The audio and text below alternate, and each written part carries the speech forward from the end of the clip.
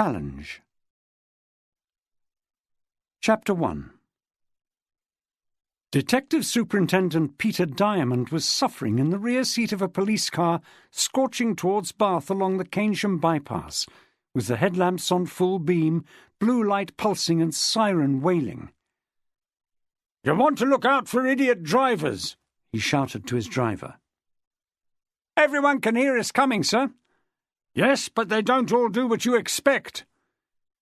If this went on much longer, his heels would make holes in the carpet. He was only aboard because he'd been giving evidence in court at Bristol and happened to ask the driver for a lift back to Bath. The emergency call had come over the car radios soon after they drove off. Sheer bad luck. "You said this one's a bank?" "Yes, sir." "Do you have a bank account, son?" "Yes, sir." "At this branch?" "No, sir." "Well, then." "It's an emergency call." "It happens all the time," Diamond told him, still competing with the siren. "Some poor chump goes into the red and the manager bites his leg off. They're sharks. They send you a letter telling you you're £2 overdrawn and then slap on a £10 charge for sending it." The conversation didn't develop. The siren defeated it. Diamond tried not to look at the dizzying blur of green that was all he could see of the trees beside the road. Only that morning, sitting in court, he'd seriously thought police work in Bath was a doddle. When they approached the roundabout that linked Bath Road and Broadmead Lane, he closed his eyes. They came to a screeching halt outside a branch bank on the A4 in Saltford. "Looks like we're the first," Diamond said, without a trace of pleasure in the achievement. "Who's that Wally in the doorway, do you reckon? One of ours or one of theirs?"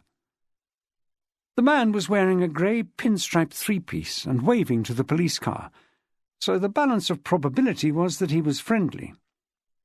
He came over while Diamond was still in the act of levering his large body out. "Routledge," the pinstriped gent introduced himself. The voice had a fruity quality, a definite hint of the plum. "Chief Clerk." He actually offered to shake hands, as if Diamond had called to open an account. "You got here very quickly."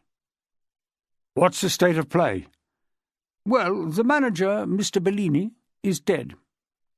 "Dead?" "Shot through the head," the chief clerk said, in the clipped, matter-of-fact tone of a British actor suppressing his emotion in a film about the war. "You mean that?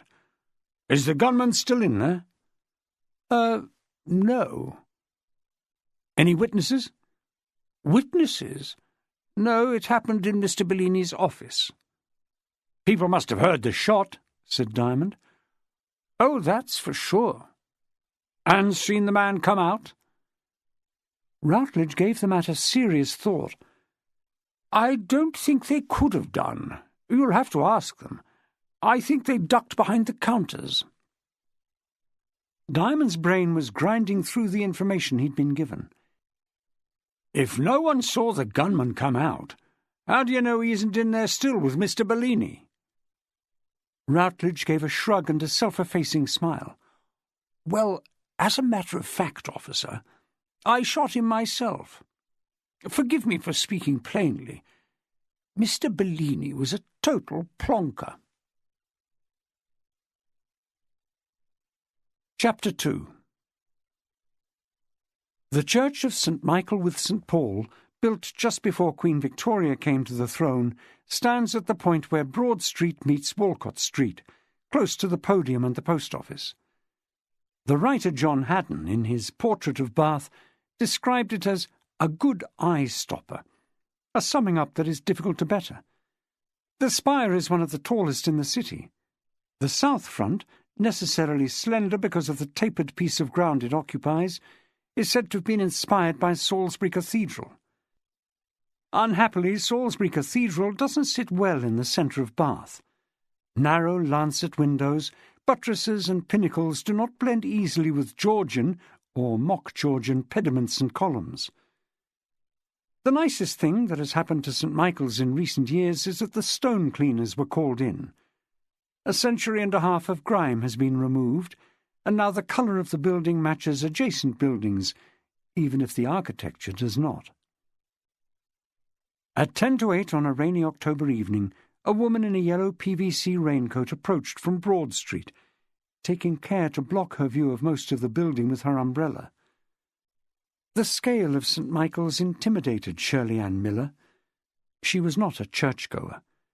The only time she had braved the inside of a church in the past 10 years was for a Nigel Kennedy recital at Christchurch during the festival some years back. The adolescent crush she'd had on the punk violinist had lasted well into her 20s. This evening she was drawn by another enthusiasm, and it had to be a strong pull to get her here, for the meeting was to take place in the crypt. The main doors to the church were locked.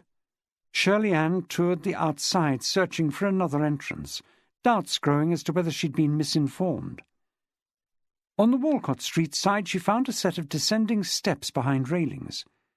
She took off her glasses and wiped them dry, looking for some kind of notice. At the bottom of the steps was an arch-topped door that definitely led under floor level. She released the catch on the umbrella and gave it a shake, took a deep breath, and stepped down. Prepared for flagstones, cobwebs, and tombs, she was reassured to find that the way into the crypt was clean and well lit. There were doors leading off a short corridor, and she could hear voices from the room at the end. She always felt nervous meeting people for the first time, but that had to be overcome. She pushed open the glass door to her right and stepped inside. It was like a private health centre, warm, light, and carpeted, with not a coffin in sight. The cream-coloured walls had travel posters. Everything was so immaculate that she was concerned about marking the oatmeal carpet with her wet shoes. The man and woman she had overheard stopped speaking and stared at her. To Shirley Ann, in her jittery state, the woman appeared a dragon empress, 60-ish, with a broad, powdered face, with emerald-green eyeshadow that toned with her peacock-blue, high-necked and oriental dress, jade earrings, heavily varnished nails. The rest of her was more European, permed blonde hair and fleshy orange lips pursed in disdain. The man was as awesome in his way as the woman.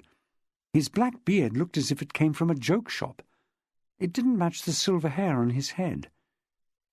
Shirley Ann found herself wondering if the beard was attached to his red-framed glasses, and if the whole thing lifted off in one piece. Since neither of these people spoke, she introduced herself.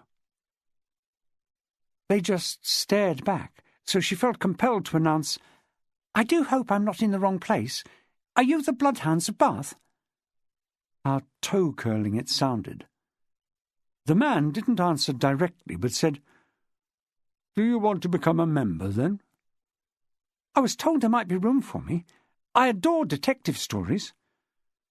"I wouldn't admit to that if I were you," he cautioned her, as if he were giving legal advice. "Some of the group won't be at all happy with such an admission. We have to define our tastes most scrupulously. You would be better advised, if you must give anything away at this stage, to say that you are a student of the crime novel. Wouldn't she, Miss Chilmark?" The Dragon Empress twitched her mouth and said nothing. The man went on, "The term crime novel embraces so much more than the old-fashioned detective story." He took a measured look at the stone pillars of the crypt. "We're a broad church here." Shirley Ann realized that this last remark was meant to be witty. She managed a semi-stifled laugh and then said, "I didn't mean just detective stories." "What did you mean?" he asked. She was beginning to think she had made a ghastly mistake coming here. "I said the first thing that came into my head." "Not always wise. Should we call you Miss, Mrs., or Ms.?" "I'd prefer you to use my first name, if that's all right." "Perfectly all right with me," the man said in a more friendly tone. "I'm known to everyone as Milo. I don't much care for my surname. It's Motion, and I was called deplorable things at prep school. On the other hand, Miss Chilmark is always addressed as Miss Chilmark." Miss Chulmark explained in a voice that might have announced the programmes in the early days of television. "There have been Chulmarks in the West Country for 700 years. I'm not ashamed of my surname." "How many are there in the group?" Shirley Ann asked. It had to be asked. If there weren't any others, she wasn't staying. "The Bloodhounds. We're down to 6. 7 if you join," Milo informed her. "We've had a goodly number over the years, but they don't all persevere. Some die, some leave the district, and some are out of their depth. Are you well informed about the genre?" "The what?" "The crime-fiction genre. What do you read?" "Oh, just about everything," said Shirley Ann, not wishing anyone to think she was out of her depth. She felt marginally more comfortable knowing that there were other bloodhounds than these two. "I devour them. I've been through everything in the library, and I have to go round charity shops for more. I'm always looking for new titles." "Yes, but what are they? Whodunits? Police procedurals? Psychological thrillers?" "Oh, all of those, all the time. Plus courtroom dramas, private eyes, espionage, historicals." "And you like them all?" asked Milo dubiously. "I read them all, even the dreadful ones. It's a compulsion, I think. I like them better if they're well written, of course." "It sounds as if you could contribute something to the group," he said. "Why not?" she said generously. "I have hundreds to spare." Milo felt the beard as if to check that it was still attached, and said, "I meant a contribution of opinions, not books. We're not all so Catholic in our reading. We tend to specialize." Miss Chulmark was moved to say, "Personally, I require some intellectual challenge, and I don't mean an impossible plot set in a country house between the wars. Have you read The Name of the Rose by Umberto Eco?" Shirley Ann nodded. She wasn't given time to say any more. "A masterly book," Miss Chulmark enthused, "full of wonderful things, such atmosphere, such learning. What a brilliant concept, placing a murder mystery in a medieval monastery. And the mystery, so intriguing that you don't want it to end. A map, a labyrinth, a distorting mirror, and brilliant deductions. Of course, everyone else has climbed on the bandwagon since. These stories that you see everywhere about the monk in Shrewsbury." "Brother Cadfael?" said Shirley Ann. "That's the one. Transparently inspired by Echo's great work." "I think you could be mistaken there," Shirley Ann gently pointed out. "The first Cadfael book, A Morbid Taste for Bones, appeared some years before The Name of the Rose. I know because I read it when I was recovering from my appendix operation in 1977. The Name of the Rose came out in 1983, the year I got a frozen shoulder." "Oh, that can be agony," said Milo. "Oh, but I'm sure it was available in the Italian," said Miss Chulmark, with a superior smile. "I should check your facts before you take her on," Milo muttered. Shirley Ann said no more about Brother Cadfael, but she'd privately vowed to find the truth of it at the first opportunity. There was a timely interruption. Another of the bloodhounds came in, unfastened the silk scarf from her head — it looked like a Liberty design — and shook her hair. Blonde and short, this was hair of the springy, loose-curled kind that needed no combing to look neatly groomed. Shirley Ann's hand automatically moved to her own head to tidy the crow's nest she knew was there. Hers would never cooperate. Milo introduced the newcomer. "This is Jessica, our expert on the female investigator. Give her a chance and she'll reel off all their names." "Lovely!" Shirley Ann was relieved to discover that the bloodhounds weren't all over 60. "Let me try some. V.R. Wachowski, Kinsey, Malone, Sharon McCone, Jenny Kane." "Let's hear it for the Brits," countered Jessica with a wide smile. "Cordelia Gray, Jemima Shaw, Anna Lee, Penny Wanawick, Kate... Val McDermid's character, what's my brain doing?" Kate Brannigan, Shirley Ann said, almost apologetically. You read MacDiarmid? She reads everything, apparently, said Milo without spite. She's going to keep us very well informed. I'm extremely wary of disclosing my special interest in such company. The remark and the arch way it was said caused Shirley Ann to wonder if Milo was gay. Jessica removed her black Burberry raincoat and dropped it on a table at the side of the room. She was dressed dramatically in a black top and leggings with a white satin sash. "Where's the chair?" Milo looked puzzled, and no wonder, since 10 padded chairs were arranged in a circle in the centre of the room. "Chairperson," Jessica explained. "Polly." "Late for once," said Milo, "and so is Rupert." "Rupert is always late," said Miss Chilmark. "I'm quite willing to take the chair for the time being, if you wish to begin." She strutted across to the circle and sat down. "That one would love to take over," Milo confided to Shirley Ann. "It's her ambition." Jessica said, "Well, let's give Polly a few more minutes. She'll be all flustered if she thinks she's held us up." "Which is why we should start, in my opinion," said Miss Chilmark from the circle. No one else moved to join her, and that seemed to settle the matter. Jessica asked nobody in particular, "Is Sid here?" "Oh, yes." To Shirley Ann's amazement, a man in a fawn raincoat confirmed his presence by stepping into view from behind a pillar and lifting a hand, in a gesture that might have been intended as a friendly wave, except that the outstretched fingers and the startled eyes behind them suggested Sid was warding off a banshee attack. He must have been in the crypt before she arrived. He said nothing, no one took any more notice, and Shirley Ann felt rather embarrassed for him. "You must be local, am I right?" Jessica inquired of Shirley Ann, in the charmingly assertive tone cultivated Englishwomen use to show that they ignore certain things. "We have a flat in Russell Street," Shirley Ann answered. "That is, Bert, my partner, has the flat. We've been together almost 6 months. He's local, born and bred in Bath. I'm afraid I'm not. I only arrived in the city last year." "Don't apologise for that, my dear," said Jessica.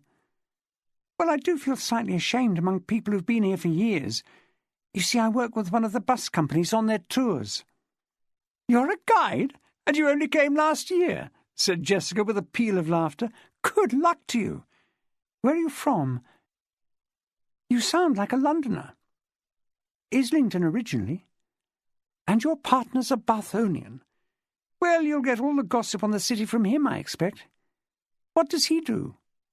She was drawing out the information in a way no one could object to. "Bert, he works at the Sports and Leisure Centre. He's often out in the evenings, so the Bloodhounds would fit in quite nicely for me, if you'll have me." "Who runs it?" Milo pitched in. "We're totally informal," he claimed, though the evidence so far suggested otherwise. 2 or 3 of us, that is to say, Polly Wycherley, Tom Parry Morgan, now dead, poor fellow, and I, discovered a mutual interest in crime fiction through a dinner at the Pump Room a few years back, when the writer P.D. James was one of the speakers. We happened to be sharing a table, you see. Polly is one of life's organisers, as you will discover, and she made sure that we all met again. Periodically we've been traced to our lair by other bloodhounds." "That's how you join," added Jessica. "Well, now I understand the name," said Shirley Ann. "And is there a fee?" "We chip in enough to cover the hire of the room," said Milo. "We used to meet in pubs at the beginning, but some of the ladies decided a meeting room would be more civilised." "That isn't true," Miss Chilmark called across from the chair. "We were asked to meet somewhere else after Rupert misbehaved himself in the Roman bar at the Francis." "We could have gone to another pub," said Milo. "You know it would have been the same story." The information-gathering had not been entirely one-sided. Shirley Ann did some mental addition and realised that she now knew something about all the bloodhounds. 6, Milo had said.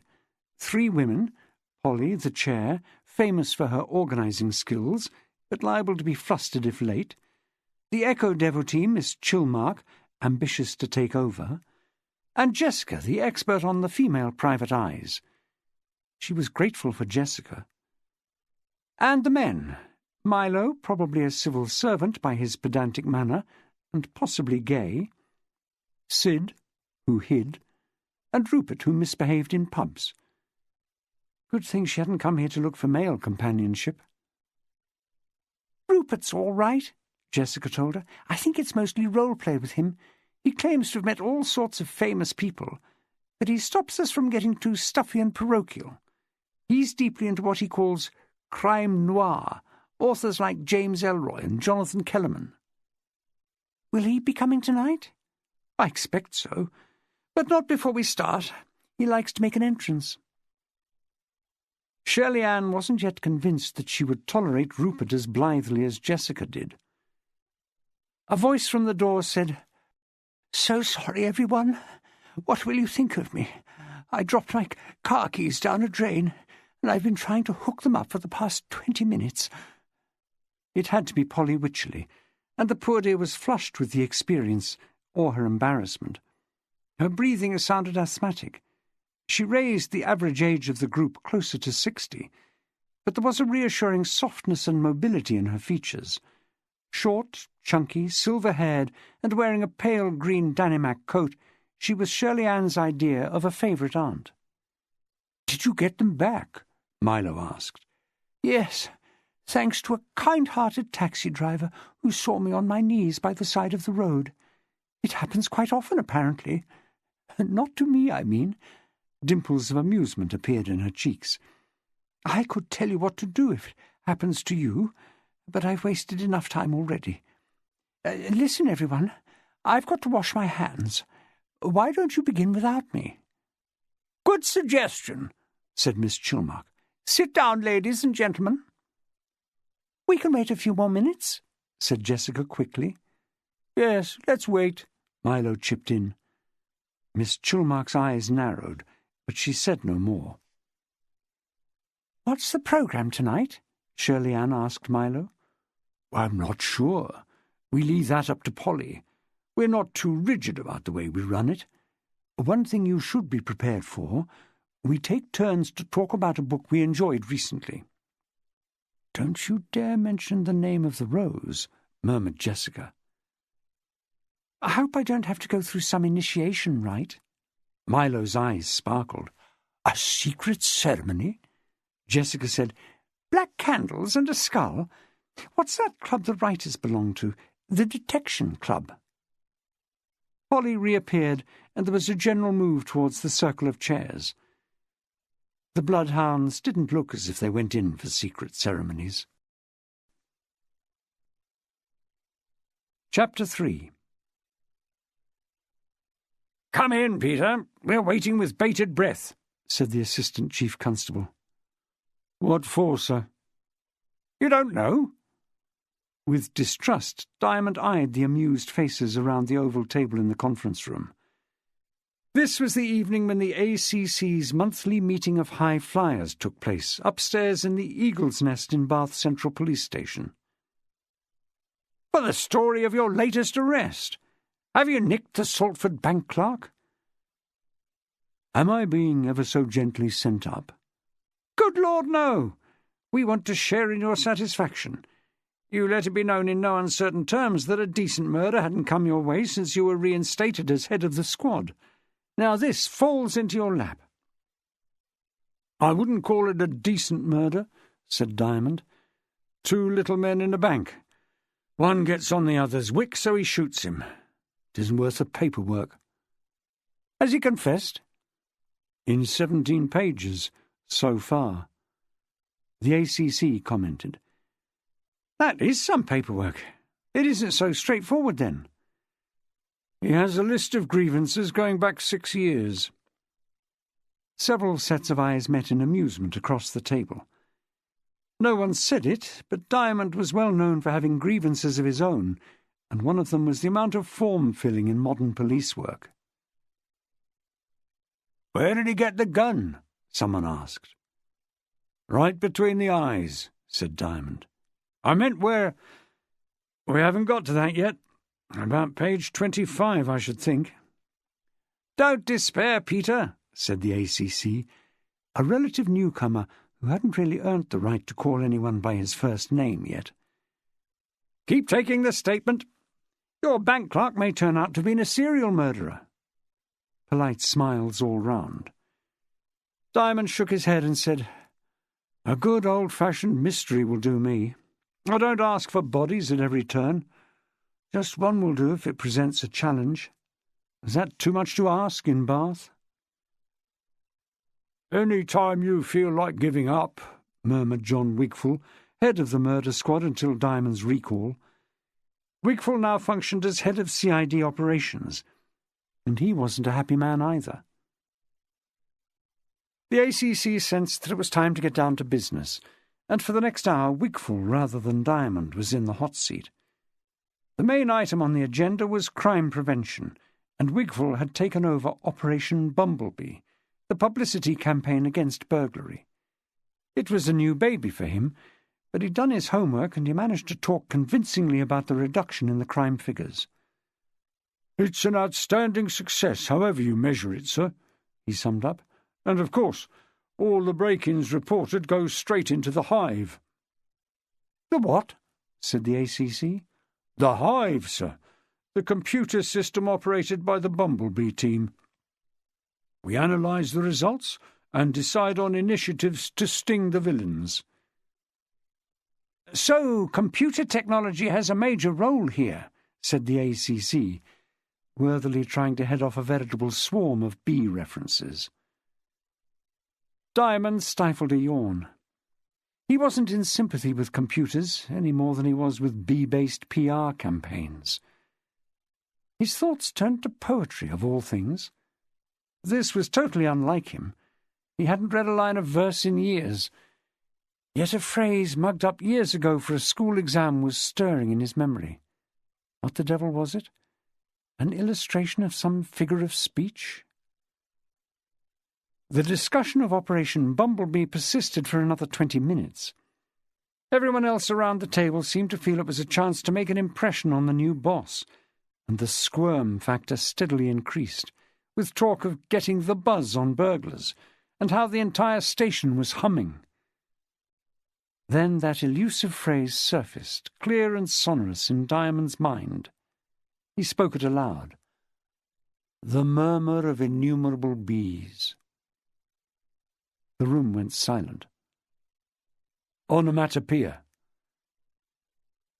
"I suppose it is time we brought this to a close," the ACC said, after a long, baffled stare at Diamond. Chapter 4. In the crypt, the Bloodhounds were in full cry. "The puzzle is the thing," Milo Motion bade. "The challenge of the puzzle. Without that, there's nothing." "You said it," Jessica rounded on him. "There's nothing in those books except the puzzle, and if the puzzle's no good, you feel cheated at the end. Most of those so-called classic detective stories are flawed. Agatha Christie went to preposterous lengths to mystify her readers, and she's reckoned to be the best of them. Take the plot of The Mousetrap." "Better not," Polly Wycherley gently cautioned her, "just in case any of us hasn't seen the play." Jessica jerked her head towards Polly in annoyance, and the flounce of the blonde curls drew an envious sigh from Shirley Ann. "Have a heart, Polly," Jessica said. "How can we have a serious discussion if we aren't allowed to analyse the plots?" The reason why Polly was everyone's choice as chairman was made clear. She explained evenly, but with a distinct note of authority, "Jessica, dear, we all love discussing crime stories or we wouldn't be here. But another reason for coming is to get recommendations from each other of marvellous books we haven't read. Don't let's rob any book of its mystery." "I deliberately mentioned The Mousetrap because it isn't a book," Jessica pointed out. "Yes, and we appreciate your restraint. But just in case some of us haven't seen the play—" "Is that a ruling from the chair?" "No, we don't go in for rules," Polly said serenely. If you want to criticize the puzzle story in general terms, my dear, I'm positive that you can do it and still make the points you wish to." "All right," offered Jessica. "What I'm saying, without mentioning any titles—" "Thank you, dear," murmured Polly, "is that in order to mystify people, really fox them, writers were forced into concocting storylines that were just plain silly, like one very well-known whodunit in which the person who tells the story is revealed as the killer in the last chapter." "The last chapter but 2, if my memory serves me right," put in Shirley Ann. Jessica widened her eyes. "I can see we're going to have to watch what we say in future." Shirley Ann felt herself reddening, and was relieved when Jessica softened the remark with a smile. Milo was not smiling. "What's wrong with the narrator doing it?"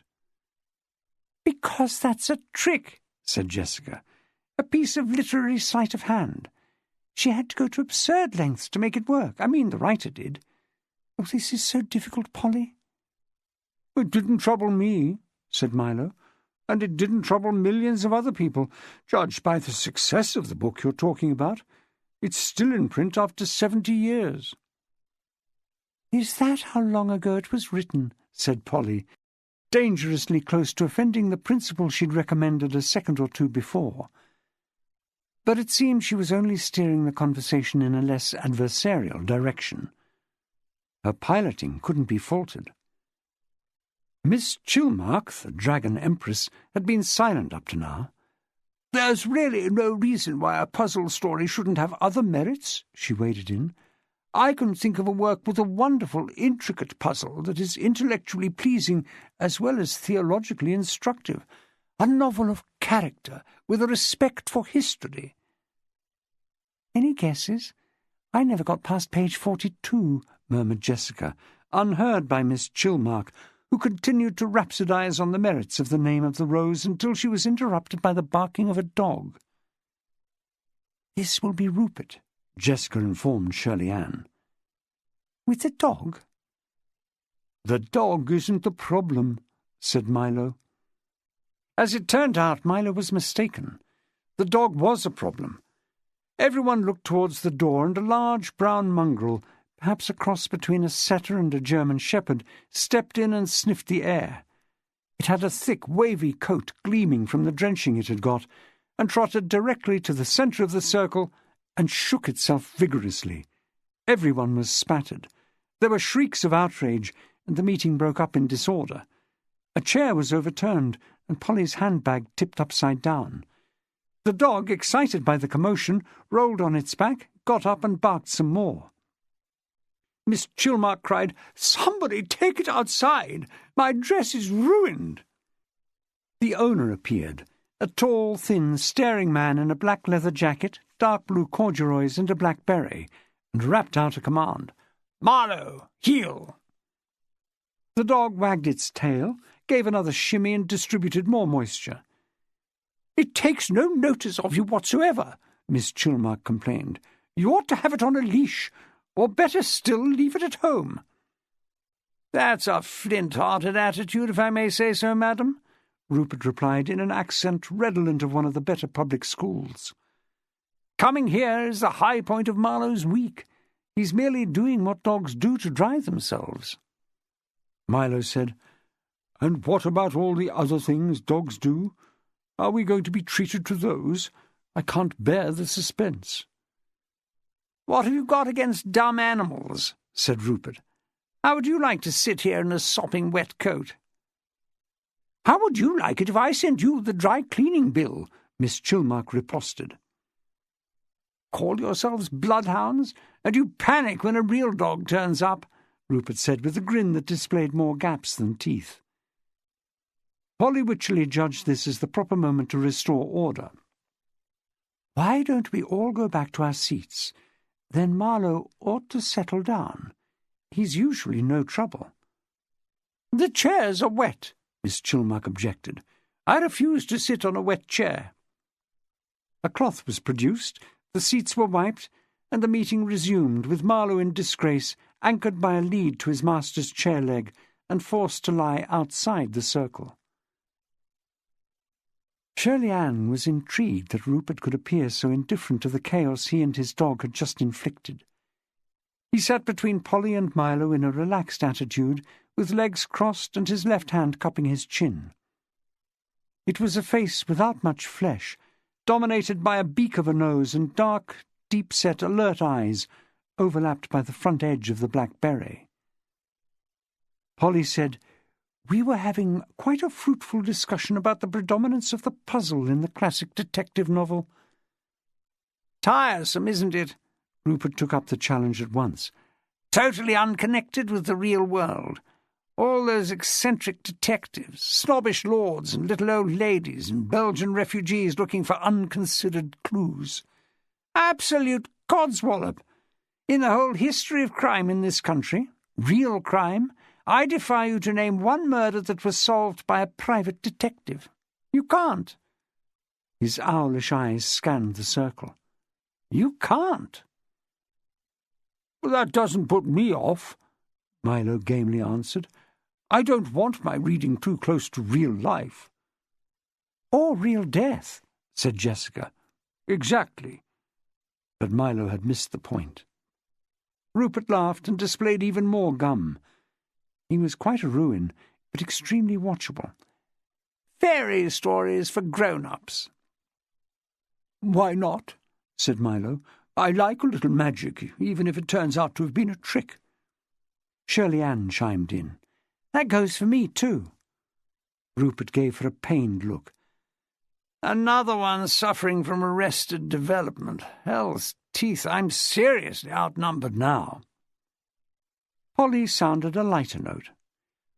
"When some of us heard P.D. James at the pump room a few years ago, she said she must have had the mind of a crime writer even as a child, because when she first heard the nursery rhyme about Humpty Dumpty, her thought was, did he fall or was he pushed?"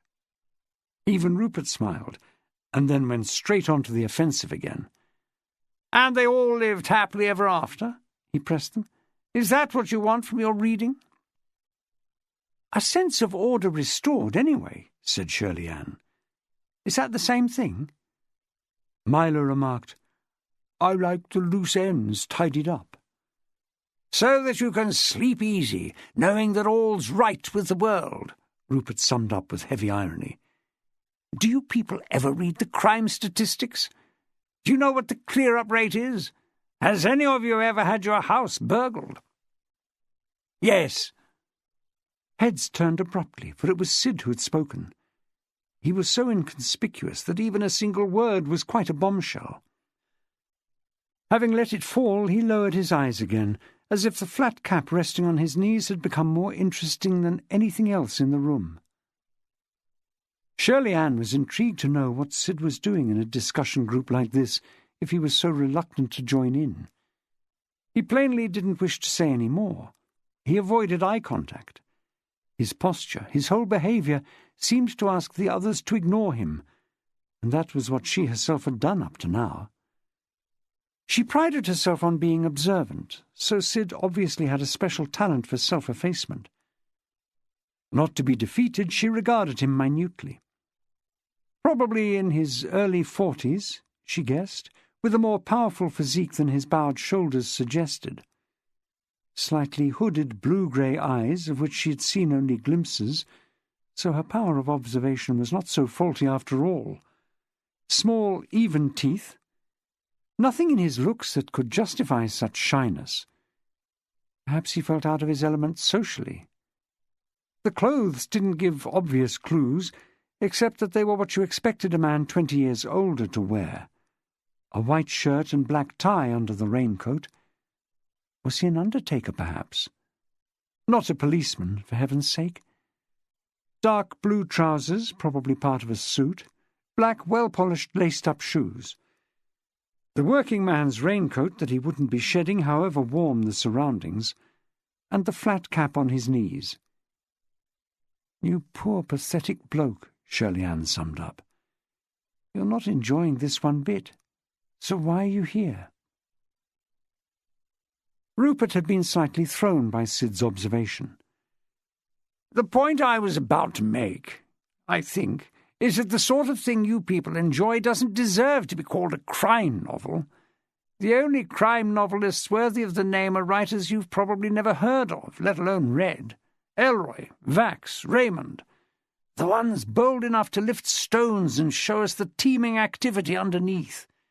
Not country houses, but ghettos where young kids carry guns and murder for crack, and even younger kids are sodomized.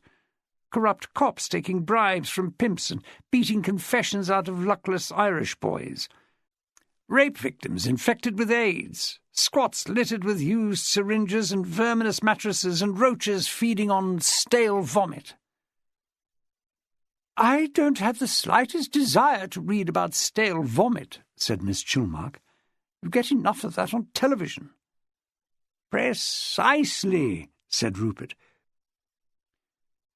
"You switch channels and watch some sanitized story about a sweet old lady who makes nanas of the police through amateur detective work. The same formula week in, week out." "As a matter of fact, I hardly ever watch television these days," Miss Chilmark told him loftily. "I don't know why I still keep the set in my drawing room." Rupert's eyes glittered at the mention of Miss Chilmark's drawing room. Polly cleared her throat and said, "Did anyone wish to say any more about the classic detective story?" "Is that what we were discussing?" Milo said with a disdainful look at Rupert. "You could have fooled me." "Yes, one of us obviously has to speak up for the story that challenges the reader, and, as usual, it's me. I put it to you that the Golden Age writers between the wars brought the art of mystification to perfection. Regardless of what some of you were saying just now, I could name a dozen novels of that time, and probably more, that for the brilliance of their plotting stand comparison with anything written in the last half-century. You may talk about the intricacy of a Le Carré novel, or the punching power of your hard-boiled Americans, but for me and for many others, the test is whether the writer has the courage to lay out a mystery, a fair puzzle with clues, and say to the reader, 'Solve this, if you can,' and then pull off a series of surprises topped by a stunning revelation at the end." "But at the cost of many of the other merits one looks for in a decent novel," said Jessica, with more restraint than Rupert. "Such as?" "Character, pace, sharp dialogue, and above all credibility. The books you're talking about were excellent in their time, Milo, but they were never more than pleasant diversions." "Pastimes," suggested Shirley Ann, and got a nod from Jessica.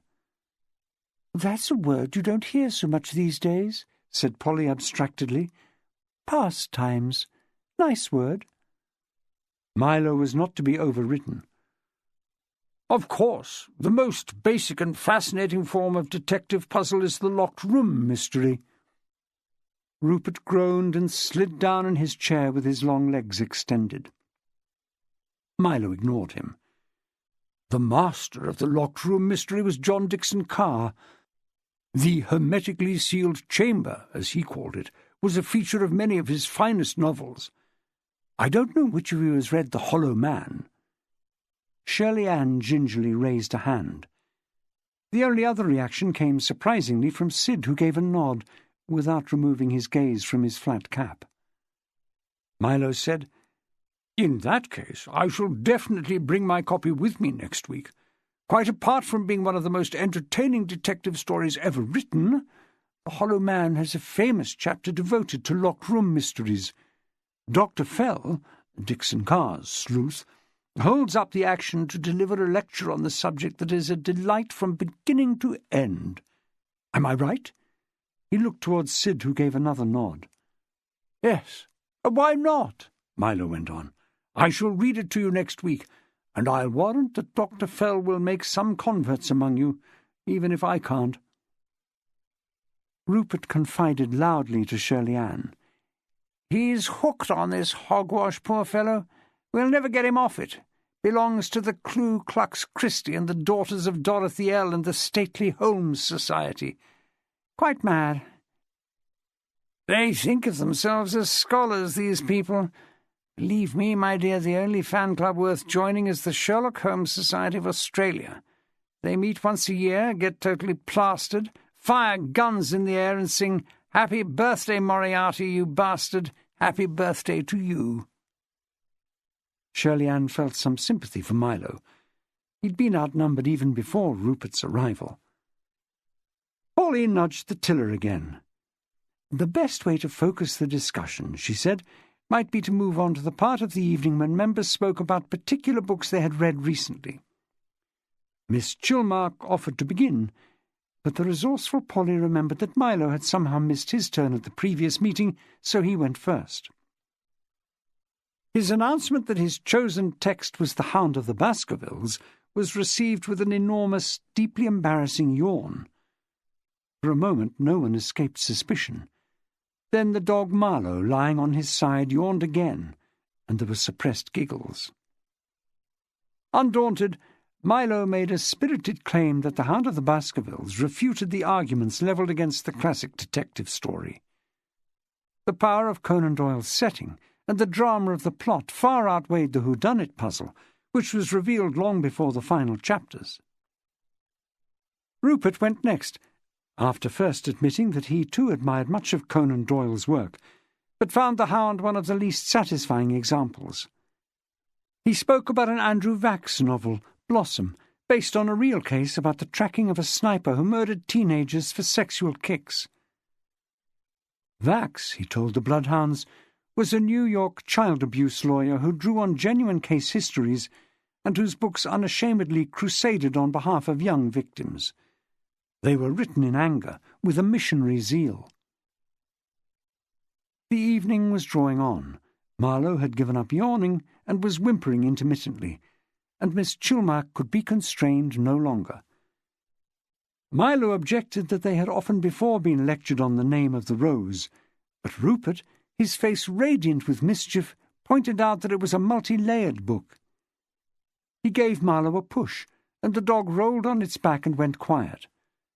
Miss Chilmark was allowed to continue, on the understanding that she would talk about aspects she had not touched on before. To her credit, she had some insights to offer on Echo's use of the monastery library, symbolically and as a device to enhance the mystery. All this did take longer than anyone else's contribution, and as a consequence Shirley Ann wasn't called upon. "Care for a drink?" Jessica asked her when the meeting closed. "The Moon and Sixpence is just across the street." She wasn't used to pubs, and said so. The only thing she knew about the Moon and Sixpence was that there was a plaque on the wall outside stating that it was the address from which the world's first postage stamp had been posted. This piece of philatelic history was open to dispute. There was another notice making a similar claim for the Postal Museum higher up the street. They were currently exhibiting the famous stamp, on special loan from its owner. Shirley Ann knew next to nothing about stamp collecting, but she'd been highly amused one Sunday morning at discovering the conflicting statements. Trivia of that kind fascinated her. Jessica pointed out that it was still raining, so they might as well take shelter in the pub and see if it stopped. "That is, if your partner isn't expecting you or something." Shirley Ann was flattered to be asked.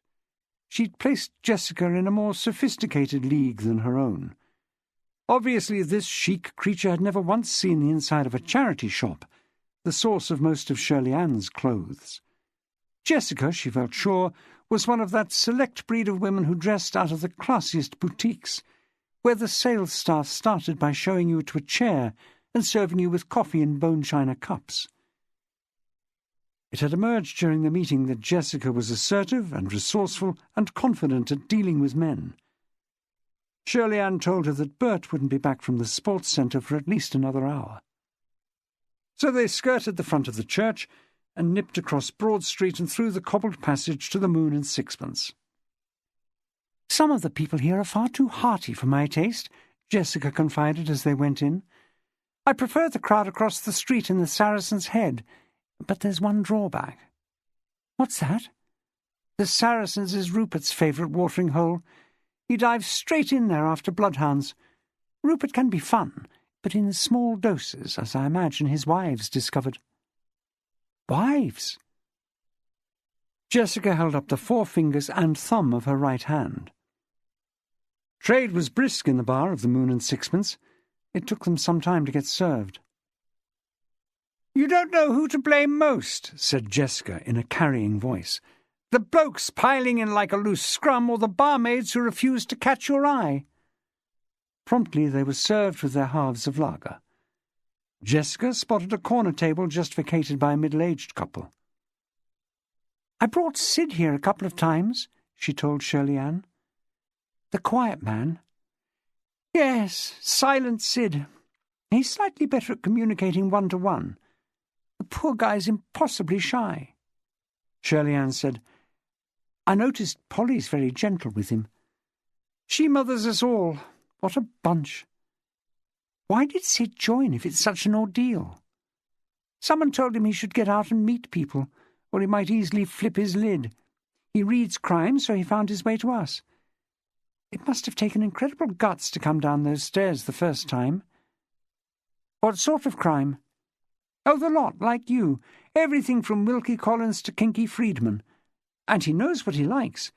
He's quite an authority on John Dixon Carr, the writer Milo was on about." "Does he ever say anything about himself?" Jessica laughed. She had the whitest teeth possible. "Does he ever say anything? I think he might loosen up in 30 years if I worked at it. He does security work, I gather. Not MI6, just a glorified night watchman. That's when he gets his reading done, I expect." "He isn't married?" "Doubt it. I haven't asked." Jessica took a sip of lager and gave a penetrating look. "You said you aren't?" "Married?" Shirley Ann shook her head. "Bert and I live together, and that's enough for the time being." "How did you meet?" "I joined a self-defense class he was running." "And he got through your defense?" She smiled. "No trouble. How about you?" A sigh from Jessica. "I'm cash and carried, as they say. 9 years. Barnaby works in ceramics. Well, that's the way he tells it, and it sounds impressive. Actually, he makes those miniature houses, you know, about this high. They sell quite well. People will collect anything. They finish up with the whole village on top of the telly." She spoke of her husband without warmth, Shirley Ann noted. She'd had no difficulty sounding warm over almost everything else she'd mentioned. "And you have a job yourself?" Without conceit, Jessica told her, "I manage an art gallery in Northumberland Place. It's called the Walsingham, but really it's mine." "Gracious, I've passed it hundreds of times." "Come in next time. I won't sell you anything, honest to God. I might even offer you a sherry." "You must know a lot about art." "Just certain things I specialise in." "Modern?" "Contemporary. You have to be careful over terms. I don't deal in abstracts, which is most people's idea of modern. I'm a shop window for some talented young artists who can actually manage to produce landscapes without zip fasteners across the middle or bits of newspaper pasted onto them." "Local artists?" "From all over." "Do you paint?" "God, no. But you obviously know what's good." "It's 99% bluff, darling." Jessica bent her right hand and inspected her long fingernails. "What did you make of the Bloodhounds, then? A rum lot, aren't we?" "I enjoyed the discussion," Shirley Ann answered with tact. "You'll get weary of it. We have that argument about escapism versus realism every week in some form or other. The puzzle versus the police procedural, country houses versus mean streets is never resolved, never will be. Milo and Rupert are at opposite poles. I'm somewhere between, I suppose, but I refuse to give support to either of them." "I expect it's amicable." Jessica dissented by letting out a breath and vibrating her lips at the same time. "I wouldn't count on it. They're capable of murder, both of them." Shirley Ann laughed. "I'm serious." "You can't be." She put her hand lightly over Shirley Ann's. "Darling, if ever I've met a group of potential murderers anywhere, it's the Bloodhounds. It wouldn't take much. They've read about killing, come to terms with it in their minds. I mean, aren't we all participating mentally when we read a crime novel?" "I'm not sure," said Shirley Ann. "I've never thought of it like that myself." "We're the experts. We people who read them steadily. We know all the plots. We've read the gory bits. We know what the police look out for. If anyone could do the job and get away with it, one of us could." From across the room came a peal of laughter. Someone had reached the punchline of a joke. It seemed well timed. Shirley Ann looked to see if Jessica was smiling, but her face was serious. Chapter 5. On Thursday, another meeting was hastily arranged. Putting on his glasses and picking up a file, the new Assistant Chief Constable said, "Gentlemen, I'm sorry about the short notice, but this is a matter of some urgency. You'll recall that we had an encouraging report from Mr. Wigfall only last Monday evening on crime prevention here in Avon and Somerset." He nodded towards Wigfall. "Sir?" said Wigfall brightly. Peter Diamond, seated opposite, surprised himself by recalling another verse from long ago. "How doth the little busy bee improve each shining hour?" Wisely he didn't speak it aloud. The ACC was thinking along the same lines. "This has Bumblebee written all over it. Yesterday we received a tip-off that a major crime is being planned in Bath, a theft. Just out of interest, I wonder if any one of you could name the most valuable piece of property owned by the city." "A building," said Tom Ray, the Chief Constable's staff officer. "Portable property?" "Something in the Roman baths, sir," suggested Wigfall, his whiskers positively twitching with the challenge. "A gold torque." "Not so ancient as that." "Precious metal in some form?" "No." "An antique object?" "You could describe it as such, but antiquity is not what makes it so valuable." "A work of art, then?" The ACC bestowed a smile on Wigfall. "You're almost there. Anyone else with a suggestion?" It was apparent from the faces around the table that there would be no takers except Wigfall. "I don't know a lot about art, sir. Where's it housed? In the pump room?" "The Victoria Gallery." Sensing astutely that he'd reached the limit of his officer's knowledge of fine art, the ACC unveiled the truth. "It is Turner's painting of the Abbey, a watercolour. Anyone been to see it?" Total silence. He added, "It's worth over $1 million. "One picture?" said Tom Ray, rolling his eyes. "J.M.W. Turner was probably the greatest painter our nation has ever produced. This was one of his earliest works, completed before he was 21. "Hope it's insured," said Diamond. The ACC gave him a shocked look. "We're not giving anyone the chance to steal it." "Isn't the gallery guarded by Impregnable?" Impregnable was the private security firm entrusted with the safety and security of the mayor, the officers, and all the public buildings of Bath. Among the police there was an unending series of jokes about Impregnable. "Yes, but that doesn't mean we abdicate our responsibility." "Good Lord, no," said Wigfall. "If the Turner was taken, we'd get stuffed by the press, not Impregnable." "Who's Deep Throat?" asked Diamond. "Deep who?" "Your source, sir." "That's uncertain," the ACC admitted. "The tip-off reached us by an indirect route. A CID officer in Bristol, Sergeant Plant, seeking information on another matter, picked it up from one of his snouts." "I like it," said Diamond, his belly quivering with amusement. "What?" "Sergeant Plant, our plainclothesman.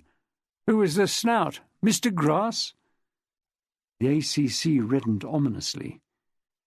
"You do well to take this seriously, Superintendent. Plant is a promising young officer." Diamond made an effort to contain his amusement by thinking about the list of jobs waiting to be done in his new home in Weston. This meeting shouldn't drag on much longer if the Turner was the only topic. "The point is," the ACC resumed, "we have the opportunity to prevent a major theft. I'm ordering a review of security at the gallery. Mr. Wigfall, The Bumblebee team will be responsible. You can liaise with Impregnable. We're not trying to score points here. The painting is kept upstairs in the permanent collection. Check the windows, the roof, all points of access. See that the alarms are functioning and the guards are aware of the threat. Art thieves are among the most professional of all the criminal fraternity. Right, sir, said Wigful. If you don't mind my asking, is the prime objective to scare them off? The ACC hesitated. Well, I see this as an exercise in crime prevention, don't you? Absolutely, but... His voice trailed away. What's your point then, John? Wigful picked his words judiciously. I may be out of order, sir, but it seems to me that we have the opportunity of staking out the gallery and pulling in these villains. Ah. The ACC's response was flat, still uncommitted. If so, it might be wise not to make a show of strengthening the security. You think so? We don't want them getting suspicious. You're thinking of setting a trap? With the Bumblebee team and a few others, I could catch them in the act, sir. Good thinking. Wigful's plan had got the nod. I'll need officers I can rely on, sir, preferably people I know. As we were told that the murder squad isn't overburdened at this time. At the mention of his murder squad, Diamond jerked forward in his chair. Hold on.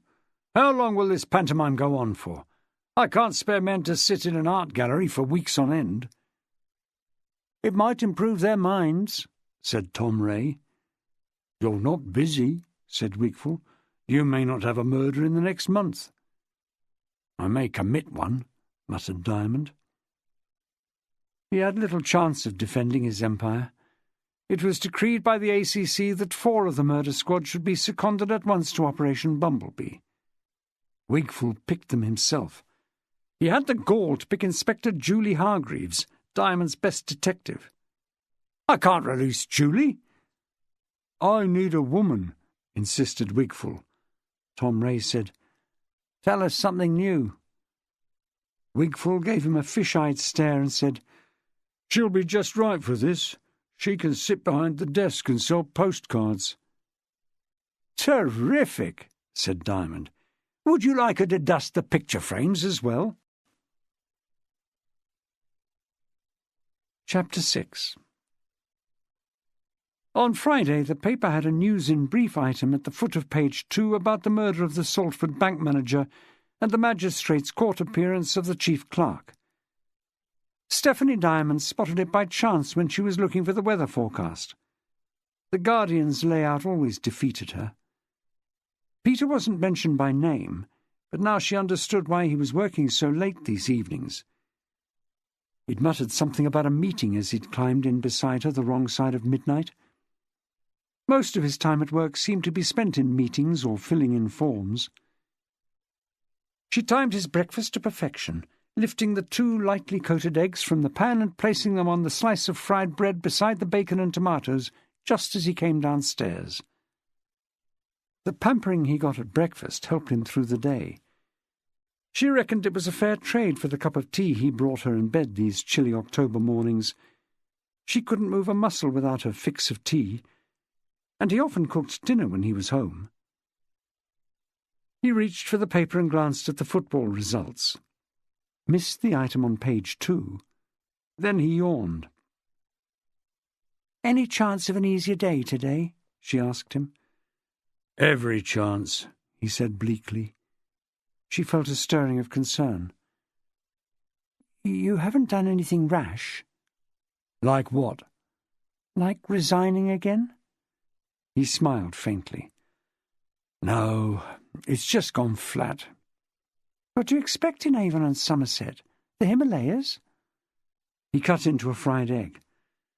"I'm not ambitious. I'd settle for the Mendips. But all I see is the Somerset levels. Take that murder that happened on Monday. The genius who did it walked up to me, shook my hand and confessed." "That must have helped your clear-up rate." He didn't answer. Statistics had never appealed to him. "You can't have it always," Stephanie remarked. "We live in a gorgeous old city. It's going to be quiet. If you want serious action, you'd better start applying for jobs in Glasgow or Manchester. But don't ask me to come." "Thanks." He put some more food in his mouth. "But you're wrong, Steph. Avon and Somerset isn't short of villains." "You mean they're all in the police?" He grinned. Stephanie said, "Which villains, then? Local farmers protesting about the bypass?" "Oh, professionals I'm talking about. The smartest piece of shoplifting I ever heard of happened in my patch." "In Bath?" "Bristol. Didn't I ever tell you? They did one of those ultra-expensive dress shops." "A boutique?" "Yes, in Southmead. It was a night job. I don't know how many £1,000 worth of designer gowns. They didn't break in, didn't smash anything, didn't leave any prints, didn't even set foot on the premises. We never caught them. Took us a long time to work out how it was done." "If they didn't break in, they must have had a key," Stephanie guessed. "Nope." "Then it was some kind of inside job?" "It wasn't." "Didn't set foot in the shop, you said?" "Didn't need to." "I give up. How was it done?" "They worked through the letterbox with a 12-foot boat hook, dragged the display racks across the floor and tugged the dresses out one by one. Even the owner said she had to admire their cheek." End of CD 1. CD 2. The kettle boiled and he made instant coffee for them both, his thoughts on the day ahead. There were still 3 or 4 hours of form filling for the Crown Prosecution Service. The chore couldn't be delegated. All his best people were on Operation Bumblebee now. Stephanie turned up the volume on the radio. Diamond finished his breakfast in silence. On BBC Radio Bristol, some harbinger of gloom was whittering on about the traffic. If Steph was first downstairs, she generally switched on the local station. When Diamond was forced to listen to anything at all in the morning, he found it easier to tolerate the more po-faced Radio 4. The short interval after he'd eaten and before he got up from the table was when Steph found it easiest to broach things she was planning. This morning it was more of a confession she had in mind. "I don't think I told you," she began, not entirely honestly, because she knew for sure that she hadn't raised the subject until now. "A few weeks ago, soon after we moved in properly, when you were at work and I was trying to get some more of those damned tea chests unpacked, I heard a noise behind me. It gave me a fright. It was this little cat, no more than a kitten really, playing about with the newspaper we'd wrapped the plates in. You'd think he belonged here." Steph saw an ominous look in her husband's eye and talked on rapidly. "I'd no idea where he came from. Naturally, I asked around. Pete, he was a dear little thing with enormous ears and feet for his size, and just a few stripes in the middle. I tried the people who were here before us, but they didn't know. In the end, I did the right thing and took him up to Claverton." "The Home for Strays?" Diamond said. "Yes, you did the right thing, Steph." She nodded. "They get a lot of animals brought in. I didn't like leaving him, really, being so young." "Too young to care, probably." "Oh, I don't know about that.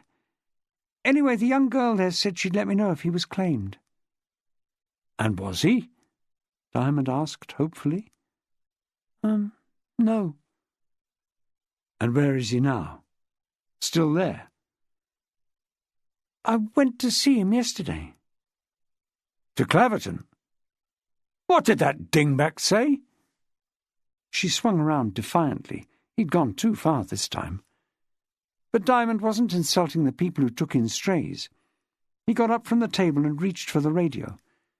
The speaker was well into some item. "So if any of you geniuses listening out there can make better sense of it than we can, call me now. I'll give you the number presently. Is there something we ought to know? Is it like a Valentine message? Is it in code? Is it a cryptic crossword clue? I tell you one thing for sure. It better not be some wise guy trying to slip a commercial into BBC local radio where we're all in shtuck. No, my money is on a good old-fashioned riddle. I understand we're not the only radio station to have received it, and the same message was sent to the local press.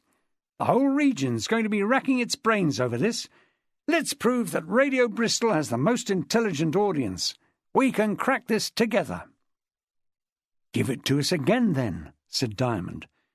And you would think he'd been heard, the response was so quick. "I'm going to give it to you one more time before we move on to the sports news. Make sure you have something to write it down. Ready?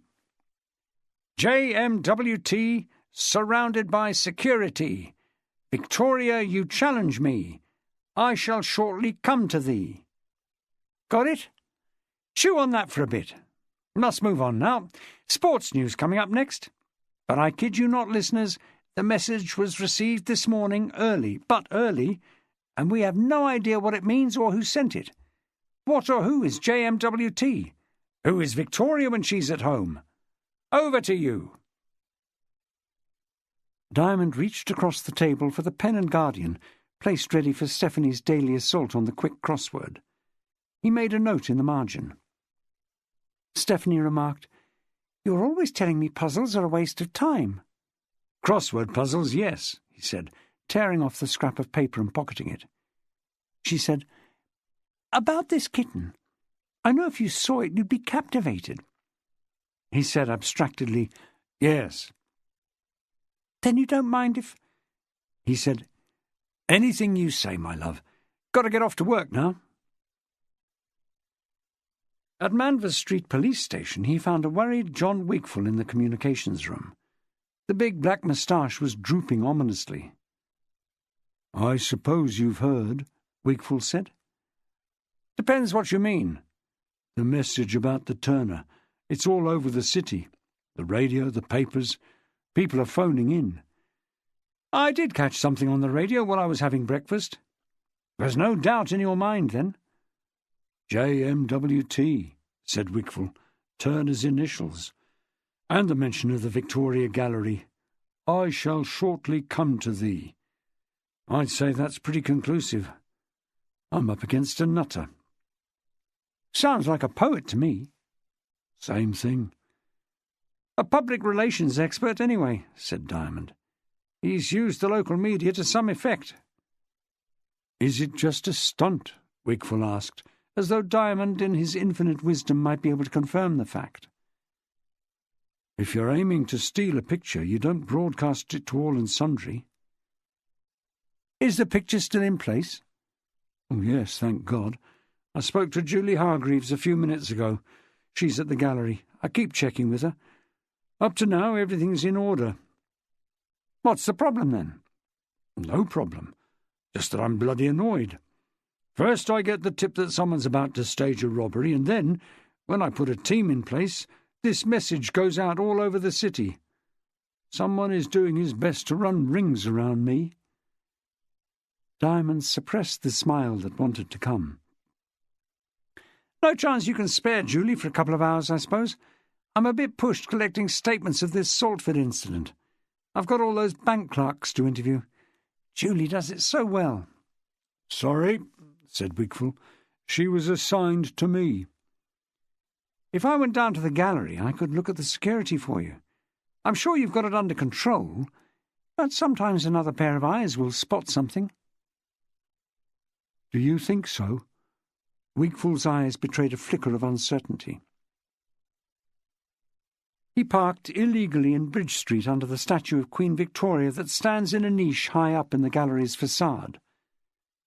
For a Georgian city, Bath commemorates Victoria's name quite generously, with a park, a bridge, several streets, a pub and a burger bar, as well as the art gallery. Considering that Britain's longest-reigning monarch shunned the city for the whole of her reign, she scarcely deserved so much. She was brought there for a brief visit as a young girl before she was queen, and the story goes that while she was standing on the hotel balcony, she was deeply offended to overhear someone remarking how thick her ankles were. Bath was struck off her visiting list forever. Glancing up at the old killjoy as he got out of the car, Diamond weighed those words he had heard over breakfast. "Victoria, you challenge me. I shall shortly come to thee." Did the message mean what Wigfall had assumed, a threat to plunder the gallery of its Turner, regardless of the extra security? Or might it be interpreted another way? It was not impossible that the cryptic message didn't refer to the owner of the thick ankles at all, but to some living Vicky who had a connection with the Turner. A curator? A gallery attendant? For God's sake, Diamond, he chided himself. It's Wigfall's problem, not yours. A local journalist he recognised as from the Bath Chronicle was at the corner of Bridge Street, by the entrance, waiting to hear the latest. So much for the puzzle the whole region was supposedly racking its brains to solve. "Are you on this case, Super?" "What case?" Diamond rapped on the door, annoyed by that super. The gallery wasn't open to the public yet, but the security team would be inside. "The Turner. Has it been knocked off?" "I've no idea what you're talking about." "Come on, Mr. Diamond, I've got my job to do, same as you." "Nothing to my knowledge has been knocked off," said Diamond. "It's still there." "Far as I know." "You must be taking it seriously. You must be worried that they mean to have a go." "Do I look worried?" He heard the sound of bolts being withdrawn. One of the great wooden doors opened a fraction, and part of a face was briefly visible, followed by the sound of static from a personal radio. The door opened widely enough to admit him. The reporter said something about cooperation, and then Diamond stepped inside and the door slammed in the face of the press, if rather more heavily than the constabulary intended. The last time Diamond had seen the black-and-white marble-tiled vestibule was when the lower floor had been in use as the public library. Now both floors were used as galleries, and the permanent collection was upstairs. He was escorted up the stone staircase, past some paintings of rustic scenes, most of them featuring sheep, or what were intended by the artists to pass for sheep, but could have been giant cream-coloured rats or armadillos. Landscape painters, he decided, weren't on the whole successful with sheep. Not the sort who spent his leisure hours looking at art. He'd never ventured up here before, and it was grander than he'd expected. At the top of the stairs was a tiled area, surrounded by columns supporting the dome of the building, the underside of which was decorated in gilt with the signs of the zodiac. He stepped into the gallery and was surprised by its size. It's a fine example of Victorian pomp, big enough for a ballroom, some 50 feet high, with a copy of the Parthenon frieze extending right around the walls below the glazed arch roof that extends the length of the room. There are no windows. The pictures, in their ornate gilt frames, were attached to maroon-coloured walls, and some were displayed on purpose-built units along the centre of the room. "Safe as the Bank of England, I would have thought," he remarked to Julie Hargreaves, who'd got up from behind the attendant's desk to greet him. "I suppose he could try a Rififi-style entry from the roof." A look of incomprehension crossed Julie's face, and he realised that the film Rififi must have been made before she was born. Not for the first time, he had to remind himself that his best support in the murder squad was female and not much over 30. Julie was a colleague he could rely on absolutely. She was as bright as a brand-new coin, and it was a measure of her professionalism that he disregarded her good looks. He hoped it wasn't a measure of his advancing years. "It was a film," he informed her. "Maybe you saw one called Topkapi. Same method of entry." "No? Never mind." "2 men spent the night on the roof," she told him. "2 of ours?" She laughed. "I hope so. There are 2 more up there now." "I take it that the picture is still in place." "I expect you'd like to see it." She led him across the gallery to one of the display units in the centre. "It's not so big as I imagined." He looked at the fixings before he examined the painting.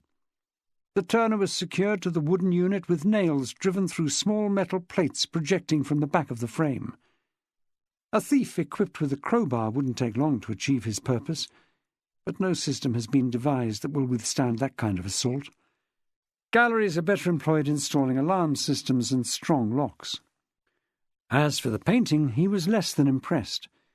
It was a muted watercolour, a view of the Abbey from across the churchyard at an angle that to Diamond's eye was distorted, making the west front outrageously taller than it is. He'd often sat on one of the wooden seats in the yard and looked at the building from that direction.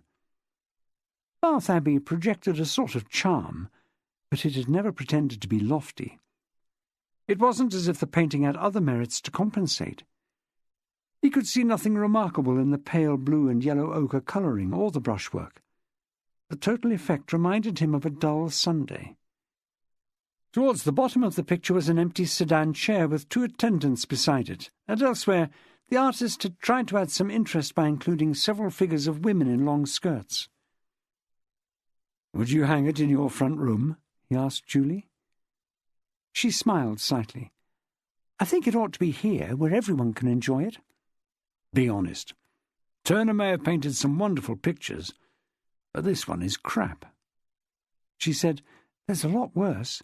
There's one on the wall over there called The Bride of Death that gives me the creeps. It's really depressing." He told her that he was reclaiming her from John Wigfall, and the relief on her face was obvious. She preferred real people, even if it meant statement-taking, to looking at Victorian deathbed scenes. She called up one of the sergeants on duty downstairs and instructed him to take over in the gallery until her replacement arrived. Chapter 7.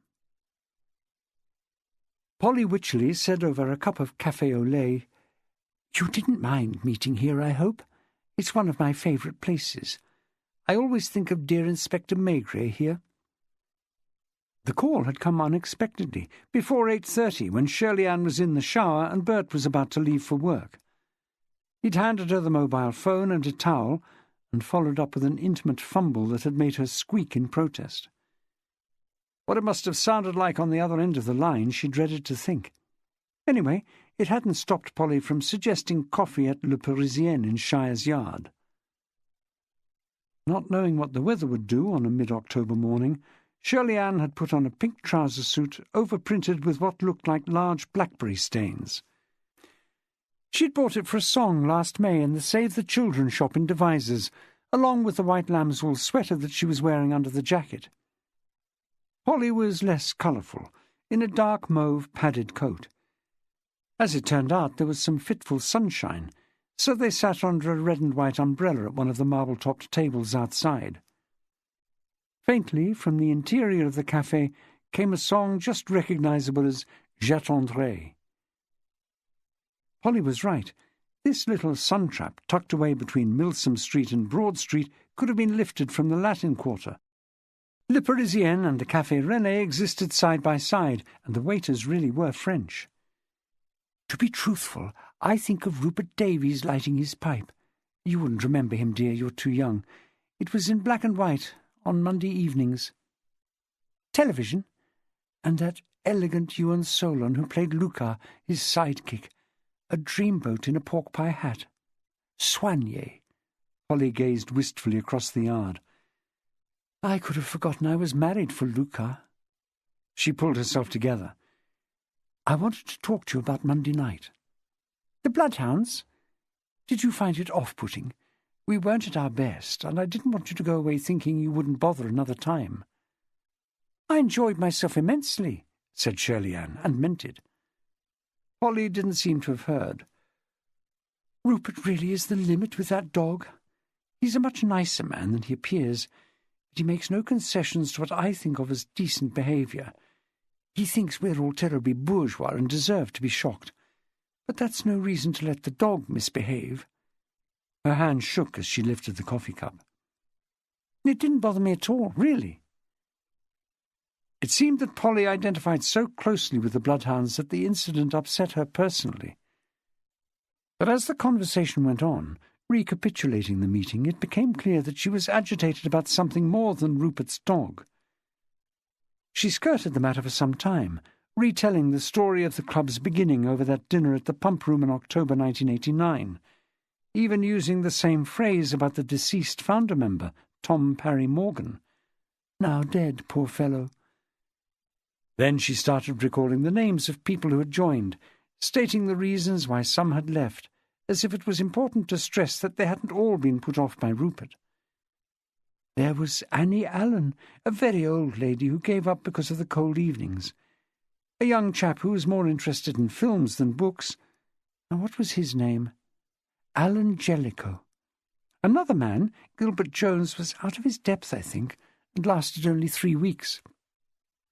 The Pierce sisters found that the evening clashed with lace-making when the evening classes started up. The list continued. Colonel Twigg, who wandered in by mistake, thinking it was about crime prevention. Marilyn Slade-Baker, the delinquent girl whose probation officer stopped her from coming. The Benton family, just visiting from Oklahoma. More names followed. Shirley Ann wasn't counting, but upwards of 15 had dropped out, and that seemed a high figure. Of the surviving 6, Polly and Milo had been the founders. The formidable Miss Chilmark had joined soon after, and bored everyone with the name of the Rose ever since. Then Rupert had arrived one evening, looking like a convict after 2 weeks on the run. Shy Sid had been introduced by his doctor, and Jessica had joined only last year. "You could write a thesis about our reasons for sticking with it," she summed up. "All sorts of motives." "What's yours?" Shirley Ann asked. Polly seemed derailed by the suddenness of the question. "I haven't really asked that of myself. I have my own thoughts why the others continue to come. I suppose I like being at the centre of something. The others seem to regard me as the mainstay, and I do enjoy crime novels." "And Milo, why does he come?" "For the companionship, I suspect, though he's the sort of man who joins everything he can. He's a long-standing member of the Sherlock Holmes Society, and Lord knows how many other clubs. The Agatha Christie, the Dorothy Sayers, the Edgar Wallace, the Saint. He belongs to them all, and others, I'm certain." "Has he given up work?" "He's a retired civil servant." "I thought he must be." "Milo is single. Not over-attracted to women, I get the impression, though he's perfectly sweet to us ladies, as men like that usually are. He lives alone on one of those narrowboats on the canal. He calls it the Mrs. Hudson after Holmes's housekeeper. A beautiful, gleaming boat, almost entirely covered in pot plants. We've had a couple of bloodhound meetings on board. In fact, we had the last Christmas party there."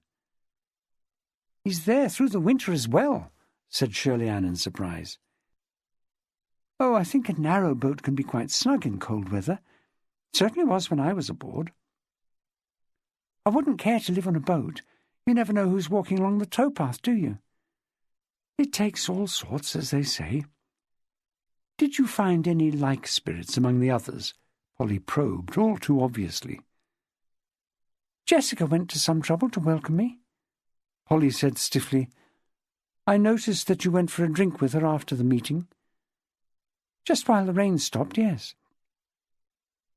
"She is quite an asset to the club," Polly admitted, but grudgingly.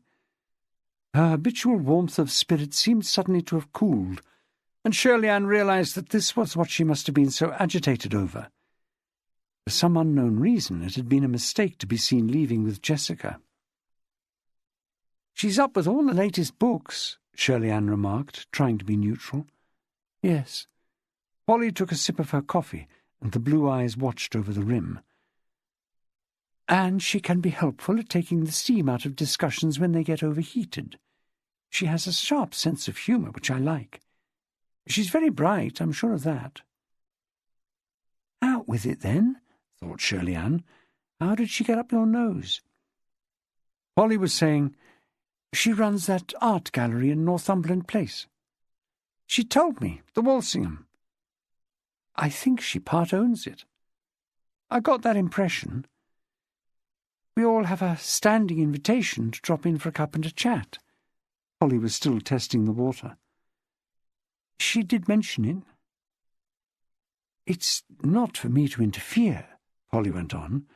"It's no business of mine, but I think you should be careful. Jessica is deeper than she first appears." "Deeper? What does that mean?" "I'd rather not say any more than that." Her gaze shifted away over Shirley Ann's shoulder. What's going on over there, do you suppose?" Shirley Ann turned. A policeman in uniform, rather senior from the look of his uniform, was standing with two other men in the passageway that leads to Broad Street. They were taking a lot of interest in the roof, or possibly in an upper window of the building on the right. "That's the Postal Museum," said Polly. "Yes." "When you say Jessica is deep, do you mean she has secrets or something?" Polly's mind was no longer on Jessica. "I wonder if there's been a break-in. Some of those stamps are valuable. Have you ever been in?" "Ages ago." "What a shame if someone has broken in. It's a lovely little museum, entirely staffed by volunteers, I believe." "It might be nothing. They could be checking the security." "Let's hope that's all it is." Polly looked at her watch. "I have enjoyed our chat. And you will come next week, won't you? It's so encouraging to have a new member, especially such a well-read new member." "I'll be there if I possibly can." "Wonderful. I'll pay for this. I insist, my dear. And I can't help it. I'm going over to ask the policeman what's happened." "A case for Inspector Maigret, perhaps," said Shirley Ann. But the remark wasn't heard. Polly had dropped a £5 note in the dish that came with the bill and was striding across the yard. After their coffee together, Shirley Ann liked Polly a little less than she had on first acquaintance. Chapter 8. An air of urgency was gusting through Manvers Street Police Station when Peter Diamond and Julie Hargreaves returned from Saltford. Constables and civilians carrying faxes, files and clipboards hot-footed it along the corridors. Phones were cheeping like cicadas. Diamond stopped a chief inspector and asked, "What's up? Everyone's behaving as if King Kong dropped in."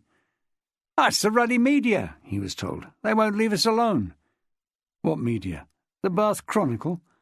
"The Nationals, mainly the tabloids. Not to mention radio and TV. They're driving John Wigfall spare." "Why? What do they want?" "A statement on the break-in. He's due to give one shortly, but they won't wait." "What break-in?"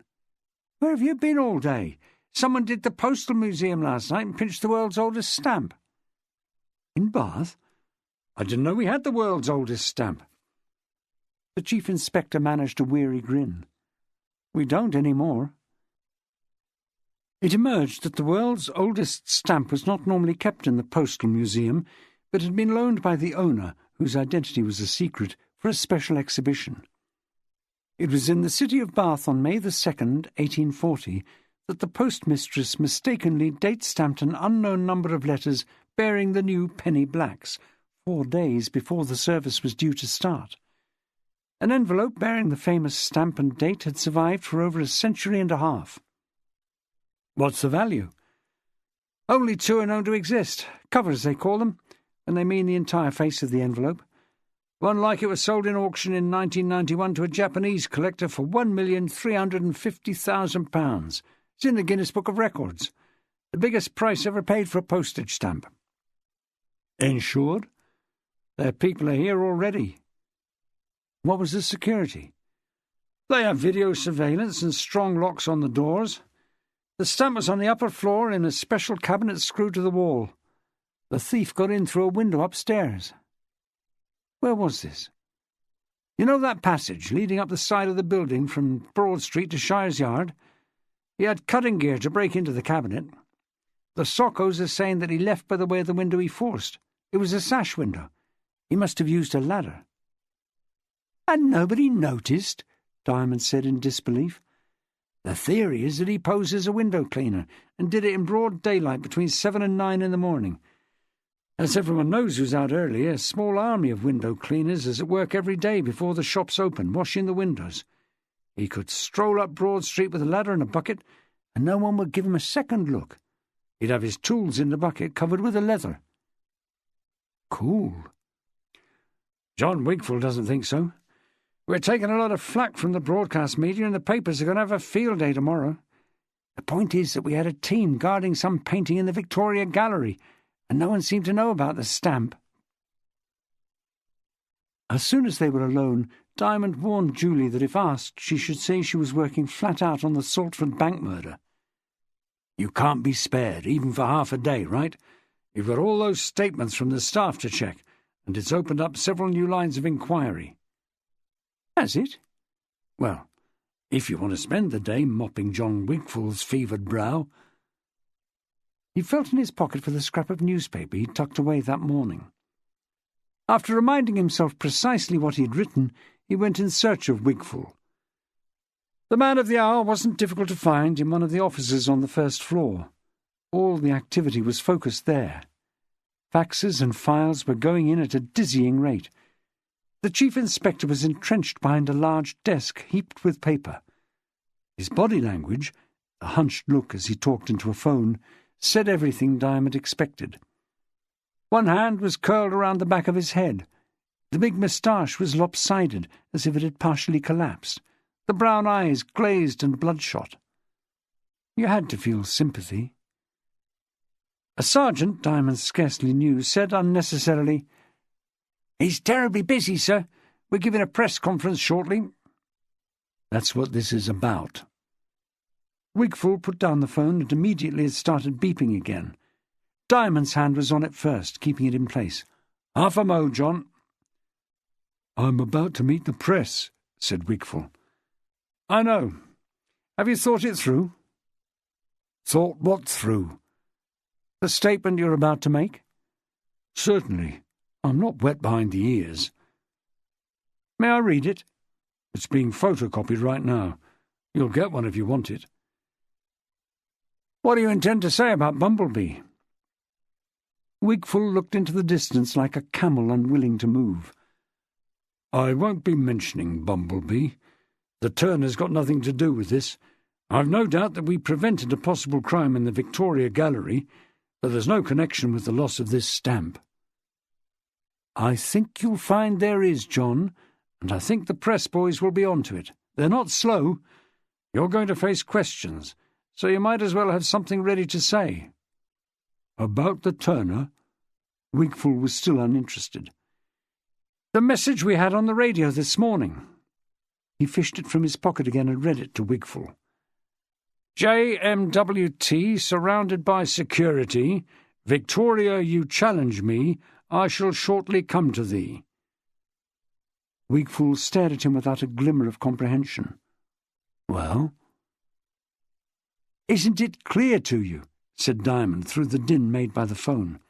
"We were set up, John. The Turner was a distraction. The Victoria he was talking about wasn't the name of the gallery. It was the stamp, the penny black with Queen Victoria's head on it." "Do you think so?" Wigfall said. His weary eyes held Diamond a moment, slipped away, and came back to him twice as large. "Victoria, you challenge me. My God, why didn't I think of it?" "Oh, there's nothing to be ashamed of," Diamond generously said. "It could have happened to any of us. So easy to get bogged down in one line of inquiry." "When did you put two and two together?" "A few minutes ago, when I heard about the break-in." "The bastard's made a laughing-stock of me. He told us what he was planning, and I didn't see it." "Which is why you should be boxing clever when you meet the press. They will have cottoned on to this, John." Wigfall raked his fingers across his scalp. "How would you handle it?" "Tell them it's no ordinary break-in. It was well planned and boldly carried out. You're dealing with a smart Alec who takes pleasure in announcing his plans, but in cryptic form. Take them through the rhyme showing how devious it was. That Victoria could have referred to half a dozen locations in Bath. Tell them this Alec is not so smart as all that because he won't be able to sell the stamp. It would be like trying to unload the Mona Lisa." "Good point," said Wigfall. "What does he hope to do with it? Demand a ransom?" "Probably, but I wouldn't open that can of worms with the press even when they suggest it. If you'll take advice from someone who's dealt with those guys, don't be tempted to speculate on what might happen next. Deal with the facts as known. Tell them a full-scale investigation has been launched and leave it at that." "Peter, I appreciate this," said Wigfall. "Forget it." "No, I mean it." "All right, don't forget it until you've bought me a drink." Chapter 9. In the window of the Walsingham Gallery were two large oils of clowns, painted in such a way that the make-up didn't entirely mask the features. The artist had sacrificed some realism to reveal the character of the men and women in performance, and it was skillfully done. It took you a moment to see through the grease paint, but once your eye adjusted to the effect, you could tell that one clown was grinning under the painted smile, and another was scowling. One appeared to be giving another, a woman, a predatory look. She was staring out, aware of his interest, yet disdainful. The idea was not remarkable, but the artistry was. Shirley Ann spent some time studying the canvases before going in. Instead of Jessica, a man popped up from behind an arrangement of blue and yellow irises on a desk at the rear of the gallery. "Hi! Just looking round, or is there anything in particular you wanted to see?" He was dressed casually for the job in a check shirt and black jeans. His teeth were so regular that they must have been fixed. An actor? Shirley Ann didn't recognize him from television, but the dark curls and brown eyes would have suited him for a role as a heartbreaker in a soap. "Actually, I just called in to see Jessica." "Shopping," he told her. "She won't be long, if you don't mind waiting." Something in his manner suggested he had a more lofty status than a mere minder of the gallery. Shirley Ann wondered if this could be Barnaby, the husband. She told him she hadn't come about anything important. She'd call back another time. He assessed her with a long look. "You wouldn't be Shirley Ann Miller by any chance?" She felt the blood rise and redden her cheeks. "How did you know?" "Jess was talking about you. You just joined that coven she belongs to, the crime fiction people. What is it, the Baskervilles?" "The Bloodhounds. I wouldn't call it a coven. But how did you recognize me?" "She said you might call in sometime." "Yes, but of all the people in Bath—" An uncomfortable thought had come to her. Had Jessica told him about the kinds of clothes she wore? Was it so obvious that she dressed out of charity shops? "We don't get all the people in Bath dropping in and asking for her by name. I know most of the regular clients here." He stepped from behind the desk and towards her with right hand extended. "I'm known as AJ, and don't ask what it stands for, because I don't much care for the name I was given." His hand was cool, the grip firm. "I'll put the kettle on, unless you want to sample the cheap sherry she keeps." "No, really," said Shirley Ann, telling herself that he couldn't be Barnaby the husband, unless Jessica used the name he didn't care for, which wouldn't be very loyal. "Really what?" said AJ. "Really tea, or really sherry, or really you're in a frightful hurry? Because that patently isn't true if you've dropped in for a chat with Jess. Sweet discourse makes short days and nights, so the saying goes, and I know of no one it fits better than Jess. My God, wouldn't she be flattered to hear that from me, always accusing her of being a motor-mouth?" He was leaving her in no doubt that he knew Jessica extremely well. Personally, if Shirley Ann had owned a gallery, she wouldn't have left an overbearing man like this in charge. "All right," she said. "Tea will be nice if you really think she won't be long." "Take a look round," he said, as he stepped towards the alcove where the kettle must have been kept. "See what strikes you as worth the asking price. Between you and me, we have a new exhibition coming up later this week. You should come to the preview if you want to buy." She didn't care at all for that male assumption that women would do as they were told, so she went straight to a tall-backed Rennie Mackintosh chair and tested it for comfort, still wondering what AJ's role was in the business, and in Jessica's life. When he appeared again and saw her in the chair, he said, "Careful, that's where you're supposed to sit to write the cheque." He handed her the tea. It came in a white porcelain cup and saucer, and there were 2 tea leaves floating, as if to let her know that he hadn't used a tea bag. "She'll be back any second. She can smell tea brewing a mile away." He was talking like a husband, but Jessica had definitely said she was married to someone called Barnaby. How could you get AJ from that? Shirley Ann tried some guesswork of her own. "You look like a painter." "How come?" he said. "Spots on my jeans? Or did I leave a brush behind my ear?" "Yes, I paint figures." The clowns in the window? Christ, no. That isn't my style at all. I do nudes, but very Bath spa, very tasteful, heavily shadowed over the naughty bits. She has 3 upstairs, if you're interested. They retail at between 800 and 1,000. 2 years back I couldn't keep up with the demand, but everything went flat in the recession, including my nudes. He flashed the immaculate teeth. Joke. So you combine painting with working in the gallery? No, I don't work here. Just hold the fort for Jess on occasions. She's stuck with it all day, poor duck, so if I'm passing I look in and let her get some air. You're as hooked on crime as she is, I hear. Crime fiction, Shirley Ann made clear. Jess buys books by the yard. You've got to find something if you're in here every day sitting on your butt. She doesn't get all that many callers, and about 1 in 10 is seriously into art. Correction, 1 in 20.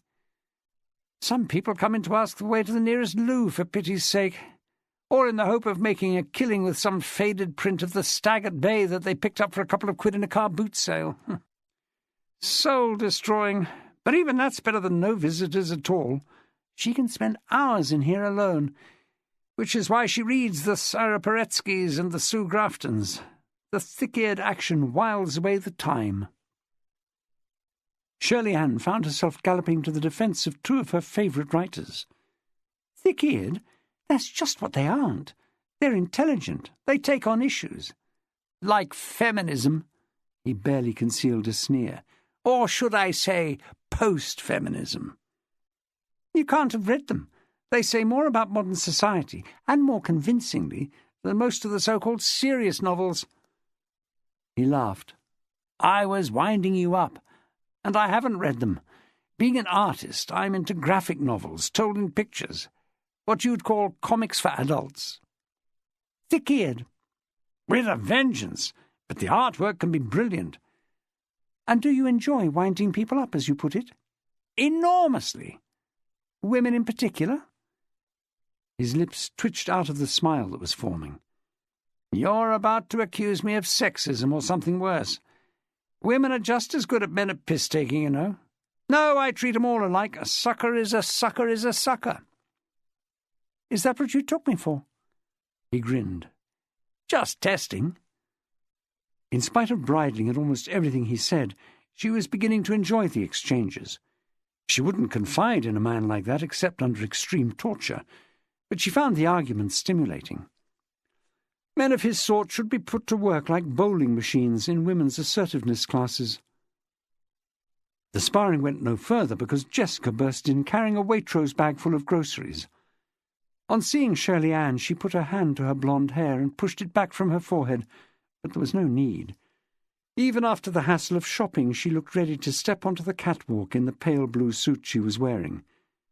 "Well, this is so terrific!" she exclaimed. "I just dropped in as you suggested," said Shirley Ann. She'd got up too quickly from the chair, teacup in hand, and slopped some in the saucer. She would never be poised like Jessica. "I'm so pleased you did." AJ added, without the hint of a smile, "And we just agreed that Mickey Spillane is the greatest crime writer in the world." "We did not," protested Shirley Ann. "Or was it Peter Cheney? Dames don't care." Jessica said, "Give it a rest, AJ." Then to Shirley Ann, "He's full of crap. Do sit down." "He's one of the new men," said AJ about himself. "He made the lady a superb cup of tea. Pot's still warm. Want one?" "Warm is no good to me. Make a fresh pot." When they were alone, Jessica said to Shirley Ann, "Sorry you had to find him in charge. He can be fun in small doses. I'll get rid of him and then I can show you around in peace. He's extremely rude about all the work except his own." "He kept me entertained. Does he really know anything about crime fiction?" "A smattering. Just enough to irritate. You don't want to tell him too much about yourself. He's a dreadful tease and he'll use anything he can discover. That doesn't surprise me at all." When AJ returned with the tea, Jessica thanked him for standing in for her and said she'd just seen a traffic warden starting to check the cars in Walcott Street. "Did you make it up?" asked Shirley Ann after A.J. had dashed out. She smiled. "He lives dangerously, never buys a parking ticket.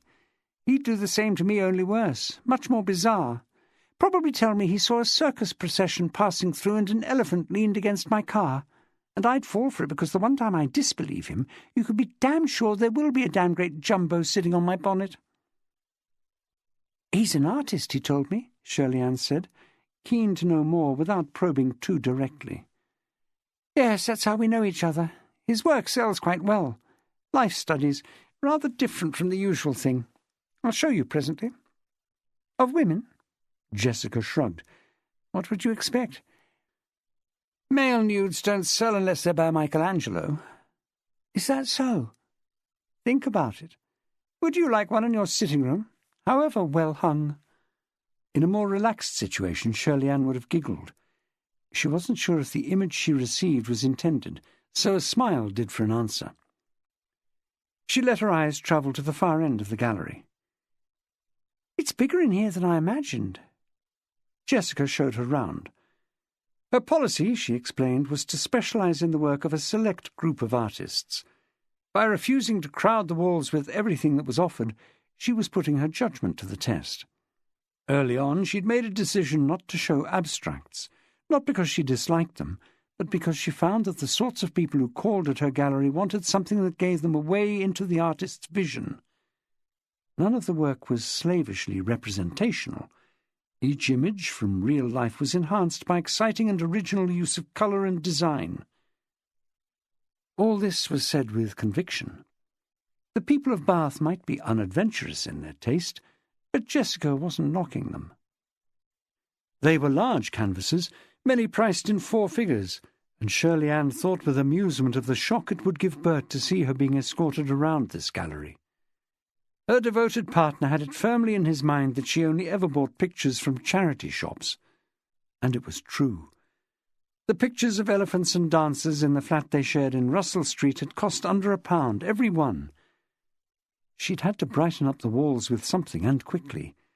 All they'd had when they moved in was a collection of framed James Bond book jackets, dating from Bert's days as a student at Loughborough College. He was quite fixated on Bond.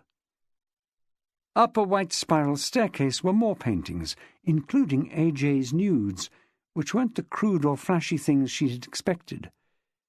The figures were painted with subtlety and draftsmanship, posed against strong light sources that cast much of the form into heavy shadow, letting the spectator's eye make sense of the areas exposed to the light. "He's good," said Jessica. "I have to admit he's bloody good." "Who are the models?" Shirley Ann asked, and heard herself saying, too late to hold back, "Have you ever posed for him?" It was a tactless thing to have said, and she felt like slapping herself. Jessica's large, shrewd eyes widened, but there was no obvious embarrassment. She answered coolly, "No, why should I? They're professional models, I imagine." They moved on to a view of a village church that Shirley Ann was profoundly glad to recognise as one she knew. "Oh, Limpley Stoke. It is, isn't it?" It was, and the moment passed. Downstairs they made fresh tea. The evening paper had been pushed through the door, and the headline was about £1 million stamp theft in the city.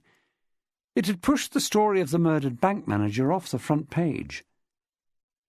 "I don't approve of theft, but you've got to admire anyone bold enough to put a ladder against a window in broad daylight and climb up and nick the thing," said Jessica after briefly studying the report. "That's what happened, apparently. They're appealing for witnesses, of course, but they think people must have taken him for a window cleaner. The guys with the squeegees are out in force before the shops are open, scores of them. I have mine done every morning. It's essential. You wouldn't believe the state they're in sometimes." "The window cleaners?" Jessica smiled. "The windows, lovey." "I saw the police looking up at the Postal Museum window this morning," Shirley Ann said. "I happened to be having coffee outside the French cafe, with Polly Wycherley, as a matter of fact." For the second time in a few minutes she wished she'd guarded her tongue. The way Polly had spoken of Jessica should have made her more careful.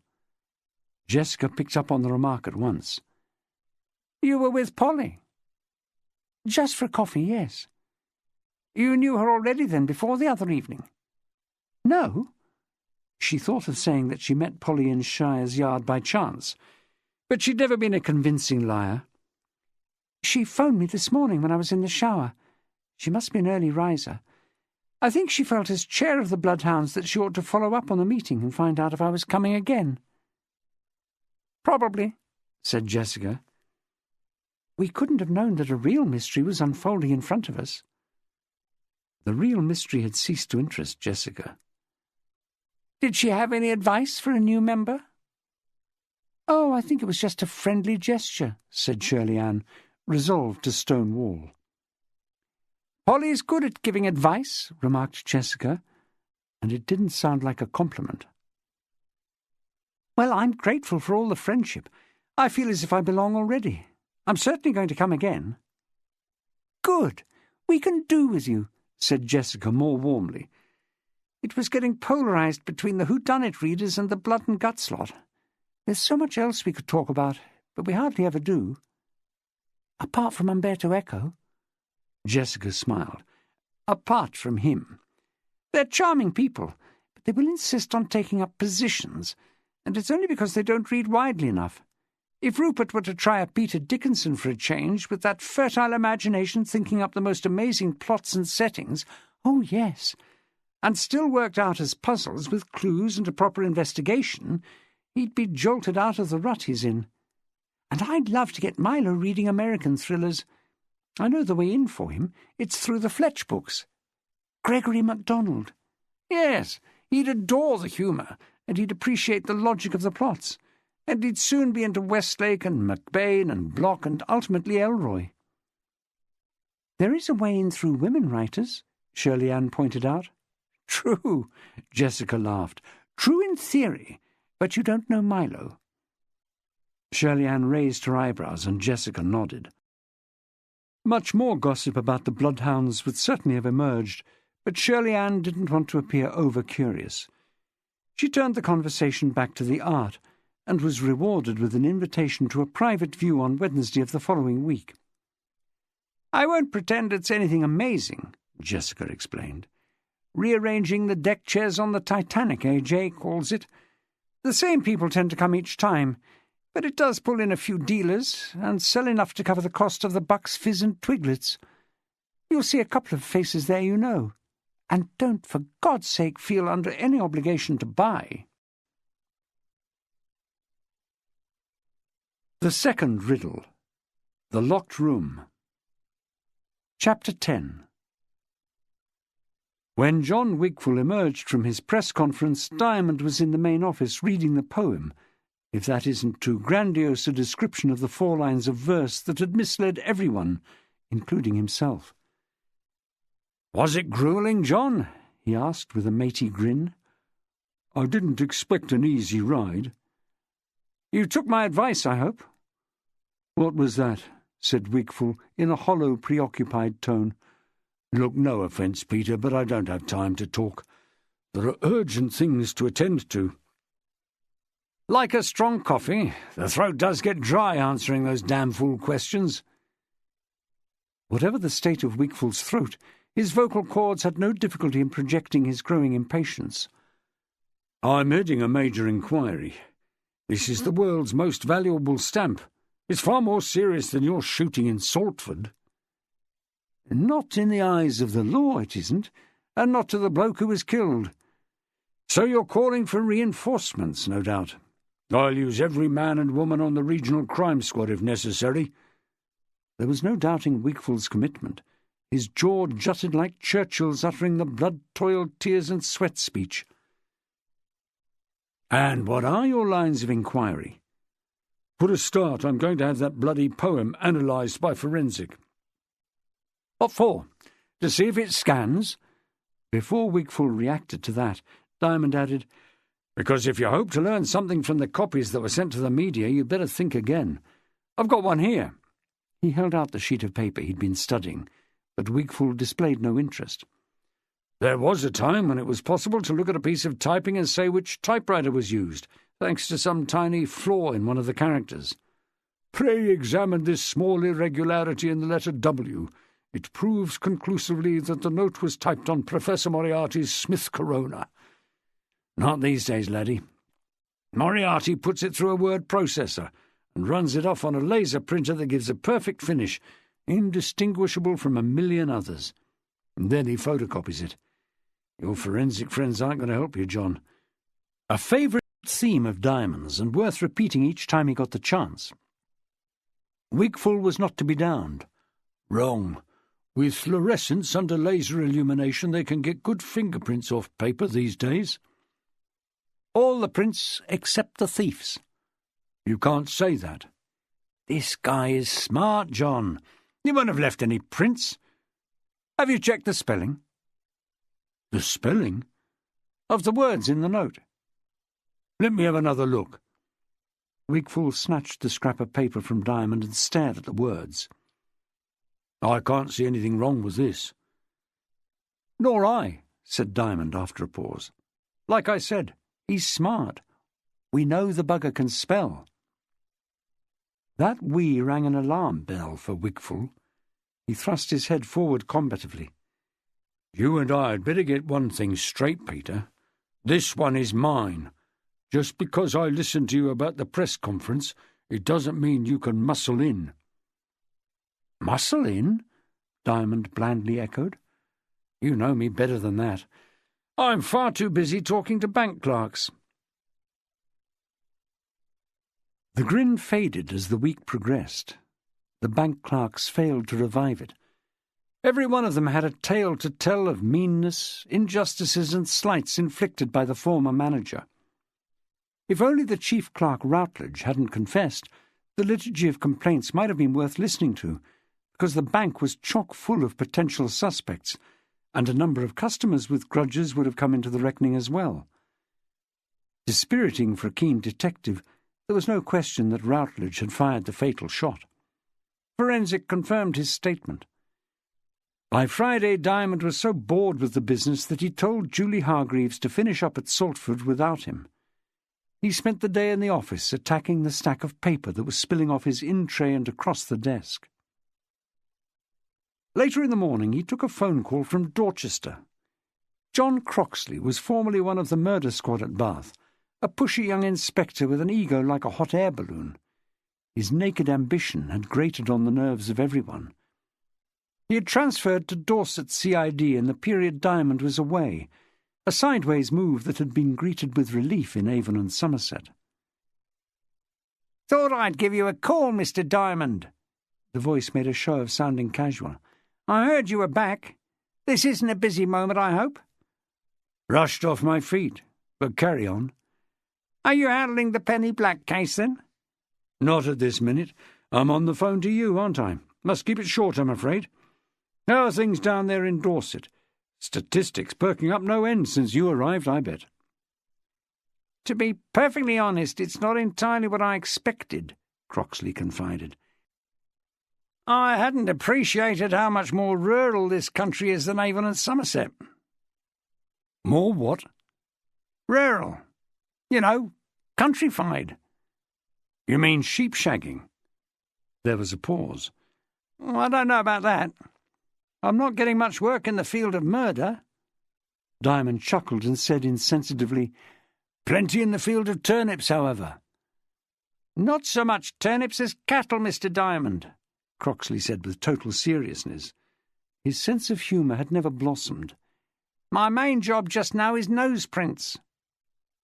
"Is what?" "Nose prints. It isn't widely known that every bovine nose print is unique to the individual, like a fingerprint. You coat the animal's nose with printing ink and then press a sheet of paper against it." "You wouldn't be having me on, John." "I wouldn't do that, Mr. Diamond. It's a scheme we've set up with the Dorset County Landowners Association to combat the rustling of cattle. We've processed 700 cows already." Diamond was containing himself with difficulty. "You get nose prints from cows? Go on, John." "Well, that's all there is to it. They've recently put me in charge. I don't know why. It isn't as if I was brought up in the country, and I don't see much prospect in it." "I don't know," said Diamond, tears of amusement sliding down his cheeks. "Things could be worse." "You think so?" "If it's their noses you deal with, you're out in front, aren't you?" "I suppose so." "Good thing you're not taking prints from the other end." "I hadn't thought of that, Mr. Diamond." "Think of it when you're feeling low, John. This is new technology, and you're the man who does it. Get your nose prints on the computer. You can set up, what is it they call it? A database on all the cows in Dorset. You asked about prospects. You've got unlimited prospects, I would think. You could go on doing this for years." "That's what I'm afraid of," said Croxley bleakly. "I was wondering if, with so much interest in the penny black business, you might be mounting a major inquiry, recruiting extra detectives." "You'd be willing to give up your exciting new job?" "If there was half a chance." "No chance at all, I'm afraid. You know how it is with budgets as they are. I'd stick with the cows if I were you. You could be the world's foremost authority on bovine nose prints." When he put down the phone, he sat back and rocked with laughter for the first time in a week. He could hardly wait to tell Steph at the end of the day. But something else later that afternoon put it clean out of his mind. On BBC Radio Bristol, after the 4 o'clock news headlines, the presenter said, "Something different here. I've just been handed a note that my producer believes could link up with that cryptic verse we gave you last Monday morning. Remember? The one the police later said was almost certainly linked to the £1 million stamp theft from the Bath Postal Museum. The penny black, right? Well, this looks like another poetic effort from the cryptic cat burglar. It's printed on a sheet of A4 paper with no covering note. Came with the afternoon post, I gather. See what you make of this. Is it a hoax, or could it be a genuine clue? We'll be handing it pronto to the old Bill listeners, but you'll be able to say you heard it first on Radio Bristol. Are you ready with pen and paper? Whither Victoria, and with whom? The grand old Queen. Look for the lady in the locked room at 17. That's all. We know who or what Victoria is this time, I think. But do we know of any locked rooms? And how does the number 17 come into it? I'm sure we'll get some calls about this. If you have any brilliant suggestions before the end of the programme, we'll be pleased to pass them on. I'll repeat the verse one more time." The producer had diplomatically phoned the Bath police before the item was broadcast, so a radio was tuned in and the entire control room heard it, including Diamond, whose sixth sense had told him something was afoot and got him from behind his desk at the critical time. The only notable absentee was John Wigfall, listening privately on a separate radio upstairs. "This gets more and more like party games," a detective sergeant commented morosely. "Is it genuine?" someone else asked. "Who can say? It's got to be taken seriously after the first one." "Yeah, but why would they do this? Mr. Wigfall was expecting a ransom demand, not another riddle." "Maybe they don't want a ransom. This could be some kind of publicity stunt, couldn't it? When's the University Rag Week?" "Too early in the year for that. The students have only just gone back. If it is a stunt, then my money's on some smart-ass member of the glitterati." "The what?" "The rich and beautiful. The in-crowd. Hooray, Henrys. Leading the old Bill up the garden path is their idea of fun." End of CD 2. CD 3. The debate was taken a stage further at a special meeting of senior staff convened by the Assistant Chief Constable. "Since we're bound to treat this development seriously," he said in preamble, "I decided to pool our wits and experience. If the riddle is anything like the first one, it may involve knowledge of Bath, and any one of you may have the piece of information that clarifies everything." From the expressions around the oval table, no one was confident of clarifying anything. "John, this is your inquiry," the ACC said to Wigfall with a motioning of the upturned palm. "So why don't you give us your immediate thoughts?" Wigfall cleared his throat. "Well, sir, we can reasonably assume that the Victoria referred to is the cover." "The what?" "The missing stamp, sir." "Why not call a stamp a stamp?" because it's attached to an envelope. There's a date mark. The whole thing is known as a cover. Like the first day covers they sell in the post office each time a new set of stamps is issued." "Oh, that sort of cover," said the ACC, as if he'd known all along. "Carry on." Wigfall referred to his notes. "The first two lines, 'Whither Victoria and with whom, the grand old Queen,' must surely be a coded way of telling us that he's referring to the cover. I think we should focus our interest on the third and fourth lines. 'Look for the lady in the locked room at 17. I venture to ask 3 questions. Which lady, which locked room, and which 17? The lady may, of course, be another reference to Victoria, the cover, but we shouldn't exclude other possibilities. Does it link up with the last line, giving us a lady of 17? Do we know of any 17-year-old ladies in the present or the past who may be connected with the case in some way?" Nobody spoke. "The locked room may help to fix it," Wigfall went on. "If there was a local memory or story of some young woman kept locked up, for example, a prisoner, a mental patient, a nun even. These are my immediate thoughts." "Any response?" asked the ACC of the blank faces round the table. Tom Ray said, "I was thinking along different lines, sir. The 17 could be part of an address." "That's rather good," the ACC commented, seeming to imply that not one of Wigfall's theories was even half good. "Isaac Pitman, the inventor of shorthand, lived at number 17 the Royal Crescent. There's a plaque outside." "What's he got to do with this?" Peter Diamond asked.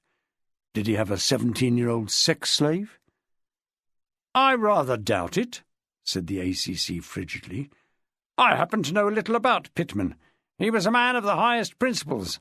Like me, he was a teetotaler, a vegetarian, and a non-smoker." There was an uneasy pause. Not even Diamond was going to press the matter of Isaac Pitman's sex life, or the ACC's. "It was a long shot," admitted Ray. Another theory was advanced by Keith Halliwell. "Is it possible that the 17 refers to a time, like 5 p.m., or 1700 hours? "If it does, we've missed it by 10 minutes, said Diamond, glancing at the clock on the wall. "Personally, I don't think this joker has given us enough to catch him. He wouldn't, would he? It's like that book, The 39 Steps. It's no good looking for the blessed steps. You know you're there when you find them. I mean, we could rabbit on all evening about 17 this and that, 17 horsepower cars, 17 trees in a row, the 17th day of the month, or 15 rugby players and 2 reserves. It gets you nowhere without more information." "So your advice would be—" "Ignore it. Continue with the other lines of inquiry." "What lines?" murmured Ray. Wigfall said, "We've been extremely thorough." "With what result?" "Investigations can't be rushed." "I don't know," said Ray. "Peter Diamond nicks a bloke for murder 2 minutes after getting to the scene." The ACC drew a deep breath and said, "Gentlemen, let's confine this to discussion of the stamp theft. To ignore this new development would, I think, be negligent. Peter may be right in saying that the thief won't give much away, but if we can make any sense of the riddle, it may link up with other evidence." "Was this character seen at all on Monday morning?" Diamond asked. "Did anybody spot the ladder against the window?" "Unfortunately, no," Wigfall answered. "But we have 6 or 7 descriptions of window cleaners near the scene reported as suspicious." "Have you ever seen a window cleaner who doesn't look suspicious?" "What about forensic? Are they any help?" "The thief seems to have used gloves. We've got an impressive list of fibres and hairs found in the room, but with so many people going through the museum by day, they could come from many sources. The display cabinet was forced with a rusty claw hammer. That's about it." "And about the museum staff?" "They're volunteers, local stamp enthusiasts. They take turns to man the museum, at least 2 at a time. We've interviewed them all except 2 who are away. Nobody seems to remember anyone casing the place in advance of the crime, but as several of them reasonably pointed out, how could you tell? Diamond let the meeting run its course without any more input from him. It was Bumblebee territory, and he didn't intend to get involved. They broke up shortly after 6. "Have a good weekend, gentlemen," he said as he went out. "Aren't you coming in?" Ray asked. "No need. My murder's put to bed." "So how will you spend the time?" "House training a new cat, if my wife can be believed." Chapter 11. Shirley Ann was better prepared when she turned up at St. Michael's for the next meeting of the Bloodhounds on Monday evening. Rummaging one afternoon through a carton of books in the Dorothy House shop, she'd pulled out The Blessington Method, a dog-eared and rare penguin of some of Stanley Ellen's short stories. Having missed her turn the week before, she was sure to be asked to speak about a book she could recommend, and Ellen seemed an ideal, uncontroversial choice. He was one of the American writers she admired most, particularly for his short fiction. She could hardly wait to discover how many of the group were familiar with his work. If any of them objected to short stories, she would pluck up courage to remind them that Poe, Conan Doyle, and Chesterton had laid the foundations of modern crime fiction with their short stories. It must have been a lucky day, because she had also found a thick-knit purple jumper as good as new in Dorothy House for only £1, and she was wearing that tonight with a black corduroy skirt from War on Want. The evening was distinctly colder than the previous Monday, but dry. Down in the crypt the warmth from the central heating wafted pleasantly over her face the moment she entered.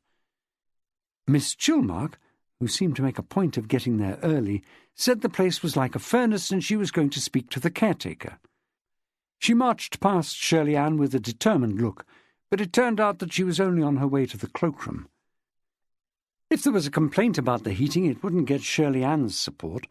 Being so skinny, Bert called her slinky, which she rather liked, she could never get enough heat. Jessica, too, was there already, snappily dressed in a charcoal grey woolen dress. A wine-red scarf was draped with casual elegance across her shoulders and clipped with a huge silver buckle like a kilt fastening. "Glad you've come," she said, and seemed to mean it. "You're going to make such a difference." Polly Wycherley waved a small, plump hand from across the room. She had already taken her place inside the circle and was removing things from her briefcase, determined to make amends for her lateness the previous week. "Who are we missing?" "Only Milo," said Jessica. "Rupert." Someone else spoke up. Chameleon-like, Sid in his fawn raincoat was standing against a stone wall. He had an uncanny ability to merge with the surroundings. "Rupert is always late." An entire, unsolicited sentence from Sid. Perhaps he felt more comfortable with no other males present. The door of the ladies' room opened, and Miss Chilmark came out reeking of some musky perfume. She was no longer complaining about the central heating. "I intend to make a stand on that dog tonight," she announced. "Bareback riding," murmured Jessica. Miss Chilmark hadn't heard. "If it misbehaves, I shall tell Rupert I want it removed, and I expect the rest of you to support me." A click from Jessica's tongue showed that she, for one, would not be included. "It only shook itself. Poor thing, it was wet. It's not as if it crapped on the carpet." "You don't have to be vulgar. I was drenched. We had to interrupt the meeting, don't you remember?" "Well, it isn't raining tonight, Miss Chilmark." "That's no guarantee of anything."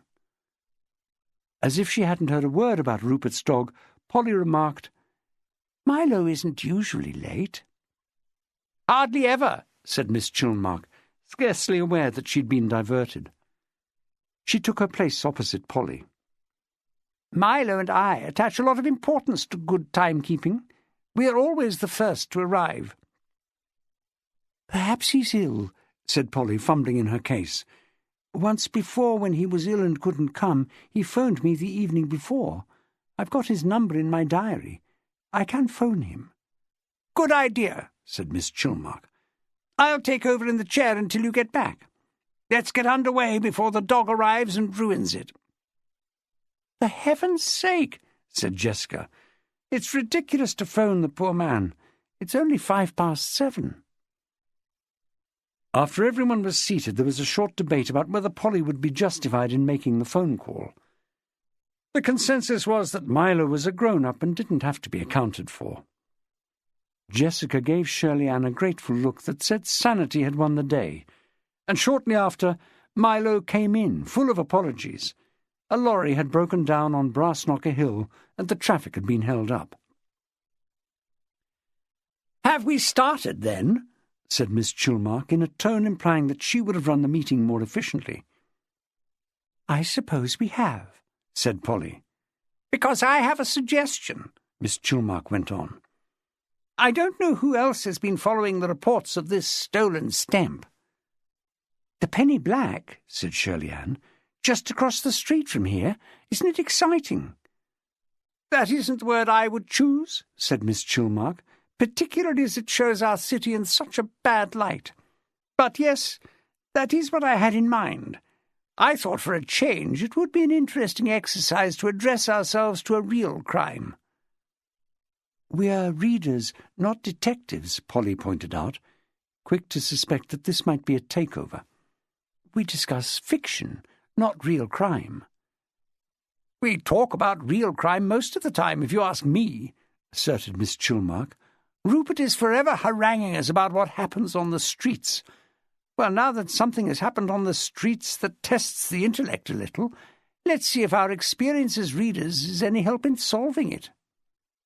Jessica said cynically, "You mean set William of Baskerville onto the case?"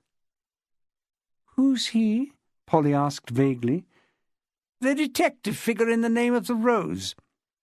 "Oh, yes." Polly looked annoyed with herself for having to be reminded. Miss Chilmark said stiffly, "Mock me if you wish, but his methods stand the test of time." Shirley Ann wondered if this was the moment to mention, after the put-down she'd got the previous week from Miss Chilmark, that she had checked the date of publication of Il Nome della Rosa, and it was 1981, a full 4 years after the first of the Brother Cadfael series. But it didn't seem the right time for settling scores. She saved it up. "Personally, I think you've made a marvellous suggestion," said Milo, galloping to the support of Miss Chilmark. Theirs was a strange alliance, the elderly gay and the starchy spinster. Apparently all that they had in common was that they usually arrived before anyone else. "I'm fascinated to know if we can throw any light on the stamp theft. How about the rest of you?" No one objected, not even Polly any more, so Shirley Ann, who was quite fired up, said, "It was extremely clever, if what the papers say is right, dressing up as a window cleaner and climbing through an upstairs window." Jessica remarked, "Extremely obvious, I'd have said. What intrigues me is why he did it." "Or she," put in Shirley Ann, scoring on the rebound. "Or she. It's the world's most valuable stamp. They're not going to sell it." "People steal famous paintings all the time," Miss Chilmark pointed out. "They must have a reason." "Well, there's the theory that a fanatical collector wants to own them. He doesn't do it to make a profit, just to gloat over what he possesses." "Do such people exist?" asked Shirley Ann. "Outside of books, I mean." "I'm sure they do. There are too many works of art that have just vanished over the years. And stamp collecting is a lonely occupation anyway. I don't have any difficulty picturing some middle-aged man with a personality defect poring over his collection." "Or woman," Sid managed to say, and when everyone had got over the surprise there were smiles. "Actually, very few women go in for collecting," said Jessica. "This acquisitive impulse is a masculine thing." "Shoes," Shirley Ann reminded everyone. "Hats, too," said Polly. "I have a cupboard simply stuffed with hats." "I meant useless things like stamps and beer mats." I don't think the person who stole it is a collector. I think they're going to demand a ransom, speculated Shirley Ann. That's what I'd do. Anyone who owns a stamp like that has oodles of money to spare. I'd ask for 50,000. How would you collect it? Milo asked, stroking his beard as if the prospect really beckoned. That's always the problem. Oh, I wouldn't handle the money at all. I'd let the owner know that it had to be transferred through his bank to a secret Swiss account. Do you have a secret Swiss account? Polly asked Shirley Ann in all seriousness. No, but with 50 grand as a deposit, I bet any bank would be only too happy to open one for me. I could afford to fly to Zurich and fill in the forms or whatever. It can't be so simple, said Jessica. Can you think of anything better? Miss Chilmark interrupted the exchange. Madam Chairman, this is getting us nowhere. When I suggested this as a topic, I had in mind the much more fascinating problem of the riddles, if that is the word, that were on the radio and in the papers, apparently composed by the person who stole the stamp. Couldn't we address ourselves to those? Oh, by all means, Polly said, chastened. Do you remember how they went? I have them here.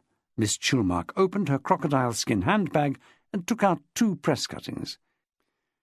There's not much point in discussing the first one, said Jessica. That's been solved by events. What was it? JMWT.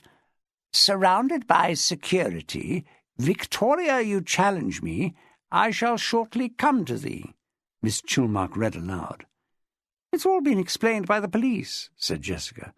They were tipped off that someone was planning to steal a Turner from the Victoria Gallery, so they doubled the security. But it was a bluff, and the real target was the stamp. Let's look at the latest riddle. That's much more of a challenge. Have you got it there? Miss Chilmark obliged. Whither Victoria, and with whom? The grand old Queen.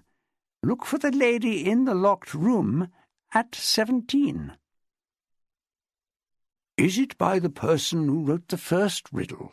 Said Milo. That's the first thing to ask. It sounds similar to me, said Shirley Ann. The styles do have a certain textual affinity, Miss Chilmark said with a donnish air. There's a touch of the archaic in the word thee in the first riddle that has an echo in the whither in the second. Oh, come on. It's only some bird-brained idea of what poetry should sound like, said Jessica, straight out of the Golden Treasury. Nevertheless, insisted Miss Chilmark. You're probably right, Jessica was compelled to admit. Miss Chilmark was keen to show that she had done her homework. And, of course, there are allusions to other phrases. The grand old Queen is reminiscent of the epithet by which the Prime Minister W.E. Gladstone was known, the grand old man, often abbreviated to the G.O.M. Or the grand old Duke of York, said Polly seriously. She wasn't given to humorous remarks. Miss Chilmark chose to ignore that.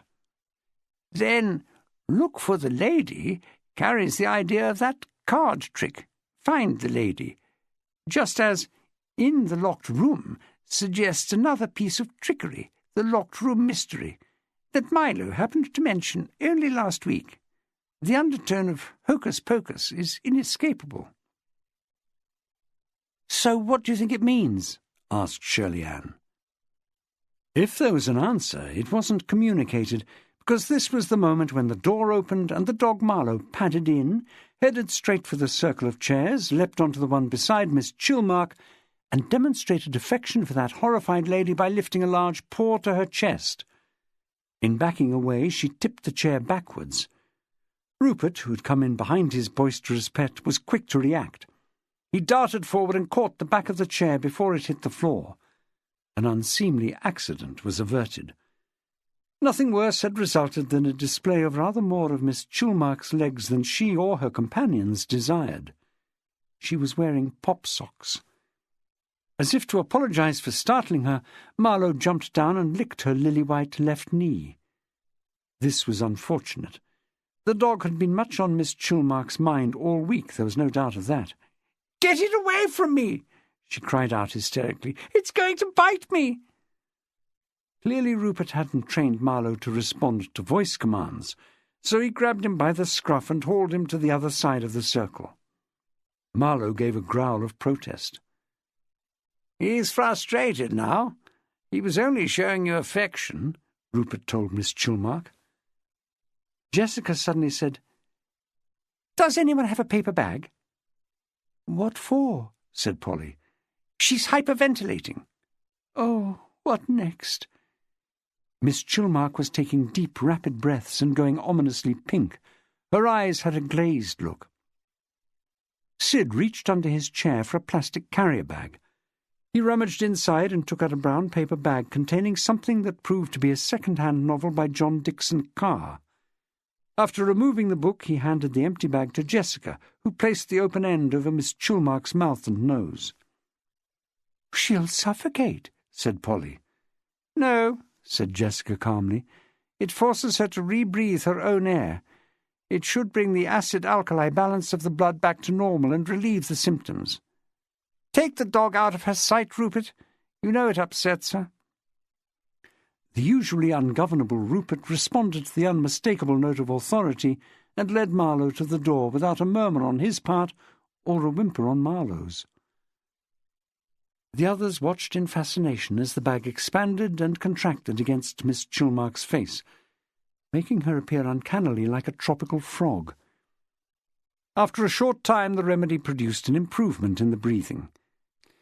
Jessica spoke some calming words, mainly to reassure Miss Chilmark that the dog was no longer in the room.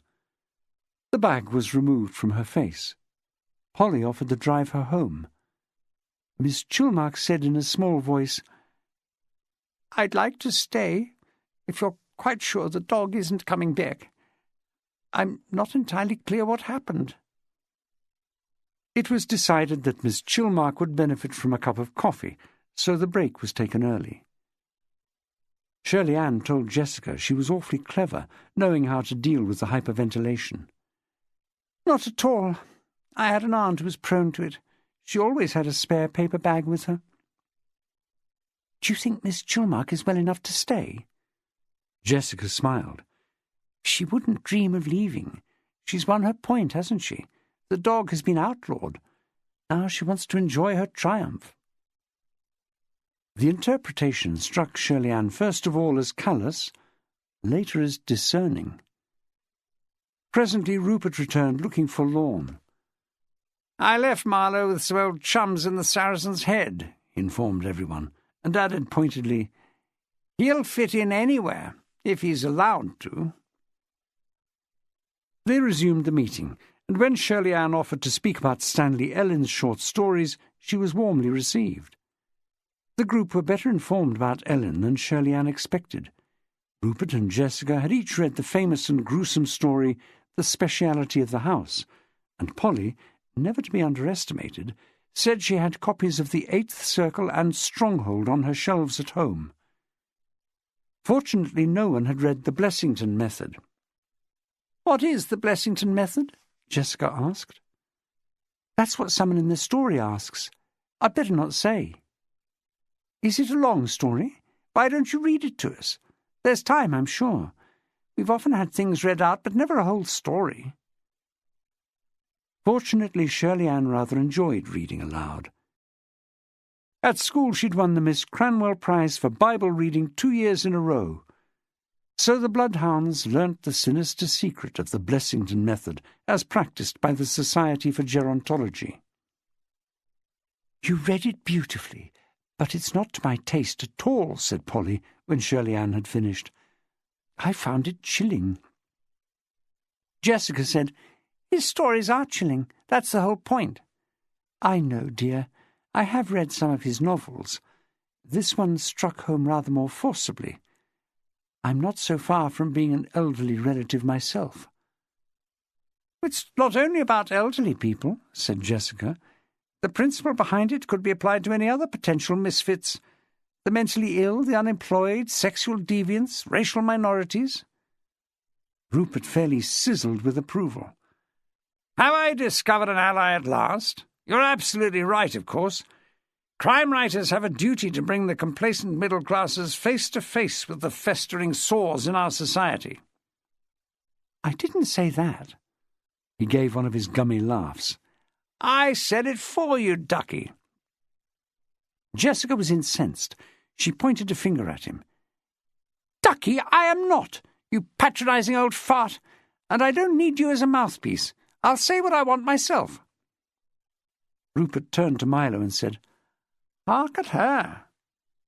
Someone needed quickly to diffuse the tension. Milo glanced across at Polly.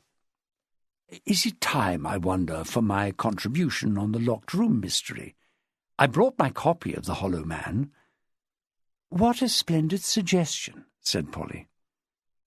"And then we'll all sing 'Jesus wants me for a sunbeam,'" said Rupert. "What on earth makes you say that?" asked Polly.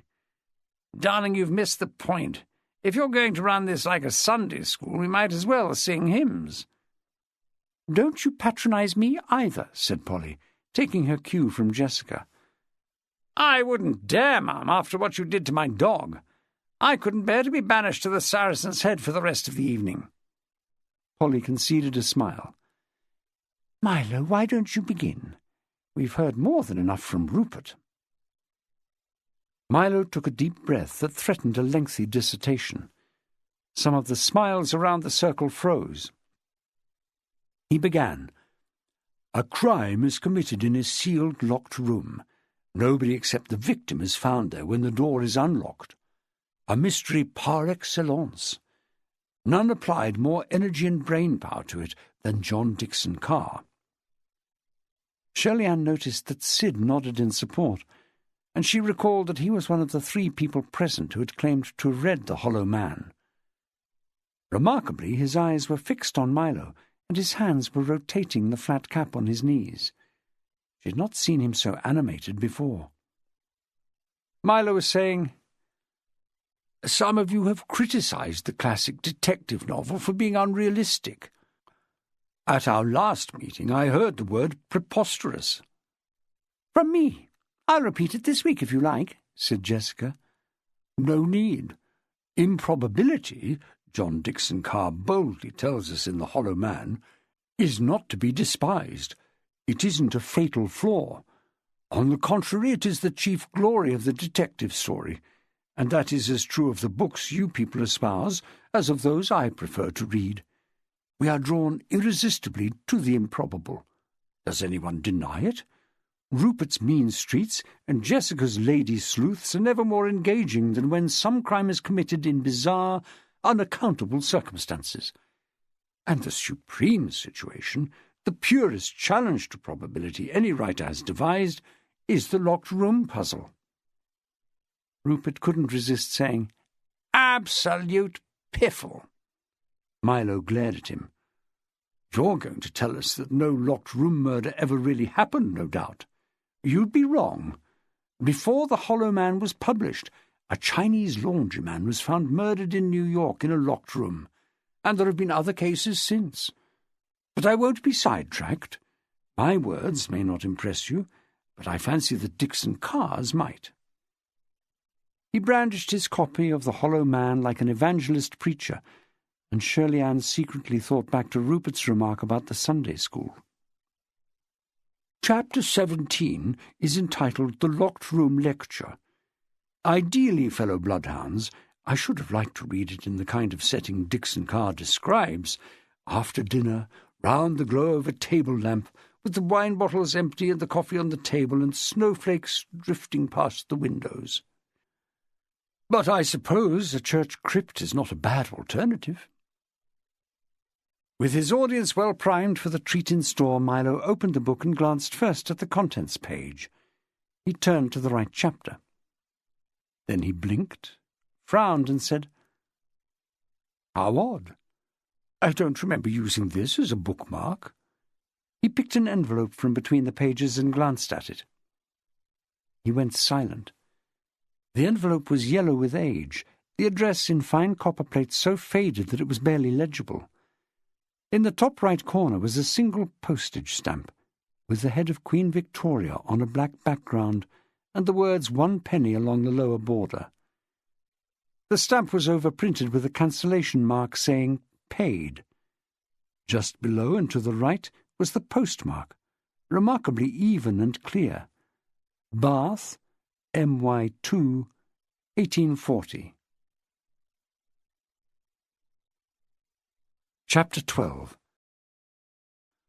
"It's impossible," said Milo, blushing deeply. He stared at the flimsy envelope lying across the open book. "Impossible." Miss Chilmark, seated on his left, had her hand pressed to her mouth. She swayed away from Milo as if he were contagious. A second bout of hyperventilation could not be ruled out. On Milo's other side, Jessica took a long look, and then raised her eyebrows across the circle at the others seated opposite. "What is it?" Polly asked. "What have you got there, Milo?" Rupert, having leaned across Jessica to see for himself, said, "Hey-ho, what a turn-up!" "Somebody tell me," said Polly, becoming petulant. "It would appear to be the missing penny black," said Rupert. "Milo, my old fruit, I salute you. I wouldn't have dreamt that you, of all people, would turn out to be the most wanted man in Bath." "But I didn't steal it," Milo blurted out. "I'm no thief." "You're among friends," Rupert went on as if he hadn't heard. "If we're honest, most of us have a sneaking admiration for you. This was brilliantly worked out. You don't need to say any more. Just shut the book and we'll all behave as if nothing happened." Milo's hands were shaking. He fumbled with the book and practically knocked the envelope to the floor. "Careful," said Jessica. "It's worth a fortune." "I didn't take it," Milo insisted. "I don't know anything about this." "You can be frank with us," said Jessica. "Rupert's right. We'll stand by you if you promise to give it back and say no more about it. We can keep a secret. That's a fair offer, isn't it?" She appealed to the rest of the circle. "But I've done nothing wrong," Milo shrilled. "This is the first time I've ever laid eyes on the thing. Really." "How did it get into your book?" asked Shirley Ann. "I haven't the faintest idea." "None of us could have slipped it between the pages," said Polly, and then undermined the statement by adding, "Could we?" "It's been here on my lap all the time," said Milo. "I'm not accusing any of you, but someone planted it on me, and I'd like to know how." "What about when Marlowe came in and upset Miss Chilmark?" Shirley Ann suggested. "In the confusion—" "No," Milo interrupted her. "I kept hold of the book. I didn't leave my chair. It must have been done before I got here, but I can't fathom how. Someone must have broken into my boat. Oh, dear, this is so distressing."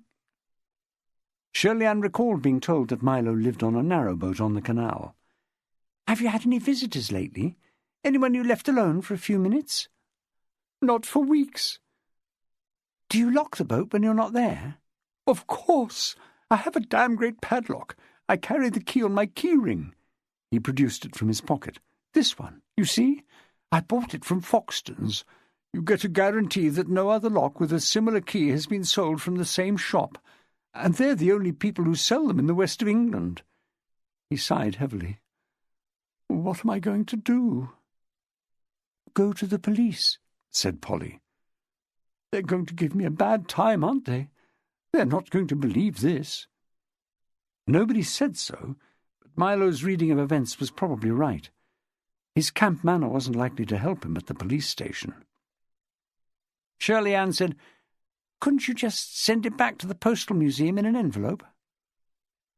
"That's what Rupert and I said, in effect," said Jessica. "The trouble is there are 6 of us who know about this. He's going to have to rely on us all keeping the secret. Who's to say any one of us won't let the cat out of the bag in some unguarded moment? Then he'd be in far worse trouble." Polly said, "I don't really agree that we should stay silent. I think Milo ought to go to the police directly." "So do I," chimed in Miss Chilmark. "Let the truth come out, whatever it is.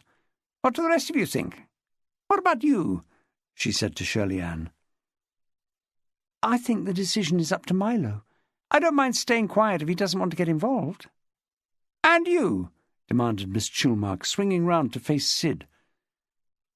Sid's shoulders were hunched as usual. He said without looking up from the floor, "I can stay quiet." "No one will argue with that," said Rupert. "Milo, my old cobber, the house is divided. 4 of us are willing to turn a blind eye, and 2 want to hand you over to the Rozzers." "Well, that isn't right," Polly protested. "Milo tells us he knows nothing about this, and I'm willing to believe him. He has nothing to fear from the police. The sooner he reports this and gives them the chance to catch the real thief, the better." "My sentiments exactly," said Miss Chilmark. Milo gave a nod. "You're right, of course. I'd better hand this in as soon as possible." "Do you want anyone to go with you?" Polly asked. "We can all back up your story. We're solidly behind you, Milo." Milo thanked her and said he thought he would rather go alone. He placed the precious envelope tightly between the pages prior to closing the book. "The amazing thing is that it was here, like a bookmark, at the very chapter I was going to read out." "The one about the locked room lecture?" said Jessica. "Yes." "Do you have a bookmark here?" "No need. I knew it was chapter 17. "But you'd opened the book to look at it?" "Sometime during the week, yes. I suppose when the thief opened it, the pages fell open at the chapter I'd been studying. Why me? Why do a thing like this to me of all people?" There was no response from anyone. If any of the Bloodhounds knew the answer or had a private theory, this wasn't the moment to air it. Polly suggested closing the meeting early. It was still only 8:45, and there was no dissent. Milo put on his overcoat and fur hat and was the first to leave. Chapter 13. Shirley Ann could hardly wait to tell Bert, her partner, about the dramatic moment when the penny black was found. She gave him the update as soon as she got back to their flat in Russell Street. Bert was a difficult man to impress, a modern embodiment of the stony indifference displayed by the English archers at the Battle of Agincourt. Admirable, but frustrating when you were the French army at the charge, so to speak, with lances raised and banners unfurled. He listened in silence, hardly raising an eyebrow until Shirley Ann had finished. Then came the comment. "I suppose we'll have the police round here asking questions next." Bert had this unerring ability to raise alarming images in Shirley Ann's brain. She pictured 2 burly officers in uniform sitting in the living room. She, straight from the kitchen, caught wearing that vulgar PVC apron with its life-size image of an overdeveloped female torso in the basque and suspenders. No good saying her regular apron was in the wash, and this one belonged to Bert, a silly prize won in the rugby club raffle. She visualized the policeman eyeing suspiciously her shelves of books stacked with crime fiction, and perhaps even finding on the bottom shelf, among the atlases and art books, the Stanley Gibbons Jr. stamp album she'd kept since childhood. "Interested in philately, are we?" Shirley Ann's brain was in such turmoil that she wouldn't be ready to sleep until much later. She didn't expect to hear much more from Bert until he'd finished his supper. He always ate a big meal with a glass of red wine at the end of the day, and tonight it was a full-size Marks & Spencer steak and kidney pie heated in the microwave. He survived all day at the Sports and Leisure Centre on dried fruit, pulses and apple juice. It seemed to suit his metabolism. He had the physique of an athlete, so hunky, Shirley Ann sometimes told him, that he could have doubled for Arnie Schwarzenegger, which was a slight exaggeration. He jogged in the mornings, and of course his work kept him in shape and burned up plenty of calories. She wanted Bert's advice. He had a very clear-sighted view of things. She waited until he had cleared his plate and was finishing with a banana. "Bert?" "Hmm?" "Do you really think the police will want to talk to me?" "It's obvious. You're a witness. You could be a suspect as well." "Oh, be serious. I didn't have anything to do with it." "They don't know that. What's his name, the gay bloke?" "Milo." "If Milo can't explain how he got hold of the stamp, questions are going to be asked, aren't they?" She nervously fingered a strand of her hair. "I suppose you're right." "Don't know why you got mixed up with this lot." "That's down to you." "Me?" "Because you're always at the sports centre in the evenings. You can't expect me to stay here on my own. It was in that What's On in Bath pamphlet you brought home. I found it under clubs and societies, remember?" "So, how are you going to handle it?" Bert asked, positive and forward-looking. Attractive qualities in a man, but not always easy to match. "You mean if they come asking questions?" "There's no if about it." "I'll tell the truth, I suppose. Mind you, I don't want to get Milo into more trouble than he's in already." "You can't turn your back. You might as well go to the police and tell them what happened, before they come to you." Bert's urge to get things done was why a career in sport was so ideal for him. He called it sports management, but Shirley-Ann suspected it had more to do with demonstrating step-ups than sitting behind a desk. "I don't want to do that," said Shirley-Ann. "I don't want to shop Milo. I don't even know for sure if he went to the police after the meeting ended. He said he was going, but you never know." "Shop him?" Bert repeated. "You're talking like a criminal yourself." "Give over, Bert. I'm not going to the police, and that's final." Bert softened a little. He relented to the extent of offering her a segment of orange. He put on his worldly wise look, the sort of expression he wore when showing some novice how to hold a table tennis bat. "You've got to admit that they sound an odd bunch. This Rupert, he's the character with the dog, right?" She nodded. "Character is the word for Rupert. He dresses like a stage Frenchman. Well, a rather gone-to-seed stage Frenchman. Black beret, striped jersey and jeans. And he has this terribly, terribly well-bred English accent." "Have I told you this already?" "Some of it," Bert said. "Listening to him, you'd think you were safe as houses, but he seems to cause havoc wherever he goes. He's got the Bloodhounds banned from the Francis Hotel." "Why?" "I don't know the details. He can be pretty outspoken, and it's a very carrying voice. I'm not sure if he knows the effect it has." "Better keep your distance, then. What about the women in the group? Are they more reliable?" "Well, there's Polly Wycherley, she's our chairman. A little white-haired lady with a fixed smile, like you get across the jam and marmalade stall at the Women's Institute sale. She set up the group, and she holds it together. I think it's very important to her self-esteem to keep it going." "Reliable?" "I'd say yes like a shot, except that Jessica, she's the one who runs the art gallery, seems not to trust her entirely." "Any idea why?" "There's some friction between those two. Polly was quite miffed because I stayed for a drink with Jessica in the Moon and Sixpence last week, and Jessica wasn't too pleased when I mentioned having coffee at Le Parisienne with Polly. So there's a slight question mark. But I like them both in their different ways. Jessica is bright and liberated, fun to be with."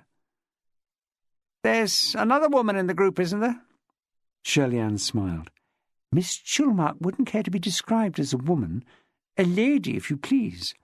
There have been Chilmarks in the West Country for over 700 years. She can't abide Rupert or Polly, or any of us, except possibly Milo. She'd like to be chairman." "So what's your opinion?" Bert asked. "Do you think Milo pinched the stamp?" "I'd be amazed if he did. He's an intelligent man, or so I thought." "But this wasn't a stupid crime," Bert pointed out. "The whole thing was set up as a kind of challenge, remember? There was that rhyme about Victoria that was on the radio and in the papers." She nodded. "It was a jolly clever bluff. Everyone was fooled by it, including the police." "So you reckon there's a good brain behind this?" She nodded. "The way it was set up was really artful. Brilliant, in fact. That rhyme fooled everyone. The stupid bit was tonight, if Milo is the thief, revealing it to everybody." "Unless he's still several moves ahead of the rest of you." Her eyes widened. Bert was second to none at spotting devious goings-on. There was a lot of jockeying for position in sports management. "So, what's he up to, do you suppose?" She leaned across the table with the point of her chin resting on her upturned thumb. Her lips were slightly open. She half hoped Bert would say, "Who cares about Milo?" and lean closer. Instead he asked, "Does he know anything about stamps?" Her chin came to rest less seductively in her cupped hand. "I've no idea. No one's mentioned it. He seems more hooked on Sherlock Holmes than anything else." Bert rotated his finger thoughtfully around the rim of the empty wine-glass. "Do you think he fancies himself as Holmes?" Shirley Ann giggled a little. "I suppose he might. He does wear a deerstalker hat. But I don't see why it should make him want to steal the penny black. Holmes didn't commit crimes, he solved them." He expanded on his theory. "If he wanted to show off a bit, demonstrate his skill at solving a crime, he could pretend to find the stamp by Holmes's methods." "But he didn't, did he? It turned up in the pages of a book." "A stupid mistake. It proves he isn't in the same league as Holmes," said Bert. "He must have tucked it in there for safety and forgotten that he was using the same book to read from." She pondered for a moment. "That sounds quite possible. What was he aiming to do with the stamp?" "He'd have pretended to find it somewhere nobody else would think of, and he'd have got his 15 minutes of fame as the modern Sherlock who outwitted the police. The whole episode wouldn't have done anybody any harm, provided that the stamp turned up again in perfect condition." "That's rather neat. I do hope you're right," she said. "I don't like to think of Milo as a thief." "I didn't say he wasn't one," said Bert in a change of tone. "They don't all wear flat caps and carry bags with swag written on them." "Ha-ha." "He could have demanded a ransom for it. 50 grand or he burns it." "He's a retired civil servant, for heaven's sake." "Maybe he's been waiting all his life to do something really exciting." "Silly," Bert said huffily. "If you don't think much of my opinions, why ask me?" Now she defended him. He was so touchy about anything remotely suggesting he was stupid, which he patently was not. She supposed he had to endure a lot of thoughtless remarks at work from users of the leisure centre who thought he was just a muscle-bound bloke in a tracksuit. They cleared the table and watched television for an hour, but Shirley Ann couldn't have told you what the programme was. Chapter 14. Peter Diamond was still up after midnight watching television, picking holes in the plot of an old film, To Catch a Thief. Stephanie had quit after the first commercial break. "Far be it from me to drag you away from Grace Kelly," she told him. "See it to the end. I'm tired." She was amused to see that the new kitten stayed on the arm of his chair, ready to pounce on his hand if he moved. It still had no name. Peter had this weird theory that the kitten would let them know what it wanted to be called. She was content to let the little tabby do its own job of winning approval. On the first evening, after the predictable flare-up when he'd spotted the cat tray, her bruiser of a husband, the tyrant of Manvers Street, had stayed up most of the night with the kitten in case it cried. Big softy. Then the phone rang. She was still sitting up in bed reading when he came into the bedroom to hand over the kitten. "I'm going to have to go out, love. That was Wigful." Her eyes widened. "He isn't your boss, is he? What does he want at this time of night?" "He's found a body." "Personally?" "So he says. Murder's my pigeon, not his." "Where is it?" "On a canal boat." "In Bath?" "Limpley Stoke. That boatyard near the aqueduct. I've got to go." "It's wickedly cold tonight. There's a frost." "I'll take it carefully down, brass knocker," he promised. "I wasn't thinking of your driving. I meant I'm going to freeze in this bed without you." He smiled. "You'll have warmed up nicely by the time I get in." "Thanks. I'll really look forward to that. You'll be as cold as Finnegan's feet on the day they buried him." By daylight, Brassknocker Hill offers a series of glorious, gasp-inducing views of the Limpley Stoke Valley. By night, the descent from Claverton Down is even more dramatic, for you plunge into a vast black void with just a scattering of lights. He would have driven cautiously anyway, without the frost warning. At the bottom he turned right at the Viaduct pub, joined the A36, and immediately left it by the traffic lights. The entrance to the Dundas boatyard is an unprepossessing pull-in over uneven ground a few yards along the Bradford Road. The gate was open, and a few frost-coated cars were parked inside. He bumped over a couple of potholes and stopped beside an empty police car. Nobody was about. There was some kind of notice at the far end of the parking area. He groped in his glove compartment for a torch. The notice informed him, "Your car is at risk from thieves." There was only one way to go, up a slope towards some temporary-looking buildings that turned out to be the boatyard offices. They stood beside a stretch of the old Somerset coal canal that was used for mooring. His torch picked out a small iron bridge, and beyond it a row of narrowboats and other small craft. Along the towpath he discovered that the moorings extended much further than he'd first appreciated, using both sides of the canal. 50 or 60 boats must have been tied up there. He flicked the torch over some names painted in the florid lettering that is the canal boat's style. Henrietta, Occam's Razor, Charlene. They were moored for the winter, he guessed, locked up, curtains drawn, with everything portable removed from the decks. If cars were at risk from thieves, then so were boats. Presently voices carried to him. A torchbeam speared the darkness and dazzled him. He stepped out towards John Wigfall, 2 uniformed officers, and a bearded man in a deerstalker hat. They were beside a red narrowboat called the Mrs. Hudson. As if to proclaim that it was also a houseboat, some 20 conifers in pots stood along the roof, and there was a television aerial. The interior was lit, but nothing could be seen. The Venetian blinds were closed at all the windows. "This is Mr. Motion," Wigfall said with a nod at the bearded man. "He owns the boat." "Nice boat," said Diamond to Motion. "And you say there's a corpse inside?" Wigfall said, "We found it together." "You found it?" Diamond could have added that Wigfall was supposed to be fully stretched investigating a stamp theft, but there was no need. The point was made in the way he stressed the word "you." "Peter, can we take this from the beginning? We've got to wait for the Socko, so you might as well hear what happened. Mr. Motion walked into Manvers Street this evening and informed us that the missing penny black had come into his possession." "So, you found it?"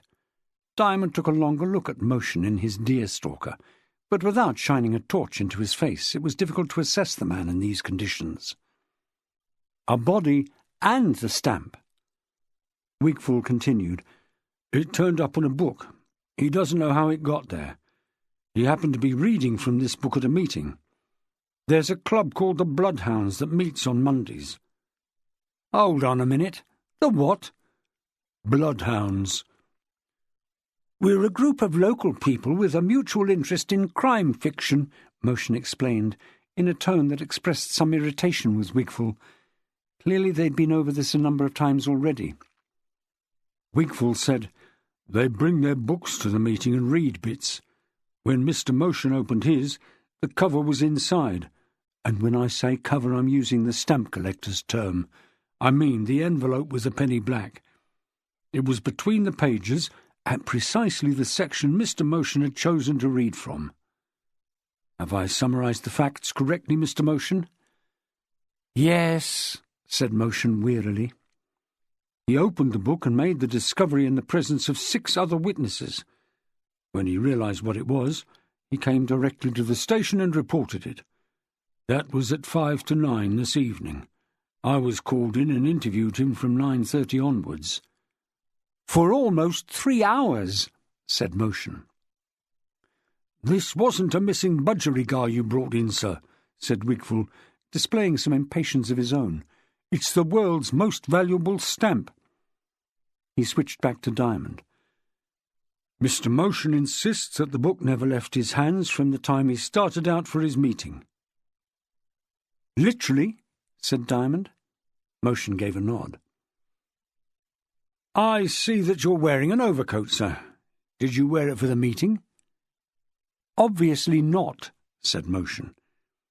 "You removed it, then, and still held on to the book? Not impossible, but not easy." "You're splitting hairs, aren't you? I put it on a chair for a moment, but it didn't leave my possession." "So we shouldn't take everything you say as the literal truth. Carry on, John." Wigfall said, "We've been over this several times." "You mean you covered the question of the overcoat?" "I established that nobody at the club had an opportunity to place the cover inside the book," Wigfall said, sidestepping the overcoat question. "It was likely that it was in the book before he started out, in which case the perpetrator must have boarded this boat, got inside and found the book, and planted the cover between the pages. Mr. Motion insists that the boat is always locked. He uses a padlock with a key that is unique." "Unique? Most padlocks are sold with 2 keys," said Diamond. Wigfall's complacent manner was bringing out the pedant in him. "There were 2 originally," Motion explained. "One fell into the canal at least a year ago. I only have the one." "Couldn't someone buy a padlock with a similar key?" "No, not in England. It's German-made, a strong lock and expensive, from that locksmith in George Street. Well, you can see for yourself." Diamond shone his torch on the steel padlock, now unlocked and hooked over an iron staple fixed to the top of the door. When the door was closed, the staple would slot into a hinged metal strap attached to the sliding hatch at the back end of the roof. It looked a secure arrangement. He wouldn't touch anything until the scene of crime officers arrived. Certainly the padlock was heavy-duty. "Do you attach this at all times?" he asked Motion. "Except when I'm aboard. Then I can close everything and bolt it from inside." "And do you?" "Do I what?" "Always take the trouble to bolt yourself in?" "Of course I do. I want my home to feel as secure as you no doubt wish yours to be." Motion didn't jib at crossing swords with Diamond. He had the confidence of someone well practised with words. Wigfall took up the narrative again.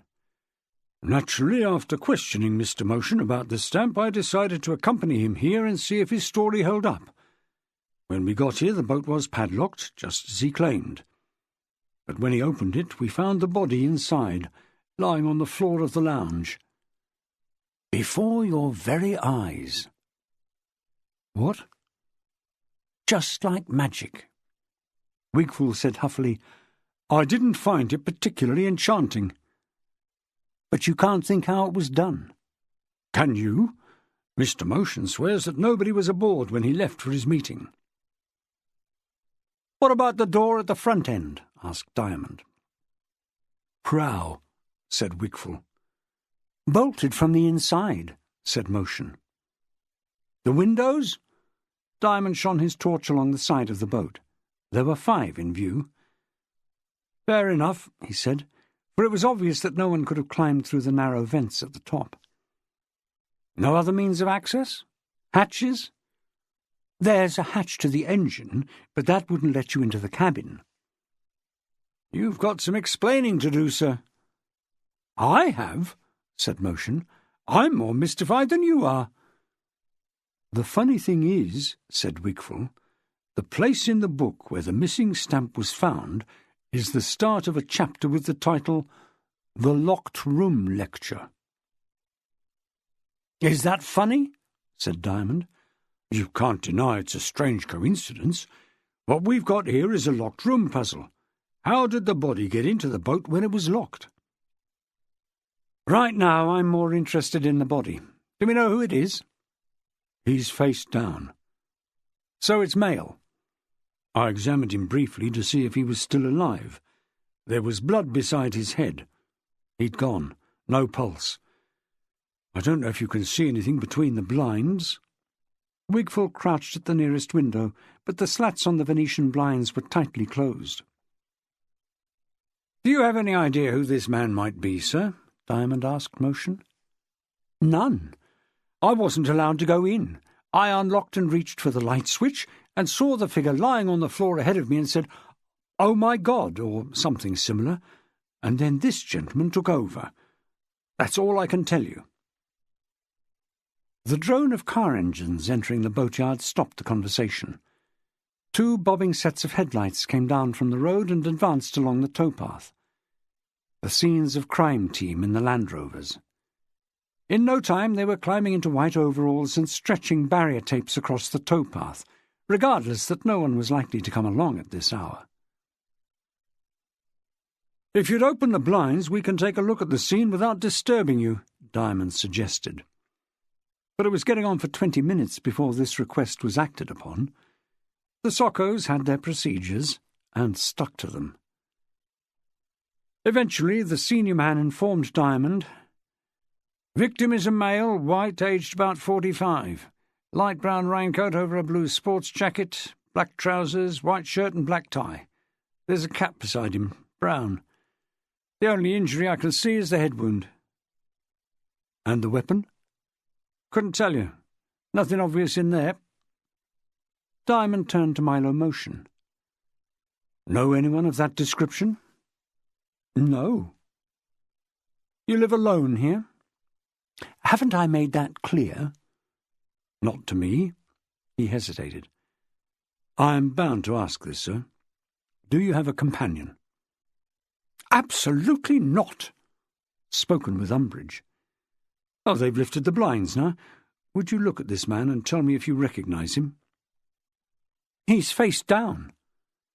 "From his clothes and general appearance?" "We can't move him until the doctor has looked at him." Motion bent closer to one of the windows. "He looks a little like—" "Oh, that's impossible." "Like who, sir?" "Like a man called Sid, but he's one of the Bloodhounds. He does have a raincoat like that." "No, it couldn't possibly be Sid. He was at the meeting with me until it ended. Besides, what would Sid be doing on my boat?"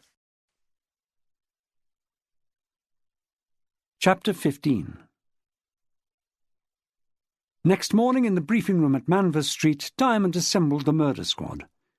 It didn't matter that half of them were officially seconded to Operation Bumblebee. Wigfall's people were ordered to attend. Murder took precedence over everything. Even so, the stamps recovery had given the Bumblebees some encouragement. Diamond soon put a stopper on that.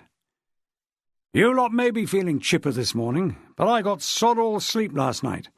If there's anything to be pleased about, I'd like to know what." A young inspector recently transferred from Radstock rashly told him what.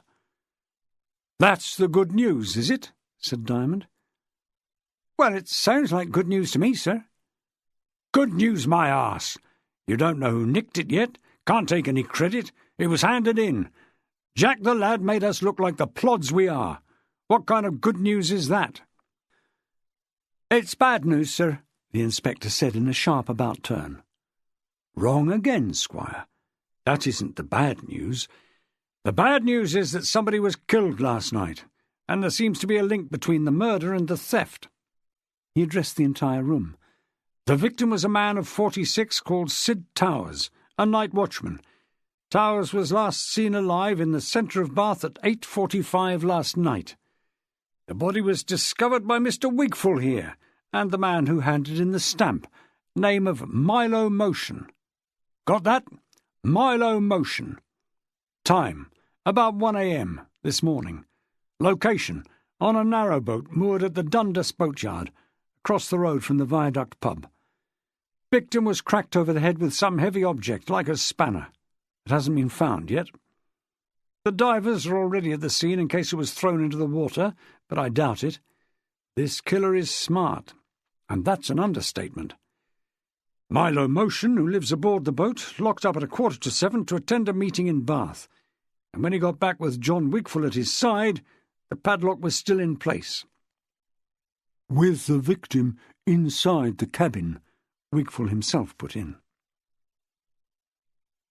"I'd better tell you about the Bloodhounds. Wipe the smile off your face, Keith. These are crucial facts I'm giving you. Milo Motion belongs to a club, a literary society he calls it, known as the Bloodhounds. They meet in the crypt of St. Michael's, that big church by the podium, every Monday, to discuss detective stories." He broke off the narrative to point at someone making a sly aside to his neighbour. "Will you shut up and listen to this? Sid Towers, the murdered man, was a member of this Bloodhound club and was present at the meeting. And a strange thing happened. Milo Motion, the owner of the boat, had agreed to read a chapter from a book he'd brought with him. A book of his own, right? This chapter was on the subject of locked room mysteries, which I gather have a devoted following among people who read whodunits. He opened the book at the place he wanted, and what do you know? There was the missing penny black lying between the pages like a bookmark. Everyone was shocked, not least Mr. Motion. The meeting ended early, and Motion came straight to us and spent the rest of the evening being put through the grinder." End of CD 3. CD 4. All told, it wasn't Milo Motion's day, getting lumbered with a stolen stamp and a murdered corpse. He insists that his boat was locked all evening and he was the only person in possession of a key. Yet when he unlocked, the body was found there. So, do we charge Motion with murder? Do we, heck. He has a better alibi than the Pope. I told you Towers was alive at 8:45. At 5 to 9, Motion was meeting the desk sergeant downstairs. He couldn't have travelled to the boatyard and back in 10 minutes. And the rest of the time he was with John Wigfall. What we have, my friends, is a locked boat mystery. One of Wigfall's team said, "He could have hired someone." "Motion could. Couldn't he?" "To do a killing on his own boat?" said Diamond on a shrill note of disbelief. "You said we're dealing with someone smart or better than smart. Maybe this is the ultimate in bluffing." "I don't see it, but I'm willing to listen if there's more to this theory." There was not. Julie Hargreaves filled the silence that followed by saying, "Shall we discuss the stamp theft first?" She had worked with Diamond often enough not to be cowed by his black moods. John Wigfall said, "Actually, I was about to propose the same thing." "Do you want to take over?" Diamond offered. He spoke mildly, and it might have been sincerely meant. It was impossible to tell. Wigfall didn't answer. "This is your baby," Diamond pointed out. Wigfall was practically squirming in his chair. The stamp theft was his baby, only there was no way he could dandle it on his knee with any pride. Julie cut the tension by saying, "Sir, can we establish first that Milo Motion is a fall guy and not a thief? Whoever did the Postal Museum job, which was cleverly carried out, remember, he took some risks courting publicity with those verses. Whoever did it was unlikely to hand the stamp in meekly, as this man Motion did. It would be a surrender, and a pathetic one at that." "Go on." "Is that a fair point?" said Julie, unwilling to be hustled. "I'd like to know if anyone disagrees." Diamond looked to his left. "John?" "It sounds reasonable to me." Wigfall was forced to commit himself. "After several hours with Motion, I can't see him as a master thief. He's bright, certainly. A loner. Eccentric, shall we say?" "If you mean homosexual," murmured Diamond, "why don't you say so?" "Because I don't know," Wigfall snapped back. "I didn't ask. His sexual preferences don't come into it. If you're asking me to make a guess, I'd say he probably is gay, but that's a superficial impression." "Say it, John," said Halliwell.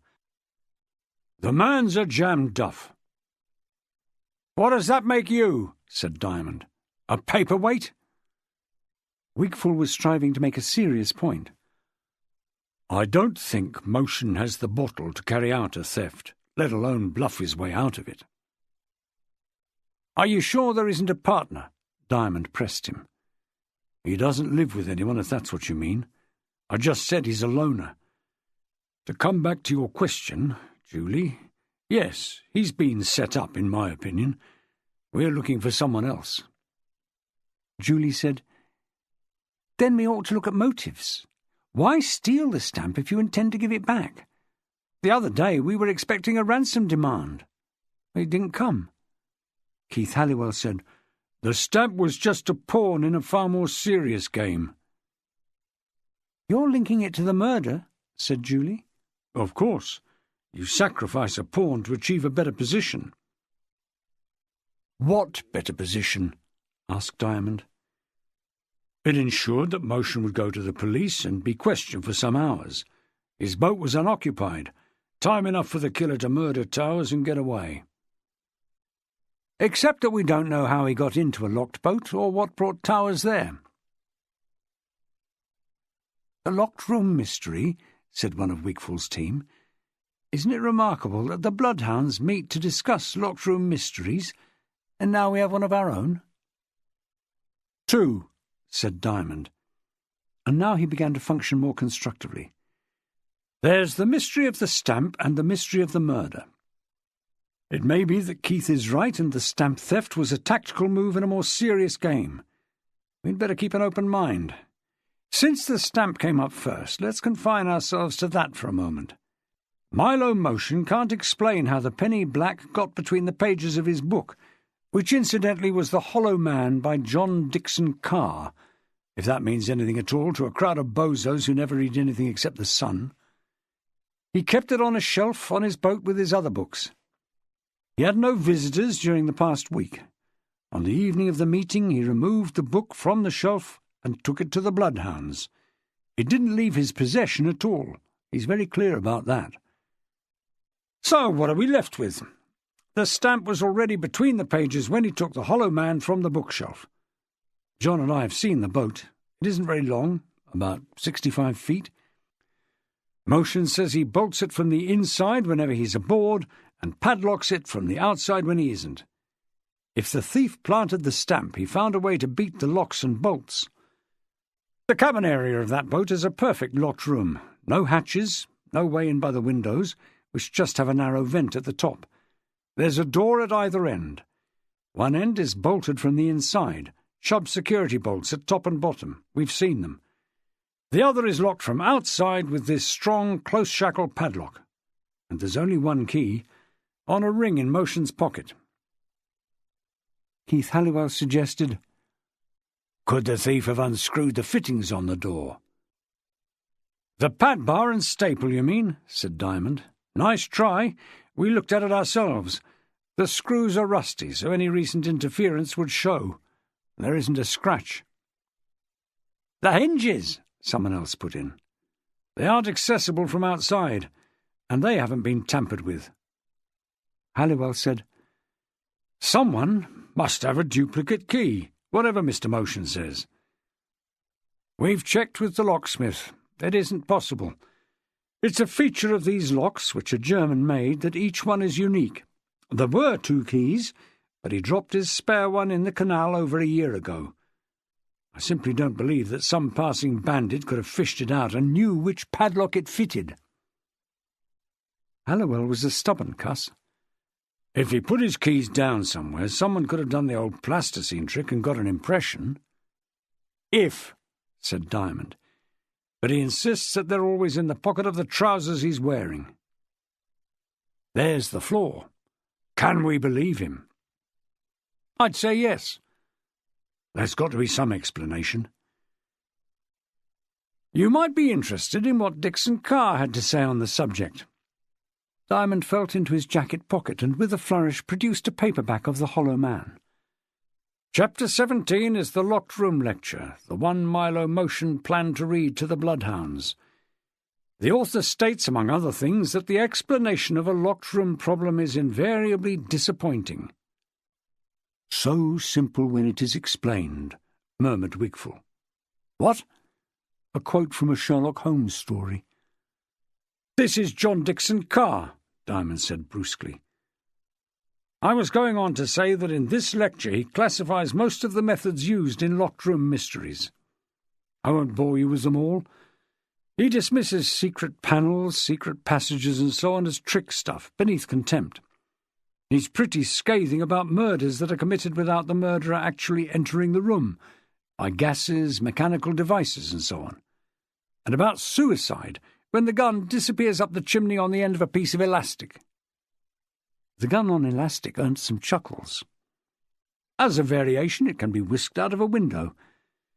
Then there are bullets made of ice that melts without a trace. There are poisonous snakes, impersonations, disguises, tricks with time. But the section of most interest to us is the one on the ways of tampering with door locks. As Dixon Carr sums it up, there are 3 categories. First, the murderer can use bits of string and metal to turn a key which is still in a lock, but on the wrong side of the door. This doesn't apply to our problem. Secondly, he can remove the door hinges, as someone suggested. But in our case, it didn't happen. Thirdly, he tampers with the bolt, using string or metal. One of our sets of doors, you'll recollect, was bolted from inside. However, the bolts aren't the primitive things Dixon Carr was describing in 1935. They're finger bolts, set into the wood, invisible from the outside, and I defy anyone to open them with string, plastic, or anything else. If the killer isn't Milo Motion, and it can't be for reasons I've stated, then he or she must have found a way of unfastening the padlock. "Which is impossible," said Wickful. "This is a sophisticated padlock with only one key, which remained in Mr. Motion's possession throughout the time I was questioning him." "Are you certain it was locked when you arrived at the boat with Mr. Motion?" Julie Hargreaves asked. Wickful nodded. "I watched him closely. I had my torch beam pointed at the lock. I saw him take the key from his pocket and use it. There was a click as he turned the key, and the shackle of the padlock sprang open. I haven't the slightest doubt that I saw the padlock being unlocked." "Do we have a time for the murder?" Fred Baker, one of Diamond's more senior detectives, asked. "You know what pathologists are like about times of death," said Diamond. "All he would say, if I can call the phrase to mind, was that the external symptoms were not inconsistent with the time of death up to 4 hours prior to when he examined the body. We know the poor sod was alive 4 hours before." "And what was the cause?" "Oh, give me a break, Fred. We haven't had the post-mortem yet. It was pretty obvious that he'd received a heavy blow on the head, but if I tell you he died of brain damage, you can be damned sure the post-mortem will show he choked on a fishbone." After a short pause, Keith Halliwell asked, "What do we know about the victim? Was there any bad blood between him and Motion?" "Apparently not. Motion claims they were on cordial terms. He says Towers was an introvert, excessively shy, hardly ever joined in the discussions at the Bloodhounds. Wouldn't even look him in the eye unless he was forced to. He worked as a night watchman in a furniture warehouse. Monday was his night off." "Any family?" "Nope. He lived alone in a top-floor flat in Oak Street, off the lower Bristol Road, under the railway viaduct." "Did he drive?" "Good point. How did he get to the boatyard?" "He owned an old Skoda, and before anyone asks, yes, it was one of the cars parked near the entrance. We can safely assume that Sid Towers drove there after the Bloodhounds meeting broke up. On the passenger's seat we found a plastic bag containing a second-hand copy of, you guessed, a John Dixon Carr novel." "The Hollow Man?" "No, The 3 Coffins. I haven't read it yet." "You'll be lucky to get the time, sir," Baker was bold enough to comment. "I will if you lot get your fingers out. The first thing is to find out about what happened last night at the Bloodhounds. Apart from Motion and the victim, there were 5 others in attendance, 4 women and 1 man. I'll give you the names presently. I want them interviewed this morning, before the news of the murder breaks. If you're assigned to one of them, play it cautiously. You're on the case of the Penny Black as far as they're concerned. They know they witnessed something bloody unusual. They'll be expecting you, so get them to talk about the moment when Motion opened his book and found the stamp. Try and get a picture of what else happened at the meeting, whether anything was said by the victim or anyone else that could have provoked violence later. See if Sid Towers confided in anyone before he drove to the boatyard. I'm damn sure this murder has its origin in the Bloodhounds, so I want to know what drives these people, their hang-ups, their ambitions, the tensions between them, what they eat for breakfast and what keeps them awake at night. He turned to Wigfall. "John, have I left anything out?" Wigfall cleared his throat. "I don't want anyone forgetting that we're also investigating the stamp theft," he said huffily. "This is more than just a pretext for getting the facts about the murder.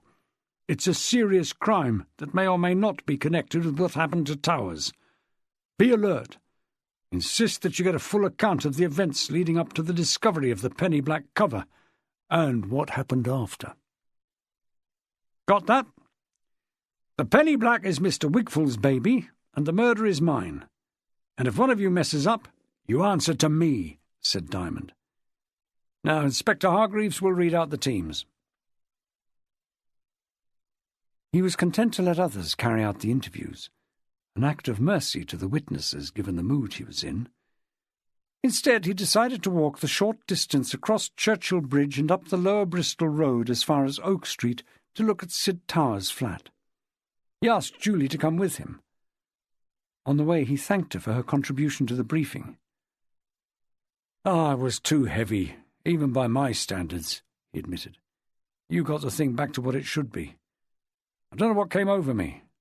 Lack of sleep, I suppose." "You're not at your best conducting meetings," she was bold enough to tell him. "Was I an ogre, Julie?" "Can I be frank?" "You generally are." "You were appalling." "That bad?" "The way you jumped on that new man. He was only trying to answer one of your questions. He didn't know that the form is to stay quiet until you've had your say." "He will in future, won't he?" "And I know there's a history between you and John Wigfall, but you didn't have to hammer him in front of his team. They know what he's like without you pointing it out." "I'm not running the Women's Institute." "A pity. They'd sort you out in no time." He laughed. "Oh, you're probably right, Julie. My wife was a brown owl and she keeps me in order." She said, "Since I've gone out on a limb already, I might as well say it. You'd get more input from the team if you weren't so domineering. They don't like to speak out." "Are they scared of me?" he asked, genuinely surprised. "I don't think you have any idea how stroppy you sound." He stared over the bridge along the grey ribbon of water. "If you want the truth, Julie, none of them is as scared as I am. Remember, I've been off for a couple of years. I don't know everybody anymore. I call a meeting and it's a minefield. I can give instructions, I can interview a suspect. Put me in front of a crowd of faces wanting to see how I function as top dog, and I won't say I panic, but my insides don't like it." "Well, it didn't show this morning." The traffic halted conversation as they stepped towards the mills and warehouses, long since converted into the engineering and construction businesses that lined this stretch of the lower Bristol Road. Diamond knew the area from the days when he lived on Wells Way. On a fine day, or when his car was giving trouble, he would come this way into the city, down the steps from Wells Road and under the railway viaduct, passing the arches where the winos and derelicts spent the night. It amused him to think that some of these same arches once housed a police station. There was also once a mortuary for the storage of corpses dragged from the Avon. Most of the lower Bristol Road was an eyesore that some city planner would want to flatten before long, but there was still a dignity to the mills with their wooden hoist covers projecting above the street, just clear of the container lorries that rumbled past. This was Bath's oldest surviving industrial landscape, and it was pleasing that the buildings were in use, even if the quays behind them no longer functioned. To their right was the Bayer Building, a tall red-brick structure more ornate than the others, with arched windows and Bath-stone trimmings. Seeing an opportunity to strike a lighter mood, Diamond said, "Bet you can't tell me what that was built for." Julie gave it a look. "Something to do with engineering?" "In a sense, yes." "Plumbing?" "Stays." "I beg your pardon?" "Corsets. Charles Bayer was the corset king. Our great-grandmothers had a lot to thank him for.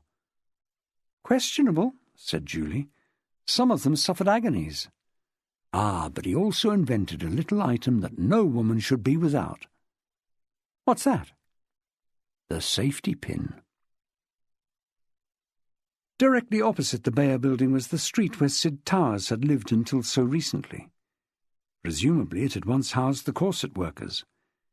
Directly below the viaduct, it actually ran under one of the arches, and so close to the main artery to Bristol, Oak Street was not a place many would have chosen to reside in, except from necessity. The houses were on one side only. A scrap merchant had the other side, with his business concentrated in the arches. The sound of metal cutting shrilled above the noise of juggernauts from the end of the street. Several houses appeared to be empty. One or two presented a trim front, but the majority had surrendered. They were two-storey terraced buildings in local stone stained black at the top by coal dust. Remarkably, considering how small they were, several had been converted into flats. They had to go under the arch to find Sid's flat, past some children throwing sticks for a dog that looked as if it should have been muzzled. "This is the number I was given," Diamond said. There was nothing so helpful as a set of marked bell pushers. "You did bring the key?" Julie queried. He produced it from his pocket and opened the front door. "You lived upstairs, I gather?" The house they had let themselves into smelt of cat, and the probable offender bolted out of sight behind some rolls of lino at the far end of the hall. The stairs were bare and speckled with pink paint. But when they opened the door at the top, Towers' home turned out to be a barrack room ready for inspection. A narrow passage, carpeted in red, had 4 doors leading off. The first, the bedroom, was in immaculate order, the clothes put away, the duvets squared at each corner. The furniture may have been cheap and functional, but everything was dusted. "The sort of place that depresses me the minute I enter it," grumbled Diamond. "No photographs, no pictures on the wall. Where's the evidence of the man who lived here? It could be a bloody hotel." He opened a wardrobe door and looked at the jackets hanging there, and the shirts folded and stacked as if in a shop. Julie said, "Almost as if he knew he was about to die." "Not even a copy of yesterday's paper by the bed."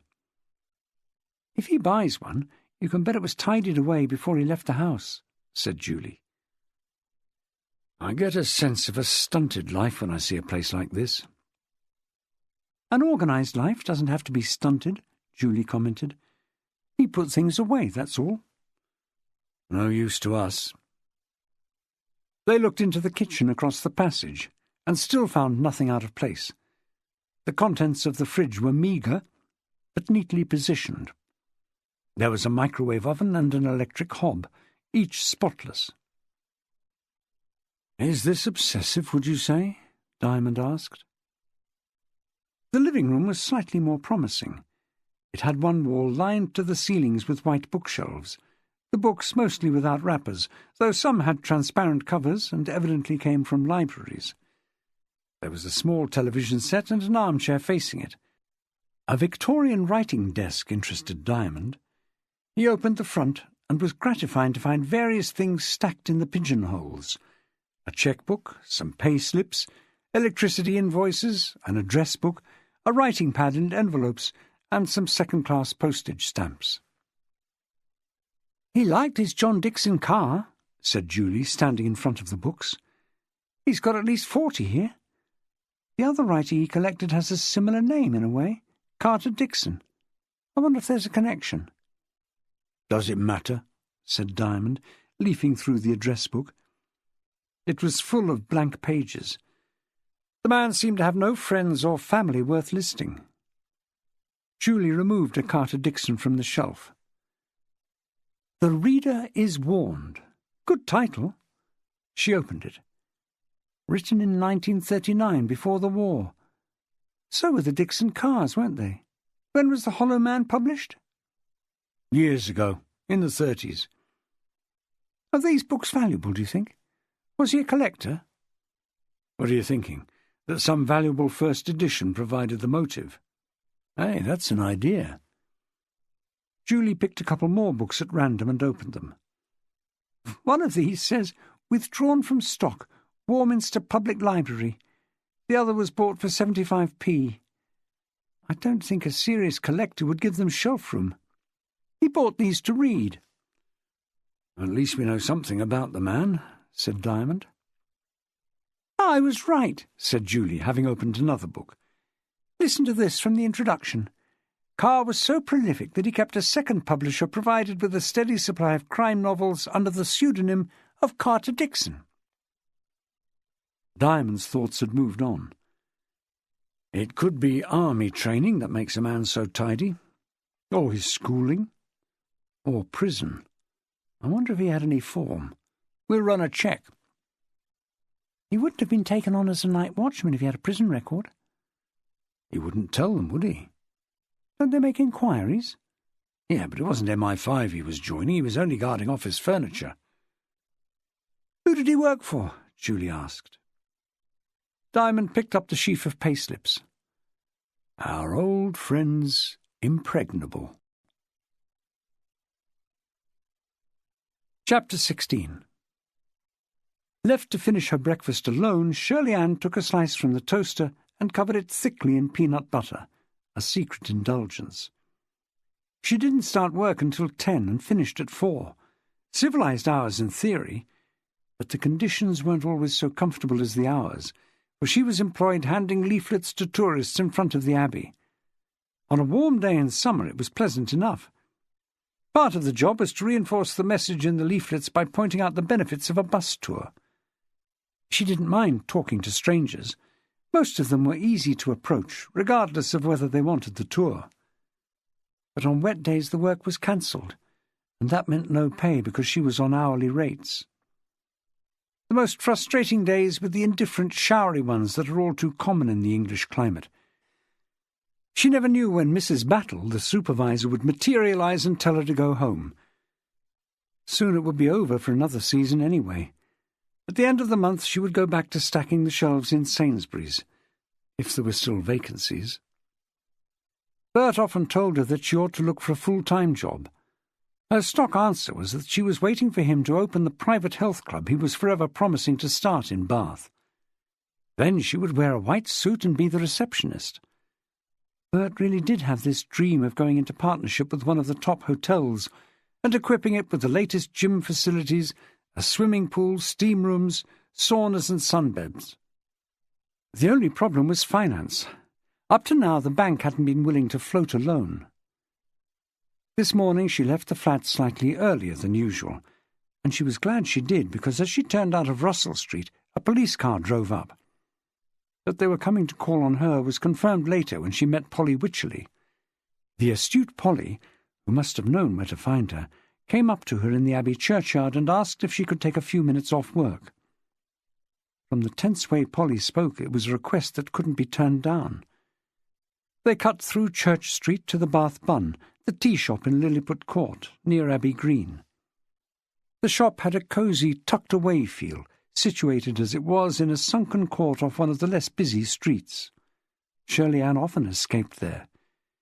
The framed mirrors on the pink walls and the brown and fawn zigzag design on the carpet weren't to her taste, but not much natural light penetrated there, so something had to be done to brighten the interior. No other customers were inside at this time, which meant that the corner table was available, the only one with padded chairs. On the wall to Shirley Ann's left was a greenish print of the Rokeby Venus, the one showing the rear view of the naked goddess admiring herself in a mirror. Bert had once joked that they were the best buns in the shop. It wasn't the kind of humour likely to appeal to Polly. This morning her little mouth was pinched into something like a stitched wound. "Have you heard about Sid?" Shirley Ann had not. She was deeply shocked when she was told. The news had been on local radio at 11. "It's worse," said Polly. "He was found on Milo's narrowboat." "Milo's?" "Last night, after our meeting." "Oh, no, Polly." But Milo couldn't possibly have anything to do with it, Polly pointed out. He was at the police station telling them about the missing stamp. She felt in her handbag for a tissue and blew her nose. Her hands were trembling. "Sid murdered?" whispered Shirley Ann. "I can't take it in. He was such an inoffensive bloke. Who'd want to harm him?" "I'm as puzzled as you are," said Polly. "And the police aren't giving anything away. Have you had them call on you?" "No." Shirley Ann didn't like to say at this stage that she'd seen them stop outside her flat. Polly said, "They came to me soon after 9.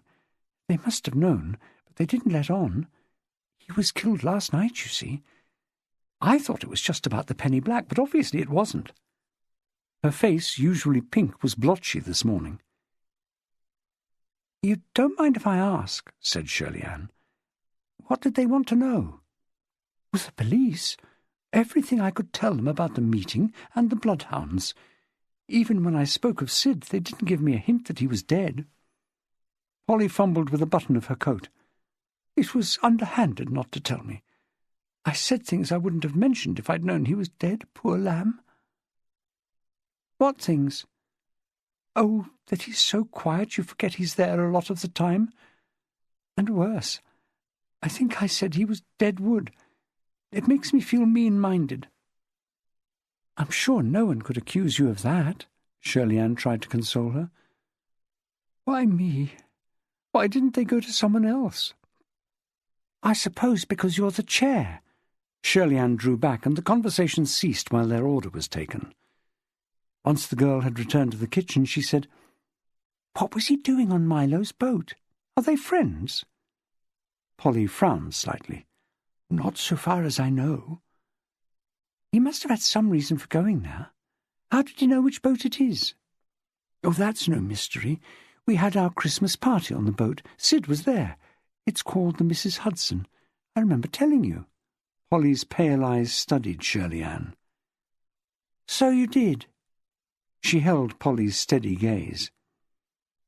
Polly eventually said, "Sid knew Milo wouldn't be aboard the boat. We all knew he was going directly to the police station, and they were sure to keep him there for ages asking questions."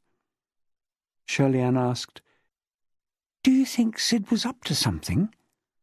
"It certainly looks like it, going out to the boatyard at that time of the evening. And the whole point is that he wasn't alone. The person who attacked him was aboard the boat as well." Shirley Ann felt goose pimples rising on her skin. "The only people who knew Milo was going to the police were ourselves. That means one of the Bloodhounds must have murdered Sid." Polly folded her arms. Her lips twitched as if she couldn't bring herself to say any more. Chapter 17. By midday, the incident room for the narrowboat murder, as it was already known at Manvers Street, was receiving information faster than the 2 civilian computer operators could process it. Reports had been coming in since 11 from the detectives sent to interview members of the Bloodhounds. The Scenes of Crime team had sent in their preliminary findings, and a time had been fixed for the autopsy. "Pity," said Diamond when the message was handed to him. "Any time but tomorrow morning would have been fine for me. I may not be able to attend. How would you like to stand in for me, Julie? One of us ought to be there."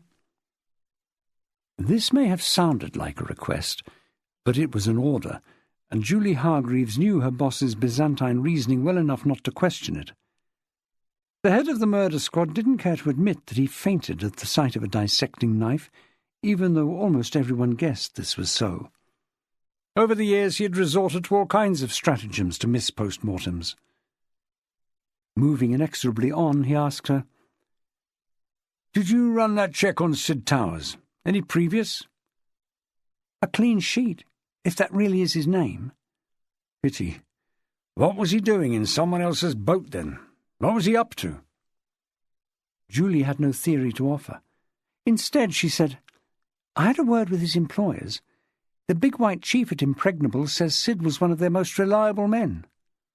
"Night watchman, wasn't he?" "They don't call it that these days." He rolled his eyes upwards. Tell me then, what's the jargon? What should I have said?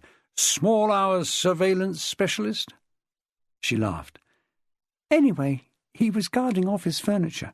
And as we know, desperate men will stop at nothing to nick a filing cabinet. Julie went on staunchly supplying the facts. He's been with Impregnable for 4 years. He liked working alone, which suited them, because most security guards prefer to work in teams, particularly at night. A loner. Chronically so, according to their personnel director, only it didn't interfere with his work. He was conscientious, a good timekeeper, very observant. We could have used him here. He digested the information for a moment. Impregnable are a big organisation, aren't they? All kinds of security work. I've seen their vans around the city. They do a certain amount with the banks and building societies, said Julie. Sid had worked on the vans. They also install security systems. Seeing John Wigfall approaching, Diamond cut the conversation.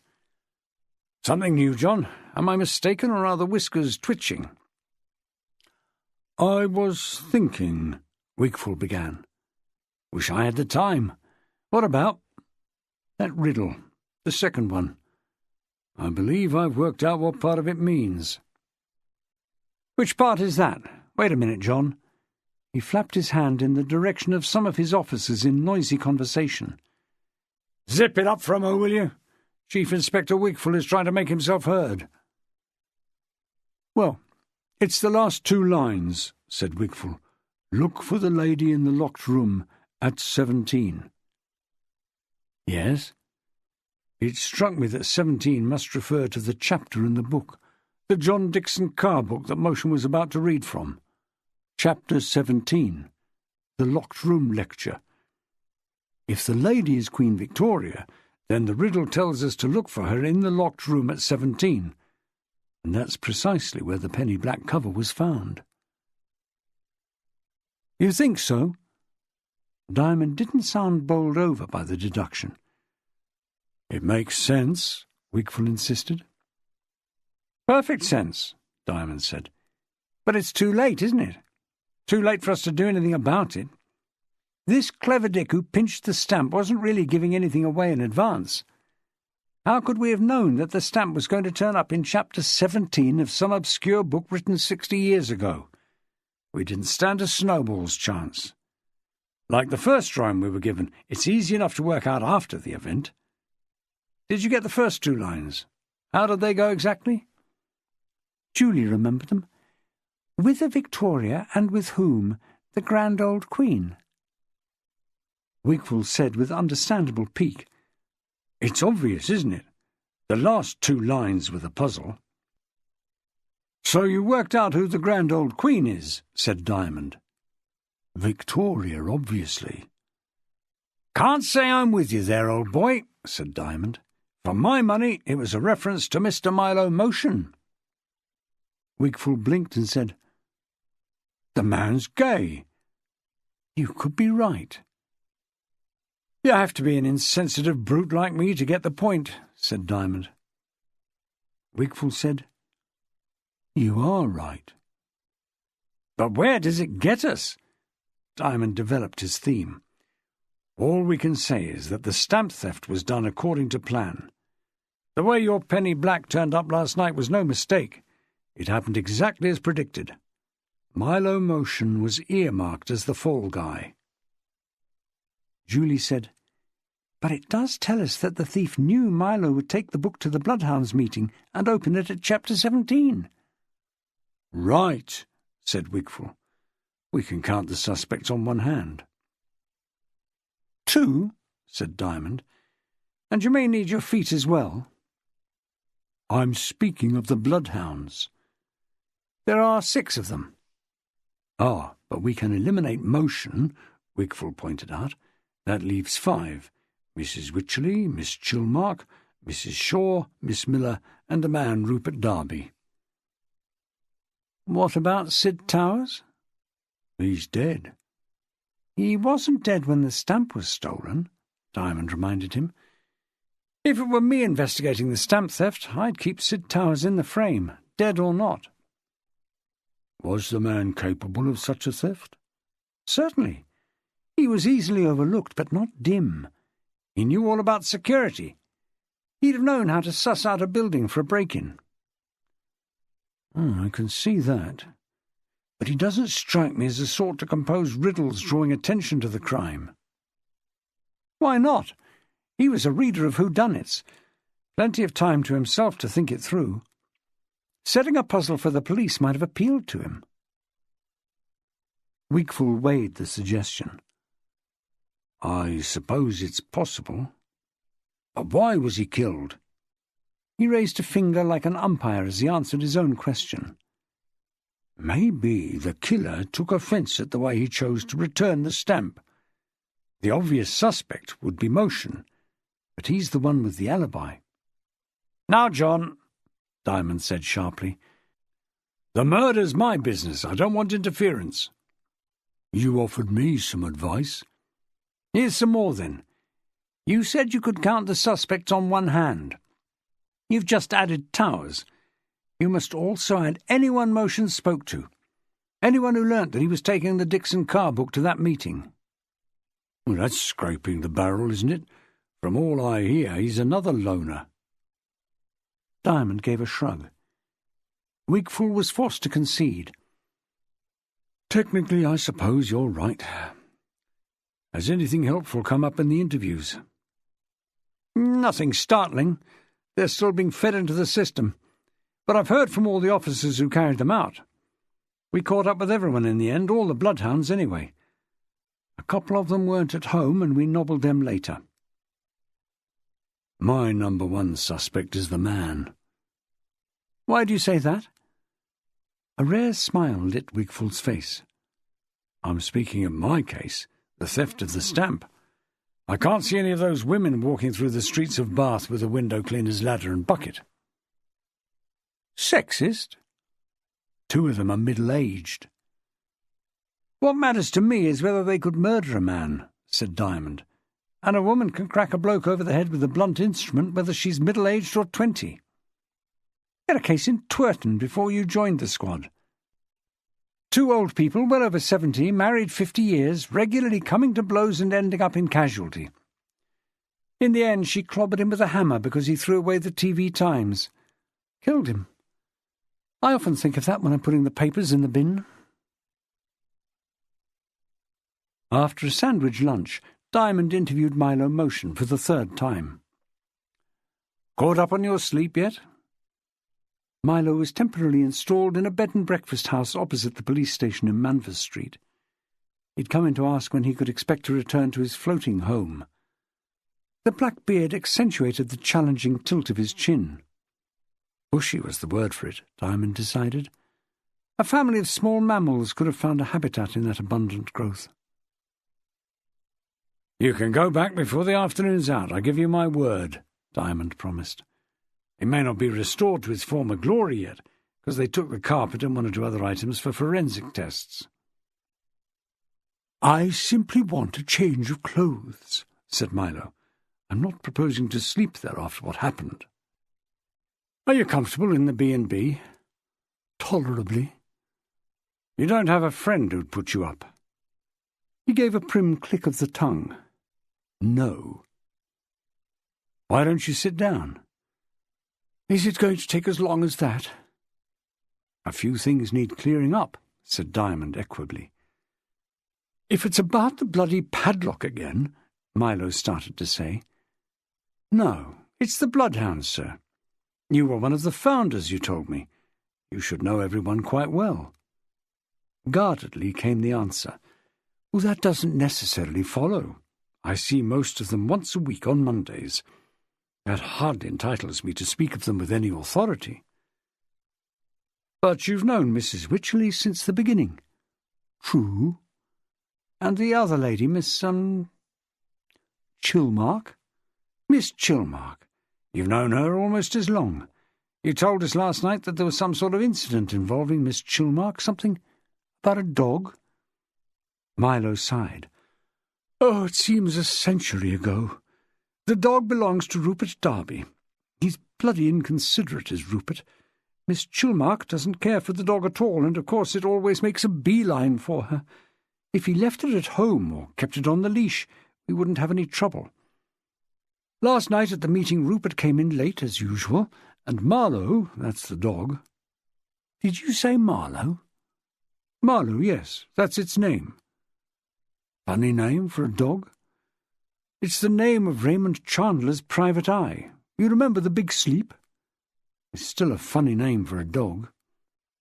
"Rupert told us why. You must have heard that Chandler quote, 'Down these mean streets a man must go who is not himself mean.' Well, that dog adores a mean street." Diamond nodded. "Go on, tell us what this dog did that was so obnoxious." "It jumped up beside Miss Chilmark and threw her into a panic. She had some sort of attack of breathlessness that was only brought under control thanks to swift action by Jessica, Mrs. Shaw." "What kind of action?" "She called for a paper bag. Sid produced one. His book was wrapped in it. Jessica held it against Miss Chilmark's face, and the attack subsided. That's all it was." "Sid had a book with him?" "I just said so." "Why would he have a book with him? He didn't read things out, did he?" "Oh, no, he was far too shy. I imagine it was for private reading."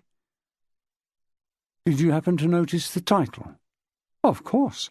I am not uninterested in books myself. It was The Three Coffins by John Dickson Carr. Sid was an admirer of Dickson Carr's work." "Are you familiar with this book?" "Extremely familiar, yes, but under the English title." "Isn't The Three Coffins English?" "I should have said British. The Three Coffins was the title the book was known by in America. Publishers sometimes decide, in their wisdom, that a book will sell better over there with a different title. It's a blasted nuisance to collectors." "So what was the British title?" "The Hollow Man." "Really? But that was the book you took to the meeting." "Yes, indeed. The first English edition, published by Hamish Hamilton in 1935. Unfortunately, my copy is without a wrapper, or it might be worth a few pounds." "Let's get this clear," said Diamond. "You and Sid Towers each took a copy of the same book to the meeting on Monday." "Oh, you make it sound suspicious," said Milo, "but it isn't at all. Far more suspicious things have happened than that. The explanation is simple. At the previous meeting, I announced to everyone that the next time we met I would read the Locked Room chapter from The Hollow Man." Diamond mentally ticked one of the points he'd wanted to check. Wigful would be cock-a-hoop. All the Bloodhounds who were present the previous week knew that Milo would bring his book to the meeting and open it at chapter 17. Any of them could have placed the stamp between the pages. Any clever enough to find a way of doing it. Milo was saying, "I presume Sid brought along his copy to follow the text. In his quiet way, he was quite an authority on Dickson Carr." "And so are you, apparently." Milo preened the beard, pleased by the compliment. "I prefer to be thought of as a Sherlockian, but yes, I have a sneaking admiration for much of Carr's work. He made the impossible crime his own speciality, wrote 70 crime novels, which isn't at all bad, considering he was notoriously fond of the bottle, and also led a complicated love life. And, of course, he found time to write a fine biography of Conan Doyle. He was quite an Anglophile until the Labour government was elected after the war. He couldn't abide socialism, so he went back to the States and only returned after Churchill was returned to power." "How does politics come into crime writing?" "My dear Superintendent, it's all about conservatism and affirming the social order, or was for almost a century." "The class system." Milo gave Diamond a sharp glance. "However vile the crime, the reader can rest assured that order is restored by the end. Only in comparatively recent times have left-wing crime writers discovered ways of subverting the status quo. You're not a socialist, are you?" "I'm a policeman," said Diamond. "We're neutral." Milo gave a hollow laugh. He was becoming confident. Diamond said, getting back to the incident with the dog, "You're going to ask me once again if I let go of the book in all the confusion. The answer is the same. I had it on my knees or in my hand throughout. No one could have tampered with it. No one." Milo shook his head. "Nothing like this has happened to me in years. Once in my youth I met a close-up magician, and he did remarkable things that I still can't explain, like removing my watch without my being aware of it and having it turn up inside a box of chocolates. This business with the stamp is just as miraculous. I can only account for it as a brilliant conjuring trick. I can't guess the solution." "And the murder of Sid Towers, is that magic?" "The circumstances are." "Trickery." "Magic or trickery, it's beyond my understanding." "That's a conclusion I'm not permitted to make," said Diamond. "I've got to catch the conjurer." "Do you have any suspicions?" "Of whom?" "The other bloodhounds." "How can I?" said Milo. "They're charming people, all of them. Oh, Miss Chilmark has the reputation of being a sourpuss, but she's all right when you take a little trouble with her. Butter her up, you know. And Jessica Shaw went out of her way to help poor old Sid fit in. She took him for a drink on more than one occasion. No, I'm afraid if you're looking for suspects, they're a very unlikely bunch. Not like a detective story at all. In this case, I can't think of anyone with a grudge against poor old Sid."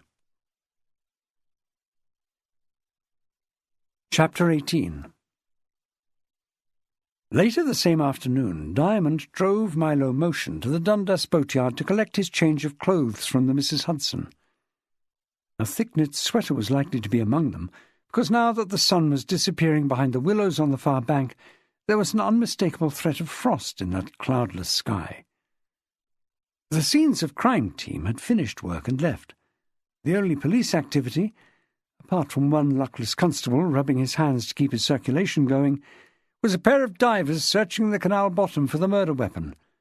They didn't seem too happy either. What they were doing in the shallow water couldn't be described as diving, more a matter of wading about and bending double.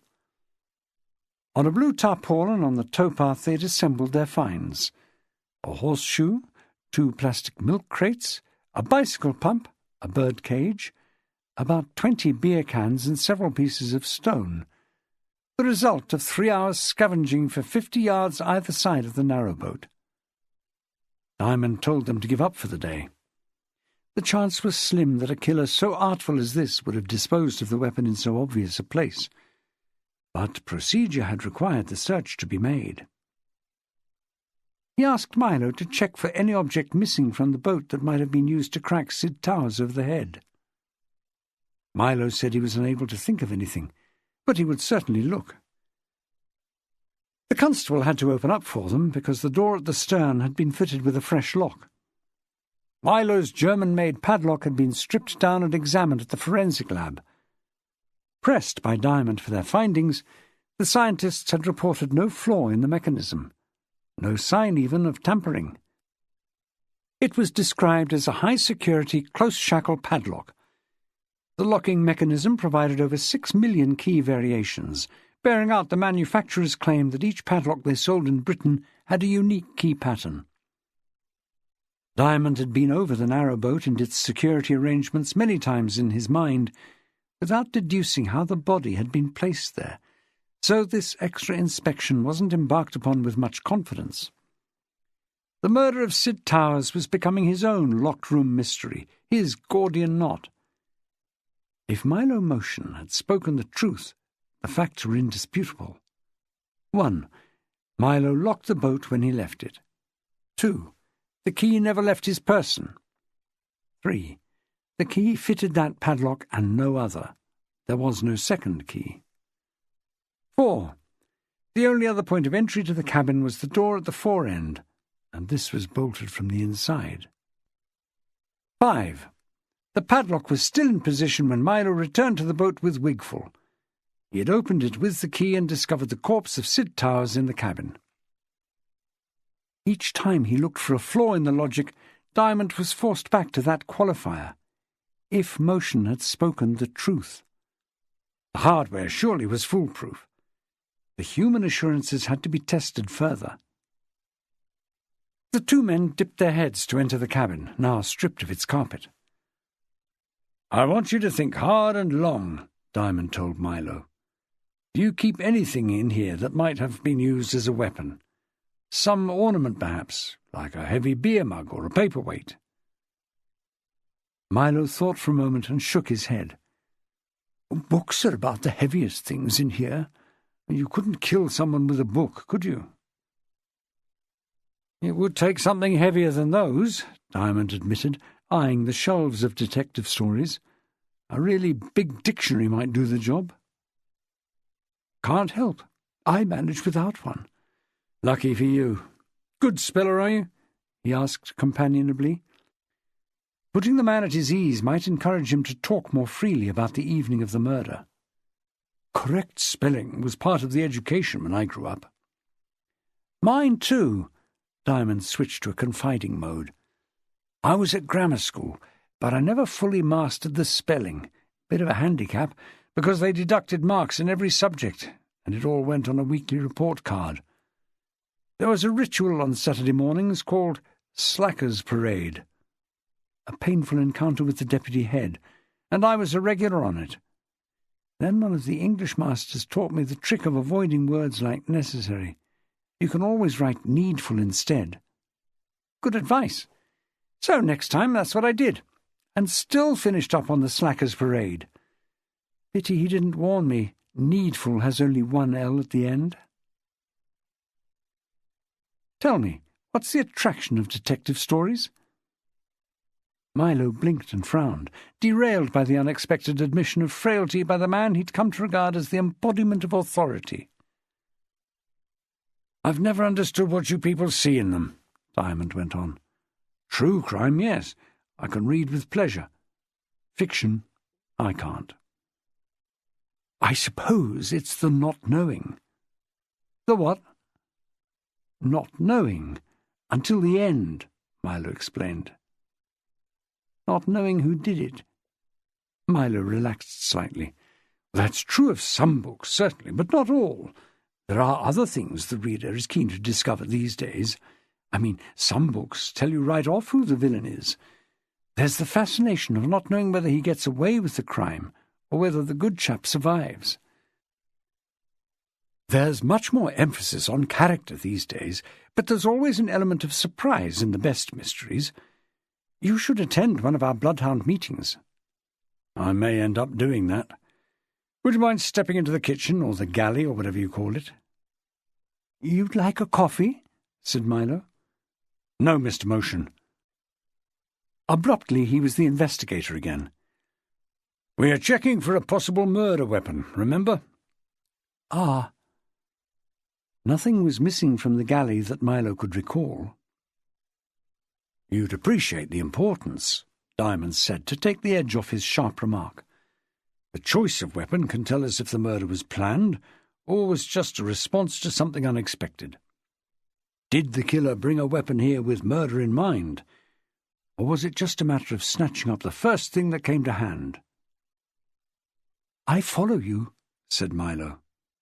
"But you can't help me." "On this matter, no." "While we're here, let's go over the business of the padlock," Diamond continued. "I know you've been through it so many times you could say it in your sleep, but something else needs to be explained, doesn't it? The boat was totally secure, according to you, and yet a murder took place in here." "Don't you think I'd have told you by now if I knew the answer?" Milo said with injured virtue. "It's utterly beyond my understanding. What is more, they got in twice. Someone must have broken in earlier to put the stamp inside my copy of John Dixon Carr." "There's no evidence that anyone broke in," Diamond was swift to correct him. "If they had, we might have an explanation. Not one of the doors or windows was interfered with. Nothing was broken." "What happened then? They couldn't have had a key. Mine is the only one in existence." "That isn't true, is it? There's the spare one you dropped in the canal." "Oh, if you want to nitpick to that degree, yes. How long ago did you lose it? Last year. I told you. Exactly when, Mr. Motion? Milo sighed. Towards the end of the summer. It must have been September. Can you recall the circumstances? I dare say it caused you some annoyance. Well, it did. I lost my car keys at the same time. So we're talking about a bunch. On a ring? Yes. Did you try to recover them? It happened after dark, Milo explained, tugging at his beard as if the whole episode was painful to recall. If you must know, I was the worse for drink. Pretty unusual for me. A night out at the Cross Guns. The pub at Avonscliff? Yes, do you know it? Gorgeous on a summer evening. I had the boat tied up at one of the moorings just above the pub, that stretch of the canal before the aqueduct. Treated myself to a meal and a few beers, and when I got back— Alone? Yes. I opened up and stumbled a bit pulling open the door. The damned keys slipped out of my hand and over the side. Bloody annoying, but I knew I had spares for all of them, so it could have been worse. Next morning, did you try and get them out? He shook his head. Hopeless. They would have sunk into the mud. Did you mention this to anyone else? I may have done to the people in the next boat. Can't remember, frankly. What about the Bloodhounds? Would you have mentioned it to them? Oh, certainly not.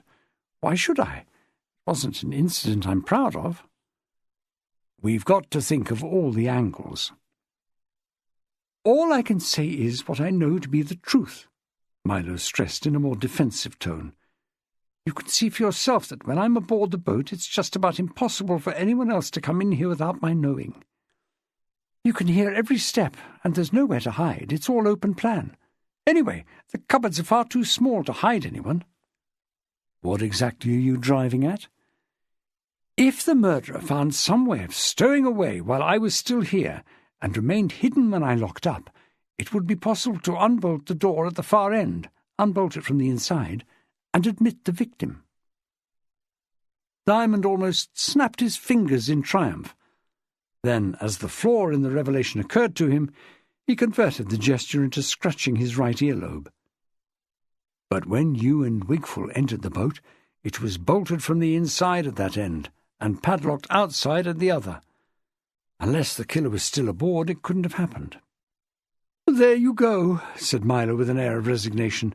I can assure you there wasn't anyone here except poor old Sid. I'm as confused as anyone by all this. And as you remarked just now, there's nowhere to hide. Everything folds against the walls. The only lockers are outside the cabin, back at the stern end. Diamond paused, watching Milo. The crucial question is whether your memory is reliable when you say you locked the boat. Of course it is, Milo said petulantly. I remember rattling the damned padlock, testing it with my hand to be sure it was secure, and it was. Later, when I returned with your colleague Mr. Wigful, I unlocked with my own key, and had the shock of my life when I saw what was inside. It's impossible, but it happened. I am at a total loss to account for it. You need Dr. Fell for this. Who's he? Dixon Carr's detective. A detective in a book. Great. Someone of his caliber, at any rate. Thanks for the vote of confidence, said Diamond. Well, I think we need someone smarter than Dr. Fell. I've been through that chapter on the locked room lecture, and it's no help. I ask you. You've studied it yourself. This is a puzzle that defies all Dr. Fell's explanations. Milo nodded. I have to agree with you. And the locked room is only part of the mystery. What was Sid's reason for coming here? I haven't the foggiest, Milo answered with a shrug. He wasn't in the habit of visiting me. Besides, he knew I wouldn't be here. I told everyone I was going straight to the police station to hand in the penny black. You think the murderer lured him to his death? Diamond didn't want to trade theories any longer. Look, why don't you pick out the clothes you need? I'll take a stroll along the towpath and see you in 10 minutes. He needed more time for reflection. Milo surely was a reliable witness.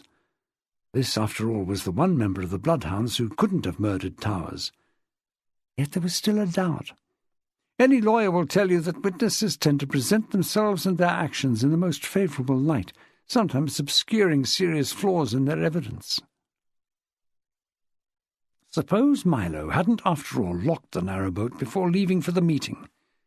Suppose, through carelessness or overconfidence, he had left the padlock hanging from the staple still unfastened. At first he may have decided not to mention it. No one wants to admit to negligence, particularly to the police. Later, as the investigation proceeded, he would find it increasingly embarrassing. An act of carelessness would grow into a deception. He might even have lied to cover it up. Human frailty seemed a stronger bet than mechanical wizardry. Ingenious locked-room puzzles were the province of detective story writers. He went across to the divers. They had unpeeled their wetsuits and were stacking their van. He had another job for them tomorrow, he told them, further along, by the Avencliff aqueduct. A bunch of keys. They didn't sound overjoyed. With a wink at the constable on duty, he stepped briskly along the towpath. This stretch of waterway now used for mooring was historically the route taken by the barges transporting coal from the Somerset mines. Much more narrow than the main canal, almost 2 centuries old and edged with ancient flagstones, it had its own character, though the aluminium lift bridge where it joined the Kennet and Avon was clearly a modern replacement. He stood for a moment staring at this bridge, deciding how the lifting mechanism worked. Clearly it had to be raised for anything the size of a narrowboat to pass under. There were counterweights projecting from the fulcrum, but the walkway was bolted down on the opposite side. He hauled on it to make sure. At this late hour nothing was about to pass into the boatyard, so his curiosity had to be set aside. He turned and started back towards the solitary policeman. End of CD 4. CD 5. The question of most interest to him now was the one Milo had raised only a few minutes ago. What could have induced Sid Towers to visit the Mrs. Hudson? It was strange behaviour, considering that Milo himself was not going to be present. Why visit a locked boat after dark? One possible explanation was that the murderer had suggested meeting him there. If it was a trap, what was the bait? Or was it a threat? Maybe Sid had been under some pressure to obey the summons. Blackmail? He stepped aboard the narrowboat and found Milo in the cabin filling carrier bags with clothes. "I'm about ready." "Good. It's cold in here. I don't know how you put up with it." "Well, I've got no heating on. Normally it can be really snug." "I walked to the end of the canal," said Diamond, "as far as that lift bridge. It is a lift bridge." "Oh, yes. It has to be raised each time a boat goes out." "How do you lift it, then? So far as I can tell, the thing's bolted down." "No, it is. We unfasten it with a windlass. Everyone using the moorings has one. You get one from the office." "Like a spanner, you mean?" "Yes." "Oh, that explains it, then. Let me help you with those." He picked up one of the bags. "Ready to leave?" "Will the constable lock up?" "We'll do it." They emerged from the cabin. Diamond pressed the strap over the staple and closed the padlock over it. "Where do you keep the windlass? I wouldn't mind seeing what it looks like." "It's in the locker on the right. I keep the tiller in there with it." Diamond pulled up the lid of the locker and peered at the collection of tools. "I can see the tiller. Can't see anything like a windlass." Milo bent over and shifted the contents about. "Well, that's a damned liberty. It's gone. Someone must have pinched it." "Are you sure?" "It's always here." "What size and weight is this windlass?" Diamond asked. Milo extended his hands about 8 inches. "It's iron, not a thing you'd put in your pocket and forget about." "Heavy enough to crack a man over the head and kill him?" "Good Lord! Is that possible?" "Problems?" said Julie, seated at a desk near the door. Diamond made a sound deep in his throat like a growl, pushed a computer keyboard aside and perched his rear on one of the desks in the incident room. The civilian staff had finished work for the day. He sighed. "No worse than yesterday. I'm boxed in, Julie. I don't care for it." "Because of the way the body was found?" "The whole shooting match. The bloody riddles. The missing Penny Black. This ridiculous Bloodhounds club. It's straight out of a whodunit. I'm a career detective, not a poncy Frenchman with spats and a walking stick." "Belgian." "What?" "Hercule Poirot's a Belgian." "I don't care if he's from outer Mongolia. He's a figment of some writer's imagination, that's the point. Everything up to now is detective story stuff from 60 years ago. It shouldn't be happening in the real world. I'm being asked to deal with a locked room murder, for Christ's sake.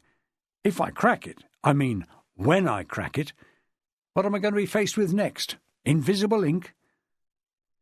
Julie allowed a suitable pause. She'd worked with Diamond long enough to know that these occasional outpourings weren't entirely negative in effect.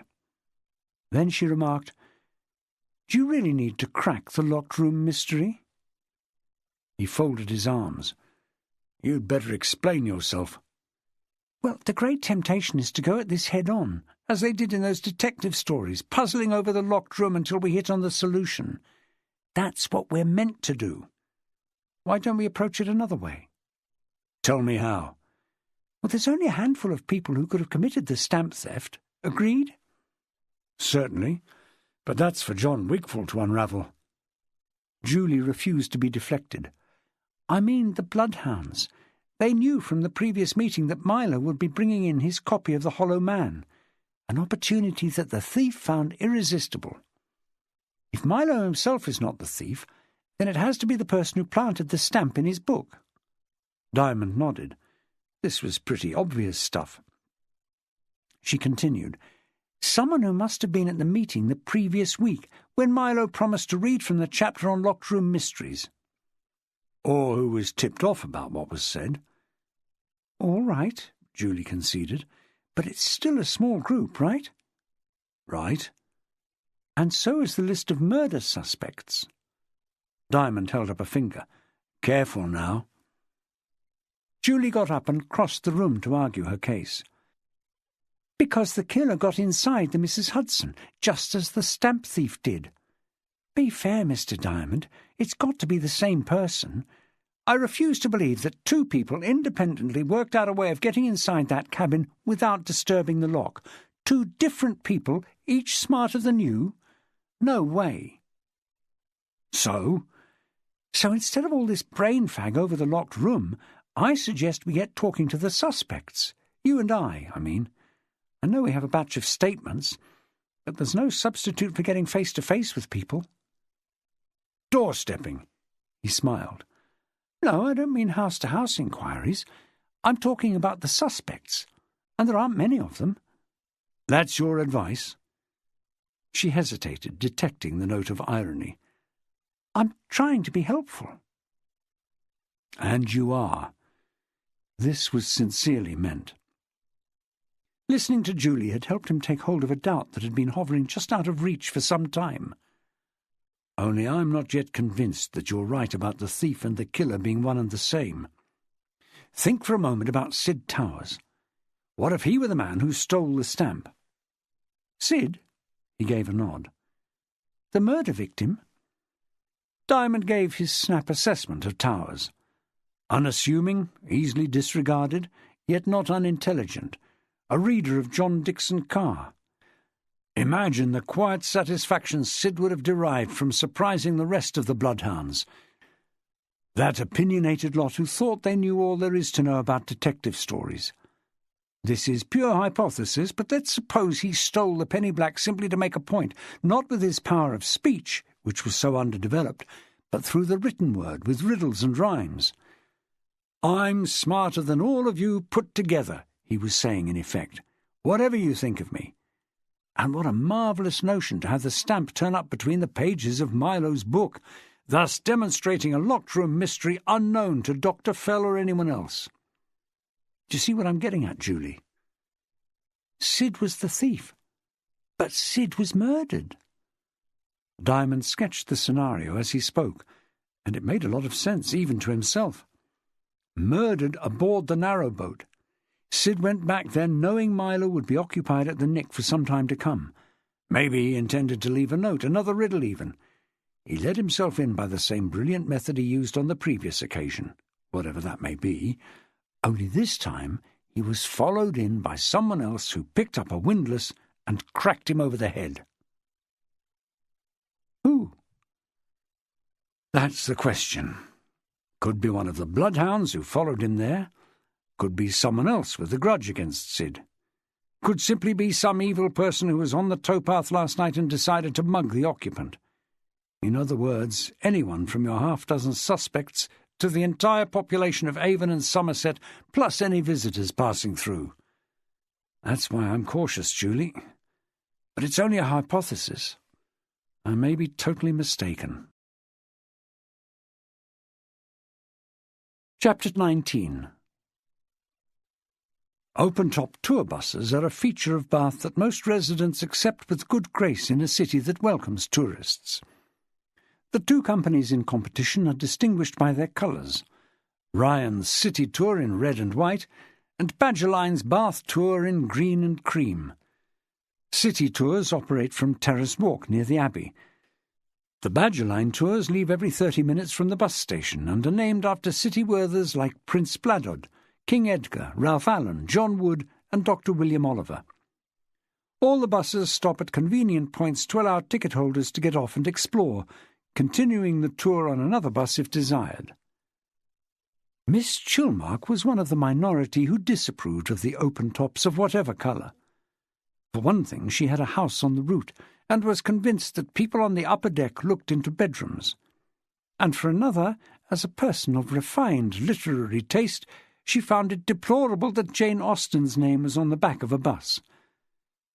You may imagine the shock she received when crossing Pierpoint Street at 10:30 in the morning to hear her own name spoken, amplified, from one of these despised vehicles. "Miss Chilmark!" It must have been audible right across Parade Gardens. She froze and tried to take an interest in a shop window, telling herself she couldn't have heard correctly. "Miss Chilmark!" Louder still and unmistakable, like a summons to the Last Judgment. Deeply alarmed, she turned her head enough to see a female figure speaking into a microphone on the upper deck of a Badgerline called Beau Nash. 20 or more interested faces were staring down. "Miss Chilmark, this is Shirley Ann Miller from Bloodhounds. Could I talk to you?" Miss Chilmark was in no position to stop her from talking, but she had enough spirit to answer, "What gives you the right?" She wasn't heard. Shirley Ann's amplified voice drowned hers. "Shall we say 11 by the Abbey door? Please be there if you possibly can." The bus started to move off. The commentary continued. "Sorry about that, ladies and gentlemen. Personal. I happened to spot someone I know, and it is rather an emergency. If you look to your left now, you will see the archway leading to Pierpoint Place. At number 1, from 1764 to 1771, lived the Linley family, and Mrs. Linley once had a maidservant called Emma Lyon, later to become famous as Emma Hamilton. To your right, across the street at number 2, is the house occupied for many years as a winter home by the Nelson family. Yes, that Nelson. Unfortunately for romantics like me, the dates are wrong. It is most unlikely that Emma and Horatio met in Bath, but there is a romantic story about the dazzlingly lovely daughter of the Linleys, Elizabeth, who eloped." Miss Chilmark, her mind closed to the commentary, turned unsteadily along North Parade Passage, pink with the indignity. Not once in her life had she been hailed from the top of a bus. Generations of Chilmarks had lived with dignity and decorum in this city. She was mortified to have been singled out for such public humiliation. She needed a strong coffee and a Sally Lunn to take away the shock. "Yes, I'm awfully sorry about that," Shirley Ann told her when they met. "I didn't mean to alarm you. I'm not very used to the public address system. Usually my job is handing out the leaflets, but today they were short-staffed, so I stood in for someone. It's a chance you don't turn down. A marvellous opportunity for me, and only the second time I've done it. When I spotted you, I forgot I was holding the mic and it was live, and I desperately wanted to speak to you. Look, shall we sit down? You look dreadfully pale." She was wondering what to do if Miss Chilmark had another attack of hyperventilation. She didn't have a paper bag with her. They went over to sit on one of the benches in the Abbey churchyard. A busker facing them was playing the recorder to an orchestral backing from a portable cassette player, but it wasn't any bar to conversation. "I like giving the commentary, and I think I'm rather good at it," Shirley Ann said, giving a commentary to Miss Chilmark. "I get a real buzz when I'm up there with the mic switched on and all those faces turned my way. They hear more from me than any other guide gives them. I must admit I depart from the script a bit, and today I was fairly bombarding them with information, more than I intended to say. I'm in a bit of a state myself, to be honest. We're all in a state, and no wonder." "What do you want?" Miss Chilmark asked. "Just a few words." "A few?" What Shirley Ann wanted was the chance to talk over the developments since Monday evening. It was right against her nature to suffer in silence. She had a chronic need to share her anxieties with some other woman. She couldn't trouble Polly again so soon after meeting her in the Bath Bun, and she didn't like to call at Jessica's art gallery in case the man AJ was there. Miss Chilmark wasn't an obvious choice for a tete-a-tete, but she was the only choice left. Spotting her from the bus had seemed like destiny intervening. "You must have heard about poor Sid." Miss Chilmark gave a nod. She was wearing a small version of Robin Hood's hat with a feather, and the feather was vibrating. Whether with rage or the breeze, it was impossible to judge. Shirley Ann did what she could to make this seem like a shared concern. "I heard the news from Polly. She had the police round yesterday morning. Well, so did I later. I dare say you did. But Polly is terribly upset. She cares so much about the Bloodhounds. We're like our own family to her."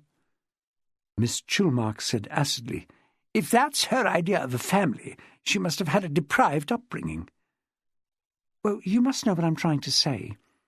The police are bound to think of us as suspects.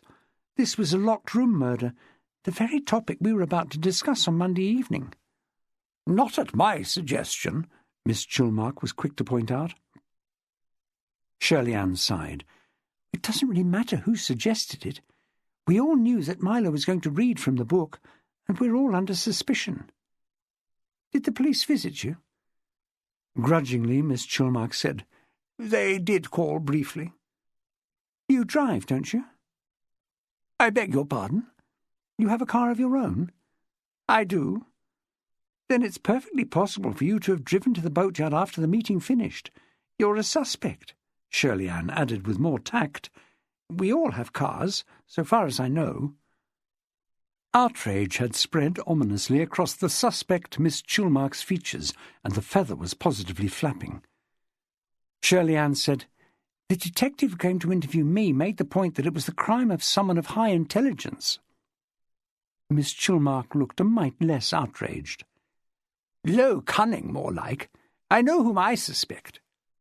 "Rupert?" "Who else?" "But why? Why would he want to kill Sid? They weren't enemies." "How can you tell?" said Miss Chilmark, her eyes on the Abbey front. "Sid, Mr. Towers, as I prefer to think of him, was a quiet man. Who can say what his private opinions were? He wasn't the sort to articulate them at one of our meetings."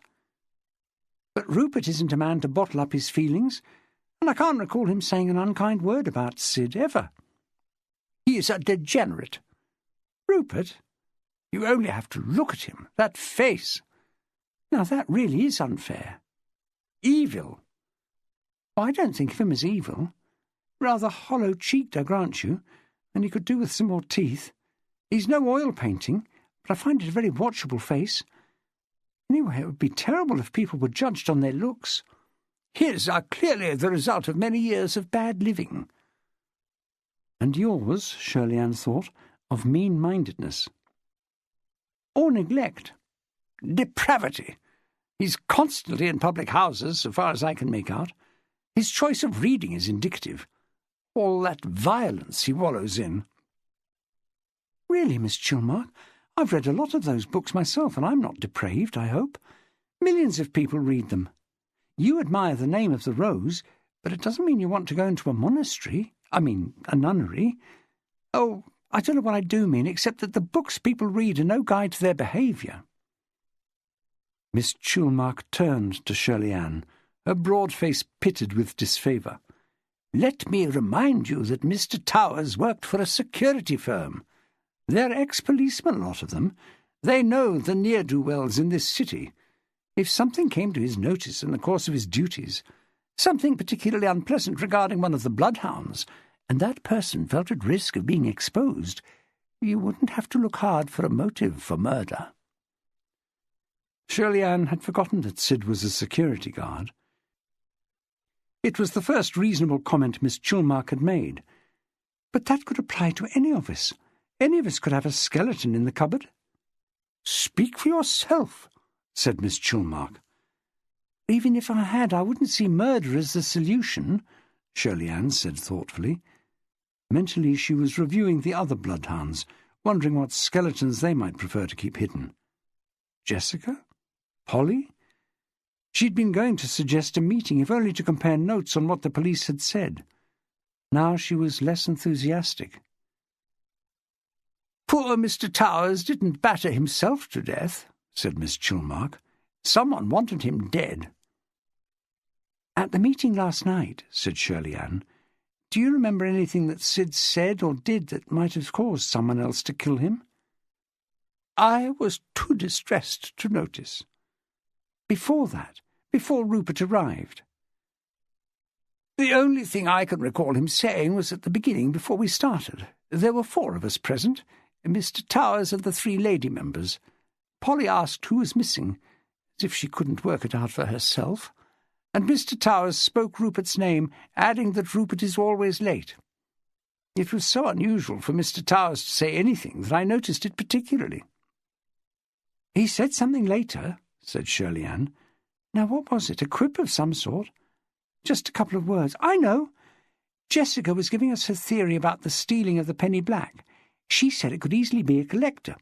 She could picture some middle-aged man with a personality defect gloating over his stamps, or something like that. And Sid said, or woman, and we all smiled about it. You do remember, don't you? After all, you were the one who suggested we discuss the stealing of the stamp. I can bring it to mind now, yes, but I don't see that it makes any difference. None of us took offence. The ladies, I mean. Do you think it was Sid who took offence? Do you think he took the remark personally about the personality defect? He could have thought it was aimed at him. Conceivably. Who can say? Shirley Ann trawled through her memory of the evening. After that you gave us your theories about the riddle, and Sid made no comment at all, did he? I can't remember any. The next thing was that Rupert's dog appeared. Spare me that. Miss Chilmark looked away at the recorder player. I don't remember Sid saying anything while you were distressed, but when Jessica asked for a paper bag, he supplied one. He took it from his carrier bag. A book was wrapped in it. So it was thanks to Sid that she had the means to cope with your attack. Miss Chilmark appeared to wish to dismiss the episode from her mind. At any rate, she said nothing. Shirley Ann picked up the thread again. Soon after I read the Stanley Ellen story, and then Milo opened his copy of The Hollow Man. Before that, he insulted Mrs. Wycherley.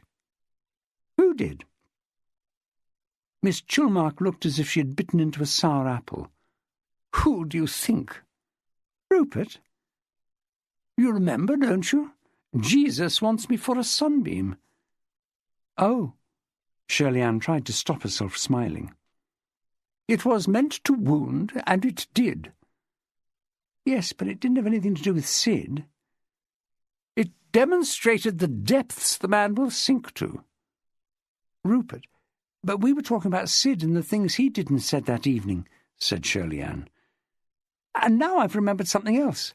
At the end of the evening, after Milo opened his book and found the penny black, we were talking about what Milo should do next. Some of us said there was no need for him to get involved. He could send the stamp back to the Postal Museum and no one need say anything about it. Someone, I think it was Rupert, asked Sid for his opinion, and he said, "I can stay quiet." You must remember, because you were one of the people who said he had a duty to go to the police. You and Polly insisted. Everyone else was inclined to turn a blind eye. "Don't talk to me in that accusing tone of voice," said Miss Chilmark. "It was the proper thing to do." If he hadn't done it, he would have gone straight back to the narrowboat. Very likely Sid wouldn't have been murdered. "That, if I may say so, is about the most stupid thing I've heard you say," commented Miss Chilmark. "It's pure speculation and quite pointless. No one can say with certainty what would have happened. Anyway, my recollection is that Milo made up his own mind. It didn't require advice from me or anyone else. He would have gone to the police regardless, and quite right." She stood up. "And now, if we have quite finished this futile exercise, I have some business to attend to. Good morning."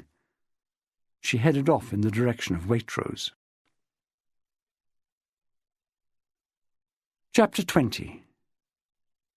Julie Hargreaves routinely cleared the surface of her desk at the end of each day's work. She wasn't compulsive about tidiness, but the desk was quite modest in size, and she would transfer everything she could to the filing cabinet and the wire trays. For the pens, pencils, and clips, she had an arrangement of cylinders called a desk tidy. All she expected to find in front of her when she arrived for work next day was the mail, if any. So this Wednesday morning, Peter Diamond, whose desk was a disgrace, was making mischief. He had heaped her space with objects in transparent plastic bags. Sid Towers' possessions, ready to be collected for forensic examination. An outraged howl was the least he expected. She deflated him by saying mildly, "It's a little early for Christmas, isn't it?" He said, "You're an optimist." He still hoped for an eruption. But she moved the dialogue smoothly on to professional matters. "Surely he didn't carry all this in his pockets?" "It's all the loose stuff from his car as well." "Anything of interest?" She picked up one of the bags and rattled the contents. "Keys." "For the car, the doors to his flat, and the warehouse where he worked." "Nothing so helpful as the key to a certain padlock." "You're a super-optimist." She handled a bulkier package. "This will be the book he had with him at the Bloodhounds meeting. The 3 Coffins." Diamond frowned as a fresh thought popped into his brain. "Where's the brown paper bag we heard it was wrapped in?" Julie shifted some of the objects. "Should be here somewhere," said Diamond, joining in. "Every bloody item has its own plastic bag and label." "I don't see it, do you?" "Here's a carrier bag." Julie picked up the packet and read the label. "Waitrose carrier used to contain book The 3 Coffins. No mention of a brown bag." Come to think of it, he wouldn't fancy using it for his precious book after Miss Chilmark had been hyperventilating into it. "Probably binned him." "I expect so," said Julie, continuing to examine the collection. Packaged and labelled like this, anyone's possessions would have looked pathetic. There was about 30 pence in small coins, a £5 note, a handkerchief, a comb, 2 ballpoints, half a tube of polo mints. "Does it matter?" "The bag? Only if it's missing," said Diamond, beginning to question his own assumption. Would he have thrown it away, seeing that it came in so useful? Suppose the old dear had another attack. They could have needed it a second time. Unless it got torn? Nothing was said about that. Who held the bag to Miss Chilmark's face? "The art gallery owner, Jessica Shaw. She knew what to do." Then I wouldn't mind betting she kept hold of the bag, at least until the meeting ended. Julie gave him a long look. He had this way of pursuing to tedium points that seemed trivial. Once in a while this paid a dividend. Still, it was difficult to understand why the fate of a brown paper bag had any importance. "And the meeting broke up in some disorder after the penny black was discovered," he continued, talking more to himself than Julie. She may or may not have returned the bag to Sid. Well, she couldn't have, or it would be among these things. Unless Sid got rid of it later. Diamond didn't think much of that suggestion. She could have left it in the crypt, in which case some cleaner will have tidied it up. Or she may have taken it with her. Jessica? Stuffed it into her handbag, you mean? Or a pocket. He liked that better. Right, we'll ask her now. We'll take a walk to that art gallery she manages. What do I do with all this? She asked, with her hand on the heap of plastic packets. Leave it there. Cluttering up my desk? No thanks. You're not a slave to tidiness, are you? But there's money here. This is a police station, Julie. If you can't trust the police... He spread his hands like the Pope and tried to look as benign. She gave him a long look and said, It's not your money. Yours neither. Get your coat. We've more important things to do. She looked at her watch. Can't do it, sorry. Why not? Actually, I've got an appointment. His blood pressure rose several points. She had no business making appointments in police time. What's that? The post-mortem on Sid Towers. You asked me to go, remember? Ah. He dismissed it from his mind. What time? Noon at the RUH. We can fit this other thing in first. I'll get you there on time, I guarantee. If you say so. Not for the first time in her dealings with Diamond, Julie showed restraint. She could easily have remarked that if he could drive her to the RUH, it was odd that he was prevented from attending the autopsy himself. The Walsingham Gallery window was being dressed, and Jessica Shaw was directing, gesturing to a man on the other side of the glass exactly where a painting on an easel should stand.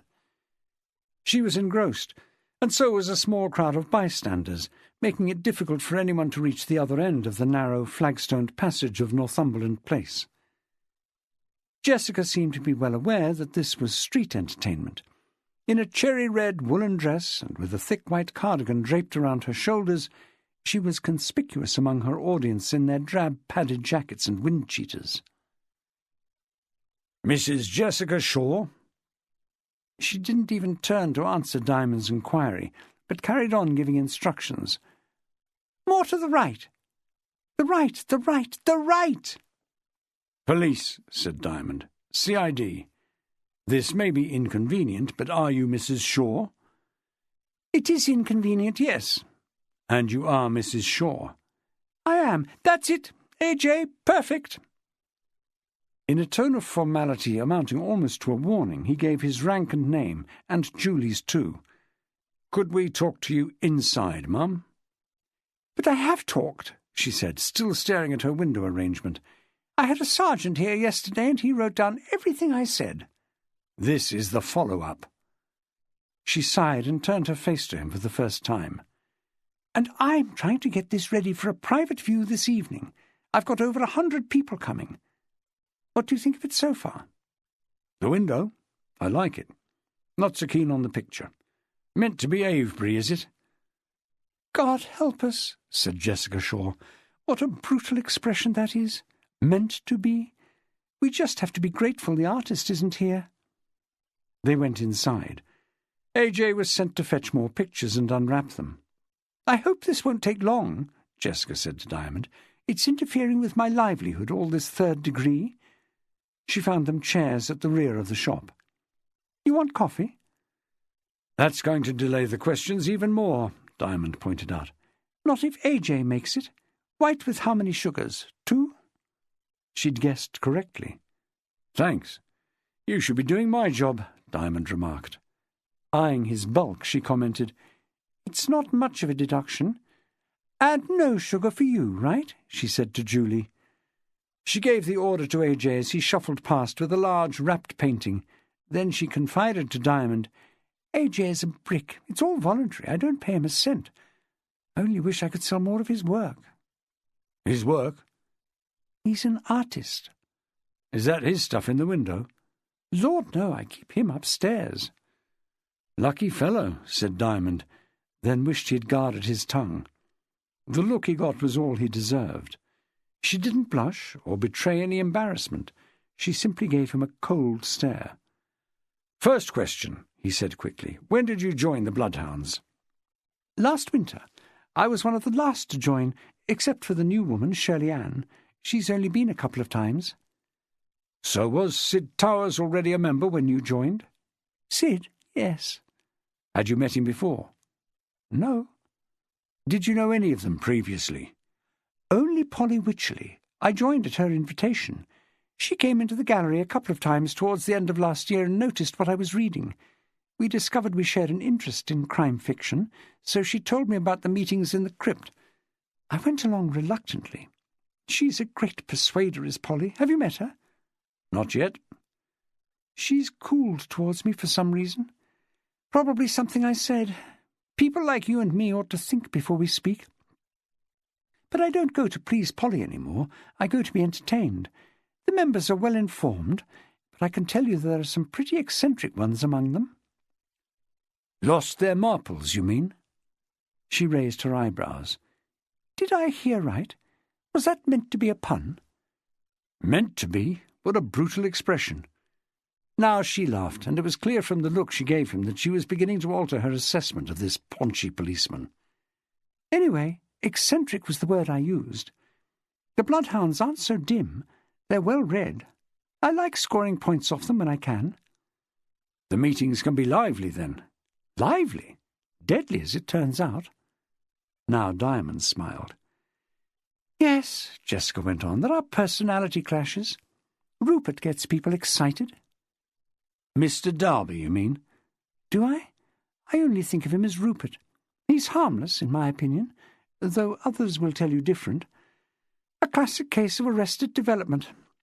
He's locked into the 1950s, when it was chic to hang around Soho smoking Gauloises and going to jazz clubs.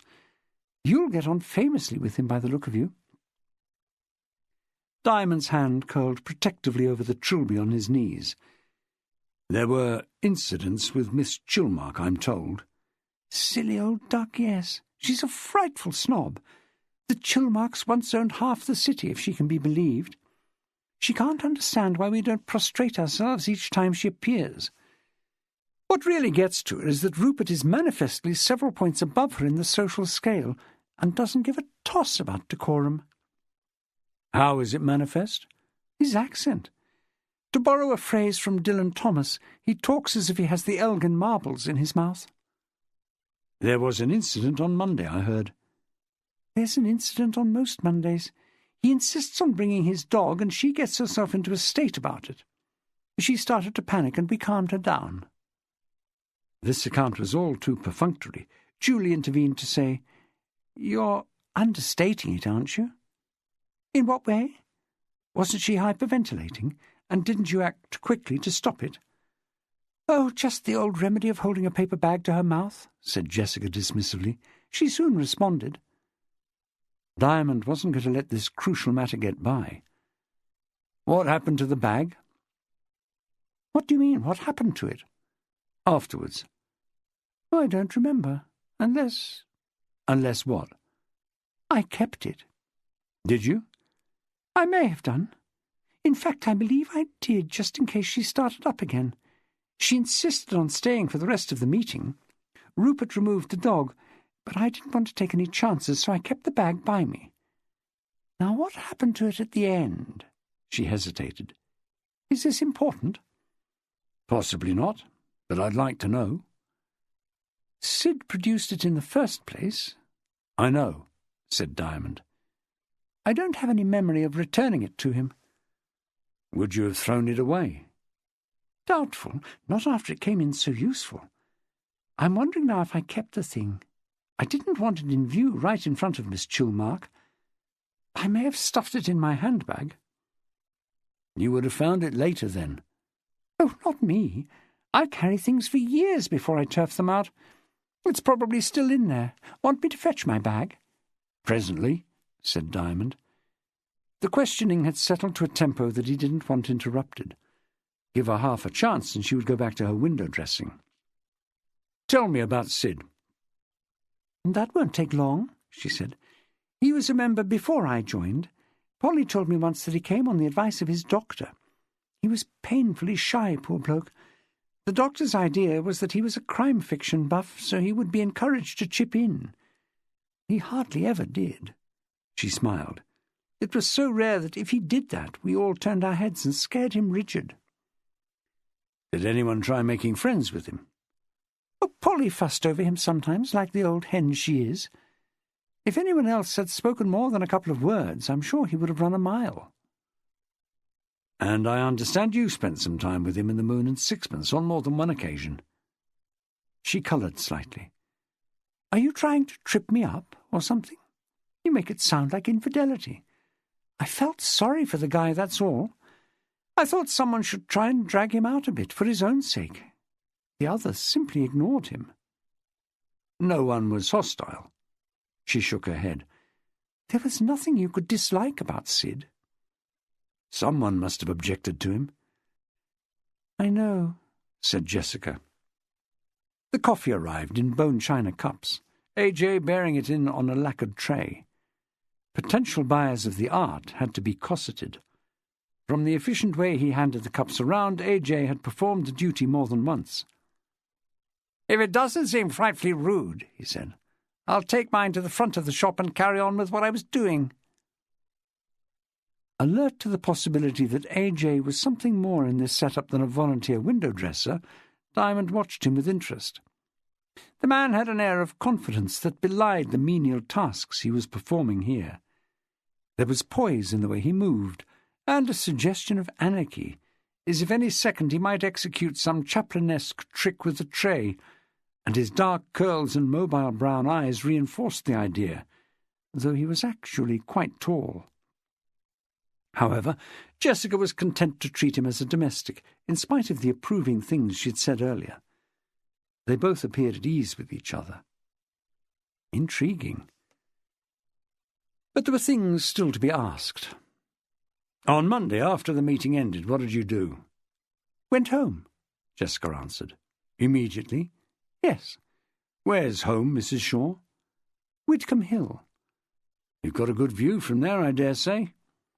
A view of a chapel roof with the words, "Prepare to meet thy God," painted in big white letters across it, if that's what you call a good view. She laughed. A nice message to see each morning when we pull back the bedroom curtains. If that's the Ebenezer, it must have been there when you moved in. Of course. Actually, it doesn't bother us. I was just amused when you mentioned the view. When you got home that evening, was Mr. Shaw there? She put down her cup of coffee. This is becoming rather intrusive. I'm sorry, that's my job, said Diamond. I need to know if anyone can vouch for the time you got in. So I'm a suspect. We're doing our best to eliminate you. That's precisely the message I see from my bedroom window. He laughed. This had become an interview to savour. It was all too rare to meet a witness so adept at verbal sparring. Jessica Shaw had a quick intelligence. He told her, "You haven't answered the question yet." "Which one?" "Oh, was Barnaby at home?" "No, he was not. He didn't get back till late. Lions." She folded her arms, enjoying Diamond's puzzled reaction to the last word, making it plain that she wasn't intending to add anything. "Live lions?" he said after taking a sip of coffee. "Very lively, so Barnaby tells me." Diamond's thoughts were on the safari park at Longleat. Julie was quicker on the uptake. "You mean the lions who collect money for charities, like the Rotary?" "Didn't I make it clear?" said Jessica, eyes twinkling. "You said he got home late," said Diamond. "What's late?" "Oh, God, I don't keep a stopwatch for him. After I was in bed, towards midnight. You don't regard him as a suspect?" "We're trying to fix some parameters, that's all," Diamond hedged. She rolled her eyes. "Could you fix my wonky exhaust while you're at it?" "So you have a car?" He wasn't so slow himself when an opening came. "Of course I have a car. I'm running a business here. And in case you were about to ask, I didn't use it on Monday evening. I didn't need to. It's just a short walk to St. Michael's and back." "Would you give me the make and number?" She told him it was a new Peugeot 306, Quite. It seemed there was money in art, even in these straitened times. Or perhaps Barnaby Shaw was the provider. "Your husband, is he in business?" "Houses." She paused, playing her game of letting the wrong assumption take root. Only this time Diamond was more alert. He wasn't thrown when she held her thumb and forefinger about 3 inches apart. "This high. He makes miniature houses." He smiled. She said, "Gullible people buy them for exorbitant amounts. He does a police station with a blue lamp at £50, if you're interested." Diamond was more interested in the way the pupils of Jessica Shaw's eyes reduced in size and the edge of her mouth turned down when her husband was mentioned. He said, "Maybe we should check your handbag now." "What do you mean, we?"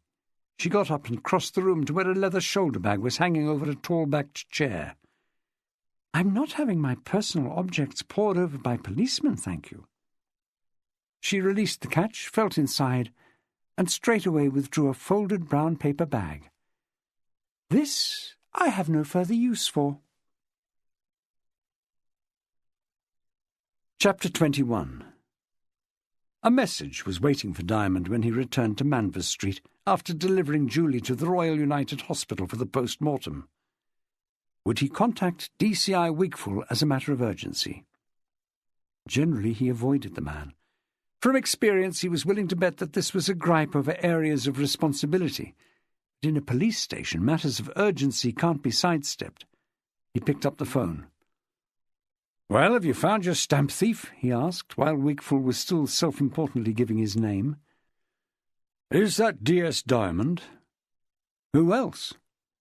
"As a matter of fact, I have found him." "And is he a dead man?" Was it an intake of breath he heard, or the wind abandoning Wigfall's sails? "You still there, John?" Diamond asked. "Was it Sid Towers?"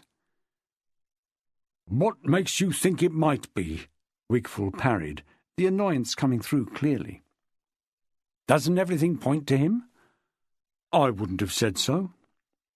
"Oh, so you nicked someone else, then?" "I didn't say that." "Aren't you going to say anything, John?" "Has someone been talking to you?" "No, I worked it out." "Have you also worked out how he got into the locked room?" Wigfall asked more warily. "No, have you?" A distinct note of self-congratulation crept in. "I believe so." "You've cracked it. Nice work." Diamond, profoundly surprised, was gracious enough to say. "That's why I asked you to get in touch," Wigfall said with more élan. "I'm here in my office with the Assistant Chief Constable, wrapping up my part of the case, so to speak. Why don't you join us?" Mr. Musgrave was, by common consent, the most approachable of Avon and Somerset's 3 Assistant Chief Constables. His florid countenance and portly shape attested to thousands of pints taken convivially with colleagues. A good listener, fair in his dealings and appreciative of jobs well done, Arnold Musgrave was the ideal man to have drop into the office at an auspicious moment.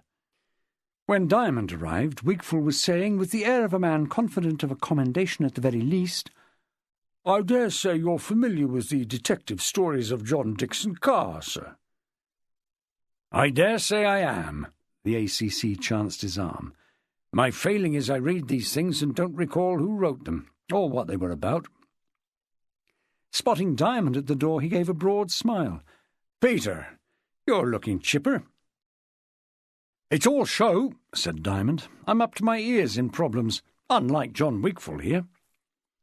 "He's about to tell us how he solved the case of the stolen penny black." "So I heard." "Could ease a few of your problems, Peter." "My fingers are crossed, sir." Both looked expectantly towards Wigfall, who smirked, producing a confident upward twitch of the large moustache. "We were speaking of Dixon Carr," he said with a donnish air. "These detective writers of 50 years ago were expected to set puzzles for their readers, the sort of brain-teaser you could do to while away a train journey as a change from the crossword, and Dixon Carr was one of the best of them. He still has a devoted following, I gather. His forte was the locked room puzzle. Then I must have read one of them at least, the ACC decided. Mind, I couldn't give you a title for Love Nor Money. This didn't matter to Wigfall, into his flow now. A strange experience for me, dealing with a case like this one, with the hallmarks of an old detective story, the cryptic rhymes, the ingenious theft, the locked room puzzle, and the closed circle of suspects. But I relished the challenge, something out of the ordinary. Once I knew of the connection with this group of detective story readers, the Bloodhounds, who meet in the crypt of St. Michael's, I was able to concentrate my inquiries. Mr. Musgrave nodded. Piece of good fortune, John, having one of them come to you with a missing stamp. Wigfall wasn't having that. The thief didn't do me any favours. It was deliberate, sir, part of the plot. The way I see it, he was poking fun at the police, trying to show us up as bumbling idiots. Less than efficient anyway. He stole the stamp and then handed it back as if to prove he'd been toying with us. It was sheer bloody arrogance, coming on top of the rhymes he broadcast to all and sundry. So you rose to the challenge, said Mr. Musgrave. Good man. Diamond observed all this in a tactful silence. Mr. Musgrave's genial manner masked a sharp wit. He was leagues ahead of Wigfall. I realised it was no ordinary theft, said Wigfall. Well, you would, Mr. Musgrave amiably agreed. Exactly, sir. It was a theft, but it was also a stunt, and it could only have been planned by someone with inside information. The perpetrator had to know in advance that one of the Bloodhounds, Mr. Milo Motion, was going to bring his copy of The Hollow Man to the next meeting and read from it. They were due to discuss locked room mysteries, and Dixon Carr's book contains the famous chapter on the subject. That is to say, famous to people who still have an interest in such things. Wigfall gave a superior smile. He liked to project the image of a modern man, more excited by information superhighways than detective stories. The missing penny black cover was dramatically discovered at precisely that chapter in the book, just as Mr. Motion was about to read it aloud. Now Wigfall leaned forward, eyes gleaming. In the classic tradition of the detective story, we had a closed circle of suspects and, even more intriguingly, a locked room puzzle of our own, because the book had been on the boat all week, and the boat was kept locked. Naturally, I interviewed Mr. Motion at length. To his credit, he came to us at once, and I satisfied myself that he was not the man we were looking for. What would have been the point? Giving himself away? He was genuinely shocked, I'm certain, and at a loss to explain what had happened. He insisted that the boat was remarkably secure, bolted inside at the prow, and padlocked outside with this. Dramatically, Wigfall produced a sturdy-looking padlock from his drawer and held it out for inspection, like Houdini preparing to perform. "Is that it?" asked the ACC. "The very one?" "The very one, sir." "May I see?" Mr. Musgrave first felt the weight of the padlock in the palm of his hand, and then turned it over. "Looks pretty solid. German-made." "Yes, sir. It's a heavy-duty padlock, all right. Bought from Foxton's, the best locksmith in the West Country. This is top-of-the-range equipment." Mr. Musgrave turned to Diamond. "Care to examine it?" "Thank you, sir, but I already have." Wigfall took hold of the padlock again and gave a fair impression of a sales rep, pointing out its special features, stressing that each padlock sold was unlike any other. "They are supplied with 2 keys. Mr. Motion informed us that he accidentally dropped one of his in the canal some time ago. I have no reason to disbelieve him. So for all practical purposes, the remaining key is unique. Mr. Motion is adamant that it never left his possession. It was on the key ring that he carried in his pocket with his car keys. I have it here now. You see?" Wigfall produced a key about 2 centimetres long, inserted it into the slot and turned it clockwise. The steel shackles sprang open. You push the top down again and it closes. Would you care to try it, sir? The whole presentation was so spirited that it would have been churlish to refuse. Obligingly, Mr. Musgrave took the padlock and tried the mechanism. "One key," reiterated Wigfall. "I myself watched Mr. Motion unlock the padlock on Monday night prior to discovering the body aboard the boat. I am perfectly satisfied that it was properly locked and that he opened it with this key from his pocket. Yet there was Sid Towers in the cabin, dead. The impossible crime." At this point, Diamond thought Wigfall was over-egging the cake. Mr. Musgrave said, "You must have considered the possibility that Motion left the boat earlier without securing the padlock." "Indeed I did, sir. I questioned him closely. He insists that it was locked." "What other explanation is there?" "If you'll bear with me, I'm coming to that." "He says he has a clear memory of pressing the shackle home and rattling the padlock to make sure it was secure. After all, that boat is his home." "You believe him?" "I do, sir." Diamond gave a nod. "He satisfied me for what it's worth." "All right," said Mr. Musgrave. "How was it done?" Wigfall placed the padlock and key on his desk and pushed them aside as if they no longer mattered. "Most of my inquiries, and I dare say yours, Peter, have centred on the events of last Monday evening. Who had the opportunity and a reason to visit the narrow boat? But the point about the crime, the theft of the penny black, I mean, is that it happened the previous week. On the Thursday we had that erroneous tip-off from Bristol, and on the Friday the first of those rhyming riddles, and on the same morning the theft occurred." He raised a finger to give significance to his next statement. "The whole thing was planned ahead." "Most crimes are, in my experience." Even Mr. Musgrave seemed to have decided that Wigfall's theatrical manner was starting to reek of ham. "How right you are, sir. But I'm suggesting that this was intricately plotted. Dovetails every part. The tip-off to Sergeant Plant, the riddles, the theft at the Postal Museum, and the planting of the Stamp in Motion's book. It was a high-risk undertaking, and the planning was worthy of the SAS. And it worked like a dream. The thief always intended to return the stamp after making monkeys out of everybody, ourselves and the Bloodhounds." "With some success." "True, but let's concentrate on the locked room." "Good idea." Chummy knew a week in advance. There were limits to Diamond's tolerance. "Oh, for Christ's sake, John," he appealed to Wigfall, "let's not call him Chummy. We both agree Sid Towers is the man." "Is he?" said Mr. Musgrave, showing more interest than he had for some minutes. "He fits the frame, sir," said Diamond. "The silent man with a lot to prove to some of those motor mouths in the Bloodhounds. Trained in security, so breaking into the Postal Museum wouldn't be such a problem. He'd know plenty about locks and bolts. An expert on Dixon Carr. And, of course, he was found in the boat. Either Towers or the killer must have found a way into that cabin, and the logic is that it was Towers, and he was followed in there and killed." "Agreed, John." Wigfall muttered his assent, peeved that Diamond had hijacked the narrative.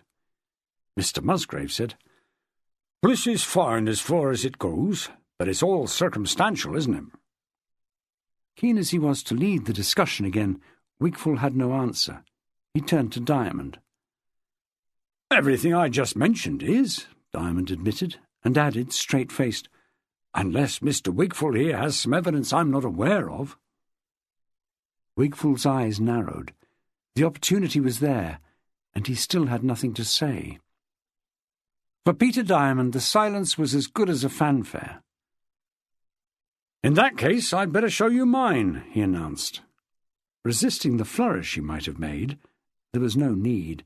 He took from his inside pocket the brown paper bag he had recovered from Jessica Shaw. He unfolded it. "This, gentlemen, was the bag Towers produced on Monday evening when Miss Chilmark was hyperventilating. I'm sure you heard about the incident. He handed the bag to Jessica Shaw, who knew what to do. She held it against Miss Chilmark's face and stopped the attack. Afterwards, Mrs. Shaw kept the bag in case of a recurrence. Miss Chilmark felt well enough to remain at the meeting, you see. In the confusion at the end, Mrs. Shaw popped it into her handbag and forgot about it. I recovered it from her this afternoon. "Is it important?" asked the ACC. "The bag on its own is not, sir, but if you look at it—" Diamond smoothed the bag against the surface of Wigfall's desk and handed it to Mr. Musgrave. "There's writing." Wigfall got up and came around the desk to look. "May I see?" "Doesn't make a lot of sense," said Mr. Musgrave. There were 3 lists of words in rows, written in an untidy hand in black ballpoint. Jack, lotion, tomb. Flack, ocean, doom. Knack, potion, whom. Mac, notion, gloom. Lack, demotion, bloom. Smack, devotion. Back, crack, slack. "They rhyme," said Wigfall. "They're rhyming words." "Take a little time over it," Diamond suggested, as if he were coaching a 5-year-old in reading. Mr. Musgrave said, "Looks to me as if he was working on a piece of verse." "The very thing I was about to say, sir," said Wigfall. "Do you think he was composing another riddle?" said Mr. Musgrave. "Look at the middle row." Diamond gently nudged them on. "What else rhymes with lotion?" "These other words," said Wigfall. "Apart from those other words." "Ah, you're ahead of us," said Mr. Musgrave. "Motion. He wanted something to rhyme with Milo motion. Good spotting, Peter. This does look like the notes for another cryptic riddle. So how about Jack?" "Attack," suggested Wigfall, still thinking about hyperventilation, and in some danger of succumbing to it himself. "Black," said Mr. Musgrave. "Penny black." Diamond gave a nod. "That's my best guess, sir." "And tomb?"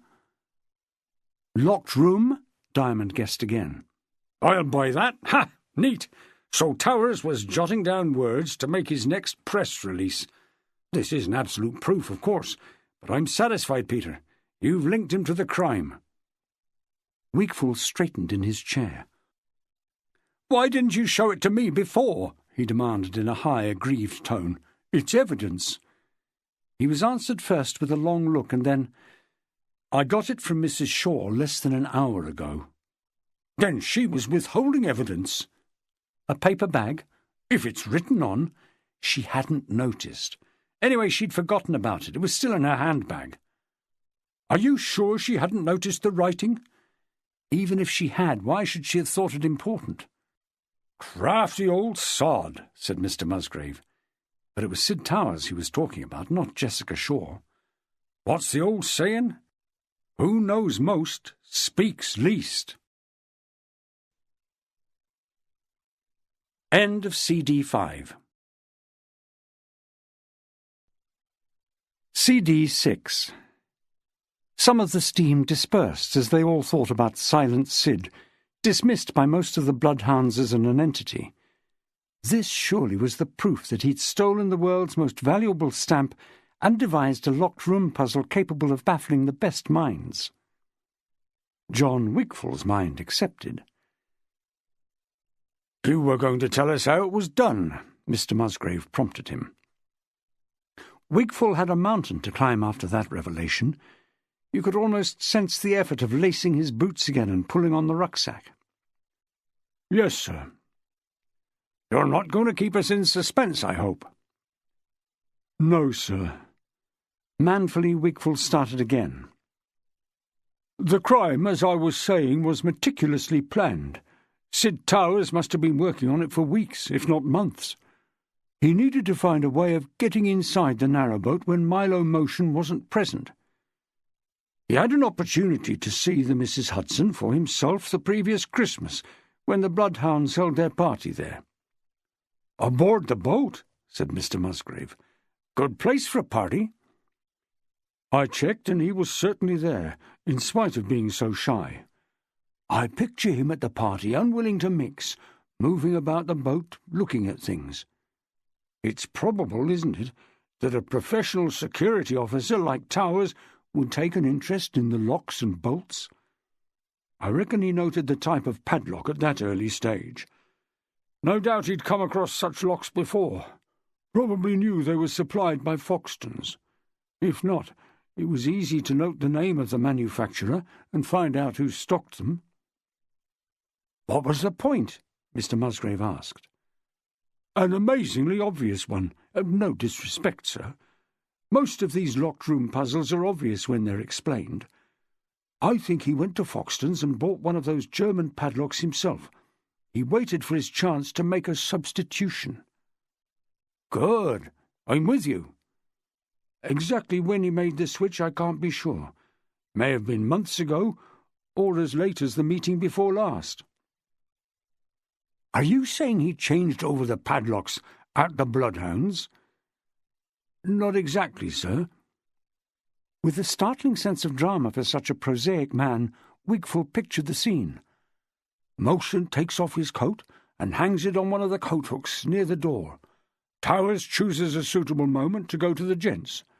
On the way, he dips into Motion's overcoat pocket and finds the bunch of keys. He removes Milo's padlock key from the ring and replaces it with one of his own that fits the new padlock. Returns the keys to the pocket. Now he can unlock the boat. Right, sir. He leaves before Motion and drives fast to the boatyard to make sure he gets down there first. With the old key, he unlocks the original padlock and replaces it with the one he bought. And when Motion gets back to his boat, he uses the key on his ring to let himself in. In the usual way, said Wigfall, unaware that the switch had been made. Neat, said Mr. Musgrave. I like it. John Wigfall beamed. And of course Sid Towers is now in possession of a spare key. He can visit the boat any time he likes. He brought his hands together in a gesture of finality. Then, in case it appeared he was applauding himself, he rubbed them vigorously as if using a drying machine in a public toilet. The locked room mystery solved, said Mr. Musgrave. What do you say, Peter? Diamond digested what had been said and then gave a nod. Full marks, John. He meant it sincerely. He was genuinely impressed. The explanation had no obvious flaw. And the reason we didn't find the key on Towers' body is that the murderer must have taken it with him. Or her, Wigfall was quick to point out. Mr. Musgrave said to Wigfall, You'd already thought of that, I'm sure. Wigfall smiled. He'd scaled his mountain and was on the summit posing for pictures. Mr. Musgrave reached for the padlock again. It doesn't look as if it was bought recently, he said, turning it over in his hand. Wigfall had an answer to that. He'd have done what any forger of coins does, roughed it up a bit to take off the sheen. They stick them in a bag with other metal objects and shake them about. Sometimes they bury them. They soon look worn. Diamond had never judged Wigfall as short in intelligence. It was the sense of humour that was lacking. This wasn't an occasion for sour grapes. The man had just made a crucial contribution to the case, to his case, as well as Wigfall's own. Wish I'd thought of it, he admitted. I didn't come near to working it out. Chapter 22. For Julie's benefit, as he put it, Diamond had been over Wigfall's explanation of the locked boat mystery point by point, and they could find no flaw. The substituted padlock and key answered every problem. Finally he said, I'm thinking of handing the whole thing over to Wigfall. Julie blinked and frowned. She had sacrificed her lunch hour attending the post-mortem, an unsavoury duty she shouldn't have been lumbered with, and now he hit her with this. What do you mean? Let him take over the murder inquiry? Locked rooms and cryptic rhymes. It isn't my scene, Julie. He's motoring through it, firing on all cylinders while I'm stuck in the pits. She stared across the office at the big man as he stood by the window watching the traffic in Manvers Street. "What does that make me? A worn tyre?" Diamond was not easy to work with, but his saving grace was a sense of humour. Such a remark would usually produce a smile, whatever the pressures he was under. This time he sighed. He'd taken heavy punishment. Actually, he wasn't indulging in self-pity. This was about confidence. At this minute he genuinely believed John Wigfall would make a better fist of the case than he could. The strongest comment Julie could find to add was, "If you do anything so dumb, I'll ask for a transfer." He turned to look at her, eyes widening. "We've put all that Dixon Carr stuff behind us," Julie insisted. "We're down to brute murder. Nothing unexpected came out of the post-mortem, no unexplained injuries. He was bashed over the head a couple of times with some solid implement. That isn't exactly a master criminal at work." This earned a glint of amusement. She added, "And you said yourself that the locked-room mystery isn't a mystery anymore." "Thanks to Wigfall." "All right, thanks to him. Is that important? What we're left with is a straightforward case of murder." "About as straightforward as a plate of spaghetti." Julie grinned and held out her hands in appeal. "Come on, you've got the tricky stuff out of the way. We know Sid Towers stole the penny black and wrote those rhymes. And incidentally, that was your persistence that gave us the proof, not John Wigfall's." This tribute didn't register anything with Diamond. Staunchly, Julie continued to put the case in its most promising perspective. "Sid thought up this brilliant plot and carried it out, and then he was killed. We've got to find the killer. Is it too much to believe that it was a casual murder?" He said a flat, "Yes." "Then surely it must have been triggered by Sid's actions." She looked towards Diamond, inviting him to pick up the thread. But he would not. So she pressed on. "I'm suggesting that one of the Bloodhounds felt deeply angered or threatened by what happened at the meeting." There was at least a response from Diamond, even if it was not helpful. "The stamp turning up in Milo's book," he said in a hollow tone. "Where's the threat in that?" Julie turned a shade more pink, not in reaction to Diamond's ill humour, but because a theory, a persuasive theory, was forming in her brain. "Let's not forget that the stamp is worth millions. Suppose Sid wasn't working alone. What if he had an accomplice?" He gave her a look that was only a fraction less bleak. She added, "And what if their plan was to demand a ransom for the stamp?" "Then they fell out, you mean?" "Exactly. It wasn't in the plan to return the stamp unless and until they got a thumping great payoff. But Sid wasn't the hard man he made himself out to be. He got nervous and decided to return the stamp. The accomplice would have been shocked and deeply angered when it turned up in the book as it did, without a penny changing hands. It's enough, isn't it, to provide a motive for murder?" Diamond was less excited about the theory. "It would be, if you can believe Sid capable of teaming up with anyone. My judgment is that he was a loner. That flat of his upstairs at the end of a cul-de-sac, the job, the night work, the shyness everyone mentions. I can't see a man like that confiding what he thinks of the bloody weather. So how does he get around to teaming up with a fellow criminal? Sorry, Julie, I don't buy it." "Why was he killed, then? Can you think of a reason?" If nothing else, her persistence finally nudged him out of that negative mood. His brown eyes held her for a moment, looked away, and then came back to her. "Could have been something he found out. I suppose if one of them, one of the Bloodhounds, had a dodgy past, a criminal record, say, a man in Sid's line of work might have got to hear about it. Have you checked their form?" That evening, Bath's glitterati descended on the Walsingham Gallery in numbers. Jessica Shaw's private views were not usually so well patronised, but since the papers were full of the narrowboat murder, and it was known that the victim had attended a Bloodhounds meeting the same evening, and Jessica was a member, the chance of some inside information was too good to miss. With luck, some of her fellow members would also be invited. There was even the thrilling possibility of rubbing shoulders with the murderer, for it was stated in the papers that everyone at Monday night's meeting in the crypt of St. Michael's had been interviewed by the police. So the buck's fizz flowed, and the eyes darted eagerly about, looking not so much at the art as the other guests. As some wit pointed out, it would have assisted everyone if, instead of using those little red stickers to mark paintings that were sold, Jessica had attached them to her bloodhound friends. The minute she arrived, Shirley Ann heard an unmistakable voice declaring, in syllables brought to perfection by generations of privilege, that most of the art on display was absolute balls. On tiptoe to see over the mass of expensively coiffed heads, she glimpsed a black beret, and moved determinedly in that direction. Gratifyingly, Rupert recognized her at once. It didn't matter that he greeted her as Sally Ann. The warmth was genuine. He introduced the people beside him in his own florid fashion.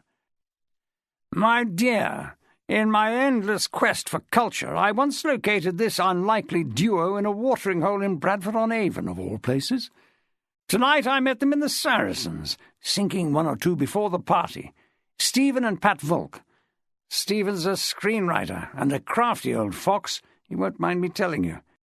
Remember that extraordinary hoax about psychic phenomena that went out on television one Halloween and petrified the nation, with Parkinson playing it straight as the presenter?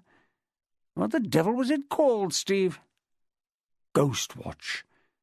The playwright, reassuringly substantial, broad of shoulder, scant of hair, and dressed entirely in black, with owlish glasses, seemed subdued by Rupert's eloquence. But who was not? Almost by definition, the most brilliant hoaxes were going to be self-effacing, Shirley Ann mused. "Heads must roll at the BBC. Loved it." Rupert was crowing. "And speaking of heads, this is Pat, who sculpts them. Marvellous, strong, archetypal heads in amazing colours. If you can force a way through this drunken mob, as you must, you'll see her work upstairs. I was on the point of telling her she's the only one of this lot I'd consider buying." Pat Volk smiled wryly. Rupert might talk like a patron of the arts, but his scuffed leather jacket, patched jeans, and the black beret speckled with dandruff didn't inspire confidence. Shirley Ann smiled back. It was about all anyone could do when Rupert was in full flow. "Sally Ann joined the Bloodhounds just as we all became suspects in a murder case," he continued, projecting loudly enough for all the room to hear. "She's incredibly well-informed about detective stories. You could ask her anything at all and she'd know. Try her. Here's one at random. Name the poison Agatha Christie used most commonly in her books." Shirley Ann felt as if half the room had suspended conversation to hear the answer. "Cyanide?" "I wouldn't know, my dear," said Rupert, displaying his gaps in a fiendish grin. "But I'm sure it's a splendidly efficient poison, quite impossible to trace in a buck's fizz." From somewhere to Shirley Ann's left, a familiar voice spoke up. "Of course she's right. It occurs in 14 of the books, twice as many as morphine, which comes second." Milo, back in circulation, and seeming no worse for his skirmish with the police. "Ah, perpetual motion," said Rupert. "The man's unstoppable. Why don't you join us, Milo? Hit Sally Ann with some really searching questions." Shirley Ann saw an opportunity and seized it. "If it doesn't seem frightfully rude, I forgot to pick up a catalogue." She turned her back and was away. Talking to strangers was preferable to that sort of embarrassment. How could she have been so misguided as to think Rupert was a safe haven? She had not travelled far across the room when further progress was barred by a plate of canapes. Predictably, Jessica stood out from her guests in a gorgeous outfit, a shimmering black sequin jacket over a peacock blue dress. "I was on my way to rescue you," she said. "That Rupert! Cyanide in the buck's fizz! Believe me, I won't be wasting good poison on him. I'll strangle him. At least he doesn't have the dog with him. I wouldn't count on it. Have one of these and come and meet my husband." The husband. This was one encounter Shirley Ann hadn't anticipated. She followed eagerly as Jessica crossed the room, greeting almost everyone by name, and finally turning to remark, "I won't inflict him on you for long. Anyway, he's supposed to be handling the sales. I don't know how much trade he's doing." Jessica's way of introducing Barnaby, as he was called, was to wave the plate of canapes and speak their two names. Then she moved away. Barnaby was seated behind a table with an account book in front of him, a tired-looking man of about 45, with tinted brown hair and one of those dark blue suits with a broad white pinstripe that are worn by MPs on the far right of the Tory party. At his side, in charge of the cash box, was A.J., of all people, and the two appeared relaxed with each other. She'd taken it as likely that A.J. was Jessica's secret lover. Maybe he was. If so, he was putting on a fine show of innocence, or Barnaby was astonishingly tolerant. "Shirley Ann and I met last week," A.J. informed Barnaby. "She set me straight on my leisure reading. No more graphic novels. I'm under orders to read the American Female Private Eye from now on." "I didn't say anything of the sort," Shirley Ann protested. Barnaby's eyes slipped away to another part of the room, absenting him from the conversation. She drew him back in. "How's it going? Have you sold any?" He nodded. 3 so far." "Nothing of mine," said A.J., so egocentric that he was unaware whether anyone else really cared. "The only things that sell these days are insipid pen and ink drawings of the Royal Crescent." 3? Is that good?" Shirley Ann asked Barnaby. He gave a shrug. A.J. answered for him. "The commission from 3 won't cover the cost of the party, but Barnaby doesn't mind. He isn't in this for the profit." Barnaby became slightly more animated. "I'm not in it at all. It's Jessica's show, not mine." "Your money, pal," said A.J. The husband flapped his hand dismissively. A.J. was determined to make his point. "I'm an old friend of these two, so I can say this. Without Barnaby, there would have been no party tonight. The wretched artists of Bath would be deprived of all this. The whole point is that he isn't all that interested in art. He does it because he likes Jess to be happy. Isn't that terrific?" Shirley Ann said that it was.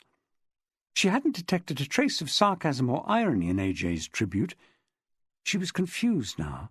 They truly were like old friends, and she was going to have to revise her theory about them. Her admiration for Jessica soared. It isn't unusual for a brilliant and beautiful woman to win the devotion of 2 men, but it takes exceptional talent to keep them on friendly terms with each other. Someone from the press butted in, wanting to be introduced to one of the artists, allowing Shirley Ann the opportunity to smile politely and move away.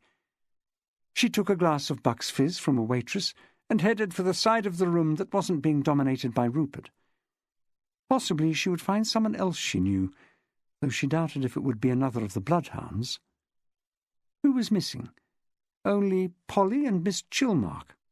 The frost between Jessica and Polly, though unexplained, was apparent, and Miss C, poor old duck with her potential for apoplexy at the sight of Rupert, would be more of a liability than an asset. She got into an amusing conversation with 2 sparky women who'd gate-crashed. Neither knew anything about art. They were looking for 2 hunky men to invite them to a pub, or better still, a restaurant, when the party was over. They weren't sure about Rupert.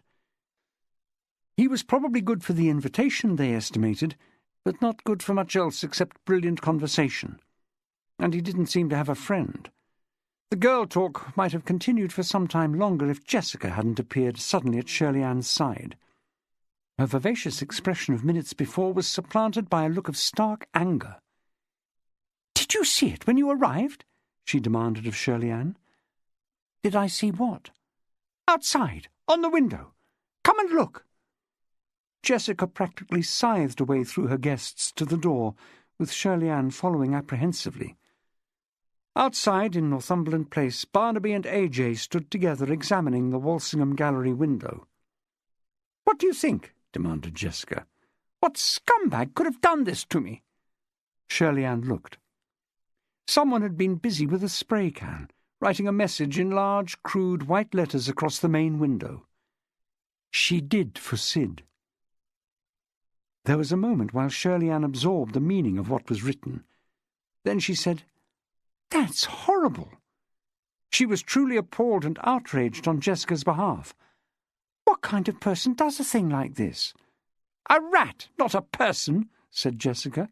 "A stinking rat. To think that all my guests must have seen it when they arrived, and I, in all innocence, was greeting them inside. Barnaby, I'm nauseated." "Well, clean it off," said AJ. "I didn't notice it as I came in," said Shirley-Ann, "and nobody was talking about it. I think this must have been done after the party started." "With the lighting as it is, you don't notice it from inside," said Barnaby, quick to chime in with the reassurance. "I couldn't tell you when it was done." AJ rubbed at one of the letters with his fingertip. "Don't do that," said Jessica. He said, "I'm just seeing if it's still wet." "We don't want your fingerprints on it if we call the police." "Is that what you want to do? Call the police?" asked Barnaby. "Is that wise?" "What do you mean, is it wise?" "Jess, my dear, it's a rotten thing somebody has done, but it's hardly a serious matter in the eyes of the law." "It's vile," said Jessica. "Yes, it is, but you're not going to get much redress. In fact, it wouldn't surprise me if they took more interest in what's written here than in catching the bastard. It'll bring you more grief than satisfaction. My advice is to rub the window clean and forget about this." "Look," said AJ, "why don't you go back to your guests and leave this to me? I can clean it up before anyone else sees it." She said through gritted teeth, "I want to know who did this. Someone must have seen." "Not necessarily," said Barnaby. "It wouldn't take more than a few seconds with one of those cans. The writing is rough. It's obviously been done in haste." Jessica turned to Shirley-Ann. "What's your opinion?" "A difficult one." "If it were me," she said after a moment's consideration, "I think I'd rather it was cleaned off now. It's going to ruin the party if you call the police, and it's bound to get in the papers." Jessica sighed. "I can't win. All right, rub it off." Chapter 23. Julie was keen for some human contact after her long session with the police national computer. "Ready to demonstrate your sleuthing skills, Mr. Diamond? Let's match you against the PNC. Which one of the Bloodhounds has a police record?" "Only one. That's all." The fellow was a mean street's dog, Rupert Darby." She shrugged and smiled. "You could have saved me nearly 2 hours of eye strain. 2 prison terms of 6 months and 18 months for obtaining money by deception, 7 fines for drunkenness, and 1 for indecency." "When was this?" Diamond asked. "The indecency?" "No, the bird." 1977 and 1983. "Long time ago." "What was the scam?" "I don't know. The PNC doesn't go into the details." "But you will, won't you, Julie? That's where the human brain scores over the computer." "It isn't the brain," she said. "It's hard slog." "Put a hard slogger on the job, then. Delegate, Julie. I do. And get the facts on the indecency, will you? That could mean anything from streaking at a test match to pissing in a shop doorway." She didn't complain. She wouldn't have told Diamond, but she was encouraged that the murder inquiry was back on track. Diamond was off on another tack. "Funny idea," he said, "calling a dog after a character in a book. We've got a cat, well, a kitten, really. Steph brought it home. Haven't thought of a name for it yet. I wouldn't call it Marlowe." "That wouldn't do," Julie agreed. "Is it a Tom?" "Yes." "You could call it Sherlock, or Whimsy, or Father Brown." He pulled a face. "It'll let us know." Sitting in bed, clutching a mug of cocoa, Shirley-Ann told Bert about the writing on the Walsingham Gallery window. And why shouldn't she? It wasn't as if she'd been asked to keep the incident to herself, though she appreciated that the words had been cleaned off in the hope that no one else would find out. She always told Bert everything. It would have made her feel furtive not to have spoken to him. "Who did it, then?" he asked, yawning. He was already horizontal, physically tired. So much of his day was spent doing sport that, if truth were told, he wasn't much of a sport at night. "Wrote the words on the window? I've no idea," said Shirley Ann, with energy still to burn. Even the weekends were filled with football refereeing that tired Bert. "It could be anybody. Milo was at the party, and so was Rupert, but I wouldn't read anything into that. It may have been done by someone who didn't come." "Someone bitter about not being invited?" "Well, yes." "Who, for instance?" "I didn't see Polly or Miss Chilmark there. I suppose either of them could have sneaked up and got busy with a spray can." "Just out of spite?" "I don't know them all that well, but I wouldn't put it past one of them. They're formidable ladies, those two. The only thing I doubt is whether they'd use that way to register a protest." "It doesn't have to be one of the Bloodhounds," Bert pointed out. "Do you think so?" Shirley Ann said dubiously.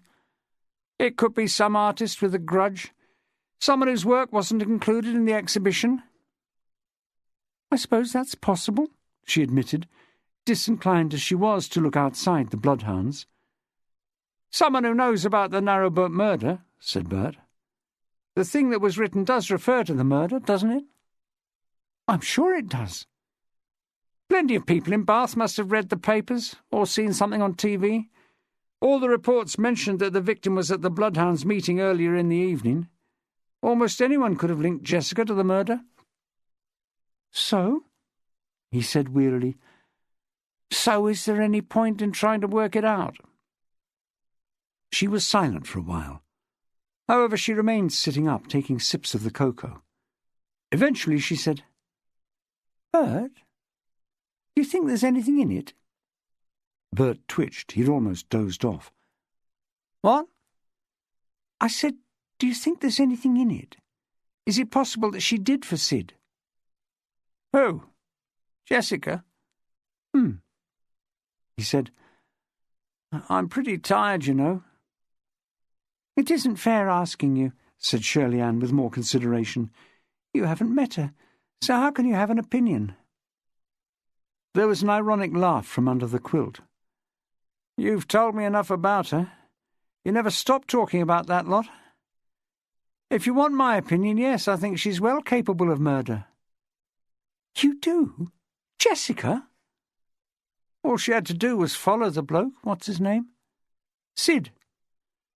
Follow Sid after the meeting that night, catch him off guard and crack him over the head with some heavy object. A woman could do that as well as a man if she crept up behind him." "Why? Why would she do it?" "Why would anyone do it? Nobody knows. All I'm saying is that she's as capable of clocking the bloke as anyone else." "What age is she?" "Around 30, I'd guess." "Well, I'll tell you this.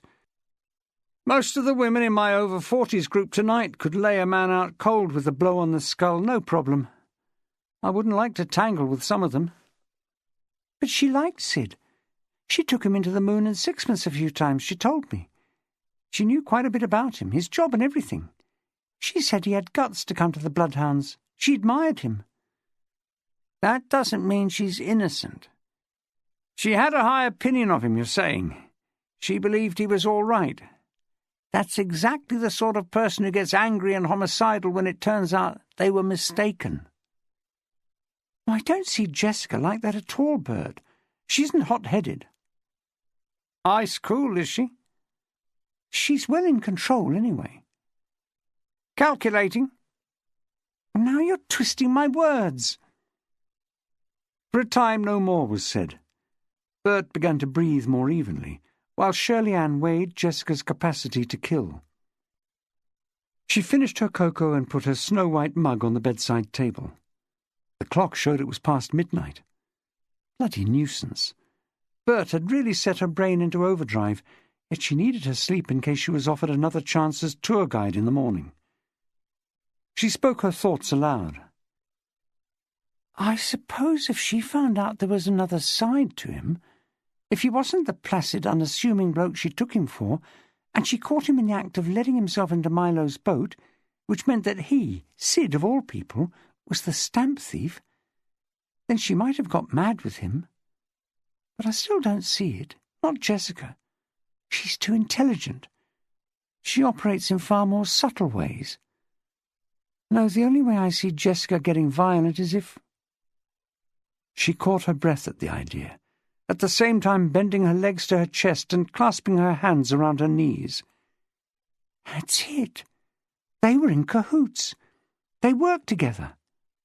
Are you listening, Bert?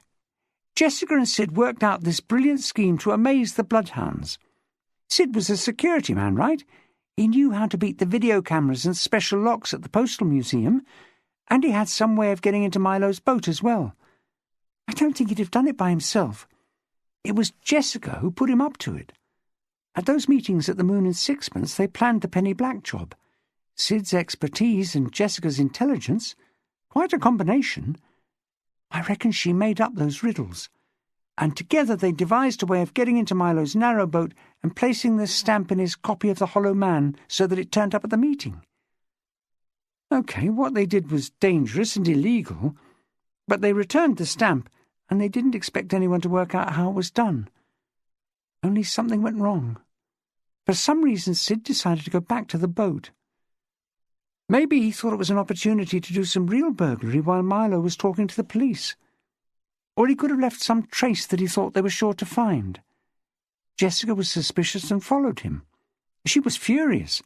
The perfect crime she'd planned was about to be undermined by Sid. She hit him over the head, locked him in and left. That's it, Bert. Bert, are you listening? She grabbed Bert's shoulder and gave him a shake. He had drifted into a shallow sleep and heard nothing. He said from a long way off, Yes? I said she did it, Bert. Jessica did for Sid.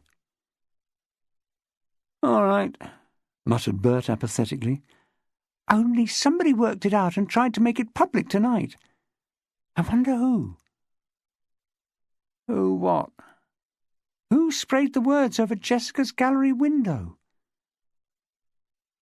Someone with one of those aerosols, I expect, said Bert in an interval of clarity. Well, you don't have to tell me that, she said. Must have got some on their clothes, added Bert. You can't use one of those things outdoors without some of the spray getting on your clothes. It was his last contribution that night. She pondered that for some time. Then something stirred in her memory that would keep her awake another 2 hours. She pressed her hands to her face and said, I thought it was dandruff. Well, would you ever? Chapter 24. So comprehensively has Bath been facelifted in the last 20 years that it's quite a treat to discover streets that have escaped the restorers and stonewashers. One charmingly down-at-heel example is Hay Hill, north of the centre, which is actually just a convenient shortcut from Lansdowne Road to the vineyards and the Paragon. A shortcut for pedestrians, that is to say, for no cars run through it. You know that Hay Hill will give you some relief from Georgian formality as soon as you reach the betting office on the corner of Lansdowne Road. A strip of worn paving descends between undistinguished 18th-century artisan houses. The dozen or so dwellings are irregular in style, height and colouring, and the railings fronting most of them supply only a semblance of order. The rest of the ironwork on view, basement grilles, inspection covers, lampposts and drain pipes, is a hodgepodge. Few of the windows match in style. In fact, some have been bricked up. Here and there graffiti scar the walls, but it might be argued that the people who painted one of the buildings in layers of pink, yellow and brown, like a monstrous cake, were guilty of vandalism before the marker pen writers got to work. To Hay Hill, then, came Diamond and Julie Hargreaves the next morning to call on Rupert Darby. Rupert's house was the one with more flake and crumble than any other, and with weeds growing up the walls. The bell push on the door may have been working. It was difficult to hear for the noise of traffic cruising down Lansdowne Road. Anyway, there was no response. Diamond tried rattling the letter flap, and instantly wished he hadn't. It was a plastic thing that fell off. A low, vibrating noise like a power drill driving into wood came from inside. As he bent to look through the gap, there was an almighty thump against the door, and he found himself inches from the bared teeth of a large dog. He stepped back and turned his attention to the window, which was coated in dust. A faded gingham curtain blocked any view of the interior. After some unproductive tapping on the glass, the main panel had a crack the width of the frame. He went back to the door, tried the handle, and discovered that it opened. Julie warned, "I wouldn't if I were you."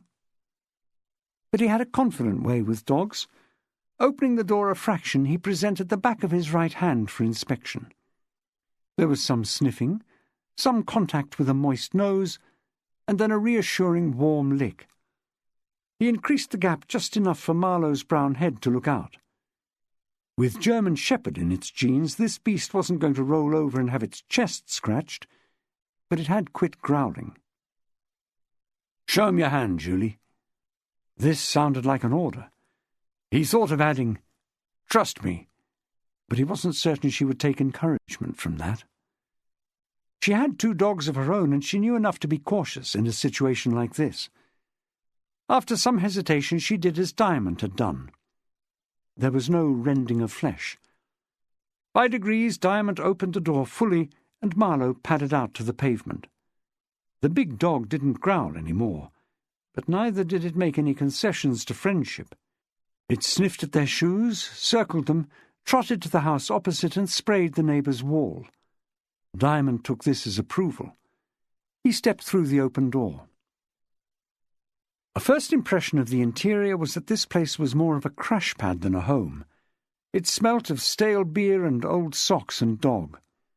The board floor was littered with clothes, books, papers, crockery, beer cans and cardboard boxes. In the far corner was a mattress, and on it a body was lying covered by an army greatcoat. Julie went to the window to admit more light. Dust peppered her hands when she tugged at the curtain. It hadn't been disturbed in months.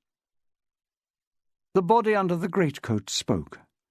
A voice as mellifluous as Gielgud's, totally out of keeping with the surroundings, told them, "Please go away, whoever you are, and try again at some civilized hour." Diamond said, "It's gone 10, Mr. Darby, and we're the police." Marlowe heard his master's voice and lolloped in from the street. Picking up a tin plate between his teeth, the big dog carried it across the room, leapt on the mattress and put in a claim for breakfast. There was a clang as the plate struck Rupert's head. Rupert misinterpreted the knock. "I can report you for this," he said without stirring.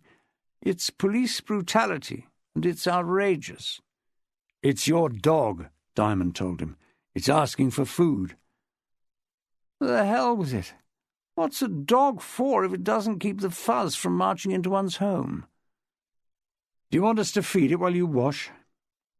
"If you can find one of his cans. There might be some under the window." Rupert gave a moan and stretched. One of his feet, wearing a striped sock, appeared from under the greatcoat. He propped himself up on one elbow, rubbed his eyes, and said, "Is it the state of my head, or is one of you wearing a skirt?" Diamond formally spoke their ranks and names. Expecting the usual snide remarks about female cops, Julie busied herself locating some tins of pal under a beret and opening one for Marlowe. Rupert was too sleepy for snide remarks. He needed all his concentration to stand up. His night attire, and no doubt the basis of his day attire also, was a T-shirt and boxer shorts. He tottered to an open doorway that must have led to whatever passed for a bathroom in this unedifying setup. Diamond warned him, "We haven't got all day." Rupert riposted over the sound of running water. "My day doesn't start till noon." He emerged after a few minutes wrapped in a grey blanket and cradling a mug of coffee. "I'd offer you some, but I can't find a spare cup. You're welcome to look if you wish." Diamond spoke for them both. "I don't think we want any. What we'd appreciate is a place to sit down." 2 chairs had to be cleared of the items heaped on them. Rupert found his berry and jammed it on his head. Apparently it was a vital accessory, though like everything else in this place it looked shabby, speckled with white particles that he didn't bother to brush off. He squatted on his mattress, wrapped in the blanket, looking like an exotic species of toadstool. "Convenient place you have here," Diamond said politely, since there was nothing polite he could say about the way it looked. "You mean with the Lansdowne Arms at one end and the Paragon Bar and Bistro at the other?" said Rupert, with a grin. "Yes, that was a consideration, I admit. Tell me what this is about." "We're inquiring into the death of Sidney Towers." His face lit up. "Well, thank God for that. I thought it was something I'd done." "Isn't it?" said Diamond. "Certainly not." The shrill note in his voice made it sound as if he were the last person you ought to suspect of anything. "You're one of this group who call themselves Bloodhounds, right?" "Well, that's no crime, is it?" said Rupert, now ready to defend his reputation. "Well, the name may be a crime, I grant you. A gift for the gutter press. It wasn't my suggestion, officer. If I had my way, we'd call it the Creme Noir Club and attract a different class of member." "When did you join?" "At least 3 years ago. I think only Polly Wycherley and Milo were ahead of me. No, I tell a lie. The Grand Duchess was already in." "You must mean Miss Chilmark." He smiled. "She who must be indulged." "And Sid?" "Joined 6 months after me, though you'd hardly have noticed. He made being inconspicuous into an art form." "You don't sound all that enamoured of the other members, Mr. Darby, yet you stuck with the club. Why?" "Oh, it gets me out of my local for a couple of hours." Rupert gave his smile that resembled a country churchyard. "And I have a mission. I want to persuade those poor blinkered bastards to read some books that deal with the real crimes of our time and the misery and despair that they engender. You can't make converts overnight.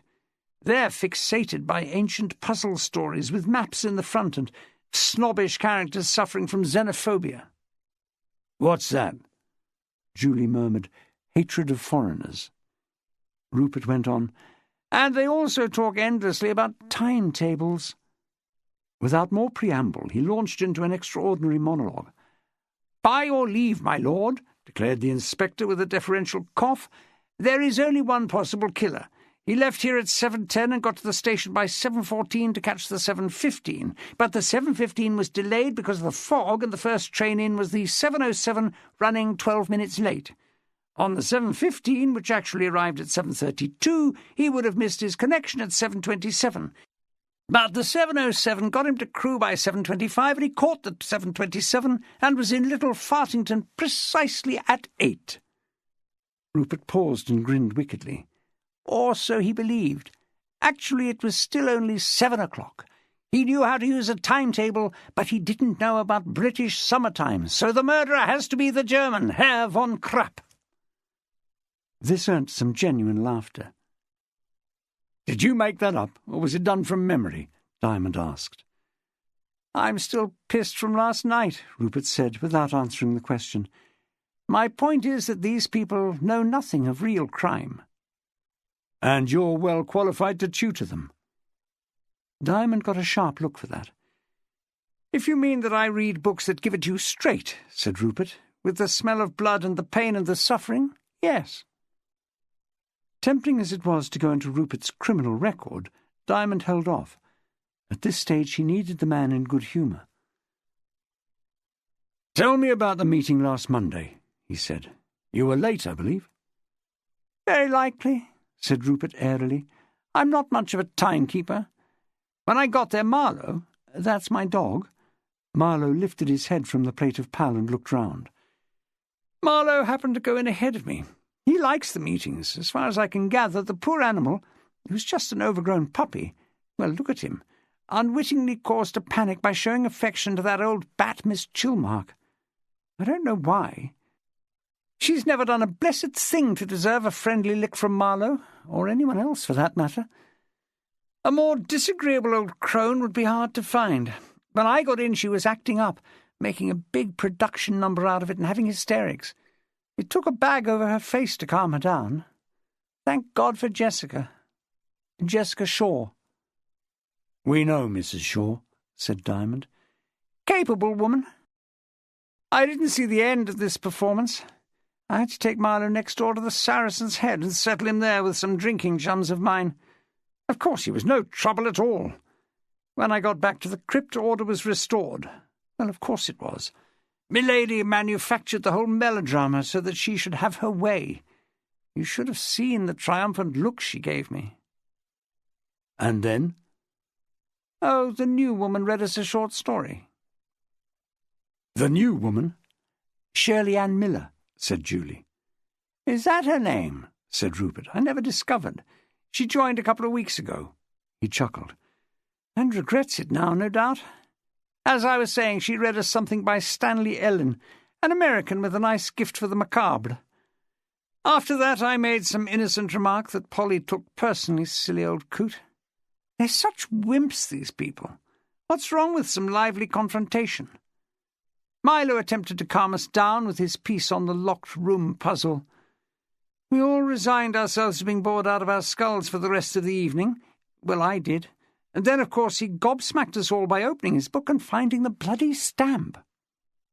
"Good. I'd like to hear more about that," said Diamond. "Can you remember what was said?" "Oh, give me a break. I'm barely awake yet." He took a sip of coffee. "As far as I recollect, Milo went crimson and kept saying what happened was impossible. I found it excruciatingly funny and said so. I remember trying to rib Milo about it, but he was far too shaken to take a joke. His first comment was that one of us must have planted the stamp on him somehow. Then he backtracked a bit. After all, whoever pinched it in the first place had committed a serious crime. Milo had to admit that he hadn't let the book leave his hands, not even when Miss Chilmark was throwing her tantrum. So without a clue as to how the thing was done, we got around to talking about what to do next. Polly, our top banana, said firmly that Milo should go straight to the police." "Polly made this suggestion?" "Yes." "You're sure?" "Yes, Polly. Does that remove her from your list of suspects? Have you met her?" "Not yet," said Diamond. "Watch her eyes when she smiles. They don't change at all. But Milo was reluctant to throw himself on the mercy of the old Bill. He expected a work-over from you people. Well, he's more fruit than vegetable, isn't he? I'm sure you treated him with the utmost consideration, but there was solidarity from some of us. I was willing to keep quiet and said so. So was Jessica. As for the new woman, Shirley Ann. Thank you. I may be muddled about the name, but I've got her number all right. The sort of bright-eyed little body who wears a knitted hat and knows about homeopathy. She suggested he sent the stamp back by post. Good thinking. He might have got away with that. The trouble was, as Jessica pointed out, we all had to agree to button our lips, and 2 of the company weren't willing to do that." "Polly and who else?" "Who do you think?" "Miss Chilmark," said Diamond. "Right, the Grand Duchess." "How about Sid? Did anyone ask him?" "Yes. He said he could stay quiet." Rupert threw back his head and guffawed. Sid offering to stay quiet. It was the funniest thing all evening. He should have taken a bow for that. None of them saw the joke except me. So there it was, 2 in favour of blowing the whistle and 4 against. But of course, to work, the vote had to be unanimous. Milo isn't slow on the uptake. He could see that. He marched off to do his duty as a responsible member of the public.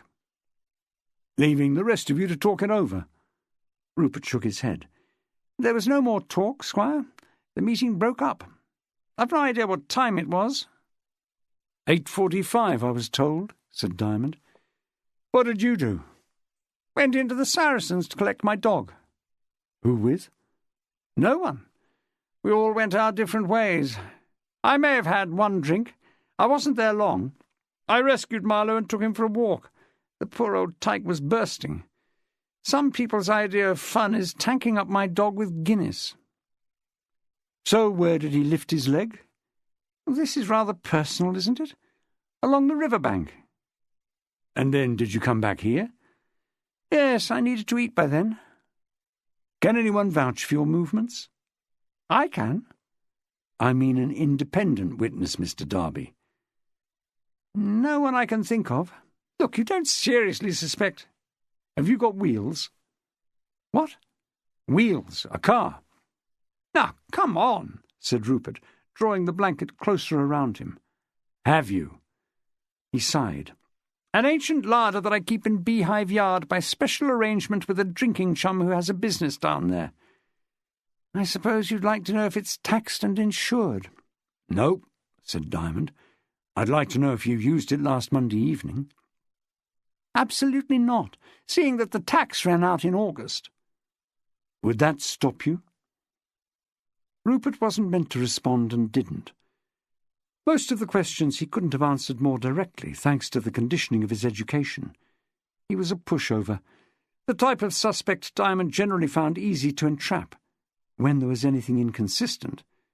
There was the police record with this one too. Yet he was a fellow who made you smile, even when he was on the defensive. His comments on the other Bloodhounds had brought them vividly to life. It would be almost a pity to put the boot in. Fair enough, said Diamond. Let's talk about Sid Towers. Well, there isn't much to say, is there? Did you ever meet him in any other place than the crypt of St. Michael's? You mean the pub afterwards? I mean anywhere at all. Rupert closed his eyes in thought. Aboard Milo's boat last Christmas. The Bloodhounds' party. Sid was there, trying to merge with the woodwork. Nowhere else? Can't remember an occasion. Perhaps he was in touch some other way, suggested Diamond. A letter? The phone, Julie contributed. What on earth about? Asked Rupert, his gaze moving suspiciously from Diamond to Julie. He and I had practically nothing in common. Diamond couldn't hold off any longer. He'd kept the goodwill flowing past the point when it was still productive. His voice took on a harder tone. I have to think of every possibility, Mr. Darby. Let's face facts. Sid worked with a security firm. They keep files on people. I want to know if he got nasty with you, demanded money in return for his silence over your prison record. A muscle twitched in Rupert's cheek. You wouldn't want your literary friends to know you've done Bird, would you? Diamond pressed him. Obtaining money by deception, twice, and the other convictions aren't too edifying. How many fines is it for drunkenness? Indecency. What are you, a flasher? What would Miss Chilmark say about that if she found out? She wouldn't say a word. She'd be hyperventilating again, said Rupert, buying time with an easy jibe. There was a pause while he adjusted mentally. Then, if you want to know, it was a joke that misfired. I was up for the 5th time before Bath magistrates on a drunken disorderly charge, and it was December the 23rd. After the beak fined me 50 quid, I lowered my trousers and treated him to a view of my backside with the words, Merry Christmas, stuck to it. It was a paper decoration off a Christmas cake. I was done for contempt of court and indecency. Pull up your trousers and face the bench, Mr. Darby. You may have thought that seasonal goodwill justifies some leniency over this disgusting exhibition, but the law is not to be mocked. You are fined £100 for the contempt, and a conviction for indecency will be entered on your record. Merry Christmas to you too, and let us hope a sober New Year. Diamond wasn't smiling. His disappointment was crushing. After Julie's work on the PNC, he'd really thought he had a handle on Rupert Darby. The blackmail theory had just sunk like a punctured balloon. The man wasn't a sexual deviant. He was a clown. A couple of prison terms for fraudulent deals weren't going to worry an extrovert like this. He turned to Julie and told her they were leaving. They passed St. Michael's as they returned down Broad Street. Diamond decided to look into the crypt. It's where the bloody thing started, Julie. And the way things are going, we'd better send up a prayer while we're there. Inside, a playgroup had taken over for the morning. While 3-year-olds were squabbling over wooden trains, it was difficult to picture the Bloodhounds in session discussing locked-room murders. The woman in charge was monopolised by a tearful girl who wouldn't budge from her lap, so Diamond sorted out the problem of the boys and the trains. It was a wonder to Julie that his bulk and his gruff manner didn't frighten children. She'd seen plenty of adults in awe of him. The reason seemed to be that he didn't patronise kids. He listened to them solemnly and talked back to them with sincerity. He'd told her once that his wife Stephanie had miscarried several times. He'd said nothing else. Now that harmony was restored, they looked at the layout of the crypt. There was a row of hooks near the door. The playgroup supervisor had her coat hanging there, and the children's were beside it, tiny garments with gloves attached to elastic and dangling from the sleeves. "This, presumably, is where Sid Towers switched Milo Motion's keys," said Diamond.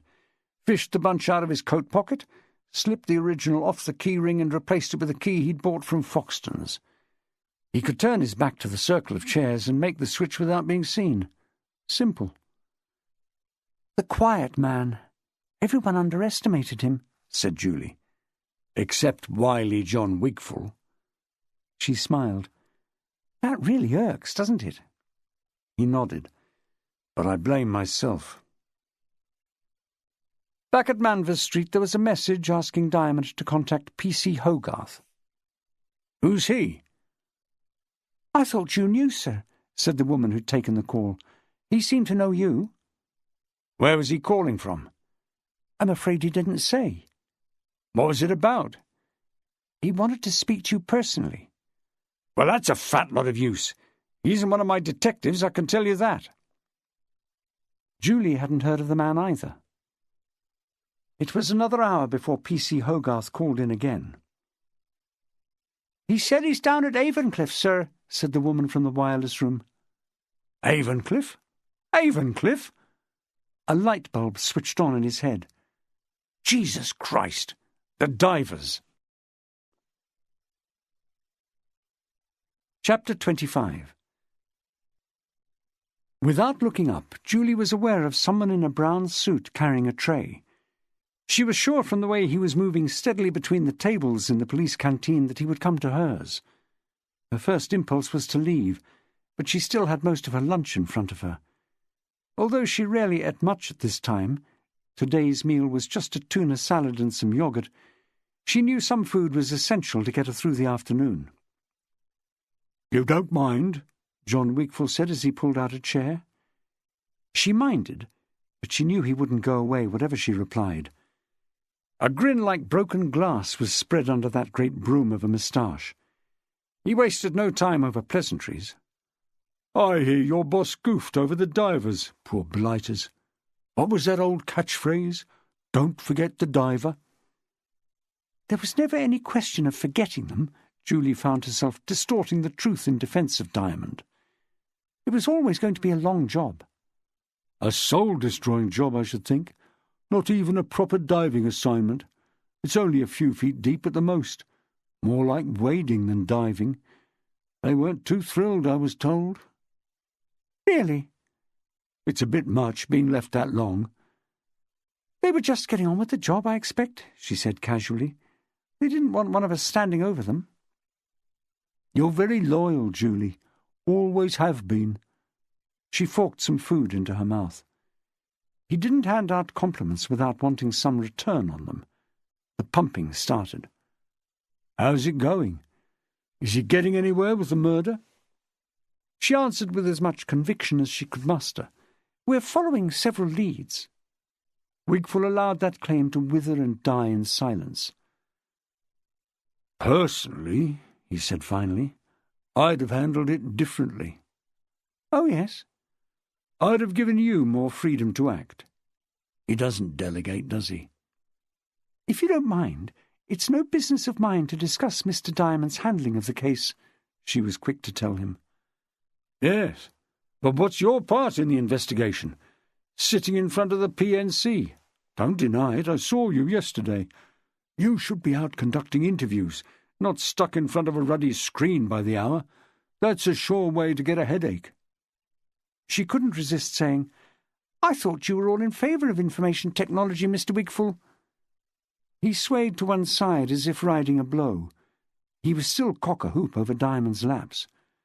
"You can say that again, Julie, but I wouldn't put my best DI on the job. We employ civilians to operate the hardware. Whose form were you checking? One of the Bloodhounds?" "It was just routine," she said, fencing as well as she could. "Leaving no stone unturned, eh?" "Well," he followed up quickly, "the divers will vouch for that, poor buggers. They must have run out of stones to turn over." This amused him vastly. The whole table shook as he spilt some of his coffee. Julie remained impassive. He went on to say, "He isn't a team man, is he? If you worked for me—" "But I don't," Julie cut in, wanting to put a quick end to this. "Any time you'd care to—" "Thanks," she said in a tone that made clear how unwelcome the prospect was. Now the offer turned into a threat. "It could happen sooner than you think. I sorted the stamp theft, didn't I? Proved that Towers was the man and showed how he did it. That didn't go unnoticed. Someone's going to give me a crack at the murder soon. They want a result." End of commercial. The talk turned to performance-related pay. Wigfall was one of the few at Manvers Street in favour of it. He had nothing to fear from appraisals, he said. When she finished and was carrying her tray back to the collection point, Wigfall called after her. She turned. "Yes?" "Tell your boss." "Tell him what?" "What I said. Don't forget the diver."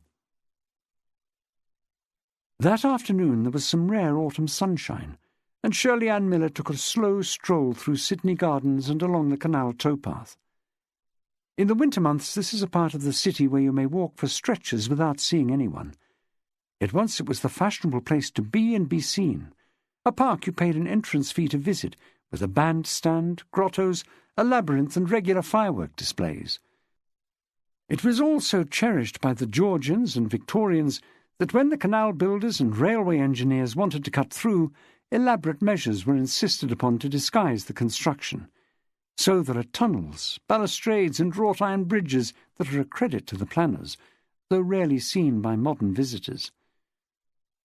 Shirley Ann was not the sort who looked for solitude, but after a morning doing her damnedest to hand out leaflets about the bus tour and getting not much response and a couple of vulgar suggestions, she wanted a break from people. She'd decided to walk as far as Top Lock, along the last spectacular section of the canal before it joins the Avon. Here, after a wooded stretch, you suddenly look right and become aware that you're on an escarpment above most of the city except the church spires. That view always lifted Shirley Ann's spirits. This lunchtime she would walk as far as the lockkeeper's cottage, a small Gothic building of great charm restored by the Canal Trust, in no way as notable or noble as the sights she pointed out when she was giving her commentary on the bus, but pleasing to Shirley Ann because she thought of it as a personal discovery. Today, however, she was distracted along the way by a discovery of a different kind. At Sydney Wharf Bridge, where George Street crosses the canal, the towpath switches sides. She climbed the cobbled slope on one side and passed over the bridge to rejoin the path by way of the descending steps by the Mercedes-Benz showroom. Her view of the towpath was hidden until she stepped onto it, which was why she was surprised by the man and woman coming towards her. She felt herself blush scarlet. The woman was Jessica Shaw. Jessica, the murderer. She did for Sid. End of CD 6. CD 7. After the long, sleepless night when her mind had fizzed with the facts that pointed to Jessica's guilt, this was the last person on earth Shirley Ann wished to meet. Worse still, the man was AJ. Meeting Jessica at all was rotten luck. Catching her out with her fancy man was a double blow from the fates. Of course, she'd been sure in her mind that Jessica had something going with AJ, but up to now the liaison hadn't been paraded in front of her. On the narrow towpath she couldn't avoid them without making it obvious. They weren't actually arm in arm or holding hands, but so close to each other that they were practically in contact. Recognizing her, they broke off the earnest conversation they were having. Jessica said, probably in case AJ hadn't spotted who it was, "Shirley Ann, what a nice surprise." AJ half lifted his hand in greeting and said, "Small world." Shirley Ann couldn't have felt more embarrassed if she'd caught them in bed. She managed to say, "Isn't this a treat? The weather, I mean." "Glorious." Jessica seemed unfazed. In a short wine-red padded coat trimmed with black fur and with black leggings and ankle boots, she looked more suitably kitted for the catwalk than the towpath. Since the weather hadn't yielded much in the way of conversation, Shirley Ann remarked, "I passed some swans back there, a pair with their family, at least 5 cygnets, fairly grown up but really sweet." "I expect we'll see them," said Jessica. "They're worth looking out for, and the place is easy to spot. There's some pampas grass and a little wild area where they nest. They mate for life, don't they?" Dear God, she thought, what am I saying? "I've no idea," said Jessica evenly. "Nor me," said AJ. Words in profusion were Shirley Ann's instinctive means of dealing with embarrassment. She had a horror of silences. She had to communicate something to get her over the mating swans gaff. "By the way, I did enjoy the preview last night. A party like that must have cost you an arm and a leg, all the Bucks fizz and the refreshments. It seemed as if the whole of Bath had crowded in there. I hope you sold lots of pictures." "We just about covered our costs," said Jessica. "An evening like that isn't only about the money you take. It's a way of spreading the word." "PR," said AJ. Jessica added, "Most of them there last night have never bought a piece of work from the gallery and never will, but that isn't the point." "I understand." "It was a near disaster, actually," she went on. "I'm still hopping mad about that vile thing that was written on the gallery window." "We've dismissed that," said AJ quickly. "We agreed to erase it from our minds, didn't we?" He was addressing Shirley Ann now. "Absolutely," she confirmed with all the conviction she could summon up, considering she'd thought about little else since the party. Jessica said, "I'd like to know who it was. I've got my suspicions." "Let go, Jess," AJ urged her, talking like a husband. "If that's their game, they could try again." "It was a prank," said AJ. "Someone with a warped sense of humour. You don't think anyone could seriously suspect you of murder? I mean, you had a lot of time for the bloke who was killed. He was a bit of a loner, you told me, lacking in confidence. You took him under your wing." "Took him under your wing and used him to pinch the penny black," thought Shirley Ann cynically. "Then clobbered the poor beggar because he stepped out of line and put the plot at risk." She was finding it a great test to keep her conclusions to herself. "That isn't the point," said Jessica. "We all know I wouldn't have harmed Sid in a million years. But if this evil-minded bastard points the finger at me again, I'm going to the police."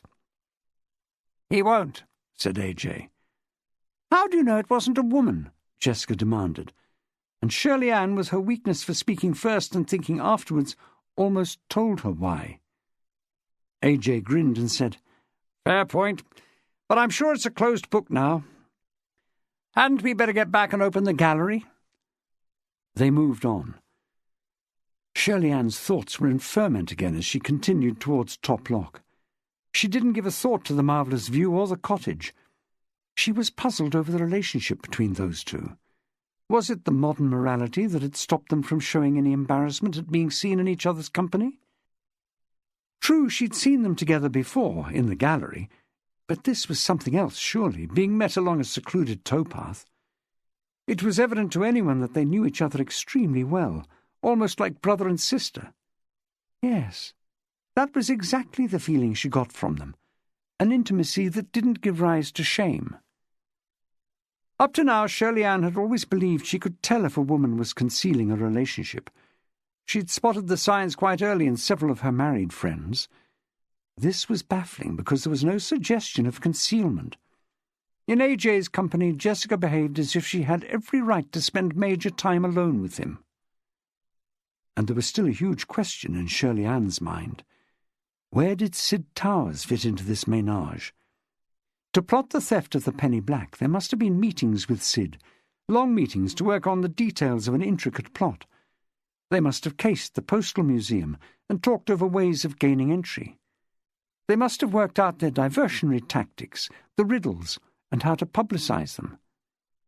There was the challenge, still a mystery to Shirley Ann, of getting into Milo's locked boat.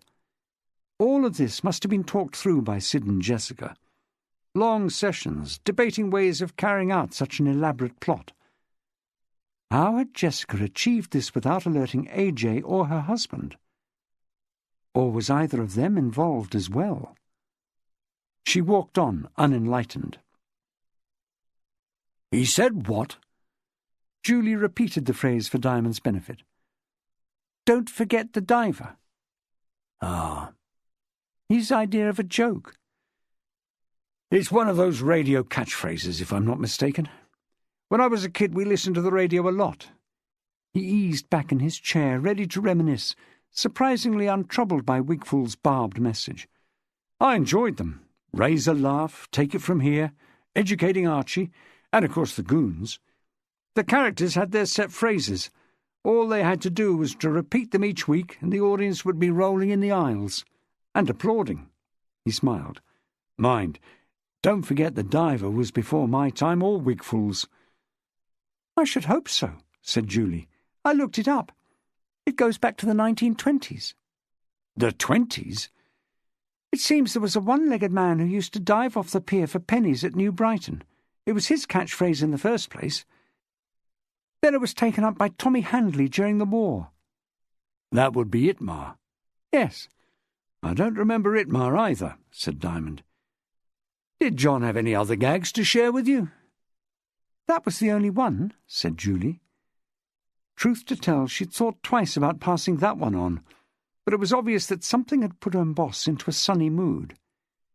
When she'd walked into his office, he'd been humming Yellow Submarine. No, there was another joke, she said, but it was unintended. He expects to take over the case. He chuckled. I've heard that one before, too. Once he did take over, she reminded him. Only after I resigned. It's not going to happen again. He opened the drawer in front of him and took out a rusty object and let it fall on the desk with a metallic clunk. Keys, Julie. A bunch of keys.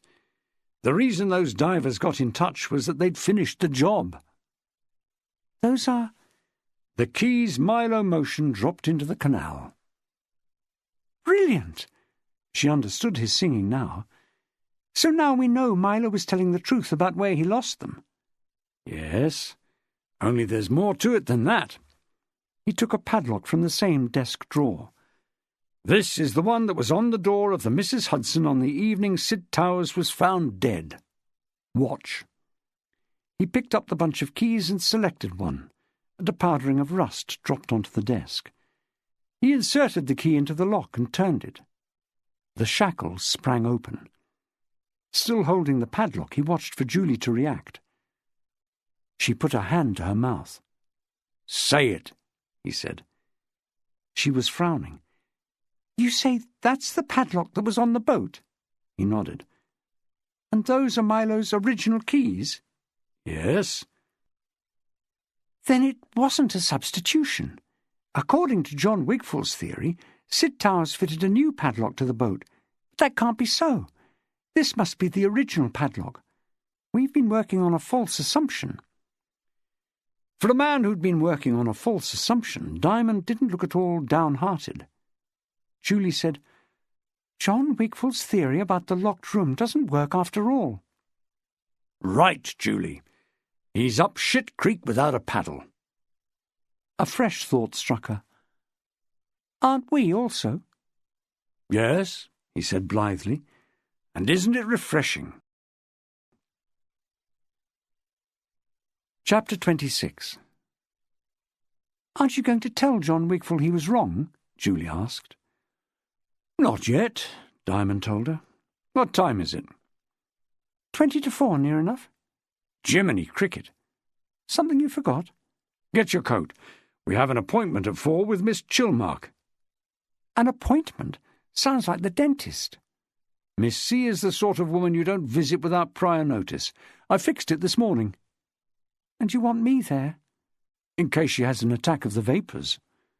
Oh, thanks, she said, flushing at the man's insensitivity to her rank and experience. What do I bring? Smelling salts and a paper bag? Just a pair of handcuffs. Julie's eyes opened wide.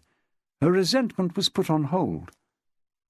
You don't seriously think she's the murderer?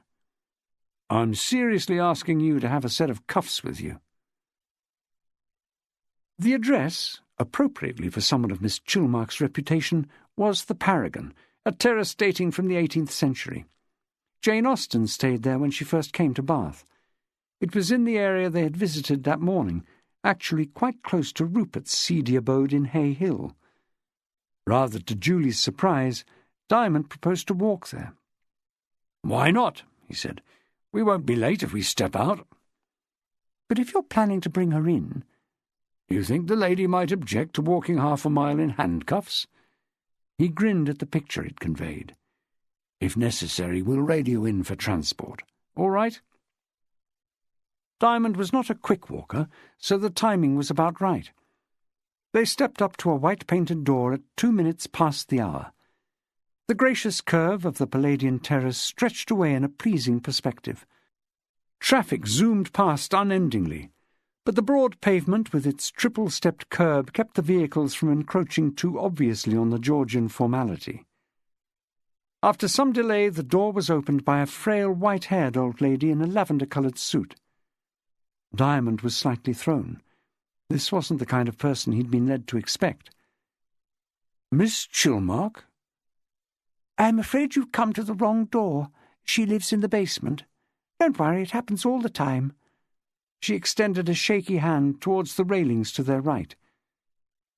Miss Chilmark in the basement? They leaned over the railings and peered down. True, it was in better order than basements generally are, whitewashed, clear of litter, and with a dwarf conifer in a pot by the door. They went down the stairs. The bell was answered quickly by a sturdier woman, probably 20 years younger, who ushered them inside. The light was poor down there. Diamond's strongest impression of Miss Chilmark was of the heavy floral scent that wafted from her. In the cramped entrance he couldn't avoid passing so close that his eyes watered. She was in a black jacket over a garish multicoloured dress that rustled when she moved. She glittered at the ears, throat, and fingers. "We came to the wrong door," Diamond explained, just to get the conversation started. But it was an unfortunate start. "Oh," said Miss Chilmark, in a long, low note of despair. "Did you tell her who you were?" "No, ma'am. Simply asked for you and got directed down here." This wasn't reassurance enough. "Where's the police car? I suppose she saw that." He told her that they'd come on foot, and got such an improved reaction that he wished he had started with it. They were led through a narrow hallway at some risk to the china plates clipped to the walls. Shown into what Miss Chilmark announced as her drawing-room, they had a first impression of a dry atmosphere, smelling like the inside of a biscuit tin. It was a place noticeably less colourful than its owner. Faded Indian carpets on a wood-block floor, pale blue emulsioned walls with a number of gilt-framed portraits of po-faced Victorians and smug tweed-suited figures from between the wars, judging by their clothes. 2 ancient armchairs and a settee with blue and beige covers. A gas fire from the 1960s with a mantelpiece over it, on which were 6 or 7 books and some rock specimens acting as paperweights for letters. Above that a large print of a cathedral with a spire. "You see, it isn't a basement at all from this side," Miss Chilmark was quick to point out, striding to the window to draw the chintz curtain further aside. "I have the ground floor and the garden." "This is because it's built on a slope?" "Yes, that's Walcott Street at the bottom. The whole house belongs to me, only it's too much for a single lady, so I let out the other floors." This might have been more credible if she'd retained the floor above as well, with the front door access. She was not the kind of woman who willingly moved into a basement in her own house, even with the view of Walcott Street from the rear. The furnishings told a different, more convincing tale, that this was the last retreat of someone who had known more affluent times. "Salisbury, isn't it?" Julie remarked, having stepped to the fireplace to admire the print. "The tallest spire in England," Miss Chilmark said with some pride, "and built 700 years ago of Chilmark stone." "You own a quarry?" said Diamond. "The stone came from the village of Chilmark." "You own a village?" "Of course not." Lesson 1. She had little sense of humour. "I thought everybody had heard of Chilmark stone.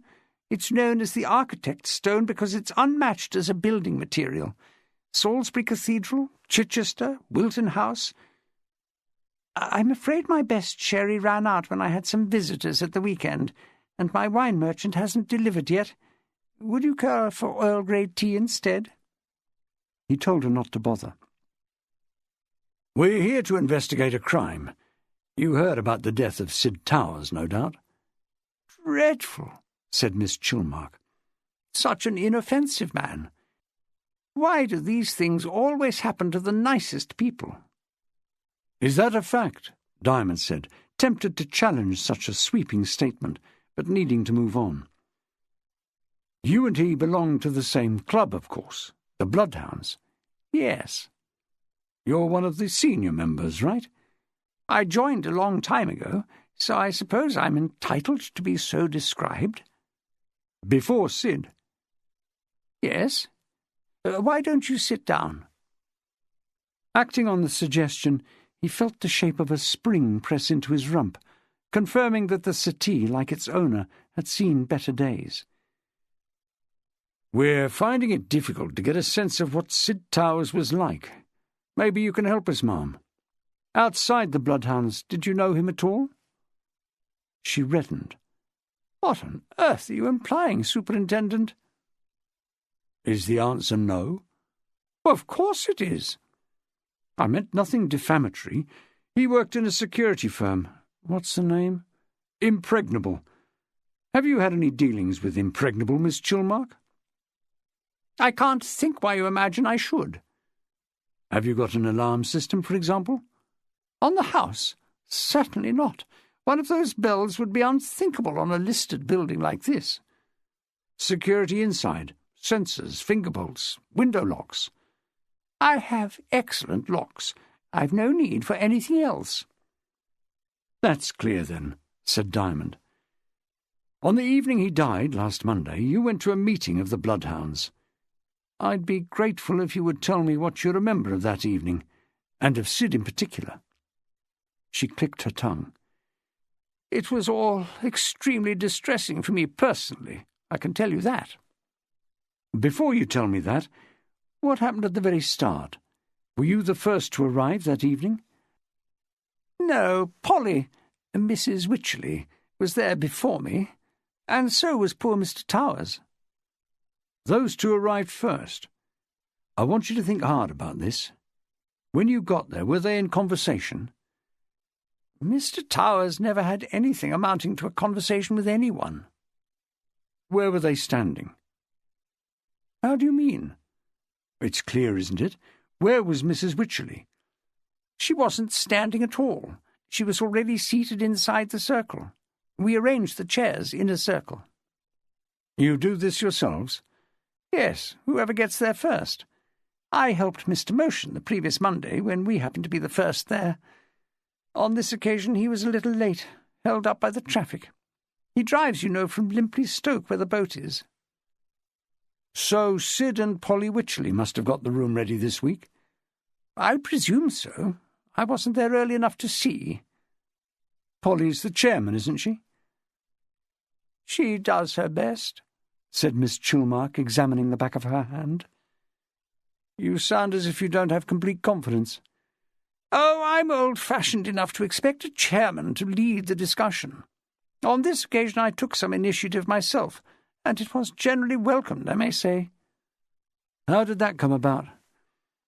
Well, at the start of the meeting, this was before the whole thing descended into chaos, I suggested that we applied our experience of detective stories to a discussion of the real crime that happened in our own city, the theft of that stamp from the Postal Museum. Diamond glanced towards Julie and then back to Miss Chilmark. Did you now? What made you think of that? As soon as I read the report in the Chronicle, I knew it was right up our street.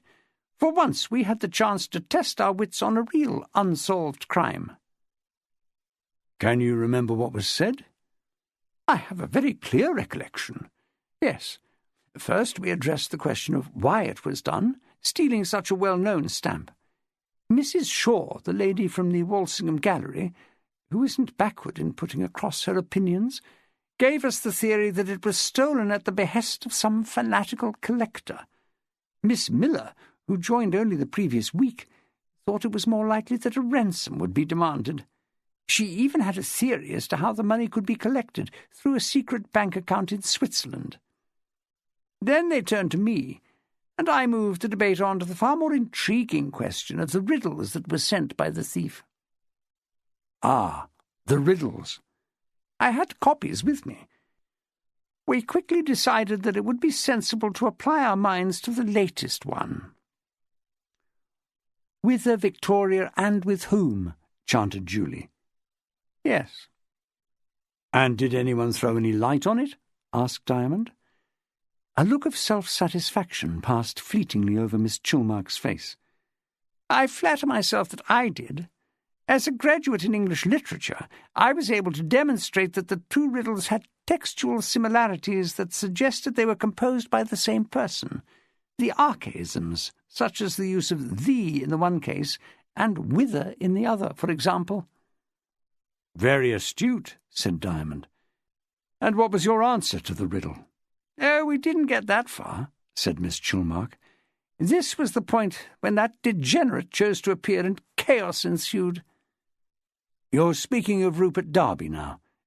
This incident. Only the latest in a series of incidents, said Miss Chilmark, going pink at the memory. He behaves deplorably. He has from the beginning. One looks to the chair for discipline, or at least some effort to maintain order. She doesn't check him. 1 week, without so much as a word of warning, he arrived with the dog, a savage brute, and expected us to ignore it. A large, untrained, malodorous, terrifying dog. Mrs. Wycherley did nothing about it, in spite of my protests. Last week it came into the circle and shook its coat, drenching us all and ruining my clothes. This week it attacked me. Bit you? I'm sure it meant to bite. They had to drag it off me. No wonder I had difficulty breathing. Julie, who kept 2 large dogs of her own, couldn't stop herself saying, If it meant to bite you, I'm sure it would have. They don't mess about. Diamond said quickly, So you think Mr. Darby brings the dog to cause you distress? I'm certain of it. Some personal grudge? I have given him no cause for one. He lives quite close, doesn't he, across the street in Hay Hill?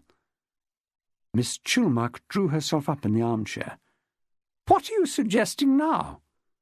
I'm not suggesting anything, ma'am. I'm stating a fact. You're almost neighbours. The man lives in squalor, she said with distaste. You visited him? God forbid! I wouldn't need to. The state of the windows, the curtains. I try not to look when I am compelled to walk past. Considering the way you feel about this man, I'm surprised you haven't given up the Bloodhounds. It can't be any pleasure. Her lips contracted into a tight orange-coloured knot. Why should I allow him to hound me, literally hound me, out of an activity I've enjoyed for 2 years or more? Tell me that. The defiance was admirable, the English gentlewoman at her finest. She was at one with the steely-featured ancestors whose portraits lined the walls. Forgive me, I'm still trying to understand the appeal of this club, said Diamond. From all I've heard, you have very little in common, except that you all read detective stories. Isn't that enough? People don't have to be like peas in a pod to function as a club. We speak of books we can recommend. Tastes differ, of course, and one doesn't have to agree with everything that is said, but discussion can be stimulating. Some of them will never break out of Agatha Christie and Dorothy Sayers. You can see that. Personally, I favour a more demanding writer. I don't suppose you are familiar with Echo. Diamond had heard of the so-called eco-warriors who occupied the trees at Swainswick when the bypass was under construction, and he doubted if they would have Miss Chilmark's seal of approval, so he said, "No, ma'am, I can't say it's familiar." Echo is the name of an author. Julie looked equally unwilling to commit herself. Umberto Eco, Miss Chilmark said, rolling the R and chanting her syllables like a native Italian. The greatest of modern writers. To describe him as a crime writer would be to belittle the man, regardless that the name of the rose is beyond question the finest detective story ever written. "I saw it," said Julie, "with Sean Connery." Witheringly, Miss Chilmark said, "I wasn't speaking of a film." "It was good," said Julie. "I doubt it.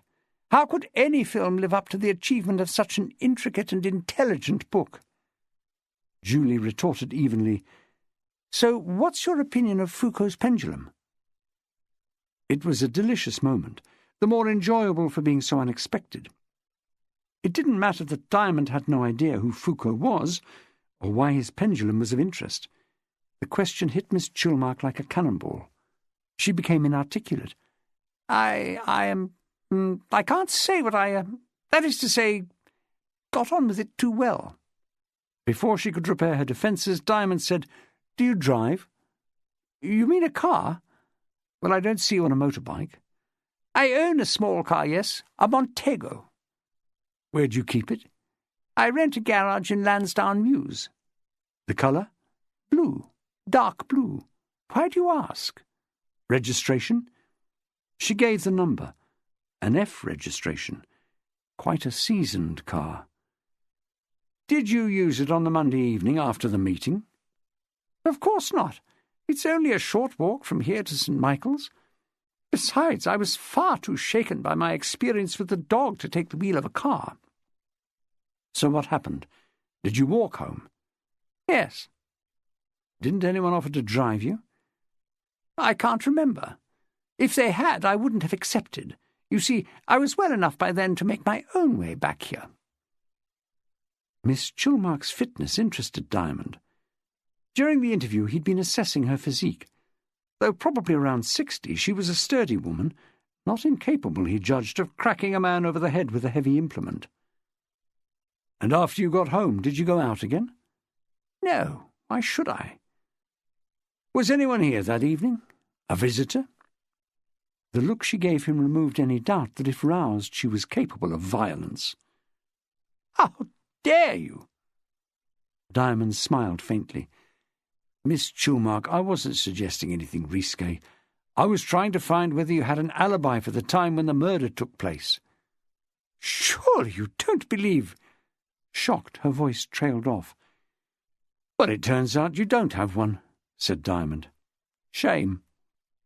He heaved himself up from the settee and crossed the room to examine one of the portraits, of a mustachioed man in a grey suit with a cravat, one thumb tucked into a waistcoat pocket to give a good view of a gold watch chain. His young wife stood at his side in a long blue dress. She was holding an ostrich feather fan. 3 small boys were grouped in front, one of them in a sailor suit, looking up adoringly at his father. "Family?" Miss Chilmark's mind was on other things. There was a pause before she responded. Yes, my grandparents, with Papa and my uncles Esmond and Herbert." "Handsome family." "Grandpapa was Mayor of Bath before the First World War." "Really? Did they live in this house at the time?" "Yes." "It passes down through the family." He swung around from the painting and looked at her. "You did say it belongs to you still." She made a murmur of assent and nodded. "Of course, if we had any doubt, we could check who pays the council tax." Diamond dropped in casually to the dialogue. There was an uncomfortable silence. Then he added, "Or we could ask the old lady upstairs." "You can't do that," said Miss Chilmark in a panic. "Well, She cleared her throat. Technically, the house isn't in my possession any longer. Living here, as I have all my life, I still tend to think of myself as the owner. She had just been caught out, but she was doing her damnedest to gloss it over. "Technically," repeated Diamond, "you sold the place?" "On the firm understanding that I may remain here for life." "And how long ago was this transaction?" Miss Chulmark rested her hands on her thighs and pushed out her chest in an attempt to reassert herself.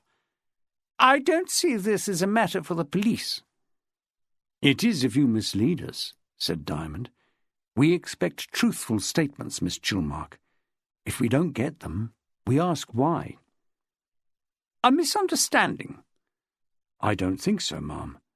When did you sell?" "In January 1993. "A painful decision, I'm sure." "One's circumstances alter," said Miss Chulmark philosophically. "You had some hefty expenses to meet." "Do I have to go into this? It isn't easy for a single lady to exist on a private income in these expensive times. My savings were depleted through inflation and some bad investment advice, so I took stock of my position, my future, and decided it was wise to realize the asset of the house. I have no family to pass it on to. I can now face my declining years with reasonable confidence." They left soon after. Outside in the street, Julie said, "You pressed her hard about her circumstances." "And I haven't finished," said Diamond. "She's gone through a mint of money. I'm not convinced about the bad investments, unless it's something like a gambling habit. We need to do some digging, Julie. You see, if she sold the house, a couple of years ago, she must have made a bomb. You wouldn't buy an entire house in the Paragon for much under 400 grand, even with a sitting tenant in the basement. What's happened to the money?" "Banked, I expect," said Julie. "There wasn't much sign of spending, was there? That basement could do with some redecoration. Furniture ought to be replaced. That settee, anyway. She runs a 5-year-old car. Is this a woman who came into several hundred grand?" "People do live meanly sometimes." "The jewellery, all that sparkly stuff, wasn't genuine, was it?" "It looked like imitation to me," Julie admitted. "I want you to make some discreet inquiries," he told her. "Go through the local papers for 1993. Find out which estate agent handled the sale. Go and sweet-talk them. Get the price if you can, the bank she used, and the name of the new owner, presumably the old lady we first met. Once we know the bank... Can you handle this?" "Without breaking the data protection laws?" "I didn't mention them, did I? But you'd like to see a bank statement if I can rustle one up?" "I would." "If you say it's necessary, I'll do my best." He turned to look her in the face. "What's this, if you say it's necessary? Do I sense a whiff of insurrection?" She shook her head. "It's just that I still have a pair of handcuffs in my coat pocket. You asked me to bring them, but they weren't needed." "Only thanks to you, Julie." "Oh?" "The cuffs were there to shock the old bat, breaking down her defences. You did that in a much more subtle way with your knowledge of Chinese literature." "Chinese? Foucault." She laughed. "Foucault's Pendulum. That isn't Chinese. It's a book by Umberto Eco, the writer she was talking about." "I don't care. It was brilliant, Julie. It shook her rigid. Shook me, too. How on earth did you know about that?" She said, "I don't think I'll tell you." "Come on." "You'll be disappointed. It was pretty obvious, really." "No," he said, thinking back, picturing the room. "It wasn't one of those books on the mantelpiece." "There you go. Am I still brilliant, or have you changed your opinion?" He didn't answer. They were interrupted by the beeping of Julie's personal radio. She took it out. "D.I. Hargreaves." "Do you have Superintendent Diamond with you, ma'am? Over." The voice from Manvers Street asked. "Yes, I do." "Would you tell him he's wanted urgently here? A message has just been received. We think it could be another of those riddles." The third riddle. Suspense. Chapter 27. The Assistant Chief Constable, Arnold Musgrave, sat behind his desk with his hands covering his eyes as if they were sore. Across the room, from armchairs in opposite corners, John Wigfall and Peter Diamond watched in the uncomfortable knowledge that everything they had patiently and plausibly stitched together had just been unravelled. Mr. Musgrave took a deep, troubled breath and dragged his fingers slowly down his fat features. Finally he propped his chin on his clenched fists. "To sum up, then," he said, his voice edged with reproach, "we're back with the locked room mystery we started with. Your neat theory about the narrowboat has been blown to smithereens, John."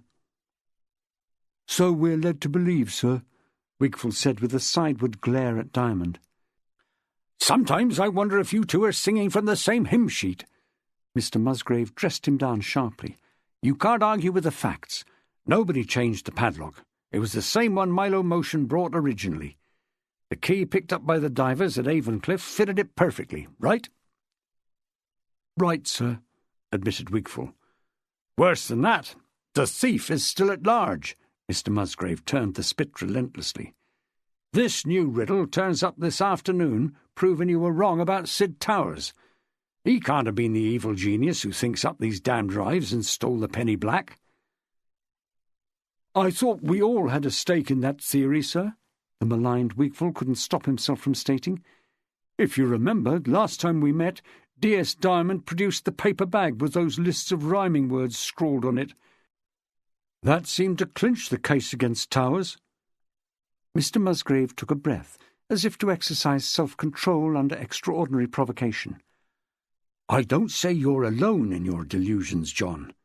If this latest riddle is genuine, and I believe it is, we've all cocked up."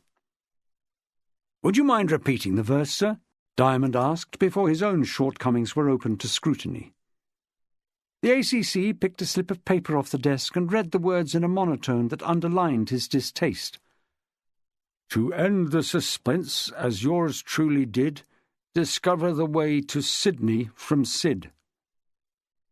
There was a pause before Diamond said, "To Sydney?"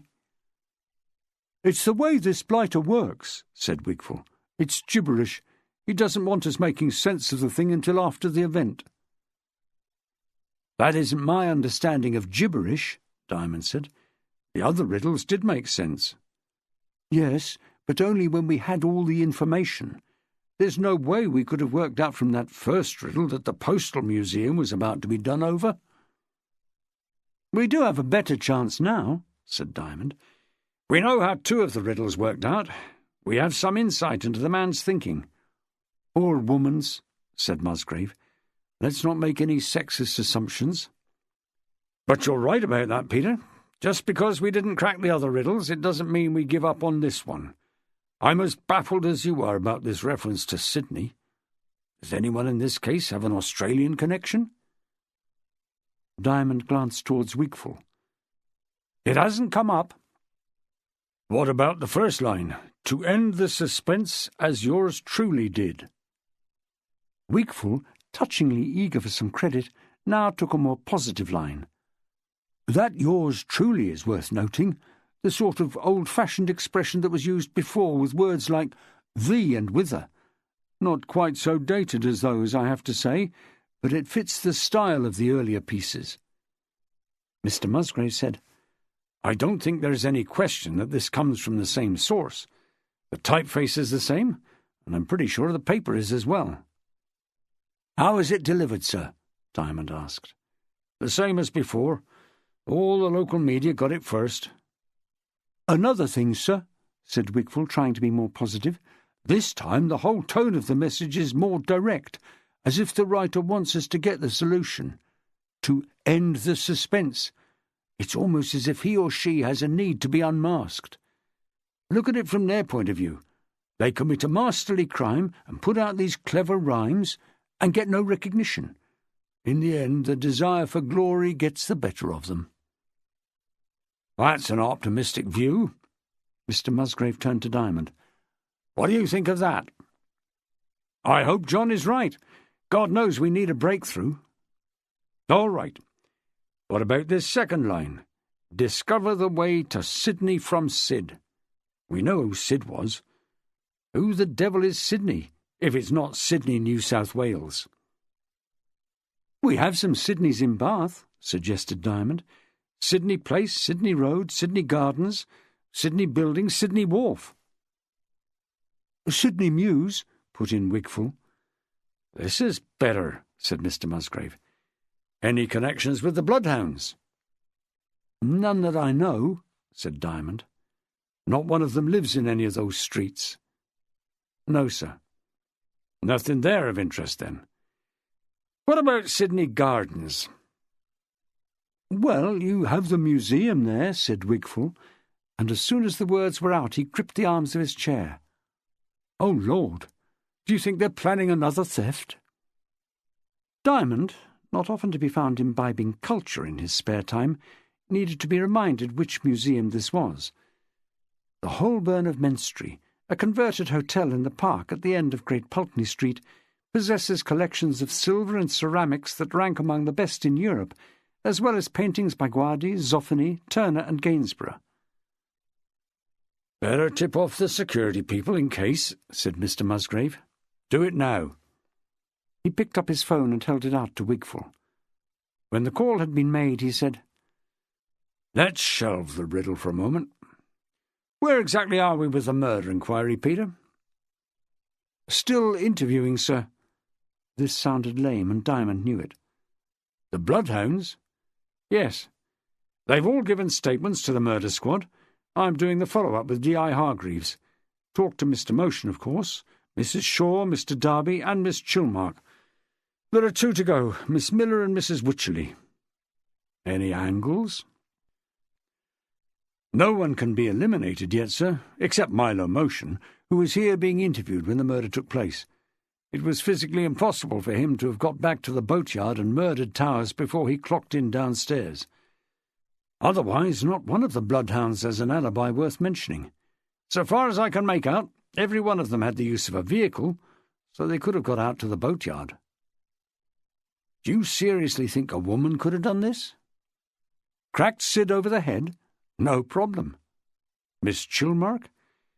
She may be getting on a bit, sir, but she's still a sturdy woman. What about the motive? For Miss Chilmark, something emerged that made me wonder. Julie Hargreaves is working on it now. What's that? She seems to have got through a mint of money in recent years. She sold the house in '93. Ought to be in the lap of luxury now, but she isn't. I want to find out why. Blackmail? Diamond spread his hands. Her reputation is very important to her. Did anything useful emerge from the other interviews? Miss Shaw? Very little. It's more a matter of what she didn't tell than what she did. I knew from another source, from Milo in fact, that she had made definite attempts to be friendly with Sid. Out of sympathy, possibly. I'd be very surprised if any of it was meant as a come-on. She took him to the pub on more than one occasion after the Bloodhounds finished. When we talked, she told me about Polly Wycherley fussing over him, but she volunteered nothing about the drinks she had had with him herself. I brought that up, and then she was forced to admit to it. You think she was holding back? Before I mentioned it, she was saying that if anyone else had spoken more than a couple of words to Sid, he would have run a mile. But she did. Yes. And did he? Run a mile? I've no idea. Does Mrs. Shaw have anything to hide? Not that I've noticed. She's on pretty close terms with a fellow called A.J., who helps in the gallery. There could be something in that. But I don't get a sense that they're having an affair. I couldn't raise a blush from her anyway. Is that the way you work? Said the ACC. You seem to be staking a lot on Sid as a blackmailer. What other motive is there, sir? He wasn't shafting anyone's wife. Let's have the rundown on Rupert Darby, then. Talk about blackmail. On the face of it, Rupert was a plum ripe for picking. A prison record that Towers could easily have checked on. Through his links with Impregnable, you mean? Yes, sir. Only Rupert doesn't turn a hair when you talk about his form. He could hardly wait to tell me the story of his conviction for indecency, for mooning at a magistrate. He gave his impression of the beak pronouncing sentence, quoting every word. Spot on, and amusing too. The man glories in his image as an old lag. He likes to shock. Not a victim, then. I don't see it. Mr. Musgrave vibrated his lips as if he suddenly felt a draught. If you discount Darby as a suspect, you're left with the women. I don't make sexist assumptions, sir. This wasn't well received. The ACC drew back in his chair and pointed his finger. Don't make assumptions of any sort, Peter, least of all about me. Better get through those interviews PDQ. We've got the media on our backs. You're going to nail this joker fast. Chapter 28. Annoyed with himself for having provoked such an outburst from the ACC, who was normally the most agreeable of the high-ups, Diamond returned to the second floor, resolved to channel his discontent into the pursuit of the killer. This case was a brute, but there was no point in taking it out on the people upstairs. He found Julie in the incident room holding a phone to her ear. She rolled her eyes upwards. "What is it?" he asked. She mouthed the words, "The bank." Miss Chilmark's bank. Julie must have made progress to get this far. While he'd been baiting the top brass, she'd been beavering away on the things that mattered. Thank God for Julie. She made this sort of exercise, ferreting for information, her speciality. She kept tabs on the networking between local government, business and trade. She always knew someone to approach. Any joy? She shook her head and continued to listen to the phone while fiddling with a pencil, standing it on one end and then sliding finger and thumb down its length and reversing it. At last she thanked her informant and put down the receiver. She gave Diamond a smile, not of satisfaction, but resignation. Confidentiality. They won't tell me anything without authority. I did get a few things clear from an estate agent, and not the one Miss Chilmark dealt with. In this town the agents all know each other's business. The house was sold to a Mrs. Nugent Thomas in January 1993, just as Miss Chilmark stated. For how much? 330,000, with a clause inserted to allow her to remain a tenant for life. And what should she do with the proceeds? That's what I'm trying to discover. Who from? A bank cashier. I thought she was sure to be good for some inside info. I used to babysit for her. It was worth trying. Doesn't matter. Plan B should get us there, even if it's a more roundabout route. He shook his head. He hadn't the patience for Plan B, whatever that was. He'd been a front row forward in his time. Get the number again and ask for the manager. Julie gave him a "Do you think this is wise" look and pressed the redial button. Ringing? She nodded. Tell the switchboard you have a personal call for the manager from, Douglas, Isle of Man. Give my name, but not the rank. Front row forwards weren't picked for their subtlety, but occasionally they used the dummy pass. Julie's eyes widened. She knew her boss well enough not to hesitate. After getting through and repeating his instruction precisely, she handed the phone across. Diamond's face underwent a change. Suddenly he was a picture of affability, pink and smiling, as if his days so far had been spent feeding the pigeons in Abbey Green. Who am I speaking to? Right. This is Peter Diamond, Douglas Isle of Man branch. How are you, old boy? Must be all of 10 years since we last spoke. At Staff College, wasn't it? Look, this is probably nothing, but one can't be too careful.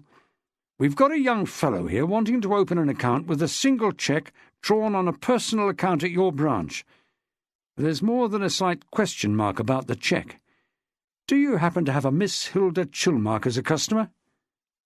Good. That's the name of the account holder. I dare say you have a terminal in front of you. Might be worth pressing a couple of keys. Already? You're quicker than I am with the damn thing. First, it's a question of whether the balance covers the amount.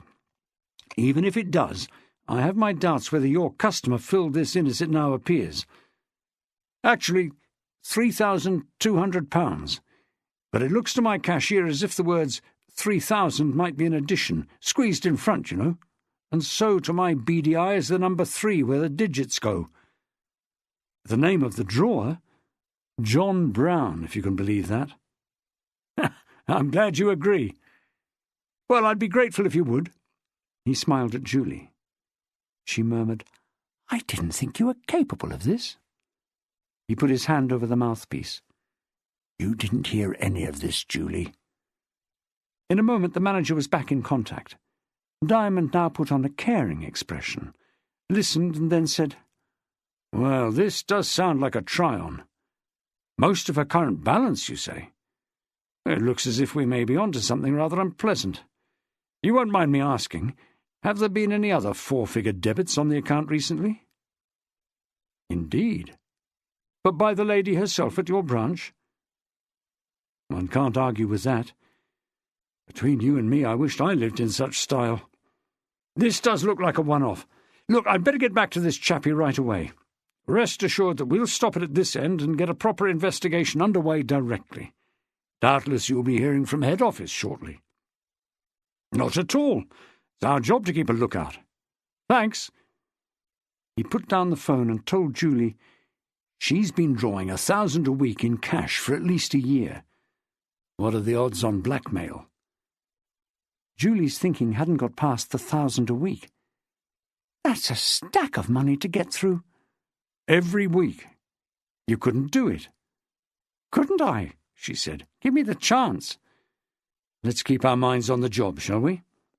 She smiled. What next, then? Back to Miss Chilmark? Not tonight. I want to interview Shirley Ann Miller.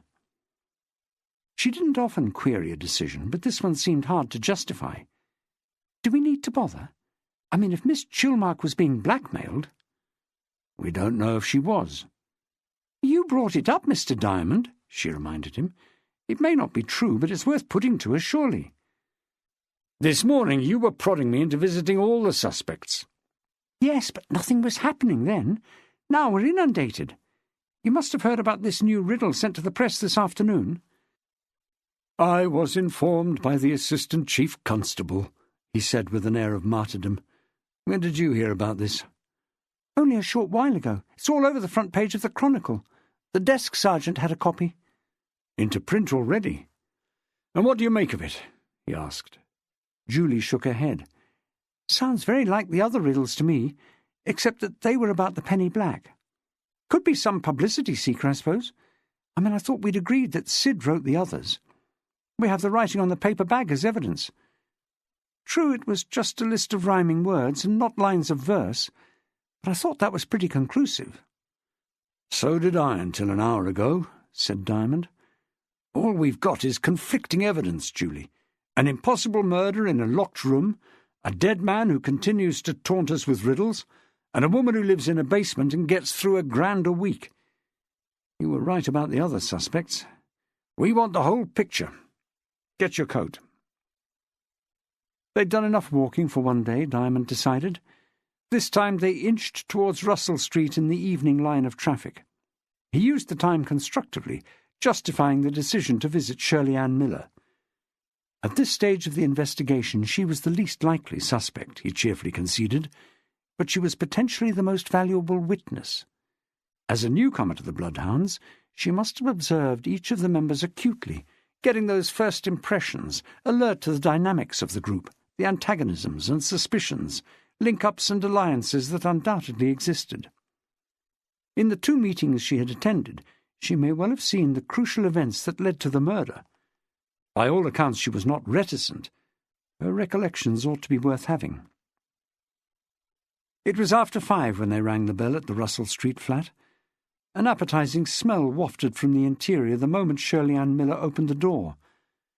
Her PVC apron was quite a knockout, the life-size image of a torso and thighs clad in a black basque and suspenders and worn in the appropriate position. Unfortunately, Shirley Ann's large round spectacles and pale features, under the helmet of dark hair, didn't square too well with the rest of the effect. Obviously not a convenient time to call, Diamond mentioned apologetically, after introducing himself and Julie. "Oh, my God!" Shirley Ann looked down at the apron and tried to cover it with her hands. "I forgot I had this on. What on earth must you be thinking? It isn't mine, actually." She reached for the bow at the back, tugged off the apron, and bundled it onto a chair before escorting her guests to the back of the house. "I meant your cooking," Diamond explained. "Don't let it burn." "It's all right. It's only a beef casserole I took from the freezer. I can give it as long as I like." She showed them into an open-plan area where the aroma was well-nigh irresistible. This was a once gracious, high-ceilinged Georgian reception room, now ruined by a divider, a central shelf unit that failed to mask a kitchen sink, refrigerator and dishwasher. On the near side of the unit was a carpeted living area with armchairs, television, and low tables cluttered with newspapers, books, junk mail and crockery. "Do sit down. Just park everything on the floor. You'll have to take me as you find me. With both of us working, Bert and me, it's difficult to keep up with the housework." "Bert being?" "My partner. That's the whole point, really, that we're partners. When two of you share a place, it's two homes squeezed into one. Neither of you wants to throw anything away in case the relationship comes to an end, so you end up with two of everything. It's only been 6 months. Tea?" Julie had tuned in to the quick tempo of Shirley Ann's speech, and she spoke for them both. "Please." The rate of words actually increased, at no cost to the beautiful articulation. "Bert does his best to keep the place in order. He's much more orderly than I am, but he isn't here as much, so my untidy habits win the day. You don't need to tell me what this is about," she said, crossing to the kitchen area to fill the kettle. "I expected you before this. Well, I've talked to one of your sergeants already, and he told me to expect another interview. Not that I can help very much. I don't believe I spoke a single word to the poor man who was killed, and that's pretty unusual for me." "You joined this group, the Bloodhounds, quite recently?" "I've only been twice. Quite an experience both times. Had no idea what I was letting myself in for." "What prompted you to go along?" "Force of circumstance, really. Bert is out most evenings at the Sports and Leisure Centre where he works. That's when it's used most, so he has to be there. It's all very well having a gorgeous hunk for a lover, but you pay a price. I do a lot of reading in the evenings, only there are limits. When I heard about the Bloodhounds, it sounded right up my street." "How did you hear?" "From one of those little booklets listing what's on in Bath. Bert brought one home from the centre, knowing how I wallow in detective stories and thrillers. He's never moved on from James Bond, which he knows like some people know their Bible, I may say. They're not for women, those books. Bert doesn't like anything else, so our conversations about reading are rather limited. Anyway, I went along to the meeting, and they were glad I joined, I think. They could do with some new members. I was told quite a number have left since it was set up. You have to be a real enthusiast." She picked some mugs off the floor and took them to the kitchen sink to wash. "Did you know any of the others before you joined?" Diamond asked. He'd found a rocking chair and cleared it of golfing magazines. Julie, too, had made herself a space and was seated in a deep armchair. "No, they were all new faces to me. But they went out of their way to be friendly. Some of them did anyway. Jessica, that's Jessica Shaw, who owns that art gallery in Northumberland Place, took me for a drink at the end of the first meeting, and I also had an invitation to the preview at her gallery this week. Then Polly Wycherley, she's the chair and one of the founder members, invited me for a coffee at Le Parisienne a day or two later. I've had coffee twice with Polly. I think she takes her duties seriously." "What do you mean?" "The second time was the morning after poor Sid Towers was killed. Polly came up to me when I was at work. I was only handing out leaflets about the bus tour, so it was easy to take a few minutes off. It was the first I'd heard about what happened. Polly had been interviewed by some of your people that very morning, and she was worried because she'd made some ghastly, insensitive remark about Sid before they told her the bad news." "What remark was that?" "I don't remember. Oh, no, wait, I do. She told them he was dead wood, meaning he didn't contribute very much to the Bloodhounds." "Unfortunate." "Yes, she was mortified." "Did she have anything else to say?" "Let me think. She was very shaken. Well, it was obvious to both of us that one of the Bloodhounds must have murdered Sid." "How did you come to that conclusion?" Shirley Ann switched off the kettle and warmed a fancy teapot shaped like the face of Sherlock Holmes with a deerstalker lid. "We knew Sid drove to Limpley Stoke after our meeting and into that boatyard where Milo had his houseboat. The policeman who gave Polly the news told her Sid's car was found down there. Didn't know what he was up to. Whatever it was, he must have thought there wasn't much chance of being disturbed, with Milo having gone to the police station and sure to be there some time to explain about the stamp. Obviously he was wrong. Someone else went to the boat as well, and it had to be one of the Bloodhounds because we were the only people who knew Milo wouldn't be home. Polly had worked this out. She didn't actually put it into words. I did. You're a bit of a sleuth yourself, then, said Diamond, watching her pop 2 tea bags into Holmes's head. I'm sure Polly was of the same opinion, said Shirley Ann. She's very astute, and she was in a fine old state about the murder. Why do you think she confided in you? She blushed. I don't know. Perhaps she thought I was so new in the club that I was the only one who couldn't possibly have a motive for murdering Sid. Which is true when you think about it. Everyone else had known him some time. Fair enough. They'd been coming for years, some of them. Mr. Motion, Mrs. Wycherley. Casually, Diamond tossed in Miss Chilmark's name as one of the long-standing members. Quite a formidable lady, from all I've heard. I thought so at first, said Shirley Ann. She presents a strong front, 700 years of Chilmarks and that sort of patronising nonsense that people of her sort sometimes use to justify their pretensions. I think she's brittle, though. She panics easily. The episode with the dog? Rupert's dog, yes. You're sure that was genuine? She frowned. Do you mean, was she acting? I didn't think so. She worked herself up in anticipation, but that's different. We had a bit of a scene the previous week when Marlowe, that's the dog, shook himself dry and made some of us wet in the process. She'd obviously fretted all week over that. At the beginning of the next meeting, before Rupert arrived, she was asking the rest of us to support her in excluding the dog. When the crisis came, it was real, I'm sure. The hyperventilation? Yes. Rupert was the thorn in her flesh? Absolutely. Did you happen to notice how she behaved towards the other men?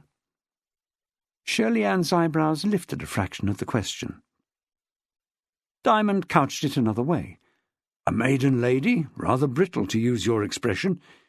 Is she nervous of men? If she is, it doesn't show.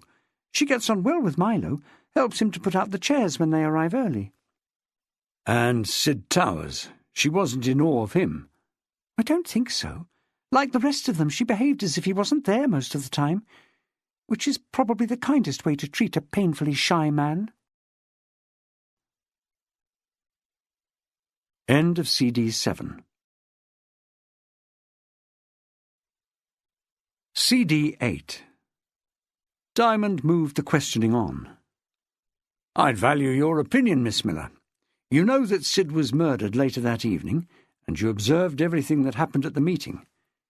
Did you form any theories? About who did it? No. No suspicions, even? Well... She poured the boiling water into the teapot, busying herself with the task.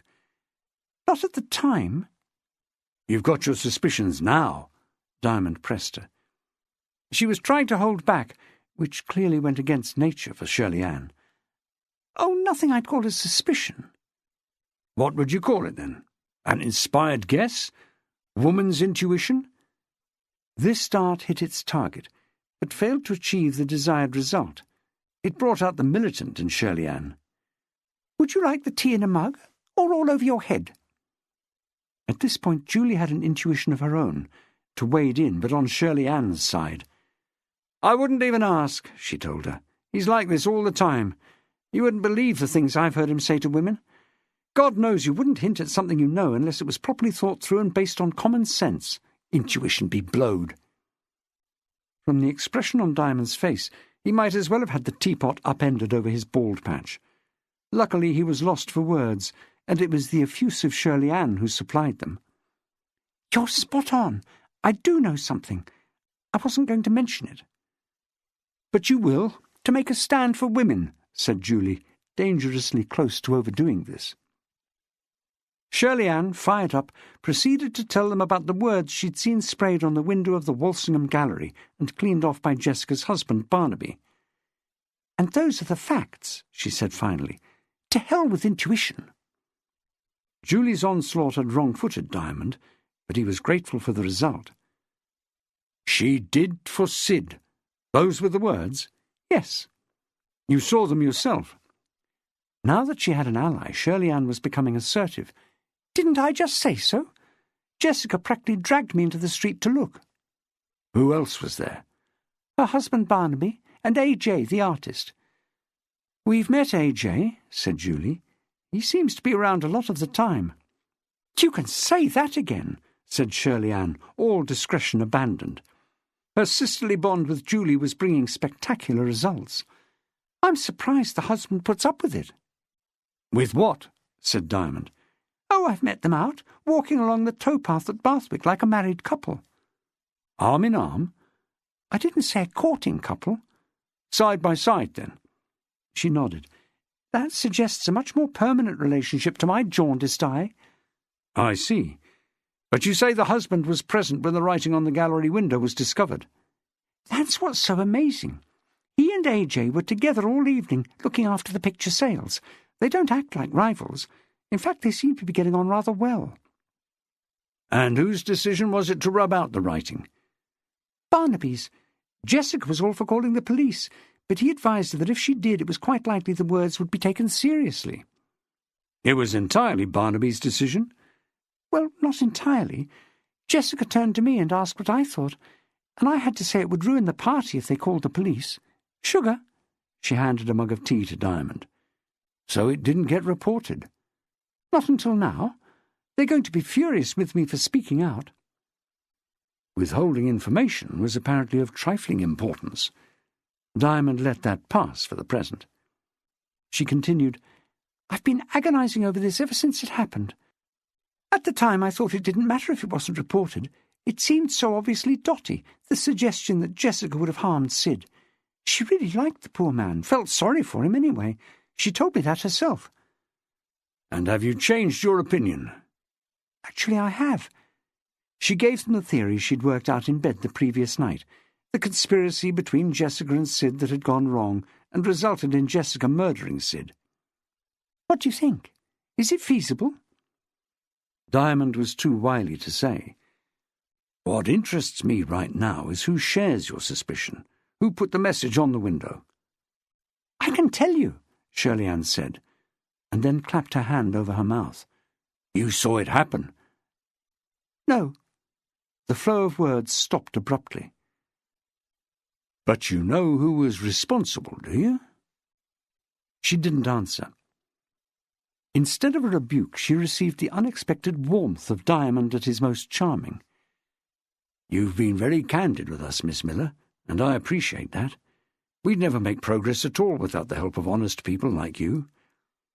If you know the identity of this person— He stopped at the sound of someone entering the flat. Shirley Ann said, This has got to be Bert. He nips home before the evening session. Diamond got up from the rocking chair as the door opened. Shirley Ann said, Hi, darling, you're early. Don't be alarmed. This lady and gentleman are from the police.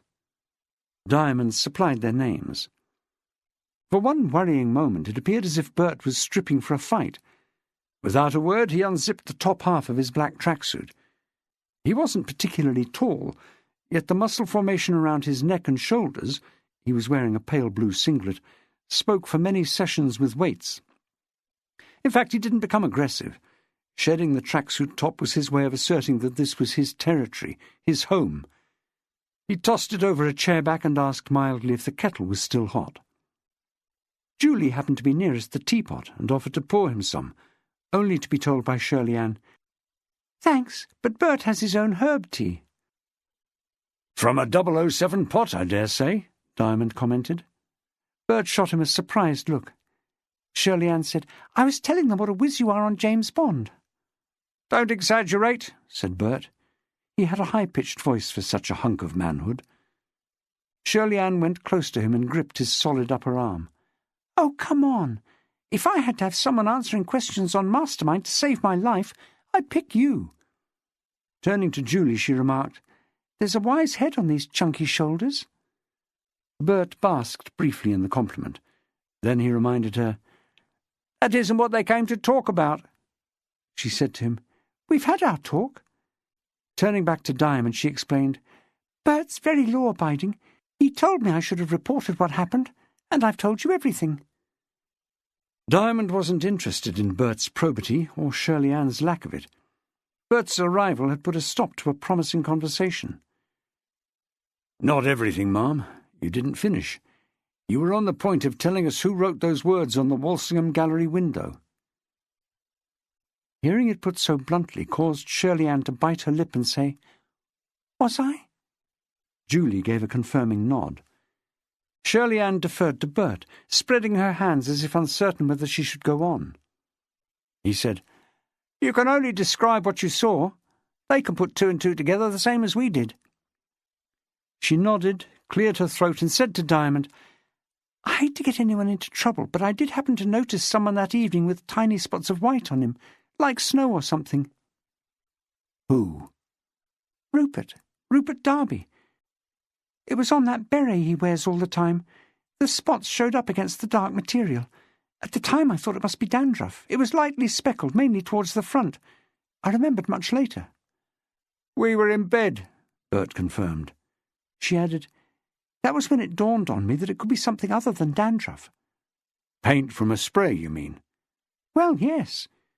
She nervously fingered some strands of her dark hair. "I could be mistaken. Probably there's some innocent explanation." "Did it look like paint from an aerosol?" "I think so." "You must be reasonably sure. Were the spots even in size?" "Yes, and very small. Look, even if Rupert did write the words, it must have been meant in fun. He'd had a few drinks already with some people he met in the Saracen's Head. He was probably tipsy." "Was he sprayed on his clothes or hands at all?" "I didn't notice." She thought a moment. "There may have been some on his shoulders, I think, which put the idea of dandruff into my mind." "Who else have you told about this?" "Only Bert." "You haven't spoken to Rupert?" The idea horrified her. "He's the last person I'd speak to. I scarcely know him anyway. He gets my name wrong. Look, if you speak to him about it, you won't bring me into it, will you?" "Was Rupert at the party in the gallery?" "Yes, he was already there when I arrived, with the people I mentioned." "Did you catch their name by any chance?" "Yes, it was unusual. Volk or Volk, or something like that. She was a sculptor and had some work in the exhibition. He was a television writer." "He'd met them in the Saracens?" "So he said." "And when do you think the words were sprayed onto the window?" "I've no idea. I didn't notice them when I came in, but I didn't look specially. I just went to the door, as you do. With all the spotlights on inside and the people, you tended to look straight through the window, not at it." "Since the party, have you spoken to anyone at all? Any of the Bloodhounds, that is?" "Only Jessica and AJ this morning on the towpath. I told you about that." She was becoming twitchy, making little nervous movements, probably regretting what she had told. "You met them this morning?" Bert said. "Was that wise?" "They just happened to be there, love. It wasn't planned. I couldn't avoid saying something." Diamond took over again. "You didn't tell us what was said. Was the incident discussed?" "I'm not sure." Swiftly Shirley Ann corrected herself. "I mean, yes, it was. Oh, I do feel dreadful about this now. AJ said we were going to erase it from our minds, and I sort of agreed. He said it must have been done by someone with a warped sense of humour. Jessica was still furious about it and said she wouldn't have harmed Sid in a million years. She said if the bastard, I'm using her words now, if the bastard pointed the finger at her again, she was going straight to the police." "You've done her a good turn, then," Diamond summed up. "Saved her the trouble." He smiled. Shirley Ann didn't smile back. "You didn't tell her about the spots on Rupert's beret?" "Good Lord, no." "And you won't be mentioning what you saw to anyone else? Not Polly, not Milo, not Rupert, not anyone?" Having secured a nod from Shirley Ann, he turned to Bert. "Nor you, sir. I'd like us all to be clear about that." Chapter 29. Outside the assembly rooms where they'd parked, Diamond asked Julie, "What did you make of that?" "The story about the beret?" "Yes." "It's got to be true, hasn't it? And we can check. Even if Rupert has noticed by now and been busy with the white spirit, some microscopic paint spots are going to remain. Forensic will find them. Simple." "Simple?" "Well?" "First catch your beret." He stood by the car, jingling the keys, coming to a decision. "Look, Hay Hill can't be more than 3 minutes away. We can cut through by the toy shop, and it's just at the end of Alfred Street. We'll leave the car here." Halfway down the passage called Savile Row, he paused to study the menu in the window of La Lanterne, in the amber glow of the street lamp that gives the place its name. His gastric juices were threatening mutiny since being exposed to the aroma of Shirley Ann's casserole. For a man of his appetite, it had been too long since lunch. "I don't want to spend the rest of the evening over this Dan Berry. It may be just a distraction." "Would you rather leave it to me?" Julie offered. "No, I want to see the man as well as his beret." He suppressed the thought of food and started walking again. "To tell you the truth, Julie, I'm mightily intrigued. This kind of schoolboy stuff, writing slogans on windows, doesn't fit my impression of Rupert at all." "Too sneaky, you mean?" "You've got it. He gives it straight from the shoulder, whatever his other failings may be. If he had his suspicions about Jessica, he'd tell her, wouldn't he?" Julie agreed with a murmur. "Unless he's the killer himself." He didn't respond to that. He walked on in silence past antique shops that had iron shutters over their windows. "Deflecting suspicion," Julie explained. "I get the point." "If he felt we were closing in, he might do something like this in desperation." After another long and awkward pause, he said, "You know, it's a curious thing. Although Rupert is the one disreputable character in the Bloodhounds, the jailbird, the barfly, the cause of all the upsets, I haven't seriously cast him as the killer up to now. Maybe it's time I did." In the evening gloom, Hay Hill looked and felt even less enchanting than it had on their previous visit. A strong breeze was gusting between the houses, disturbing dead leaves, paper scraps, and a discarded beer can that rattled against the railings before dropping into someone's basement. No lights were at Rupert's windows. The only response was from Marlowe the dog, barking at them through the space where the letter flap had been. They decided to ask at the local. The landlord at the Lansdowne Arms thought they might find Rupert in the Paragon bar at this stage of the day. The waitress in the Paragon said he'd had a skinful at lunchtime, and he was probably out to the world until later. He usually came in sometime after 7. Sabotaged by appetizing whiffs of seafood cooking, Diamond was willing to wait there for Rupert. He persuaded Julie into discovering if the Paragon's meal in itself, of French fish soup with croutons, cheese and grain bread, was a fair description. In Julie's case it was. Julie asked him how the kitten was settling in. "Too well," said Diamond. "He really likes the football on TV. I'm trying to watch, and he's up against the screen, patting it with his paw. He can't understand why the little men won't let him have the ball." She smiled. "Has he got a name yet?" "Most of the names I've called him aren't complimentary. He nicks things and stashes them away. Keys, combs, pens, watches, a toothbrush. I found a stack of little objects in one of my shoes. You go to put them on in the morning and your toes hit an obstruction." "A genuine cat burglar," said Julie. "You ought to call him Raffles." "Raffles?" His eyes lit up. "He might approve of that." Customers crowded in. Most of Bath seemed to know the tiny bar. Rupert had not appeared yet.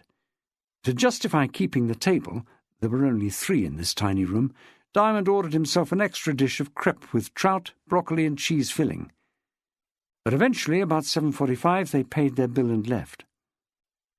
More knocking at the house in Hay Hill succeeded only in goading Marlowe into hurling himself against the door. They returned to the car and drove up Bathwick Hill to Claverton, a mile east of the city, to interview the only suspect they'd not met. Polly Wycherley lived alone in a semi named Styles, in a quiet road behind the university. A few pink rose blooms were enduring October staunchly in the small front garden. A halogen floodlight came on as they walked up the path. "Better defended than I am," commented Julie. "She may not have 2 large dogs." Diamond glanced up and noted the burglar alarm high up on the front of her house. But no dogs. They heard slippered footsteps respond to the doorbell, then bolts being drawn. The door opened as far as the safety chain permitted, and a suspicious-sounding voice asked who it was. Diamond gave their names and presented his ID at the narrow opening. From inside came the sound of the chain being unfastened. "Before you open up," Diamond said, "are you Mrs. Wycherley, ma'am?" She confirmed that she was. "That's all right, then," he said, and added with a wink at Julie, "We can't be too careful." Polly Wycherley didn't take it as the waggish remark it was meant to be. Opening the door fully, she said, "That's a fact. You hear of such horrific things these days. You can't even feel safe in your own home." And no wonder, Diamond thought when he stepped into the hall. The walls were hung with objects that suggested anything but safety. A Zulu shield and crossed assegais, a leopard skin, a war drum, and what looked like a witch-doctor's mask. It was quite a relief to pass into the living room, filled mainly with bookshelves, each volume protected by a transparent wrapper that Polly must have fitted herself. The relief was short-lived when he caught sight of some of the titles. "Kiss Me Deadly," "The Beast Must Die," "Blood Money," and "The Body in the Billiard Room." On one of the shelves was a box open to display a set of duelling pistols. Here was your sweet silver-haired lady bolting her door against the horrific world outside before settling down with a grisly murder surrounded by her collection of weapons. Mind, a sense of order prevailed, but on the whole he preferred the clutter at Shirley Ann's. "I know practically nothing about books," he said to get things started, speaking from an uncomfortable Hepplewhite-style sofa with wooden arms and back. "But this looks to be a fine collection, Mrs. Wycherley. You obviously take care of it, too." "You mean my plastic covers? They protect the dust jackets," she explained, as if that was self-evident. "But isn't that unfair to dust jackets?" "Why?" "They don't want protecting. They want to get on with their proper job." She saw the logic in that and laughed. "They lose their value if the jackets are damaged." "So this is an investment?" "It's more than that," she said. "I couldn't put into words the excitement to be had from finding a good first edition." "In its jacket?" "The jackets are indispensable." "But the book you read is the same whether it's a clean copy like these or some dog-eared old paperback from a charity shop." "I have hundreds of those," she said. "I keep my reading copies in a spare room upstairs." "You don't read these?" "No." "What have you got upstairs? Just crime?" She smiled. "My dear Superintendent, there's nothing unusual in that. People have always enjoyed a good mystery, from prime ministers to ordinary folk like me. I didn't have so much time for reading when my husband was alive. We travelled a lot. But in the last 12 years I've become quite addicted." Diamond had no need to steer the conversation. Polly moved smoothly on to the prescribed route. "That was how I came to found the Bloodhounds. You go to a function and meet other enthusiasts and find you have a lot in common. We've had 6 very enjoyable years. This dreadful tragedy is going to put an end to it, I fear. I've already cancelled the next meeting. Just imagine. We'd all be staring at each other wondering who was capable of a real murder. You couldn't possibly talk about books. Let me get you a nice cup of tea." "No, thanks." "Then perhaps Inspector Hargreaves?" "Nor me," said Julie. "We've just had something." "But a cup of tea always goes down well, or coffee. I'm due for one about now." Diamond said firmly, "You don't mind if we talk about the evening Mr. Towers was killed?" "I do have decaffeinated if you prefer," Polly offered, unwilling to be denied. It was almost a point of principle to provide hospitality. Perhaps she wanted time in the kitchen to marshal her thoughts. "You were one of the first at the meeting, I understand." She gave a nod. "To make up for the previous week when I was late. Stupidly, I dropped my car keys down a drain in New Bond Street. I got them back, but I hate being late for anything, so I made a special effort this time. I do wish I could get you something. A drink." "No, thanks. You drove down to the meeting?" "Oh, I always do. I could take the minibus, I suppose, but it does involve some walking quite late in the evening, and you can't—" "Be too careful." She smiled. "I was the first to arrive. Sid came soon after. Did you notice his behaviour? Did he seem nervous? No more than usual. In fact, rather less. He actually said things a couple of times during the meeting. Do you remember what? She fingered a button of her cardigan. I can try. After a pause, she said, Yes, at the beginning someone wondered who was missing, and Sid mentioned Rupert, and added that Rupert was always late, which is true. Anything else? Polly dredged her memory. We were talking about the missing stamp. Miss Chilmark had suggested we might be able to throw some light on the mystery. Someone, Jessica I'm sure, came up with the theory that some fanatical collector may have taken it. She suggested he might be a middle-aged man with a personality defect, and Sid interrupted to say that it might equally have been a woman. Sid said as much as that? No, he just interrupted with the words, or woman. But that was essentially the point, and quite fair. I don't think he spoke again until nearly the end of the meeting. However, he did produce a paper bag at an opportune moment. I expect you've heard about Miss Chilmark's attack. Diamond nodded. But let's stay with Sid. You said he spoke at the end. I mean, after the discovery of the stamp, there was a difference of opinion as to whether Milo should go directly to the police. He was in two minds, you see.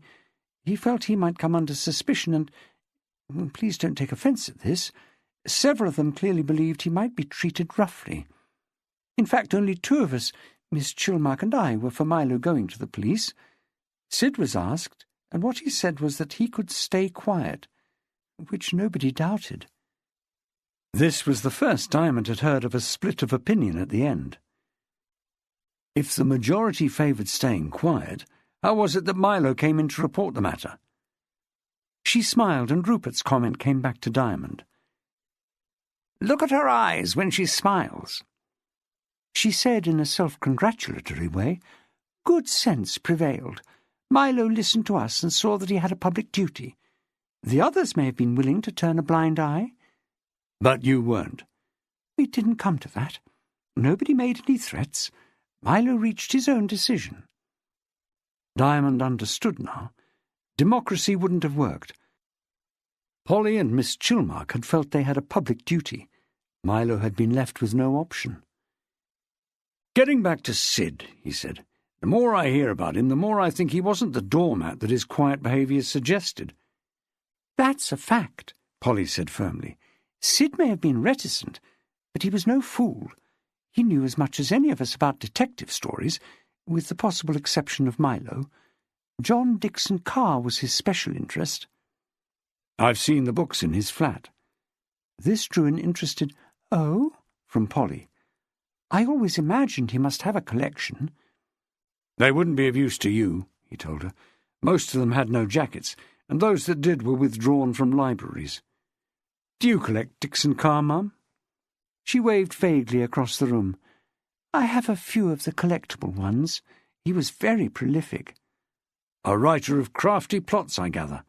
I can see why the locked room stories appealed to Sid, considering his line of work. As a security officer? Actually, I doubt if he came across that sort of thing working for Impregnable. It doesn't often happen in real life, does it? Diamond let that pass. He had a sense that Polly was doing her best to manipulate the interview now that she was over the surprise of their visit. The image she presented of the homely woman in twin-set, tweed skirt and slippers, with her soft curls, teapot and sweet smile, had slipped once or twice already. He remembered the reservations about her that he'd got from Jessica Shaw and Miss Chilmark. I understand Sid joined the Bloodhounds on the advice of his doctor. Dr. Newburn, yes. My doctor, too. A lovely person. Dead now, unhappily. The saccharine smile appeared again. Of natural causes. Dr. Newburn got in touch with me and asked if I thought it would work. He knew of my involvement. Sid was recovering from a breakdown. I said I couldn't promise anything, but he was welcome to come along, and I'd make sure he wasn't put under more stress. My conscience is clear in that regard, anyway. Spoken serenely, ignoring the logic that Sid's introduction to the Bloodhounds had led to his death. This breakdown, what was the cause? I couldn't tell you. He did let drop the fact that his house had once been burgled, a horrible thing to happen to anybody. Would that lead to a breakdown, do you suppose? Your guess is as good as mine, Mum. After a suitable pause, he said in the tone of someone testing a theory, I'd appreciate your reaction to a thought I had. We know that Sid enjoyed a locked room puzzle. I'm wondering whether the reason he drove to the boatyard was simple curiosity, to work out for himself what must have happened. What you had was a Dixon car set-up. Milo did make this clear. Indeed, yes. He showed us the key to the padlock and said where he'd bought it and how impossible it was for anyone to have a spare key. Quite a challenge for a man like Sid, a student of the locked room puzzle, trained in security too. The question is, did he go down to Limpley Stoke to have a quiet look round the narrow boat and see for himself? You could well be right, said Polly. Then either he surprised the murderer, or the murderer followed him there and surprised him. That's the logic of it, isn't it? Either way, Sid got the worst of it. Poor Sid, said Polly. She got up and went to a sideboard and took out a box of chocolates. Her need to be seen as hospitable was almost pathological. All soft centres, she said as she offered them. Diamond shook his head and Julie took her cue from him. But don't let us stop you, Ma'am, Diamond said. He was still weighing up this woman, trying to picture her wielding a windlass at the unsuspecting Sid. Was it plausible? She was 60 at least, short and overweight, with a tendency to wheeze when she breathed. Yet if she'd caught him from behind, say, or bending forward, one blow could have done the job. A couple of blows were what the pathologist had reported. The motive was harder to pin down. What about opportunity, then? Just for the record, Mrs. Wycherley, would you mind telling me where you were between the hours of 9 and midnight on the evening Sid Towers was killed? I have to ask everybody. She took the question placidly enough. Here for most of the time. I drove back here directly after the meeting. It's in the statement I made to the sergeant who called. Directly? Well, I spoke to one of the others for a short time. Who was it? Miss Chilmark, I think. I thanked her for supporting me. We agreed it was the proper course of conduct. She's a difficult person, I have to say, but on this occasion I was glad to have her on my side against the young Turks in our club. Were you the last to leave the crypt? I generally am. I like to close the door myself. Miss Chilmark was just ahead of me. Don't misunderstand me. We probably didn't talk for more than a couple of minutes after the others had gone. Julie came in with a useful question. Did you notice who left first? After Milo, do you mean? He was the first out. Yes. Sid. But he always is quick to make his getaway. I mean, was, God bless him. He was in dread of anyone getting into a conversation with him. I think some time ago, Jessica Shaw practically dragged him by the coat-tails to one of the local pubs. She caught him once more, but he was wary after that. Who left after Sid? Diamond asked. You are asking some questions. It must have been our new member, Shirley Ann, followed by Jessica or Rupert, I'm not sure who, then Miss Chilmark and I. We were all out within 5 minutes and going our different ways. And you drove straight here?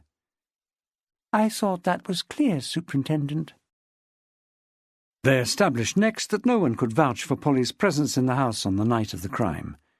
She had watched News at 10 and an old Stuart Granger film, but that was no alibi. At Diamond's request, Polly then dictated a list of all the Bloodhounds since the club had begun in 1989. Her memory appeared to be functioning brilliantly. Tom Parry Morgan, Milo, myself, Annie Allen, Gilbert Jones, Marilyn Slade Baker, Alan Jellicoe, the Pierce sisters, Colonel Twigg, the Bentons from Oklahoma. She completed it without pause until she got to Rupert's name, and Diamond asked how this charming but wayward man had come to join. Quite by chance, Polly recalled. We used to meet in the Francis Hotel, a corner of the Roman bar. We were more informal then. Rupert happened to come in for a drink and overheard our discussion and joined in. He's like that, loves an argument. He gets very animated after a few drinks. We were asked to take our meetings to another venue after one evening when he was particularly noisy. That's how we moved to the crypt. What did Rupert think of that? Well, he couldn't say much, could he? He was the cause of our ban. The crypt isn't licensed, but it's next door to the Saracen's Head, which suits him well, I fancy. He's a mischief-maker at times, but brilliant in his way, and I thought it was in all our interests to keep him as a member. They got up to leave. Diamond thanked Polly for seeing them at such a late hour. She said, "I hope I've been of some help, but I doubt it. I can't think how this ghastly thing happened." "It's becoming clearer to me, Ma'am," he told her. "And yes, you have been helpful. The Bloodhounds have been meeting for 6 years. That's mainly down to you. I mean, you put a lot into it. I've heard this from several sources. For you, it's more than just a way to pass a Monday evening." She said modestly, "It isn't any hardship." "Ah, but you do make a point of encouraging them. A phone call here and there, the odd cup of coffee." "I enjoy it." "Keeping up with the other members, I mean. Did you get to know Sid away from the meetings?" She returned his gaze with cold eyes. "Not at all." "Never met him outside the crypt?" "He was unapproachable."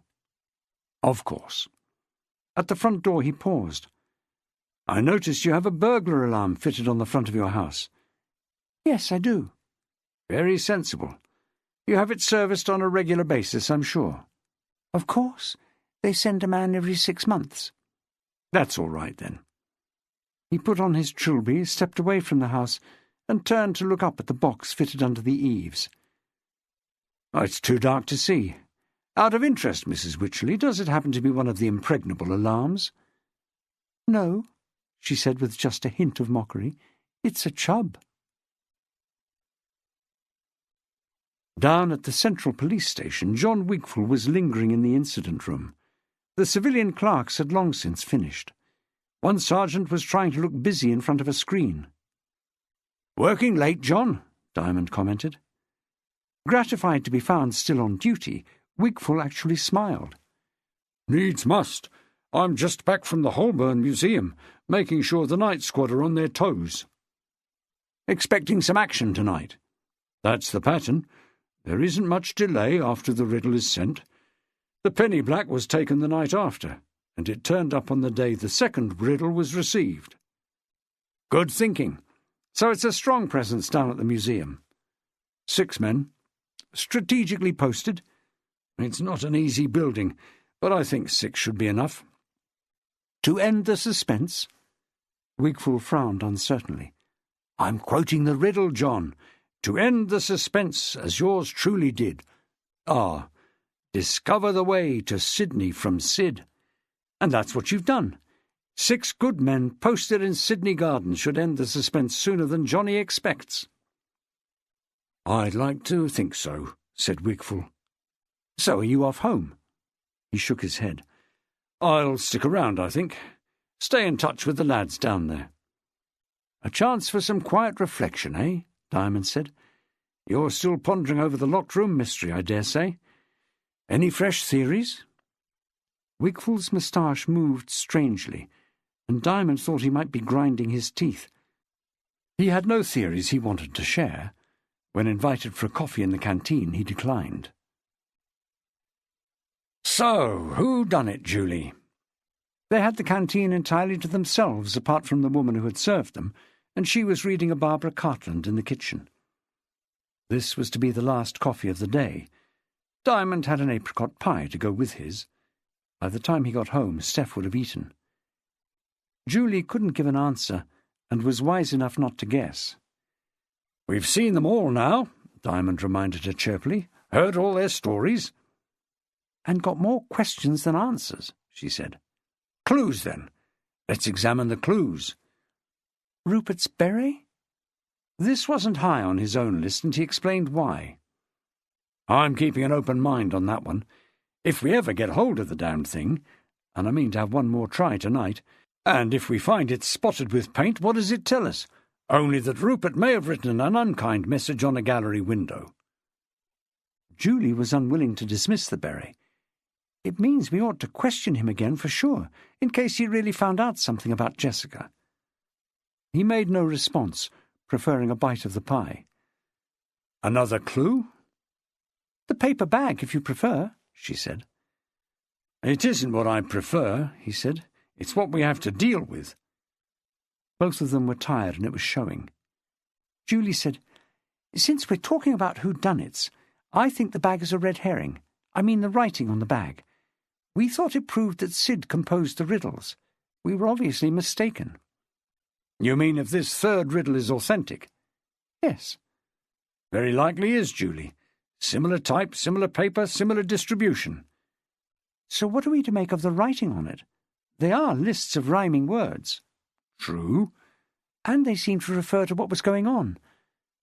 You pointed out yourself that one of the lists rhymes with the word motion and another with black, presumably for penny black." "And room for locked room." What was Sid up to, then, if he wasn't working on a new riddle? "You're making an assumption there, Julie, that I can't automatically accept." "What's that?" She screwed up her face, trying to work it out. Not easy after more than 13 hours on duty.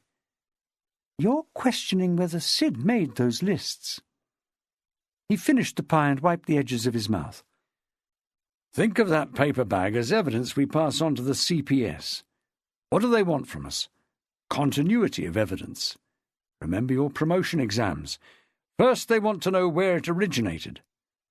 "A second-hand bookshop?" "By no means certain." "They nearly always use brown paper bags." "So do plenty of other shops." "It did contain a book." "All right. Who owned the book?" "Sid." "Yes, but where was it from?" "We can't say." "Maybe not from a shop at all. Maybe from another collector, someone else in the Bloodhounds, someone who jotted lists on a paper bag." "And gave it to Sid by accident?" "Or design." "That's really devious." "This murder is, Julie. I'm not saying this is what happened. As well as examining the start of this chain, you have to look at the end. What happened to the bag after it left Sid's possession?" "It was jammed against Miss Chilmark's face." "But who by?" "Jessica Shaw." "And then?" "It ended up in Jessica's handbag." "Oh." She put her hand to her mouth. "She could have written the lists." He said nothing, letting this take root. Julie moved to the next stage in the logic. "But she handed us the bag. If she'd used it herself to make lists, she'd never have done that. She isn't daft. She would have destroyed it." "Unless she wanted us to see the lists." Julie frowned. "And assume they must have been written by Sid." "Why?" "To shift suspicion." Her eyes widened amazingly for one so tired. "I hadn't seen it like that at all." "It's only one end of the chain, remember." "Can we get a handwriting expert onto this?" "I sent the bag away with a sample of Sid's writing," he said, "but I'm not optimistic. Graphologists like joined-up writing. This wasn't.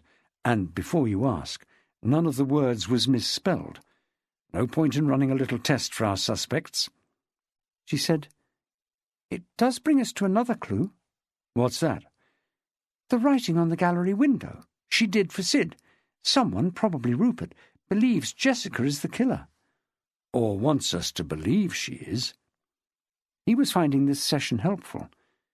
He moved on to the most elusive of all the elements in this case, the motive. Succinctly he laid out the options for Julie to consider.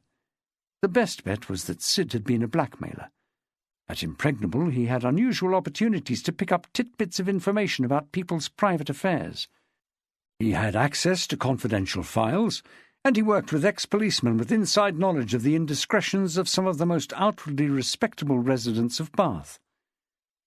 Certainly there were questions about Miss Chilmark's regular withdrawals of large sums from the bank. Jessica, too, might be vulnerable to blackmail if she was having an affair with A.J. Rupert had a past, but he was quite open about it. Of the others, Polly seemed well defended in every sense. and Shirley Ann was surely too new on the scene to have fallen a victim. There were two big problems with the blackmail theory, he admitted to Julie. Firstly, there was no evidence that Sid had received money in any appreciable amounts. He lived in that depressing flat in the shadow of the viaduct in Oak Street and worked unsocial hours as a night watchman.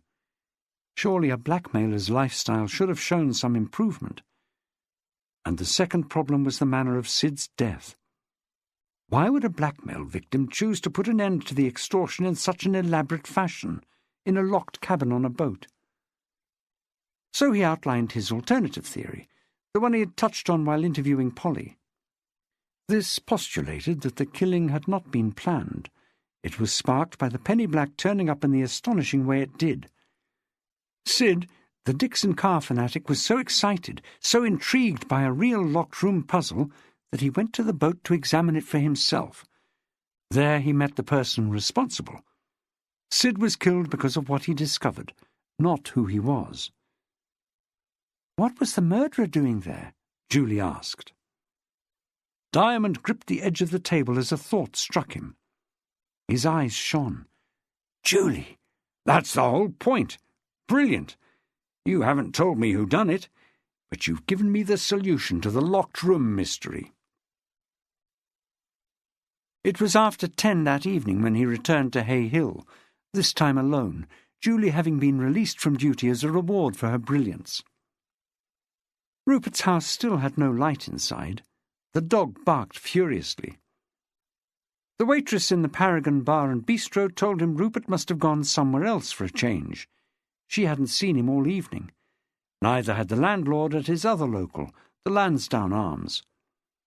He looked at the clock and decided there was time to try the Saracen's Head, a mere 5 minutes away, down the hill in Broad Street. The Saracen was still doing good business towards closing time, but there wasn't a beret to be seen. Diamond was given some abuse by a well-tanked customer for giving a shout out of turn. A glare put a stop to that, and got the barman's attention as well. After a quick consultation among the bar staff, one of them pointed to a table in one of the partitioned sections. Here it seemed Rupert occasionally held court, telling tall stories about his encounters with the great and the not-so-good, surrounded by a delighted crowd of regulars. These were the people who looked after Marlowe the night that unruly animal was banished from the Bloodhounds meeting. It emerged that Rupert had indeed called in for a beer much earlier, about 7, 1 glass of bitter. He had been dressed as usual in a beret, black leather and blue cords. Less usually, he hadn't brought Marlowe, because, he'd explained, he'd been invited for drinks at another pub, and dogs weren't welcome in some houses. He had left after 5 minutes. Nobody knew any more about this arrangement. There are 140 public houses in and around Bath. Diamond treated himself to a brandy before going home. Chapter 30. For John Wigfall there was no sleep that night. About midnight he parked his car opposite the entrance to the Bath Spa Hotel and walked briskly through Sydney Gardens to the Holborn Museum. A less conscientious officer might have parked closer to the building, in Sydney Road, say, just around the corner. Wigfall was determined to give nobody a clue as to his presence, and that included his own men. When the side door of the museum opened and the sergeant looked out, Wigfall put his finger to his lips and went silently in. The Holborn is not an easy building to make secure. It looks like a cross between an English country house and a Greek temple. Built towards the end of the 18th century as a hotel, with a classical facade of a pediment and 4 columns mounted above 3 arches, the original structure has undergone several alterations in its 200-year existence, notably the addition of an extra story and balustraded walls at each side. The front is open to the road. Where once there were railings, there remains only a low wall facing Great Pulteney Street. 2 watchmen's boxes have a purely decorative function now. At the rear, a combination of drain pipes and footholds between the stone blocks would be as good as a ladder to an intruder. Fortunately, the alarm system is modern and efficient, and there are floodlights at the front and security lights right around the building. The 6 policemen posted strategically inside and on the roof were in radio contact, and Wigful made sure that they were alert. As well as calling them a number of times on their personal radios, he took the extra precaution of visiting them half-hourly. He made no friends that night, but nobody slept on duty. By 6:30 next morning, nothing suspicious had occurred. Disappointed at having failed to trap the villain, but relieved that the museum was intact, Wigful stood on the roof eating chocolate and watching the first glimmer of dawn over Barthampton Down. It was safe, he decided, to return home for a few hours' rest. Leaving instructions to the senior man to keep up the vigil until the relief team arrived at 8 a.m., he took the shortcut through Sydney Gardens towards his car. A light frost had blanched the lawns. Cold as it felt outdoors, this was a charming place to be at this early hour. In years past, Sydney Gardens had been a mecca for Bathonians. It had brass bands, a bowling green, a maze, grottos and firework displays. 2 emperors, Napoleon III and Haile Selassie, had walked these paths. So had Jane Austen, Emma Hamilton and Lord Macaulay. This morning, John Wigful, Chief Inspector, justifiably content after a night's policing, had the entire place to himself. Except for one dog. He spotted it in the distance coming over the narrower of the 2 railway bridges. A large black poodle, trotting with that air of purpose special to dogs. Instead of staying on the path, the poodle started across the broad sweep of lawn towards the laurel bushes on the far side. Wigful, almost as purposeful, continued his brisk walk, thinking of other things. Ahead, he knew, was the railway cutting. All that could be seen of it was a massive stone retaining wall, and he wondered why a number of park benches were positioned opposite, as if users of the park might wish to turn their backs on the lawns and trees and stare at the blocks of grimy stone. In 1841, Brunel had been permitted to navigate his Great Western Railway through the gardens, provided that the trains would not spoil the vista, so the track was laid in a deep gully, impossible to see from the benches. Brunel had fulfilled the contract handsomely. The bridges for pedestrians were a pleasure to use, elegant and unobtrusive. Wigful would need to cross the railway and the canal a short way on to reach his car. He didn't get that far because his attention was caught again by the dog. That it was a poodle had been clear from the moment he'd seen it, for it was clipped. Large, standard poodles are not often seen these days. This was a fine specimen, and probably shouldn't have been off the leash. The owner hadn't appeared.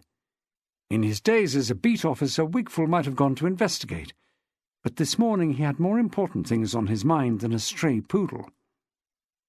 The poodle had other ideas. Halfway across the lawn, it switched direction and came lolloping towards Wigful. Only then did he notice something odd. He was no expert on poodle clipping, but he'd always thought they were supposed to have pointed muzzles, whatever outcrops of hair were permitted around the top of the head and the mane. This one had a beard, or side whiskers growing below the jawline, like some Prussian aristocrat of a century ago. A strange extravagance, and not symmetrical. There was definitely more of it on the right of the jaw than the left. Wigful stopped to look. He'd been mistaken. He wasn't looking at a beard, but something the dog was carrying between its teeth. Something as dark as the rest of the coat. "Here, boy!" He stopped and held out his hand. The dog approached to within a few yards before changing its mind and racing away. But in that short time, Wigful saw clearly what the dog had in its mouth. A black berry. "Oi! Come back!" The berry could have belonged to anyone, been discarded by anyone. But there are not many owners of berries in Bath. He knew of one of them. He decided he'd better go in pursuit. There's no chance of outrunning a dog, but they don't usually dash at top speed for long. This one stopped after 30 yards or so and looked back, wagging its pom-pom tail. Wigful called some encouraging words. The dog dropped the berry and barked. He was ready for a game. "Come on, then." It didn't come. It ran off again. not without picking up the berry. Wigful wondered if this was worth the trouble. His shoes were going to be ruined. He looked about him to see if the poodle's owner was anywhere in sight. No such luck. Away to his left, on the far side of the lawn, was a Roman temple, or rather a 20th century reconstruction, an upmarket rain shelter. The poodle was heading towards it fast. If he could only trap it in there. He covered the distance quickly. The dog had gone inside and was crouching under the stone seat that extended around the 3 enclosed sides. The berry was still in its mouth. Wigful was wary of going too close. If the poodle felt cornered, it might get aggressive. Up to now it had seemed playful, but this was a new situation. He ventured just inside the temple and tried clicking his tongue in a friendly way. The dog gave a low growl. "It's all right, old fellow," Wigful said reassuringly. "I'm just a friend. Are you going to give me a present? I'd like that." The dog growled again. In the gloom of the temple its eyes had a reddish glint that Wigful didn't care for. Then he remembered the bar of chocolate he had in his pocket to sustain him through the night. There were still several pieces left. Did poodles eat chocolate? "How about this, then?" He held a piece out. "Just a job, eh?" The dog was definitely interested. It raised its head and sniffed. Only it didn't move from under the seat. "Come and get it, then." No chance, the poodle seemed to say. In case he was more of a threat standing up, Wigful crossed to the side opposite the dog and sat down, still holding out the chocolate in his open palm and speaking encouragingly. There was a break in the deadlock. The dog let the berry slip from its jaws and took a couple of deep sniffs. Then it got up, leaving the berry, and crossed to where Wigful was sitting, put its nose to the chocolate, decided it was edible, and took it. He noticed it was wearing a collar with a name tag, but he didn't dare put his hand under its neck. He found 2 more pieces of chocolate. The first he fed to the dog, and the second he planned to throw through the temple pillars onto the path outside. The dog would run after it, and Wigful would retrieve the berry. But it didn't happen like that. A voice from nowhere, echoing around the stone walls, impressive as an oracle, spoke the words, "What are you feeding that dog?" Wigful jerked his hand away and looked guiltily to his right. A man carrying a spade like a weapon stepped from behind a pillar. He was dressed in a scuffed leather jacket, black jeans and gumboots. He looked dangerous. "Only chocolate," said Wigful. "You've no business feeding him anything," said the man with the spade. "What's your game?" Wigful explained that he was a detective, a chief inspector, and he was trying to remove the berry from the dog because it might be evidence in a case he was involved in. It sounded unconvincing even to him, and on this of all mornings he wasn't carrying his identity card. He'd changed into a padded jacket for the night and left the ID in his suit at home. The poodle growled at Wigful. The man said, "Bloody liar." Wigful pointed across the temple at the berry still lying on the floor. The man said, "Chief Inspector, my arse, you were feeding him something. You went after the berry. You hadn't even bothered to pick it up. You were after my dog. He's a thoroughbred poodle, is Inky, and you well know it." "He's yours," said Wigful. "Why else would he be running loose in the park? I'm the deputy head gardener here." The dispute continued for some time before Wigful convinced the gardener that he was indeed one of the top men at Manvers Street, and not a dog-snatcher. Finally they went their different ways, Wigful with the berry in his pocket, and the gardener leading Inky to a council van. Annoyed with himself, Wigful walked on towards the far end of the gardens and crossed the railway and the canal, thinking of things he should have said. He was so preoccupied that he failed to notice something far more sinister than a poodle with a beret. Chapter 31. About 20 to 7 the same morning, a jogger on his regular route along the towpath, approaching the point where the canal passes under Cleveland House and Sydney Road before entering Sydney Gardens, caught sight through the tunnel of the first of the 2 wrought-iron bridges. He always looked forward to this point of the run. Aside from the boost of knowing that he was 2/3 of the way home, there was the sheer pleasure in the spectacle of the white-painted bridge framed by the arch of the tunnel. Except that this morning something was different. When you are jogging for exercise, you don't stop to get a better view of things along the way. As he approached the tunnel, the jogger thought he could make out an object suspended beneath the arch of the bridge, but he couldn't tell what it was. It isn't possible to run through the tunnel, so he climbed up to Sydney Road to enter the gardens, cross by the iron bridge and take the little gate down to rejoin the towpath.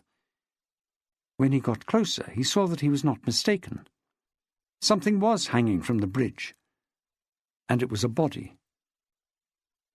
This section of canal is one of Bath's secrets, as charming as anything in the city, almost 2 centuries old, yet constructed with visual appeal, with sweetly curved passing places and glimpses under the arches of several bridges, their reflections patterning the water.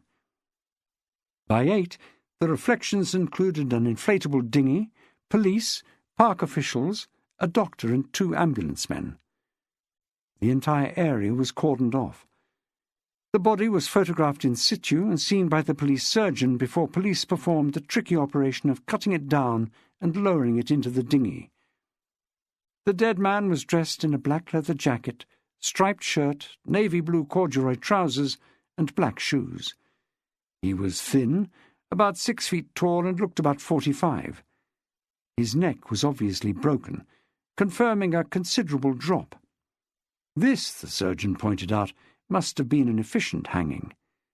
Most suicide victims use a chair or a ladder and rarely break their necks, and in consequence die slowly.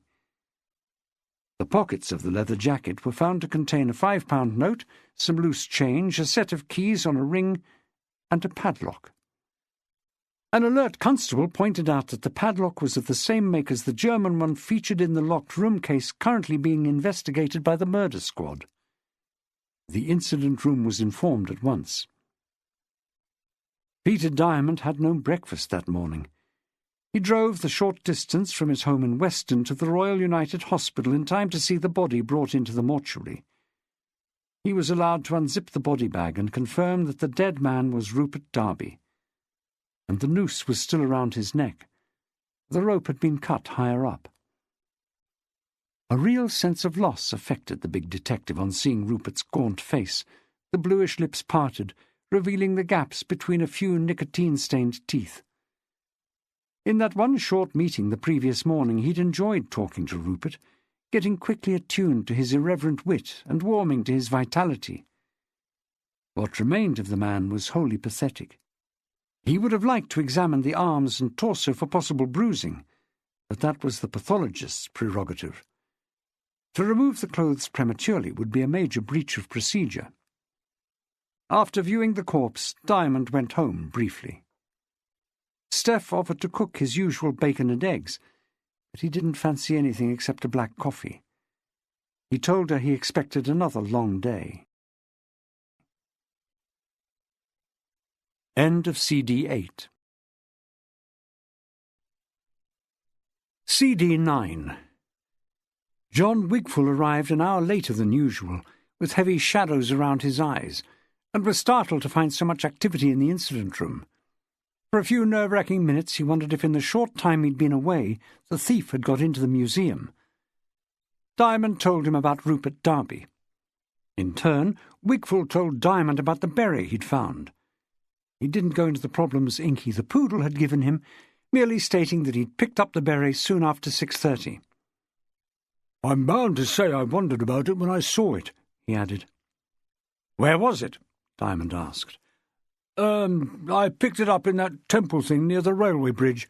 Do you know what I mean?" He produced the beret from his pocket. "By the look of this, some animal has chewed it about a bit. A dog, I'd say. Do you think it was Rupert's?" "Sure of it." Diamond flattened the beret on a table. "You can see where the paint spray got to it." Wigfall hadn't heard about the paint or the graffiti on the Walsingham Gallery window. He had to be told. He studied the tiny paint spots that covered about 1/3 of the beret and said humbly that if he'd realised how crucial a piece of evidence this was, he'd have treated it more carefully.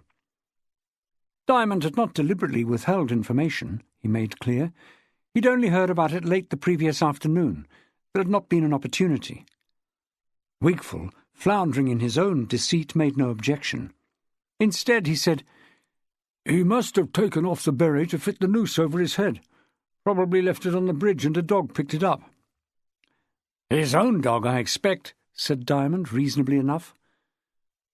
"I shouldn't count on it," said Wigful, going red. "I did happen to see a large poodle running loose in the gardens, quite near the temple, actually." "Could have been the poodle, then." "Doesn't really matter, does it?" said Wigful, trying to emphasize the larger considerations. "The crucial thing is that we found it, and confirmed what you heard about the paint marks. Pretty damning. This writing on the gallery window was a desperate attempt by Rupert to throw suspicion on someone else, wouldn't you say?" "Looks that way," Diamond said. "And when it didn't succeed, when you followed up yesterday, asking for him in all his usual haunts, he heard we were on to him and topped himself." Diamond wasn't having that. He hadn't hounded Rupert to his death. "You're wrong there, John. This hanging wasn't something he thought of yesterday evening. It couldn't have been." This drew a frown from Wigful. Patiently and without condescension, Diamond explained, "It was in the third riddle. To end the suspense, as yours truly did, discover the way to Sydney from Sid." Wigful's long, silent look showed that he dearly wanted to know what Diamond was getting at. "The riddle predicted this hanging," Diamond went on, "to end the suspense. That's what happened this morning. Rupert was suspended from the bridge. When he was cut down, we ended the suspense. It was a play on words, John, a gruesome double meaning. So it was all planned.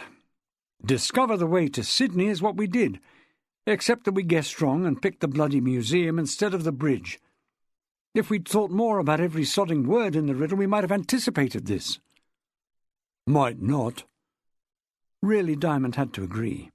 The lines had tantalized, as the previous riddles had.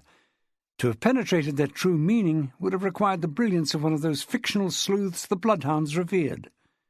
He knew his limitations. Wigful took a more positive line. "At least you have your murderer, and I have my locked-room thief," he pointed out. "All we have to do now is work out how it was done." "You're assuming Rupert Darby's your man." "Aren't you?" said Wigful, blushing scarlet. Diamond said, "If you really want to know, John, I think you couldn't be more wrong. I know how it was done, but I'm damned if I know who did it." "You're talking about the locked-room mystery? You think you've cracked it?" said Wigful on a shrill note of disbelief. Diamond had cracked it all right. He was certain now, after thinking it through, going over it many times in his mind since getting the flash of inspiration the evening before. As he'd told Julie at the time, the breakthrough had come with her question, what was the murderer doing there? Between them, on a table, labelled and bagged, were the contents of the dead man's pockets. Diamond pointed to the polythene bag containing the padlock. "Take a look. Is it or is it not indistinguishable from the padlock on the narrowboat?" Wigful turned it over several times. "It's the same make, certainly, but we've been through this before. My theory about a substitute padlock. You know we have. I thought I had the answer, until you showed it was impossible. This padlock can't have been used. Milo's was on the door when we opened it that night, and he had only the one key. You proved that yourself when the divers found his old bunch of keys in the canal, and the damn thing fitted. This doesn't prove anything, unless the keys happen to be identical, and we were told by the locksmith that such a thing couldn't happen." "Just in case, let's put that to the test," said Diamond. He went to a drawer and took out Milo's padlock and the key that fitted it. "Pass me the other bag, would you? The one containing Rupert's keys." "Do you think you ought to be handling them?" said Wigful. "The keys, please." Wigful shook the bag and dropped the keyring on the tabletop. He wasn't going to risk leaving his prints on them. All work was suspended in the incident room. Everyone in there, detectives, filing clerks, computer operators, gathered around the two senior men. Julie Hargreaves was there, and Keith Halliwell, on tenterhooks to hear the explanation. There were 4 keys on the ring, one of the Yale type that looked like a front door key, a plastic-topped one that was probably for a car, and 2 small narrow ones, identical in shape. Diamond slotted one of the latter into Milo's padlock and tried unsuccessfully to turn it. To leave no one in any doubt, he tried the other, still with no result. Wigful said smugly, "You see, it doesn't match. Let's compare it with Milo's key. I'm willing to bet the whole shape is different." He was right.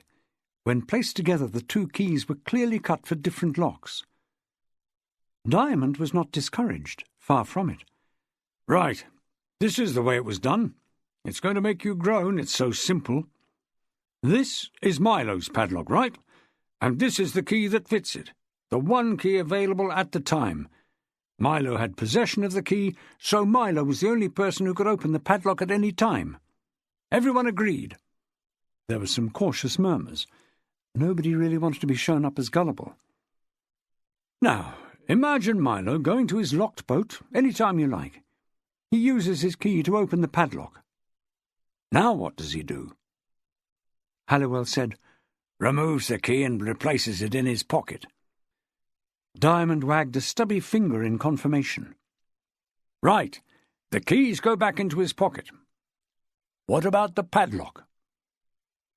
"He doesn't put that in his pocket," said one of the computer operators. "It's too bulky." "So what does he do?" "Leaves it hanging on the staple." "Correct. Locked or unlocked?" A moment's hesitation. Then, from Wigful, "Unlocked, presumably. No point in locking it while he's at home. If he wants privacy, he can use the finger bolts on the inside of the door." Diamond gave a nod and referred the matter to everyone else by spreading his hands. "Reasonable? Now, let's take this on a bit. Milo is aboard his boat, sitting in the cabin watching TV or cooking. The door is bolted from the inside. The padlock is hanging from the staple outside the door with the shackle, this arched bit at the top, unfastened. Anyone could lift the padlock off.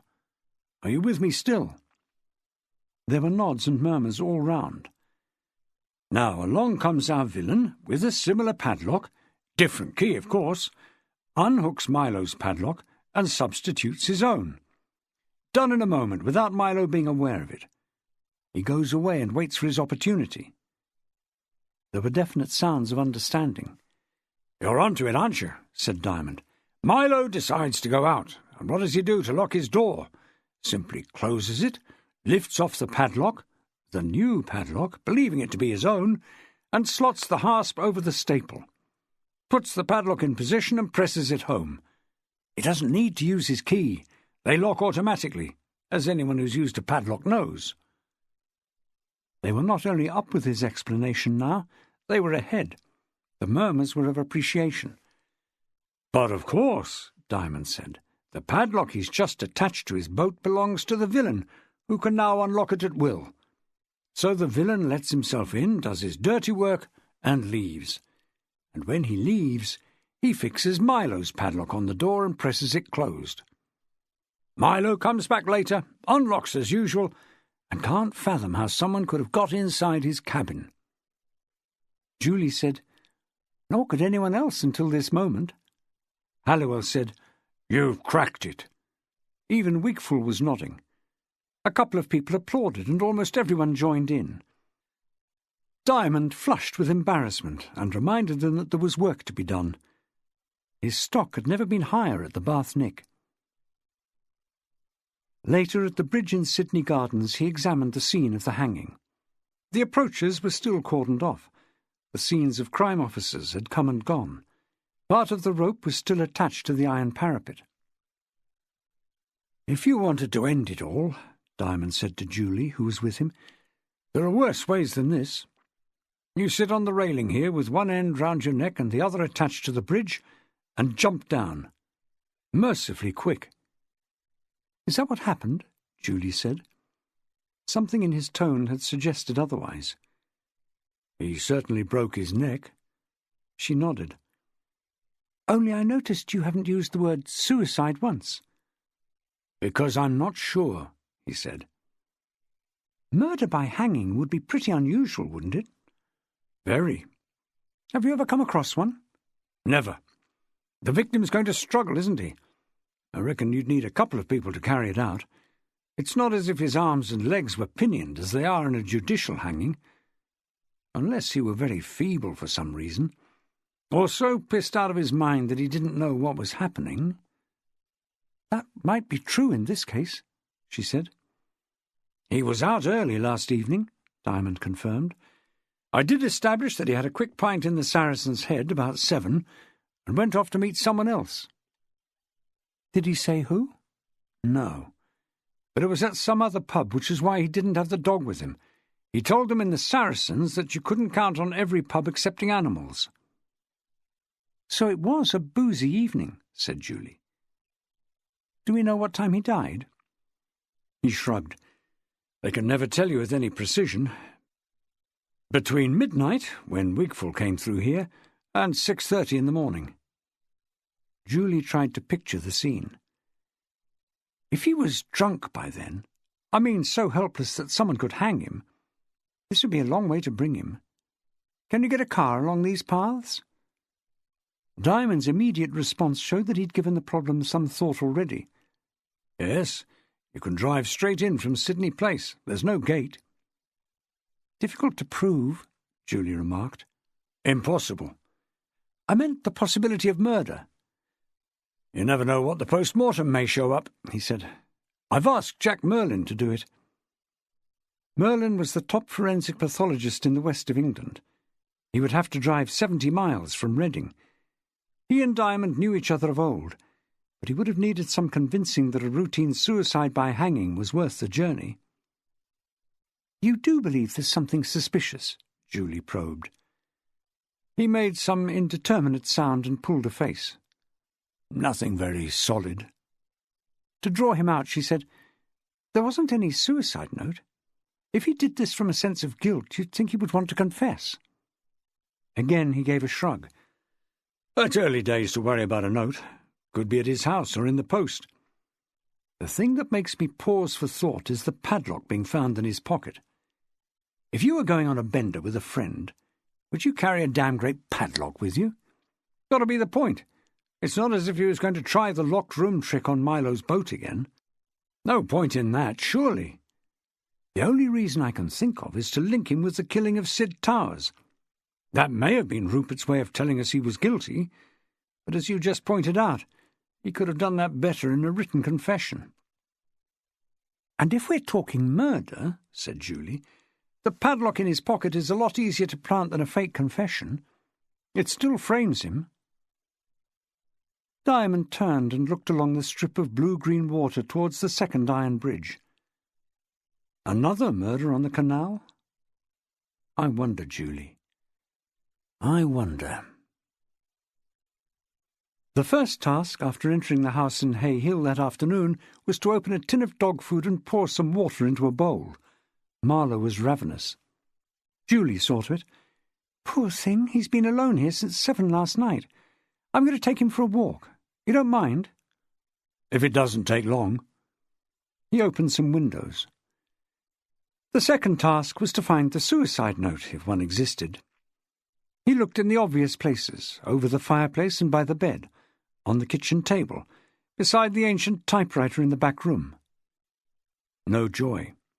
He found some cash, about £30 in an old box file, along with an out-of-date passport, letters from the local job centre and the Social Security Office, unfilled tax declaration forms, doctor's certificates and beer mats with some names and addresses scribbled on them that meant nothing to Diamond. Nothing so helpful as a diary, a testament to a chaotic existence. He was learning nothing new about Rupert. While his thoughts were still full of the dead man, he felt a sudden pressure against his leg. Jesus! Marlowe was back from his walk and wanting more food. Julie followed the dog in. He's a super old thing, really, she said. Just wants some training. I'm sure he'd pick it up. You'd better open another tin before he has my leg, said Diamond, less enchanted. Found anything useful? She asked. He shook his head. So we wait for the post-mortem? Well, I did ask the police surgeon to take a blood sample. There may be some news on the alcohol content. We'd better be getting back to the Nick anyway. What about the dog? Diamond's mind was on other things.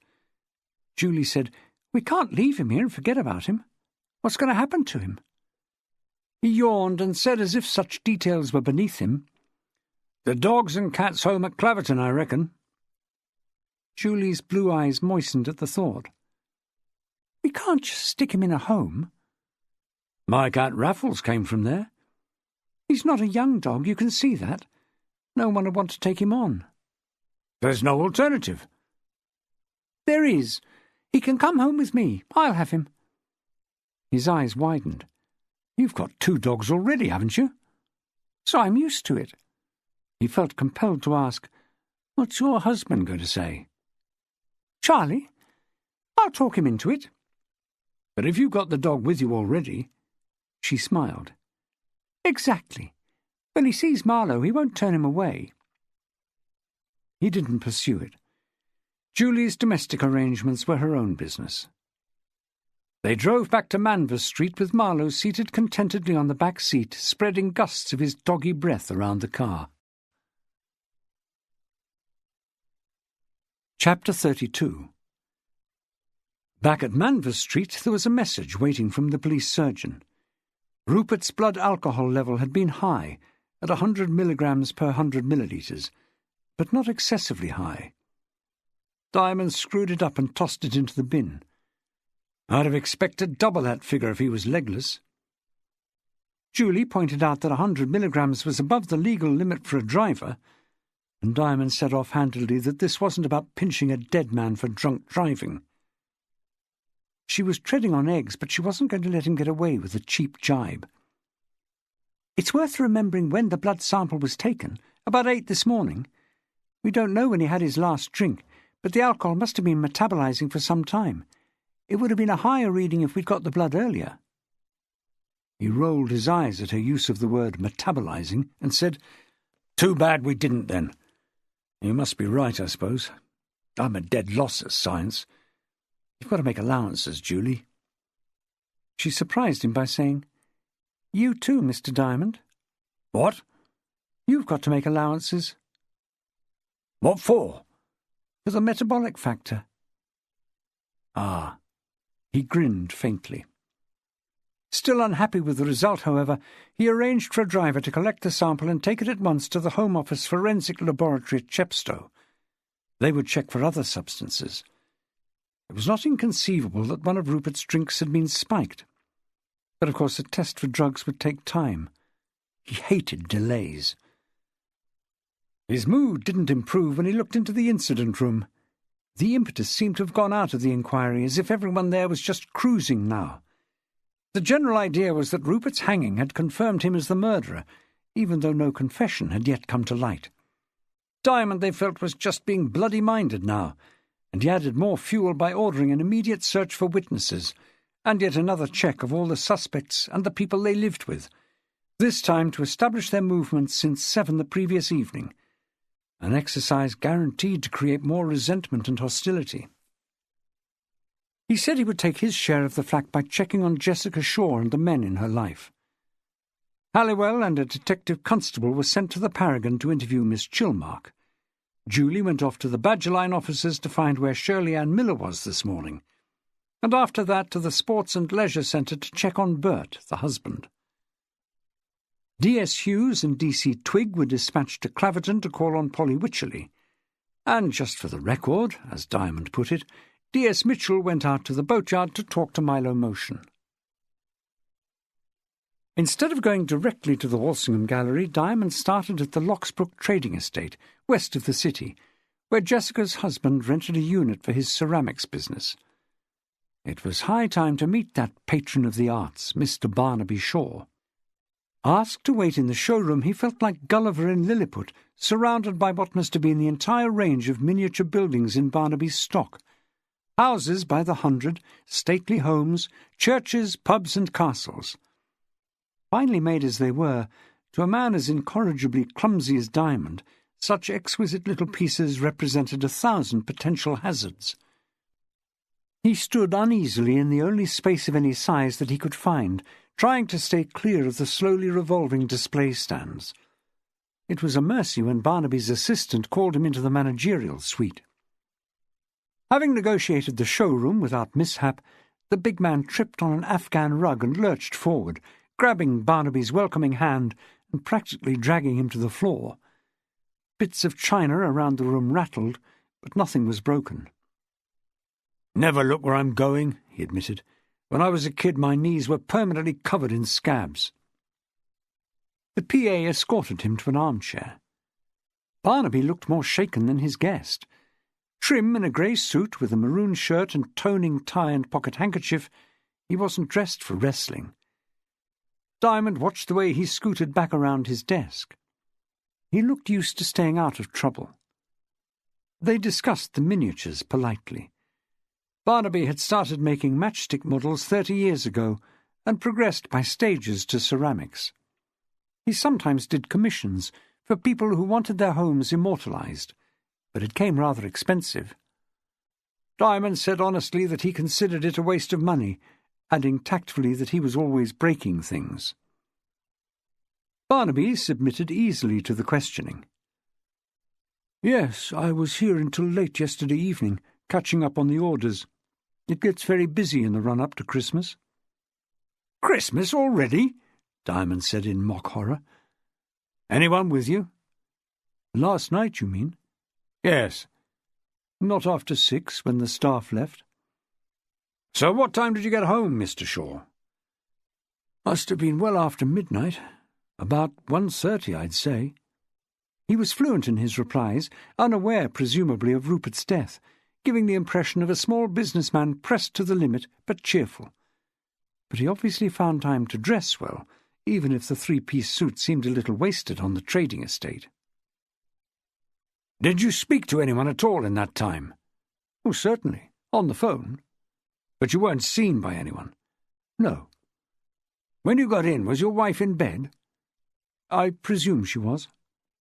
"You don't know?" "We sleep in separate rooms." That fitted, Diamond thought. He was hard-pressed to think what Jessica Shaw found attractive in this dull, overworked man, unless it was the money he made from his titchy houses. No, to be fair, he was dapper, and he took the trouble to tint his hair. "Do you happen to know how Mrs. Shaw spent the evening?" "Well, you'll have to ask her. I haven't seen her since early yesterday. She was still asleep when I left this morning." He put his hand to his mouth as a thought struck him. "Look, nothing's happened to Jess, has it?" "Not to my knowledge." "Someone else? AJ?" "I was going to ask you about him, Mr. Shaw. A close friend of the family, obviously." "Well, yes," said Barnaby, as if he needed to ponder the matter before confirming it. "He's extremely helpful." "In what way, sir?" "With the gallery." "You mean setting up the exhibitions and so forth?" "Financially also. He has a large stake in the business." This was new information, though Diamond tried to make it seem familiar. "Well, he would want to see it succeed. As one of the exhibitors, I mean." "I doubt if Jess could keep it going without his help," Barnaby placidly agreed.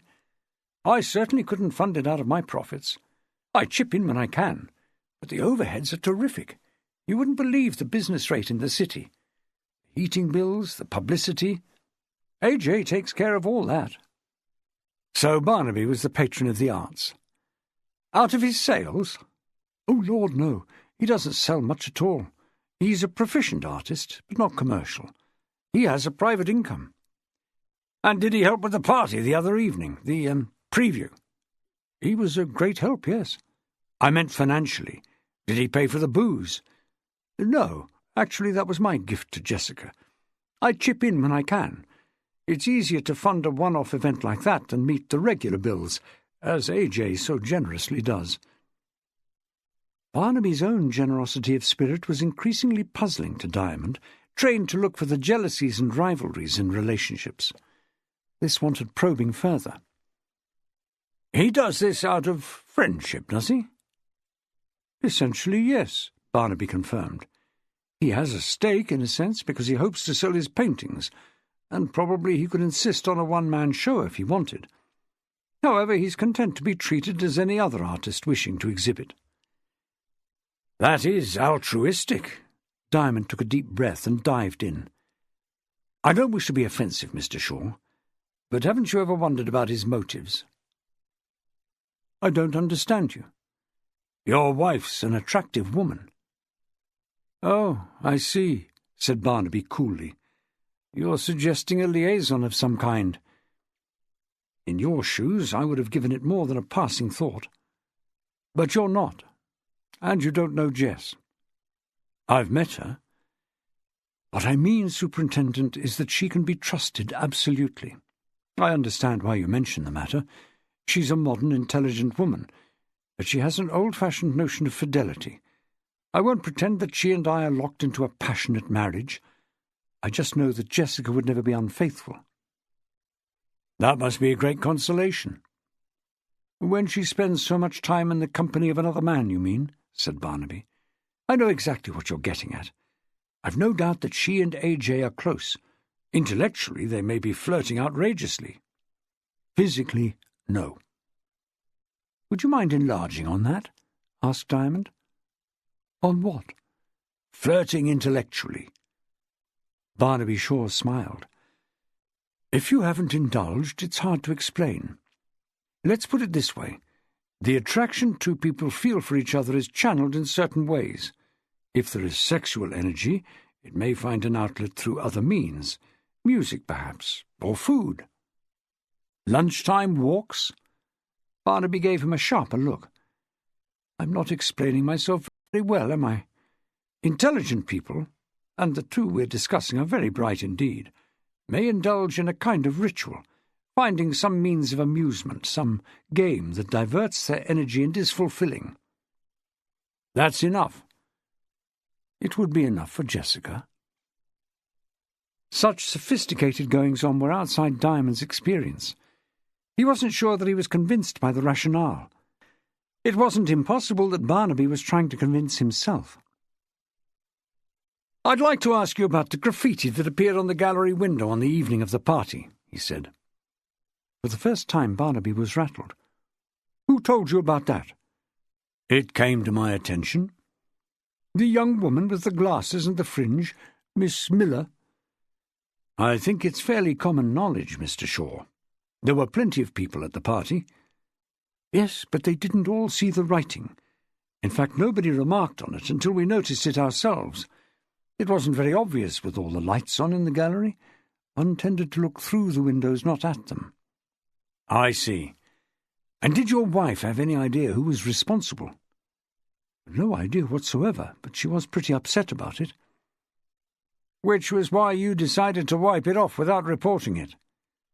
Left to herself, Jess would have called the police. Why didn't she? Because we persuaded her that it wasn't a serious matter. It was better to ignore it. You say we. Who was involved in this decision? AJ and I and Miss Miller. So Shirley Ann joined in, did she? Jessica brought her out of the party to look at the writing. I think she was the first one of the Bloodhounds she could grab. There were others there, but... Which others? Milo Motion and that character with the beret, Rupert. Anyone else from the Bloodhounds? No, the two women, Miss Chilmark and Mrs. Wycherley, aren't on the gallery mailing list. Why is that? You'd have to ask Jessica. Diamond resolved to do that. Before leaving Barnaby, he had one more question of significance.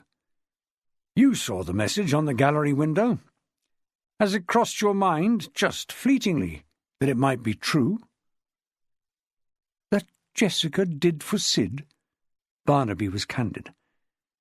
I gave it some thought later, yes. But I honestly couldn't think of any reason why she would do such an immature thing. My wife is an unusually clever woman.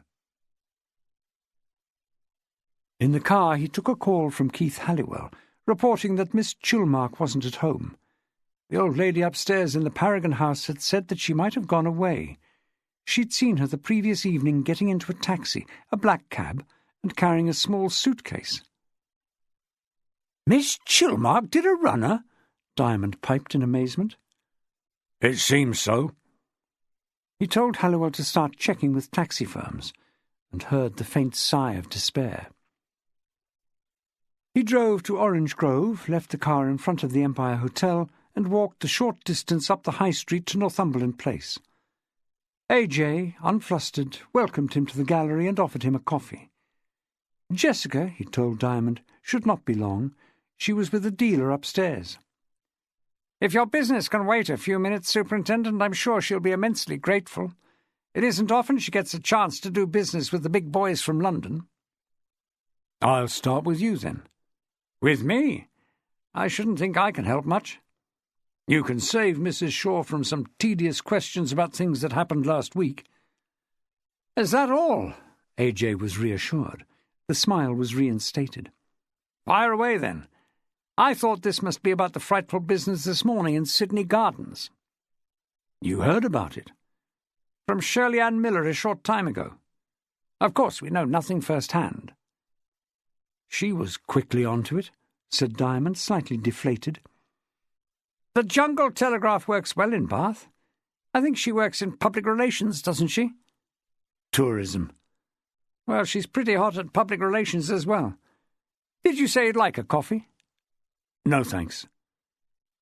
He was shown to the tall-backed Rennie Mackintosh chair. After making up his mind that it really was a chair, though unsuited to his physique, he tried his weight on it, perched awkwardly, and then got up, saying, "I'm happy to stand." "You knew Rupert Darby, sir?" "A slight acquaintance only," said AJ. "Jessica invited him to the preview we had here. Rather a carrying voice, which can be an asset at a party, because everyone else then raises the volume and it all sounds wildly successful." "You hadn't met him before that?" "No. I'd seen him around in Bath. Easy to recognise from Jessica's description. The beret, the voice, the dog." "Was the dog at the party?" "No, I'm speaking of seeing him in the street. You want to know about the party? He and I didn't exchange more than a few passing words as he came in. He isn't the sort who waits to be introduced to people. He was in there straight away. I wouldn't have thought he was the suicidal type." Diamond gave a shrug. His thoughts were no longer on Rupert's personality. At this minute, AJ interested him more. He might have stepped out of a holiday brochure with his Welcome to Paradise smile and designer shirt and jeans. Barnaby had spoken of a private income, and some of it must have gone on the teeth, which were as even as computer keys. Was this young buck likely to be content with intellectual flirting? "I understand you have a large stake in the gallery, Mr. AJ will do." Diamond was shaking his head. "Not any longer, sir. I'm gathering evidence, you see. I have to insist on full names." AJ frowned. "Does it really matter?" "The A is for Ambrose. I cringe each time I have to own up to it." "And the J?" "Jason. Hardly much better." "That isn't your surname, is it?" "No. That's," he cast his eyes upwards, "Smith. Ambrose Jason Smith. Now, can we talk about something more important, for pity's sake?" The business over the name had quite upset AJ. All the more incentive for Diamond. "Are you a local man, Mr. Smith?" A glare.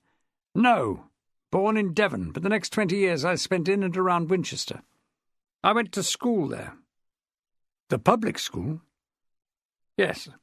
If you want the whole sordid truth, I was not a credit to them. Got expelled eventually. Went to art college and then had a few poverty-stricken years in Paris." "And now you're stricken no longer." "That is correct." Diamond waited. AJ explained. "The family forgave me." "To come back to my question, you have a large stake in the gallery, is that so?" "I help out with the overheads. I'm also a regular exhibitor. I wish you would tell me what this has to do with the police." You're a close friend of Mrs. Shaw's. That's a sinister-sounding phrase. She's a married woman, Superintendent. If you're inferring what I think you are, you'd better have a care what you say. Some words were sprayed on the gallery window on the night of the preview party. AJ's reaction was less dramatic than Barnaby's. He was still well in control. His brown eyes looked into Diamond's and then towards the window. How did you hear about that? The words, I was informed, were, "She did for Sid." So? You were one of the people who decided to remove them without reporting the matter. To put it in context, said AJ, adopting a lofty tone, it was obviously a piece of misplaced fun. We were having a party. People have a few drinks and do daft things. We thought it was in bad taste and wiped the window clean. If that's a crime, you'd better arrest us all. From above came the sound of footsteps. Jessica was about to descend with her dealer. Another question, said Diamond. Where were you last night from 7 onwards? God, you really are taking this seriously. In the bar at the Royal Crescent Hotel and afterwards at the Clos du Royal restaurant, where I dined alone. But if you wish to make inquiries, a dozen bar staff and waiters can vouch for me. And after you'd eaten? I went home and watched television. Would you like me to tell you what the programme was? Jessica's black-stockinged legs and blue strappy shoes appeared at the top of the spiral stairs. She led down a small silver-haired man in a black overcoat and a bow tie. Quick to sense that the deal she'd been doing upstairs might be undermined if she introduced a policeman, she said smoothly, "My dear Mr. Diamond, how good of you to call again. This is quite a morning. If you'll forgive me for a moment, Mr. Peake has come specially from London, and he has another gallery to see. I'll just point him in the right direction, and then we'll do business, I promise." Diamond nodded, allowing the subterfuge to pass, before starting up with AJ again.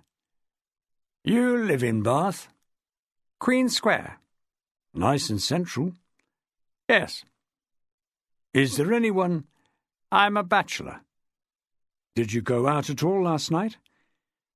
I went home to sleep, Superintendent, and sleep is what I did. Back came Jessica. Wonderful! He wants 7, including that big one of yours, AJ. We've got to celebrate. Is there any bubbly left over from the party? Before you do, Diamond began. You're to join us, said Jessica. It isn't every day we do 3 grand's worth of business. Sorry, but you're joining me, said Diamond, and there's no bubbly on offer. We might run to coffee in a plastic cup, but that's the best I can promise. I don't think I understand. I'm taking you in, Mrs. Shaw, for questioning. Chapter 33. Out of consideration for his passenger, he drove to the back of the Central Police Station, and they entered through a side door. Even so, several heads swivelled when he escorted Jessica, teetering high-heeled along the corridor in the pale blue Armani suit she'd put on for the London art dealer. In Diamond's office, the phone was flashing like a burglar alarm.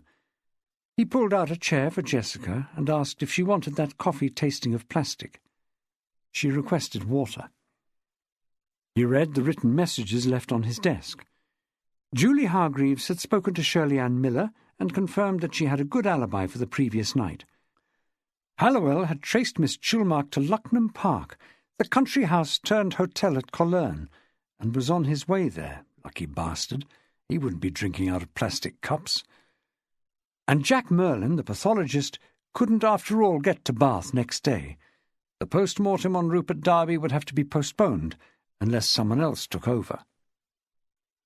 After collecting tea for himself, Diamond sat opposite Jessica, observing her, deciding on his strategy. She was drumming her fingers on the desk. There didn't seem much advantage in gentle sparring. Mrs. Shaw, why did you write those lists of words on the paper bag? The finely shadowed eyes narrowed, but there was nothing else to register the body blow this was meant to be. This lady wasn't simply going to roll over and tell all. The bag you used to treat Miss Chilmark's hyperventilation. I have it here. He opened his desk and took it out, enclosed in a transparent cover. They happen to rhyme, these words. Jack, flack, knack, mac. It looks like working notes for a poet, or at least a writer of verse. In this case they rhyme with black. There's a second column rhyming with motion, and a third with room. I could be wrong, but those are words that feature in the case under investigation. Penny black, Milo motion, and locked room. Working notes? Jessica's only response was the merest movement of the padded shoulders. You did write them yourself, didn't you? He pressed her. Sid Towers had nothing to do with it. Not even a flicker this time. It can't have been Sid because of the fresh riddle in verse that was published yesterday. Sid is dead. He couldn't have been our poet. He watched her minutely. This wasn't achieving anything. I'll be frank, he said. Until this morning I still wasn't certain. You know what happened this morning? No answer. Mrs. Shaw? A sigh. Yes, I heard what happened. Another death, he said. Rupert Darby's death. She said calmly, You're not telling me anything I don't know. Encouraged that there was two-way traffic now, he said, Let's go back to the riddle for a moment. To end the suspense, as yours truly did, discover the way to Sydney from Sid. In style it was not dissimilar from the other two. It was on similar paper, in an identical typeface, and distributed in the same way to the local media. That wasn't some publicity seeker messing about, Mrs. Shaw. To end the suspense. It was written in the knowledge that a man would shortly be found hanging from a bridge in Sydney Gardens. Isn't that plain? If you say so. You must have read the riddle in the paper. Yes. Did you write it? That's the question. I did not. Did you write the others? No. He paused, letting the gravity of her situation take root. He studied the paper bag as if he hadn't seen it before. Then he looked up and started again, but less abrasively. Until yesterday afternoon I was taken in by these lists. Thought they were written by Sid. Had to be. She held his gaze with her dark brown eyes. He said, If Sid wrote them, it was natural to assume that he was our poet, the composer of the riddles, the joker who stole the penny black and magicked his way into a locked boat. They looked like working notes, the first notes for a riddle that never appeared, because Sid was killed before he completed it. He spread his hands. I boobed. We all make mistakes. But what am I left with? He took his time, passed his hand around the back of his neck and massaged it. What I'm left with, Mrs. Shaw, is the alternative. You wrote the lists. Another pause. Do you follow my thinking? The bag was Sid's. He handed it to you. You handed it to me. True? She sighed, a reluctant admission. Yet the logic of what he had said was inescapable. We call that continuity of evidence, Mrs. Shaw. That's why it's clear that if Sid didn't write the lists, you did. He leaned forward, hunched over his desk, watching her. Makes you my prime suspect. An exaggeration, but he had to find some way of getting through. I'm trying to give you every chance. This isn't a formal interview. If there's an explanation, now's your opportunity. She looked down at her fingernails, not persuaded, it seemed. He said, The post-mortem hasn't been done on Rupert yet, so this may be premature, but I expect it to confirm that he met his death by foul play.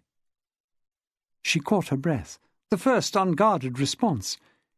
He hanged himself. He was found hanging. I don't follow you. I think you do. We took a blood sample. The man was well tanked up, some way over the limit, probably incapable of rigging up a noose. She said, This is in the realm of speculation. Fair comment, too. He found himself analysing his performance so far. This isn't the approved interviewing technique, he told himself. It isn't an interview at all yet. I'm laying out all my cards while she sits there denying everything." He picked up his cup and did damage to the inside of his mouth. Tea from the machine was always too hot or tepid. "Could I have a sip of that water? I'll get you some fresh." She pushed the beaker across the desk. He said, "It may be speculation now, but we'll know soon enough. The post-mortem will show if there was a struggle. You can't string a man from a bridge without handling him roughly." Jessica drew herself up in the chair and said scornfully, "You're not seriously suggesting that I did this to Rupert?" "You probably couldn't have done it alone," he conceded. "Why should I do it at all?"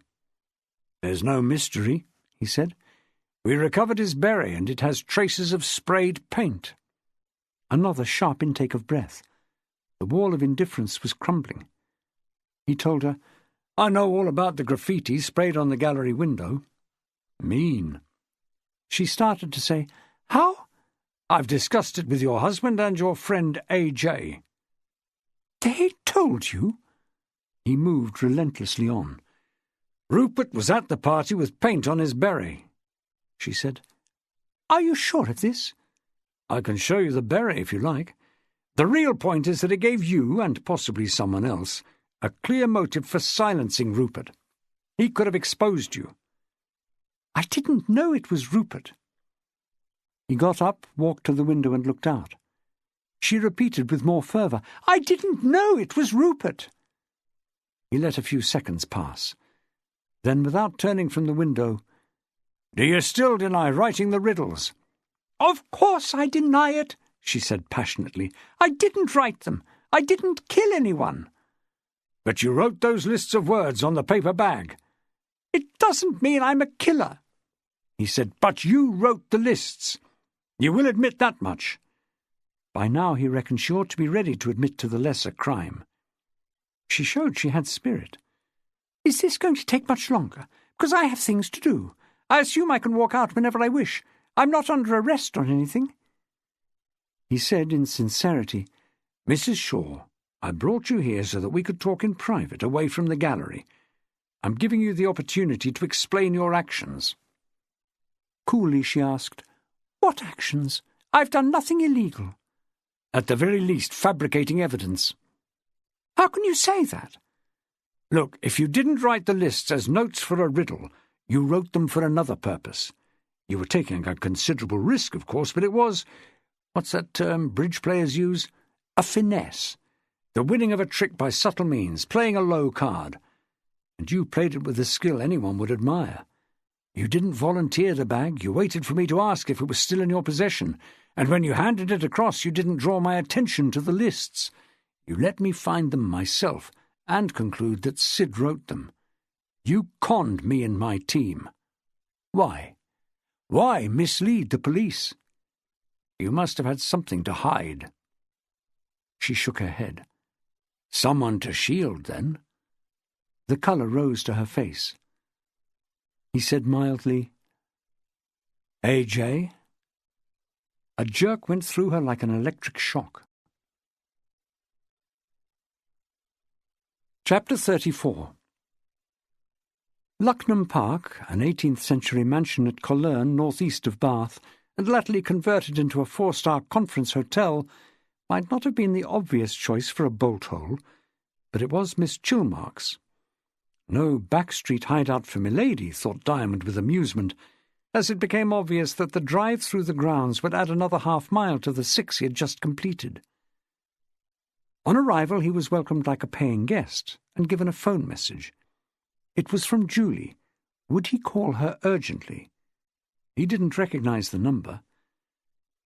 He found himself talking to a switchboard operator at the Sports and Leisure Centre, who told him Inspector Hargreaves was waiting for his call. "Mr. Diamond!" The note of relief in Julie's voice was gratifying and disturbing at the same time. "I'm so glad I've caught you." "Trouble?" "It's about Marlowe." "Who?" "Marlowe, the dog, Rupert Darby's dog. I took him on, remember?" He said in amazement, "You're calling me about the dog? What's he been up to now?" "Nothing. He's done nothing wrong." "Well?" I'm here at the sports centre to interview Bert Jones, Shirley Ann Miller's partner. I know that, Julie. Yes, but before going in, I thought I'd better give the dog a chance of a walk, if you know what I mean. I walked him round the edge of the car park at Manvers Street, but he didn't seem to get the idea, so I thought I'd give him another opportunity here. Of lifting his leg, you mean? Do we have to go into all this, Julie? Yes, Mr. Diamond, we do, she said earnestly, because as we were walking about, I happened to look closely at his coat. Marlowe has this dark brown hair, as you know, but I noticed that one area of it seems to be going white. He's an old dog, you mean? You'd rather not take him on at his time of life? Please listen, Mr. Diamond. The white bit is only on his left side. It isn't natural. When I looked at it closely, I saw it was lots of little points of white. It's paint from an aerosol spray. He was stunned into a brief silence. He'd been reluctant to give his full attention to Julie's fussing over the dog, and now this was hard to take in. Are you sure? Certain. I scraped some of the specks off with my fingernail. Julie, Rupert didn't have the dog with him at the gallery party. That's the whole point. Do you see what it means? If the dog was sprayed with the aerosol, it must have been done at some other time. He was ahead of her now. Right. It means we can't be certain when the paint got on the beret. Exactly. We've been assuming it was done when the gallery window was sprayed. We can't any more. He was silent for a moment, pondering the significance. The evidence of the beret linking Rupert to the graffiti was undermined. The spray had been used elsewhere, and Rupert's dog had got a burst of paint. Rupert could have been trying out the aerosol, practicing. Diamond was humble enough to say, "You've had time to think about this, Julie. What do you make of it?" She started to say, "I'm as confused as—" Stopping in mid-sentence, she began again. "There may be a way of finding out whether there was spray on the beret before Rupert got to the gallery that evening. If you remember, he was supposed to have arrived with some people he met at the Saracen's Head." "Right. And if they happened to have noticed— what the devil was their name? Shirley Ann gave it to us." "Volk. They're from Bradford-on-Avon." "I'll get someone onto it. Have you finished with Bert Jones yet?" "Oh, I haven't even started.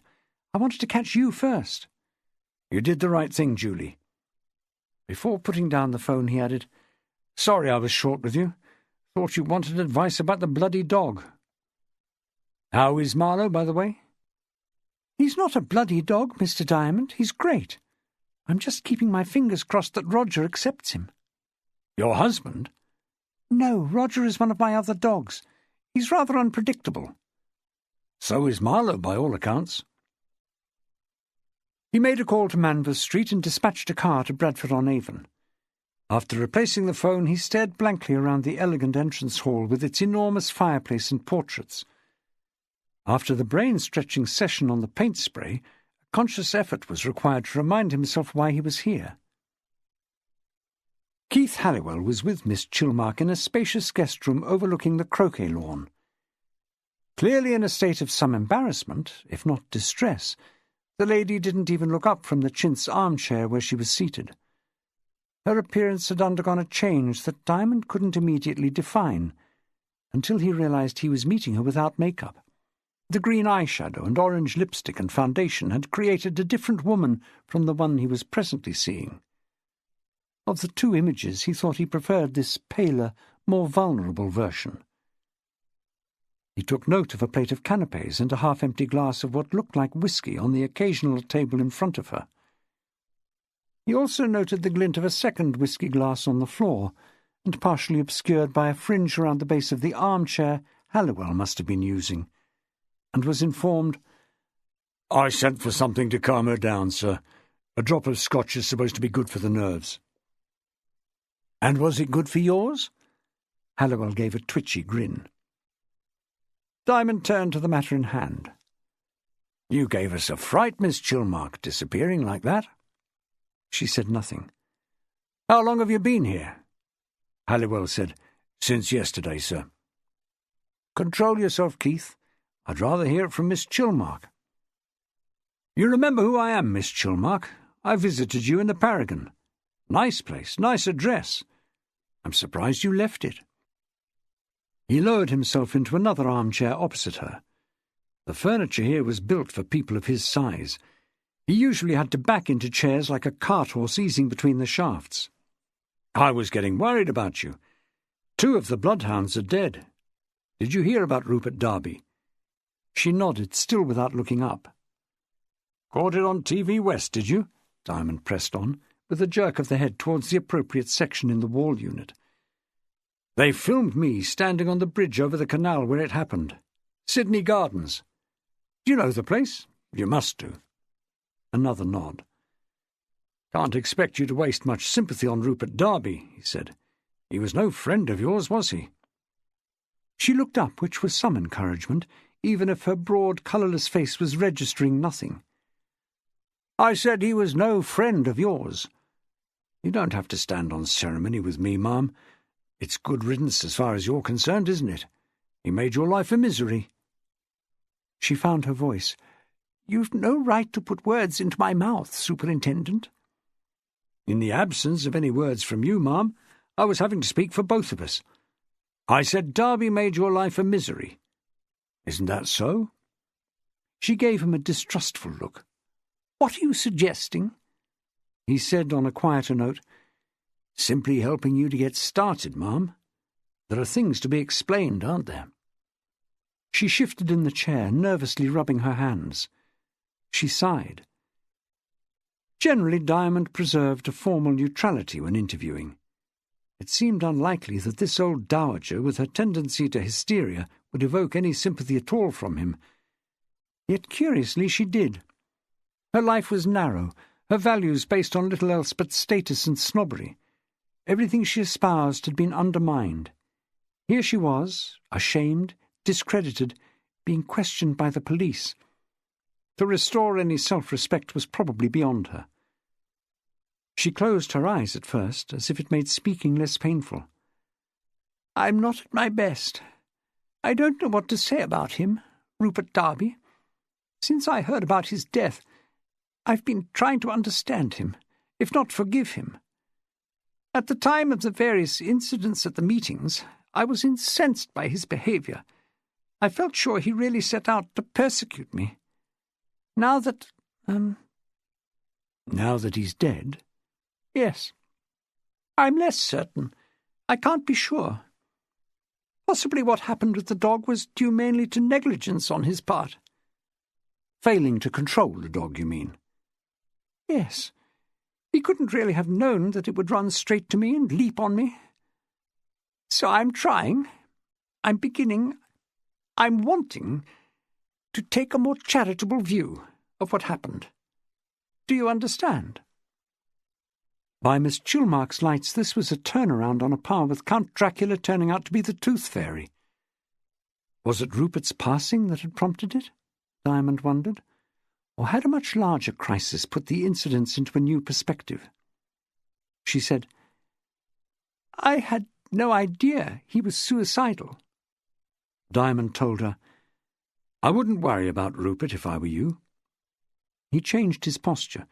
Instead of leaning forward, demonstrating concern, he rested his back against the chair.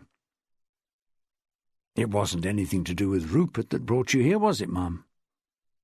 A little shudder went through her. No, it was another matter.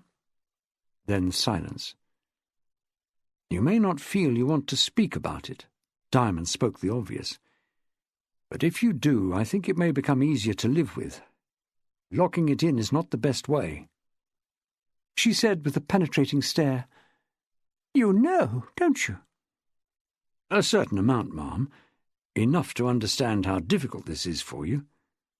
But it can't go on, can it? The cost. How did you find out? Swiftly he changed tack. He didn't want her knowing he'd tricked her bank. I was going to say the cost in stress is more than you can bear. The evasion was transparent. Miss Chilmark closed up again. Anyway, I don't see that my private affairs have anything to do with the police. The story had to be coaxed from her. He wished he had Julie with him instead of Halliwell standing there like the recording angel. Keith, I may be getting a call downstairs. Do you mind?"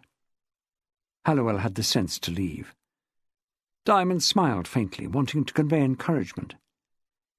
"See it from my point of view, Miss Chilmark. Darby died last night. You went missing. I'm bound to be concerned. I accept that the two events weren't connected, but I have to ask your reasons. I believe someone has been taking advantage of you, threatening you perhaps. Am I right?" She gave a convulsive movement, a sob like a hiccup. From her sleeve she produced a paper tissue and put it to her face and sobbed several times more. Diamond waited uneasily. Finally Miss Chilmark looked at him intently through a film of tears. "If I tell you, will you promise not to pursue it?" Without knowing what she was about to say, how could he give such an undertaking? He answered, "If it doesn't bear on the matters I'm investigating, I wouldn't wish to get involved." A promise worthy of Machiavelli, but she scarcely seemed to be listening, she was so distressed. In a voice threatening any second to dissolve into weeping, she began to tell her story. "It goes back to when my parents were killed in an accident, a car crash in France in 1961. A head-on smash with a lorry near Rouen. It was dreadful. They were in their early 50s, both of them. I was 26, their only child, very naive. I'd been given an extremely sheltered upbringing. You may imagine the shock and the problems, the responsibilities I had thrust upon me. I was at a loss, quite unable to cope." "Anyone in your shoes," Diamond murmured. She went on, "There was all the complexity of the inquest, and of getting them home. I knew Mummy and Daddy would have wished to be brought home and buried here. As often happens in a crisis, someone came to my rescue, a solicitor who worked with Daddy. Did I say Daddy was the senior partner in Chilmark, Portland and Smales? This young man, I'd rather not give his name, shouldered the whole thing. I was nominally the executrix, but he arranged everything for me, went to France and brought them back, saw to the funerals, the wills, the shares, advised me on how to invest my legacy, which was considerable. I couldn't have got through without him, and he was only a name to me before. I don't believe Daddy had ever mentioned him, but then he never spoke much about his work. And I have to say that his behaviour to me in all this time, vulnerable as I was impeccable. He was the perfect gentleman." She reached for the whisky. "Do you mind? I must. My voice." "Take your time." He suspected it was not so much the voice as the gentleman under discussion who made the long sip of whisky a necessity. End of CD 9. CD 10. Miss Chilmark continued in a low, confidential tone. "The next thing that happened was a mystery to me at the time, and not at all unpleasant. I received a valentine, the only proper one I've ever received.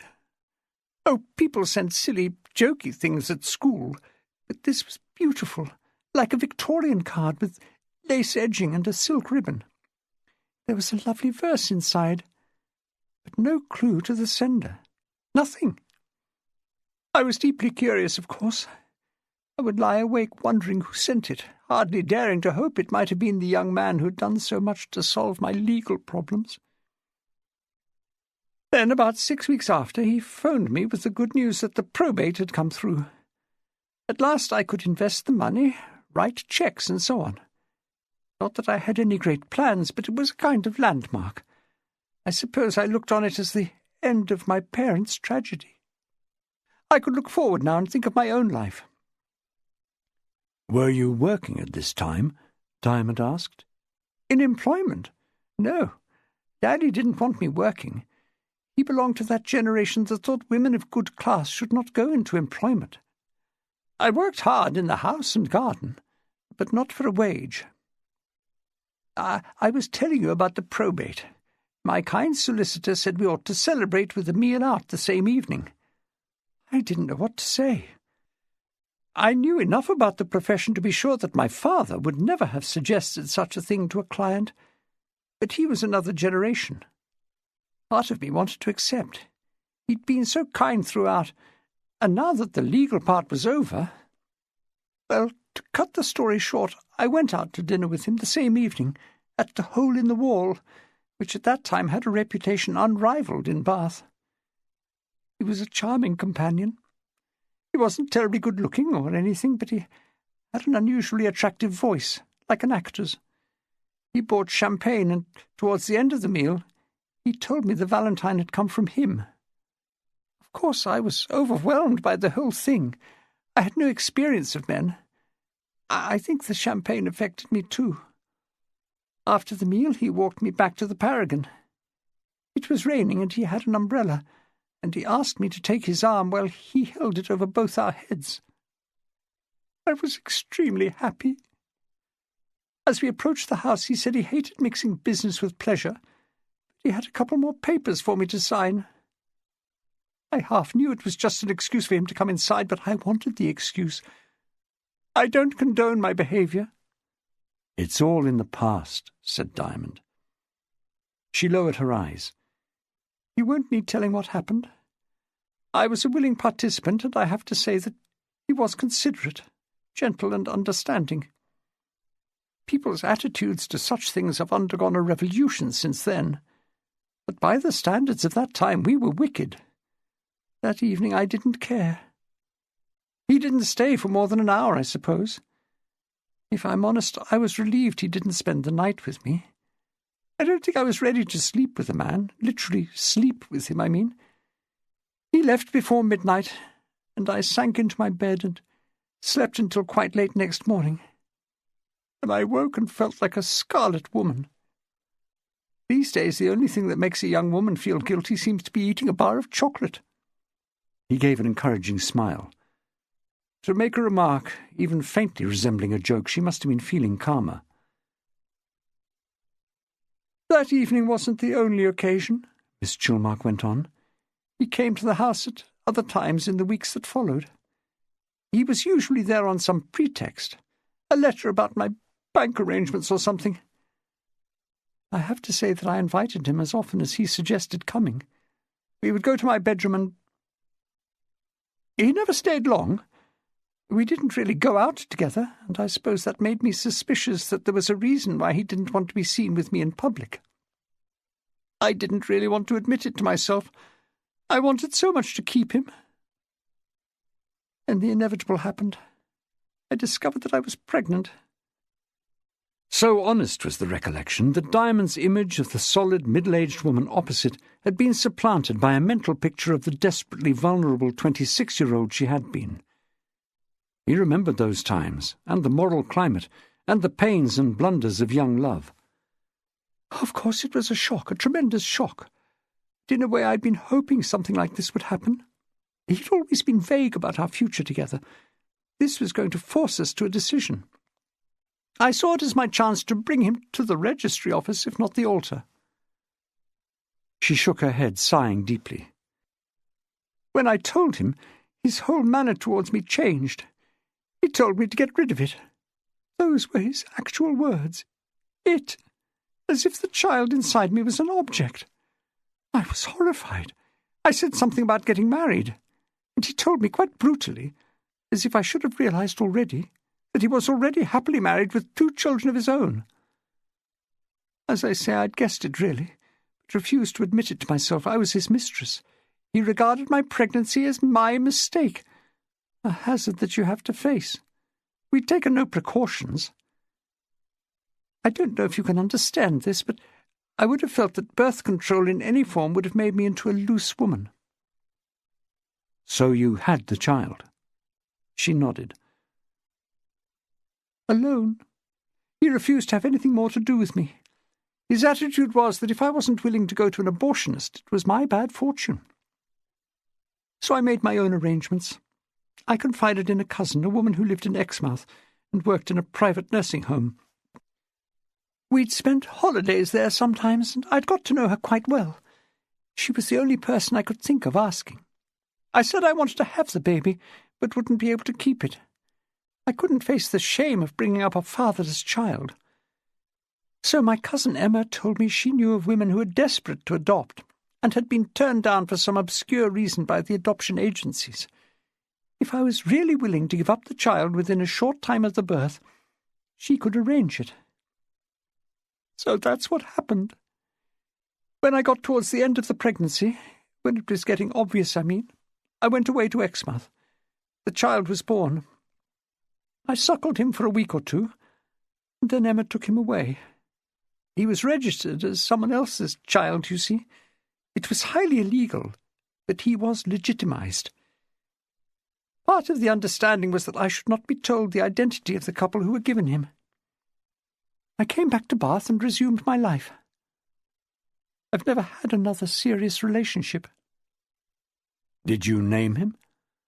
No, it was thought to be better if the adoptive mother gave him a name.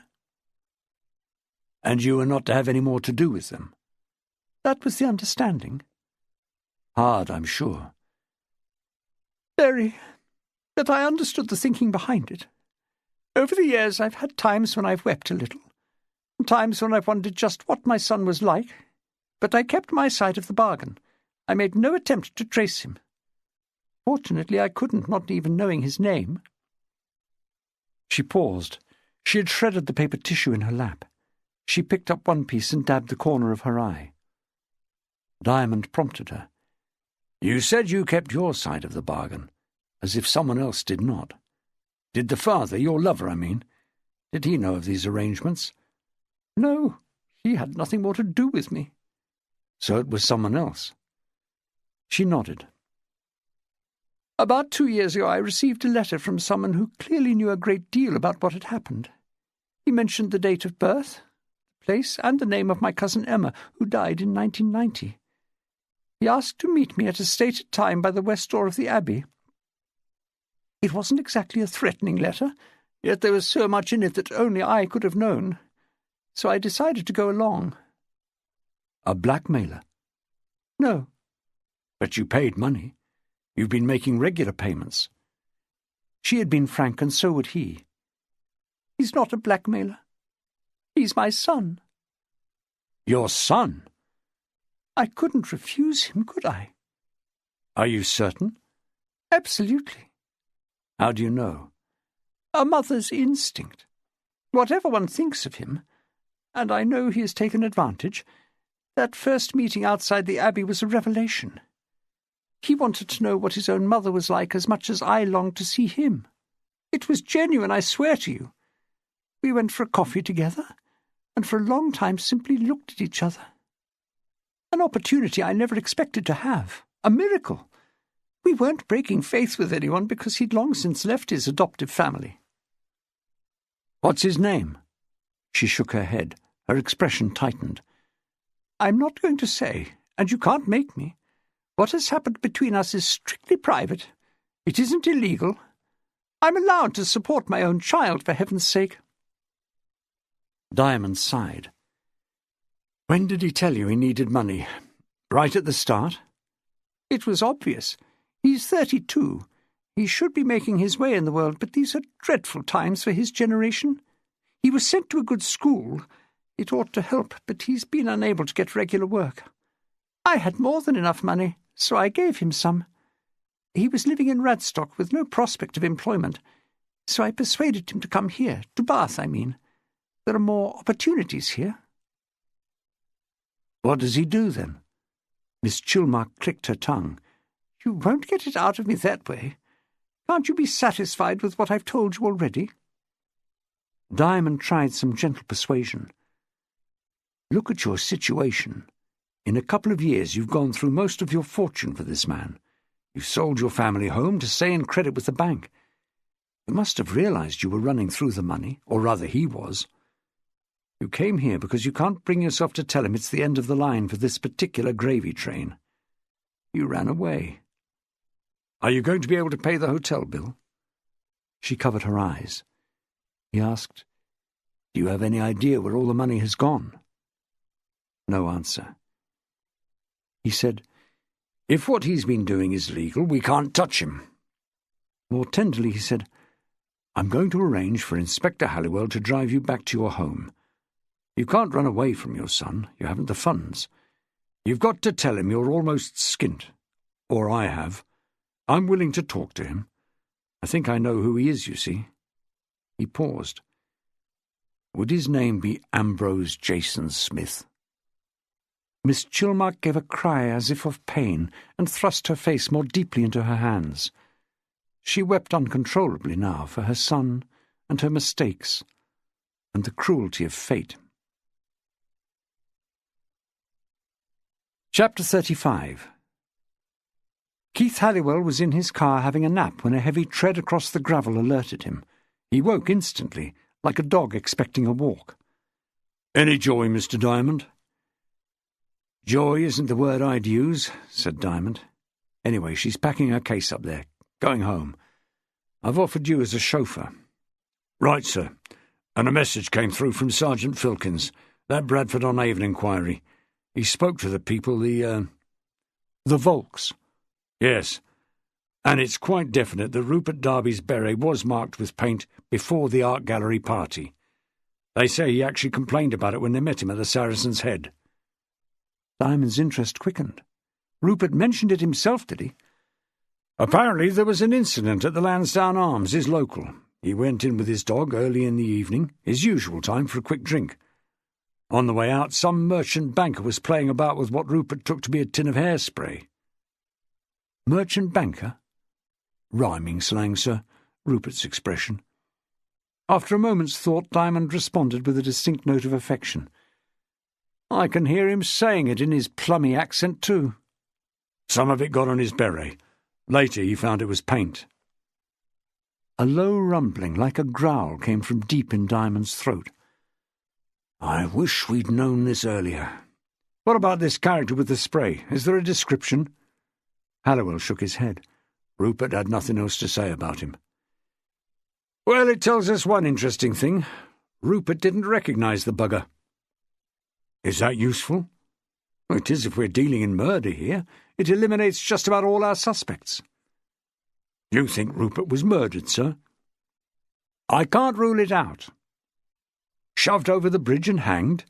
Halliwell sounded sceptical. "That wouldn't be easy, would it? It would take some strength to get the noose around his neck and heave him over the railing." "Two people could do it." "No question, but where are we going to find two?" Diamond turned and looked up at the window of the room he'd just left. "Be patient with the old girl, Keith. She's had some shocks." "I'll treat her like my own mother, sir." "I wouldn't go that far." "What's next for you, Mr. Diamond?" "A little culture." He ambled across to his own car and started up. For once he didn't curse when he saw the usual queue for the roadworks beginning to form on the London road approaching Bath. He was in a more positive frame of mind. A pretty demanding investigation was coming to its climax. Mysteries that had seemed impenetrable had been solved by what? Steady detective work? Or brilliance? Either way, he'd now disentangled the problems of the locked room puzzle, the riddles, the paper bag, and Miss Chilmark's secret payments. There remained only the unmasking of the killer. Or killers. This was when the likes of John Wigfall would run to their computers and start keying information in the expectation that a mighty buzz from the megabytes would produce a perfect offender profile. Your murderer is a writer of verse in possession of a ladder and window-cleaning materials and a car or other means of transport, with access to a computer and printer, possessing also a twisted sense of humour, a better-than-average knowledge of philately, detective stories, padlocks, and the topography of Bath. Now arrest the bastard, you dim plods. The solution to this one, Diamond had long ago decided, wasn't going to come out of a computer. It required deductions on a more sophisticated level, an understanding of the strange workings of the human mind, fathoming why such a bizarre series of crimes and murders had been necessary or desirable.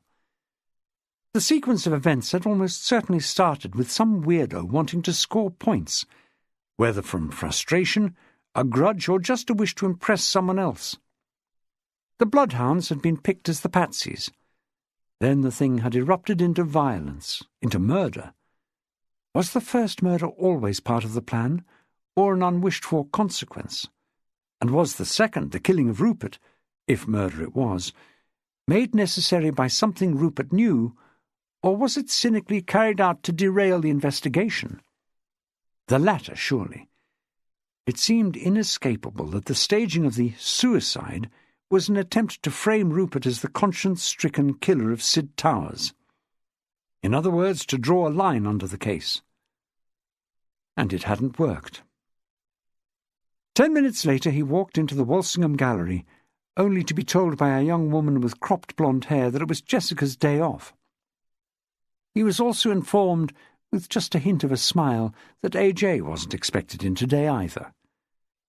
Any idea where I can find them? It's important. He showed his ID card. You could try the house. You can phone from here if you like. With maddening inevitability, an answer phone message came down the line from Jessica's. He turned to the blonde woman. Do you have a number for AJ? She shook her head. They could be out for a walk.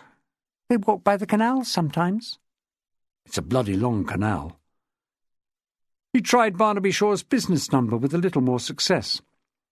Barnaby thought Jessica had spoken about going to the Framers. An artist had delivered a picture with a chipped frame and she wanted a new one for it. Which framer? The Meltone Gallery in Powlett Road. Can you find me the number? There the trail went cold. Mel, of Meltone, hadn't seen either of them all day. It was Keith Halliwell back at Bath Central who got the inquiry back on course. Spotting Diamond as he stomped in, the frustration writ large, he reported that Miss Chilmark was now installed at the Paragon again. She blubbed a bit, but I did my best with her, and she cheered up no end when she got back. There was a nice note from someone saying he'd call later. I went out and got her a box of Mr. Kipling's. Jesus Christ! Halliwell went white. Did I do wrong? Did this note say what time? I don't know. Tea time, I suppose. That's why she wanted the cakes. What is it now? It was 10 to 4. Diamond actually ran out of the building to his car. He drove white-knuckled at the limit of his nerve, bucking 2 sets of traffic lights on the way to the Paragon. Leaving the car to create the mother and father of all tailbacks in the homeward traffic, he dashed across the pavement and down the basement steps. AJ had not yet arrived. The disappointment showed when Miss Chilmark opened the door. She had changed into one of her high-necked oriental dresses and restored the makeup in lashings. She would be in thrall to that extortionist for as long as he cared to trouble her. Diamond told her he would wait inside. She protested, "But I'm expecting a visitor." He said, "That's who I want to see." Then he managed her to the kitchen at the back. 10 minutes went by, Diamond just to the left of the door, trying to be invisible through the frosted glass, whilst squeezed behind the foliage of a tall benjamina. About 4:20 someone descended the steps in a business-like way to the basement. The doorbell rang. Diamond stepped out and flung open the door. The uniformed police constable standing there started to say, "Is that your car parked out?" Then he practically choked as he recognised Diamond. Miss Chilmark came eagerly from the kitchen, saw the policeman and said hysterically, "Oh, my God, what's happened?"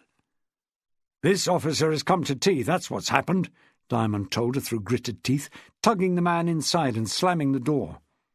"Give him his Mr. Kipling and I'll see to him later." A short time after came the visitor Miss Chilmark was expecting. Upon seeing Diamond, AJ did a double take, turned about and bolted up the stairs. But Diamond's large right arm groped through the iron railing, grabbed a leg and pulled the man off balance.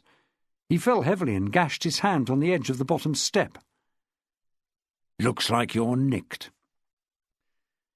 The emergency was not over. Before relieving the traffic chaos outside, Diamond called Bath Central and had a message radioed to all units. He wanted Jessica Shaw brought in. She might be heading away from Bath in a new white Peugeot 306. He gave the registration. Back at Manvers Street, AJ was waiting in an interview room, stroking the fresh Band-Aid on his hand. He'd recovered his composure enough to tell Diamond, "I don't know what the fuck this is about. You're going to pay for this." "Save it." Diamond ignored him and fiddled with something on the desk. His cack-handedness defeated him. "Someone's got to get this bloody contraption working for me." He walked out again.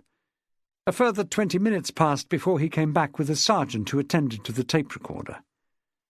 "You'll have to wait, Squire," Diamond now informed AJ. "They're bringing in Mrs. Shaw. Like I thought she was heading out of town in the car." He grinned. "Luckily there's still one hell of a snarl up on the London road." He went down to the canteen for sausages, eggs and chips. It was half a lifetime since he'd eaten. Casting around for a vacant table, he glimpsed a large moustache topped by a pair of tired, red-lidded eyes. Eyes that made contact. John Wigfall gestured to him to come over. Difficult to ignore. Promising himself that he would soon escape, he carried his tray across. Wigfall actually came to life and pulled out a chair. "You've cracked it, I hear. Pulled in Mrs. Shaw and her boyfriend." "I really need this," said Diamond. "Haven't eaten since breakfast, and that was cold toast and marmalade." "Letting them stew, are you? Want some brown sauce?" Wigfall glanced around for some, but Diamond didn't seem to care. He'd already started eating. "It did cross my mind more than once that two people had to be involved." Wigfall was clearly expecting a rundown on the case. "And when Darby was strung from the bridge, it really had to be them working together." Diamond spoke between mouthfuls. "Wise after the event, John?" "No. I don't mind admitting I was confused up to that point, but the hanging clinched it to my mind. Just about impossible for one person to hang a man. You'd have to be exceptionally strong, or the victim feeble. And this plot was always too complex to have been masterminded by one individual. They're an odd pair, those two. Too clever by half. Milking the old lady's bank account, weren't they?" A nod from Diamond. "That's how the art gallery kept going." "And the smart new Peugeot she was driving?" "I expect so." "Surprising, really, that the husband didn't object." "To the gallery being funded like that? He didn't mind." Against his inclination, Diamond found himself being drawn into a dissection of the case. To Barnaby, AJ was just a third-rate artist with a private income. If he wanted to throw money at Jessica, fair enough. "I meant the relationship," Wigfall explained. "Why didn't he object to AJ screwing his wife?" "Because it wasn't happening. This is the whole point. They aren't lovers. Barnaby convinced me of that. Intellectual flirting, he calls it." "Get away," said Wigfall. "Straight up. Their relationship is non-sexual. They get their kicks in other ways. The courtship display stops short of the act itself. These two are games players. That's their turn-on. It's like a grown-up version of Truth, Kiss or Dare, ultimately leading to destruction. The crimes arose out of AJ's need to impress her. He's given her most of the money he creamed off from Miss Chilmark, but that wasn't enough. He planned a spectacular stunt. Stealing the penny black and having it turn up at the Bloodhounds meeting. That was spectacular, no question. It proved he was smarter than any of them. The riddles, the business with the padlocks. Bloody clever." "Yeah, but it went wrong," said Diamond. "He didn't reckon with Sid. Here was a bloke who was a Dixon car buff, with an interest in locked-room puzzles, so naturally he was fascinated by what had happened. He drove out to look at the narrowboat and came along the towpath while AJ was in the act of replacing the padlock. I think AJ heard him coming and hid inside the cabin, grabbing a windlass for a weapon. Everything had worked brilliantly up to then. He'd almost got away with a perfect crime. He was angry and scared at the same time, and he panicked. He cracked Sid over the head, probably meaning to knock him out no more, but it killed him. You can never tell with skulls until you give them a bash." He forked up some more chips, and everything after that was done to cover up. Wigfall had been over that scene 1,000 times in his mind, and never pictured it so vividly before. He tried to sound casual. "So, when did Jessica come into it?" after Sid was killed. She suspected AJ was responsible, and she didn't want us to find out. With luck, he'd get away with it. There was a chance that everyone would assume Sid had stolen the stamp and staged the locked room trick. "And we did," said Wigful. "Well, it fitted the facts. After all, he was the Dixon car expert, and he had plenty to prove to that lot who thought him thick because he didn't ever have much to say for himself. This theory was an ideal cover for AJ. It meant anyone at all, not just someone in the know, could have been on the towpath that night and attacked Sid. Tidy. It let AJ off the hook. And then the writing on the paper bag seemed to confirm that Sid had written the riddles." "Jessica did that?" "Yeah, she admitted it to me. She was covering up for AJ. To be fair, I don't think he'd told her anything. She's not slow, that woman. She worked out that he'd done it. Later it all began to unravel, of course. So Plan B was devised to frame Rupert and fake his suicide." "They were both in on that?" "By this time, yes. This killing wasn't accidental. It was planned in cold blood. They staged the graffiti incident, making sure Rupert was well sprayed first. It was simple to surprise him coming out of his local. AJ must have done that. Rupert hadn't met him." "Fair enough," said Wigful. "But what about the message she did for Sid? Why on earth would they draw attention to their own guilt?" "First, it wasn't true. She didn't do for Sid. AJ did. Second, if anything went wrong, who would suspect that they wrote up the message themselves? And they got Rupert tanked up the next night and hanged him. After writing another riddle, supposedly by Rupert, predicting his suicide. Case closed. End of story." "So they hoped," Wigful said, and sighed. "You're good, Peter. I've got to admit you're better than I am." "Yes," said Diamond abstractedly, glancing at the clock. He'd practically finished the snack. A portion or two of treacle pudding would go down a treat. Very soon he would start the first interview. He was hoping Wigful would take the hint and leave. A couple of minutes alone would be nice. With any luck, Julie would be back from the Sports and Leisure Centre by now. She ought to be in on the interviews. But Wigful still had something on his mind. "What about this character, AJ? Is he really Miss Chilmark's long-lost son?" "She seems to think so," Diamond said, making it clear that his mind was on other things. "If he isn't, and it's all a con, he ought to be done for that as well as murder." "Maybe." "Well?" Diamond said irritably. "Well, what? Is he the son or isn't he?" "Most probably not. It's a side issue." "Could he have conned Miss Chilmark?" "Easily. It was part of the arrangement when the child was given away that she wasn't told the name of the parents or the child. Anyone of approximately the right age could have knocked on her door and claimed to be the son if, and it's a big if, they knew the story." "Why does he call himself AJ?" "Doesn't like the name he was given. Ambrose Jason Smith. Well, he's quite a mouthful. At one time—" His voice trailed away. He really didn't want to prolong this. "Yes," said Wigful. "At one time what?" "Oh, I had another theory about AJ." "Well, you've got to tell me now you've started," said Wigful. "It won't take a minute, will it?" Diamond sighed and felt into the inside pocket of his jacket. He had several pieces of paper there. He started sorting through them as he talked. "I asked Polly Wycherley to write down the names of everyone who'd ever been a bloodhound, thinking, you see, that there might be some former member with a grudge against Sid. Ah, here it is." "No one called Ambrose Jason Smith, I'll bet," said Wigful. "No, but there was a name. This one. Alan Jellicoe. That made me pause." "The initials?" "Yes," said Diamond. "Coincidence, I expect." Wigful was more suspicious. "I wouldn't count on it. Don't you think this is worth following up? After all, he could have made up the A.J. Smith identity just to con Miss Chilmark." Diamond didn't want to push this. Wigful had a point. It ought to be checked. But if there was anything in it, the truth would come out. There were hours of interviews stretching ahead. Call him Smith or Jellicoe. He was still sitting in an interview room waiting to be charged. "If I were you," Wigfall went on, "I'd ask Mrs. Wycherley to come down here and have a look at him. Has she seen him lately?" "No. She wasn't invited to the gallery party. She and Jessica don't get on too well."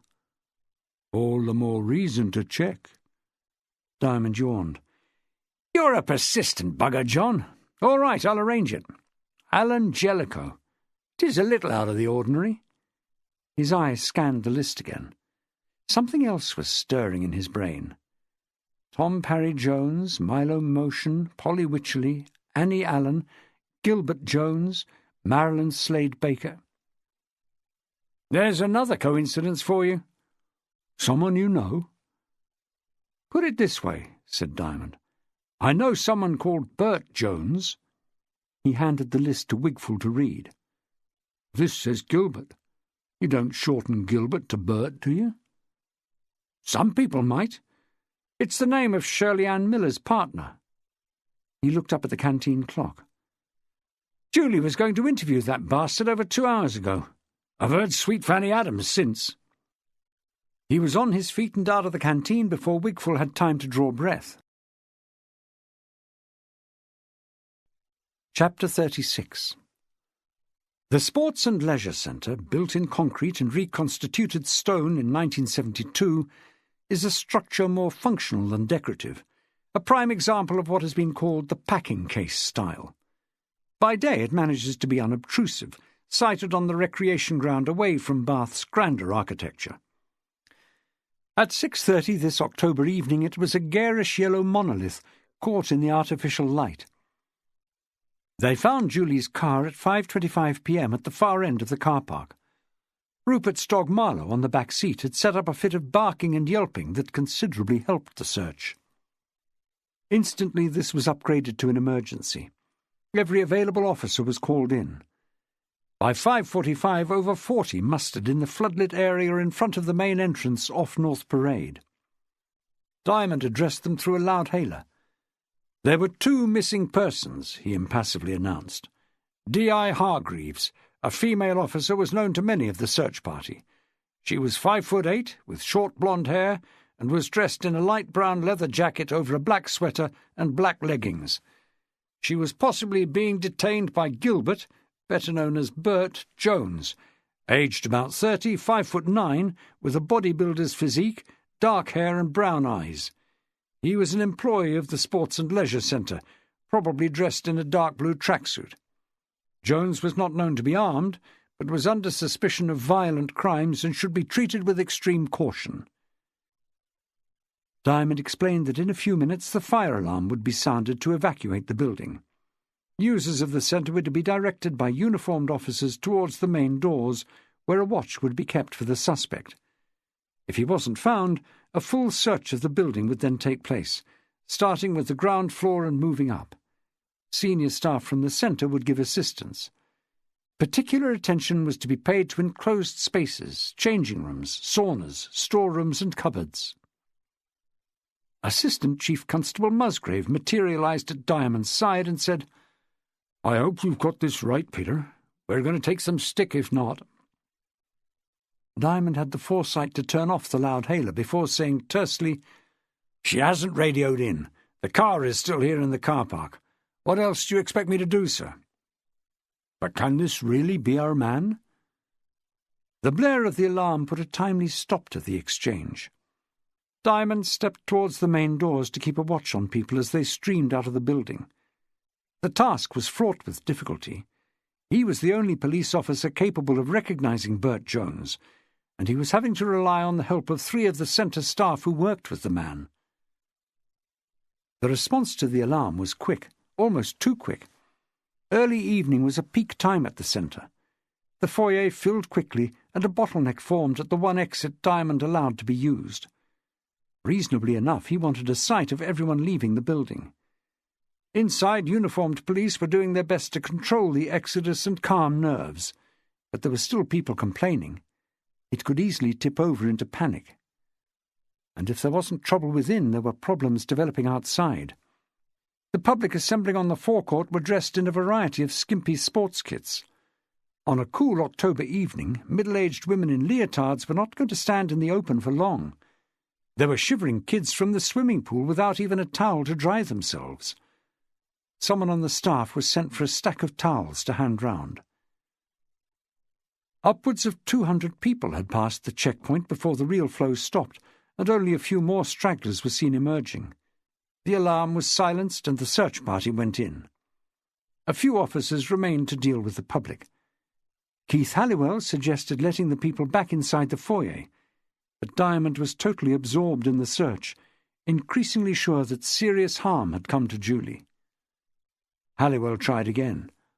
"I think we should let them back in, Mr. Diamond, I really do." Diamond thrust the loud hailer into his hands. "Do it, then!" He kept track of the operation with a personal radio. A few who'd believed the alarm to be false were being winkled out, and so were others who'd insisted on returning to the changing rooms before leaving. There were protests from some of the women caught half-dressed by young policemen. They were unconvinced by the logic that the rooms were supposed to be unoccupied. The search of the ground floor did not take long. Much of the space is taken up by the main sports hall, a vast place like an aircraft hangar, divided only by netting, where badminton, aerobics and netball can take place simultaneously. The swimming pool and the indoor bowls hall were equally simple to check. The searchers moved upstairs into a warren of corridors and offices, viewing galleries and smaller rooms for table tennis, weight training and aerobics. This took longer. A party of rebels was located in the bar and restaurant, called the Winning Post, and some angry exchanges were brought to a stop only by an angrier instruction from Diamond over the radio link. He had other priorities than getting involved with a crowd of Bolshie drinkers.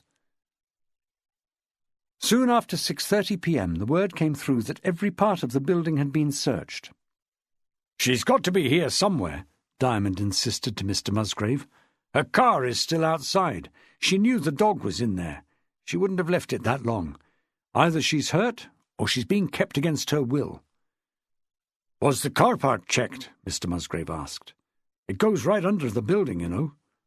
"Of course. Yes, but is Jones's car still here? Do we know what he drives?" It was a useful suggestion, and Diamond acted on it at once. One of the sports centre people said Jones drove an old white Cortina. A check with the police national computer confirmed this and supplied a registration number. A search was started. With some reluctance, Diamond acceded to Mr. Musgrave's suggestion that the public be allowed to return to their activities. "If the car is missing," said the ACC, "we can safely assume he's abducted Julie and driven her away. Then we're into a full-scale emergency." "Aren't we already?" muttered Diamond, striding off to look at cars. Within a few minutes, Jones's white Cortina was found in the section reserved for staff. Diamond walked around it, looking through the windows. Then he had the boot forced open, a stomach-churning moment. But it turned out to be empty except for some sports clothes. He had the engine immobilized. "In that case," he said, "there's only one place the bastard can be. I want torches and ladders, and I want 20 men and at least 3 authorized shots for this. Keith, get the floodlighting turned on at the rugby ground." The centre had a vast flat roof with several levels. It was decided to start from the side nearest the road. Ladders were not, after all, required, because there was access by way of the restaurant balcony on the top floor. About 20 of the searchers lined up on the roof and began a slow sweep of that level under Diamond's personal supervision, with the marksmen positioned to target any figure making a break. It wasn't so open an area as Diamond expected. A number of ventilation shafts were capable of providing cover for a fugitive. On any investigation, he experienced moments of numbing despair. He couldn't change his nature, but this was infinitely worse. It wasn't mere depression. It was hell. He despised himself. It wouldn't take much more to persuade him to jump off this bloody roof. He'd made a whopping misjudgment, totally failing to see the danger in sending Julie to interview Jones. The neatness of the case against AJ and Jessica had blinded him to other suspects. Up here on this godforsaken roof, Peter Diamond was getting his payoff. He had a reputation for decisiveness. When the decision led to a disaster, if, as he had to expect, Julie was found dead, then only one decision would be left to him. His thoughts went back to his last conversation with Julie over the phone, when she'd been trying to alert him to her discovery of the paint spots on the dog, and he'd made the idiot assumption that she was reconsidering keeping the dog. Trivial, but it shamed him now. He'd never valued Julie sufficiently. She was ace, a clear thinker. He knew it. So why hadn't he listened first time? The line moved steadily across the roof towards the edge that overlooked the recreation ground. There was a brisk wind up here, making it difficult to be heard. He was directing the operation with a torch, waving it in a circular motion to bring the line forward and holding it still above his head when he needed to stop them. They seemed to have got the idea. Quite suddenly, the whole area ahead was illuminated. Keith Halliwell had acted on his order, and the floodlights on the rugby ground, where Bath RFC played its matches, was switched on. The sports centre was sited next to the ground, and the lighting, on masts, was close enough to make a real difference. At the same time, Diamond thought he heard a shout from a woman. There were women in the police line, and he couldn't be sure if one of them had reacted to the lights. He held the torch high and asked for silence by a sweeping motion with his free hand.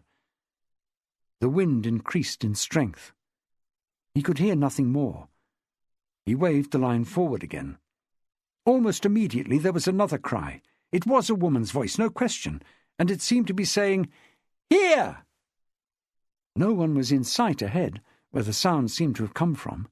They'd passed the last of the ventilation shafts.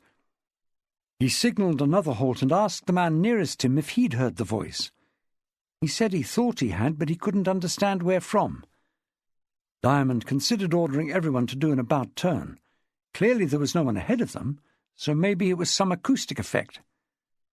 Then he heard it again, and this time it was a cry for help. He took some quick steps forward and understood. The roof of the sports centre came to an end, but beyond it, at a lower level, was the new stand of the rugby club, the teachers' stand, built only a season or two ago. Its superstructure of 17 white cones, like the tops of so many medieval jousting tents, was silhouetted against the floodlighting. "She's down there," he said. "That's where she's got to be." The gunmen had moved forward and taken positions on the edge of the roof. He hissed an order to them to get out of sight. There was a way down to the back edge of the stand roof. The buildings were virtually linked. Making the descent was awkward for a man his size, but he was first there. 3 of the party followed him. He gestured to the others to stand still. He called her name. Nothing. "Julie! This is me, Diamond!"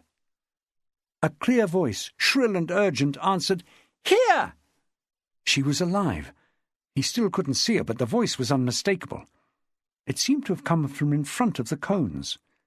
There was a chunk of equipment projecting above the level of the roof.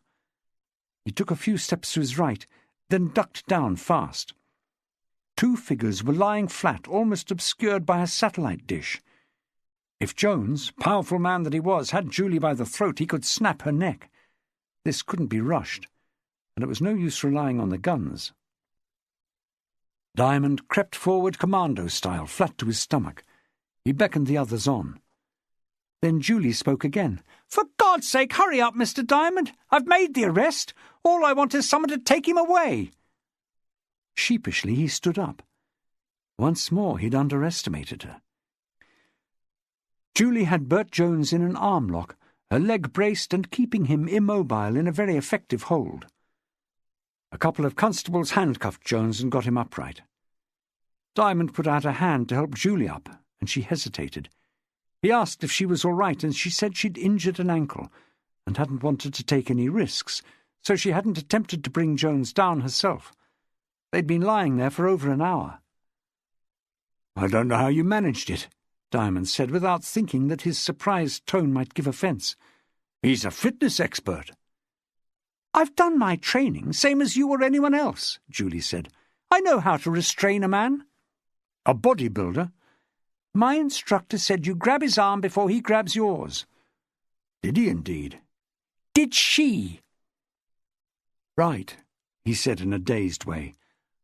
Right, Julie. They used Diamond's car to drive back to Manvers Street. Marlowe travelled with them, giving an occasional whimper. He'd spent too long cooped up in the other car. Julie explained what had happened when she'd gone to interview Bert Jones in his office on the first floor. He didn't seem troubled that I was there. Not at first, anyway. I asked him about his movements the previous evening, and he said he'd been working late at the centre on some paperwork, ordering equipment. It sounded reasonable. I asked if anyone else could confirm what time he left, and he said it was after midnight and he'd been alone in the building. He often worked late. He had an arrangement with the security staff to let himself out. Then I asked if he used the computer to order this equipment, and immediately I could tell he didn't like the question. It wasn't unreasonable. The screen was sitting on his desk between us. He came over all aggressive, asking what the hell it mattered whether he'd been using the computer or sitting with his feet on the desk. I tried to explain what I was getting at with my question. "You'd better explain to me," said Diamond. "Some computers log the time and date when they're in use. We could have looked it up and seen on the screen that he clocked off at midnight, and that would have provided proof of his statement, just as good as a witness. He said this computer didn't have a function like that. It was obvious there was something he wanted to hide, so I probed a little more. I asked to see duplicates of the order forms he'd been preparing. He tried to stall me. I insisted it was important. I had him worried, even if I wasn't sure why." "You were on to him," said Diamond. "I reckon the riddles were printed on the sports centre equipment. We could have compared the typefaces." "Well, he certainly took it seriously," said Julie. "He got up and went to the door, saying he had to go somewhere to look for these forms. I was getting suspicious and said I'd go with him. In the corridor outside, he suddenly started running. He bolted up a fire escape to the roof, and I followed. It was one hell of a chase up there, and it ended on the rugby club stand." "With one of the best tackles all season." "Maybe," she said with a smile, "but I twisted my ankle doing it, and—" "The trainer was a long time coming on." "You said it, Mr. Diamond." After the ordeal on the roof, Julie was more than entitled to go off duty, but she insisted on being present when Bert Jones was interviewed. There was much that she still wanted to know. Jones sat with arms folded in the interview room, his facial expression saying, "I'll see you in hell first." Diamond impassively went through the preliminaries of a recorded interview. He'd seen this kind of posturing so often before from suspects. "Let's start with your name. Most people know you as Bert, but it's Gilbert Jones, isn't it?" A nod. "You signed up for the Bloodhounds 4 years ago, was it? As Gilbert?" Another nod. "Why?" Jones frowned and said sullenly, "Why what?" "Why Gilbert? Why not Bert?" No response. "Well, it's not such a dumb question," Diamond told him. "I want to understand your motive in all this. You're smart. You know enough about people's perceptions to see that the likes of Mrs. Wycherley and Mr. Motion would be more impressed with a Gilbert than a mere Bert. Right?" "If you say so." "No, I'm asking you." Jones hesitated. "All right. Some places I'm known as Bert, some as Gilbert. That isn't a crime, is it?" "Right. You work in, sports administration. Some people think a man who goes round in a tracksuit and trainers all day can't have a serious thought in his head. Just a jock. Just a Bert, anyway. Put on a jacket and tie and call yourself Gilbert, and they'd see you in a different light. The truth is that you're quite an intellectual. You read a lot. James Bond, isn't it?" Reddening suddenly, Jones thrust a finger across the table at Diamond. "Don't talk down to me!" "That's what I'm saying," Diamond cheerfully pointed out. "You're entitled to respect. You had to get a qualification for the job you do, right?" 3 years training and a diploma," said Jones. "Where did you do it?" "Loughborough." "The best, and bloody hard work." Jones eyed the big detective, uncertain now whether his achievements were being mocked. Diamond stared back. He was convinced that the source of this man's behaviour was a grudge, a deep conviction that the world undervalued him. "Headwork," he stressed. "I don't say there isn't a physical element, of course there is. But there's a damn sight more bookwork and study than any outsider appreciates, right?" No response except a twitch of the mouth that seemed to signal assent. "You're an expert on Ian Fleming's work, an authority," Diamond said without a flicker of condescension. "You went along to the Bloodhounds as Gilbert Jones, ready to talk about Fleming, and something went seriously wrong because you only lasted a couple of weeks. I have a suspicion why. I've met these people, full of self-importance. Something was said about you or your background or the books you read that turned you right off the Bloodhounds and left you feeling bitter. It doesn't matter what." Jones was spurred into saying, "It matters to me." "What was it then? What did they say?" His face creased at the mention of it. This was an open wound, and it was still hurting. "They called them blood and thunder thrillers, ignorant bastards. They as good as told me I was wasting my time and theirs by talking about them. What do they know about it? Far better people than them appreciate Fleming. President Kennedy, Kingsley Amis. I still shake when I think about it. Those books changed the face of the spy story. The research was terrific, the attention to detail. Just because something's a worldwide success, it doesn't mean it's pulp. Agatha Christie sells in millions, but the Bloodhounds were willing to talk about her." "Was that really what this was about? Fleming's reputation?" Diamond asked. "Or was it yours that was being rubbished?" A muscle twitched in Jones's neck. "They knew nothing about me. I didn't tell them what my job is." "It was even more of a slap-down then.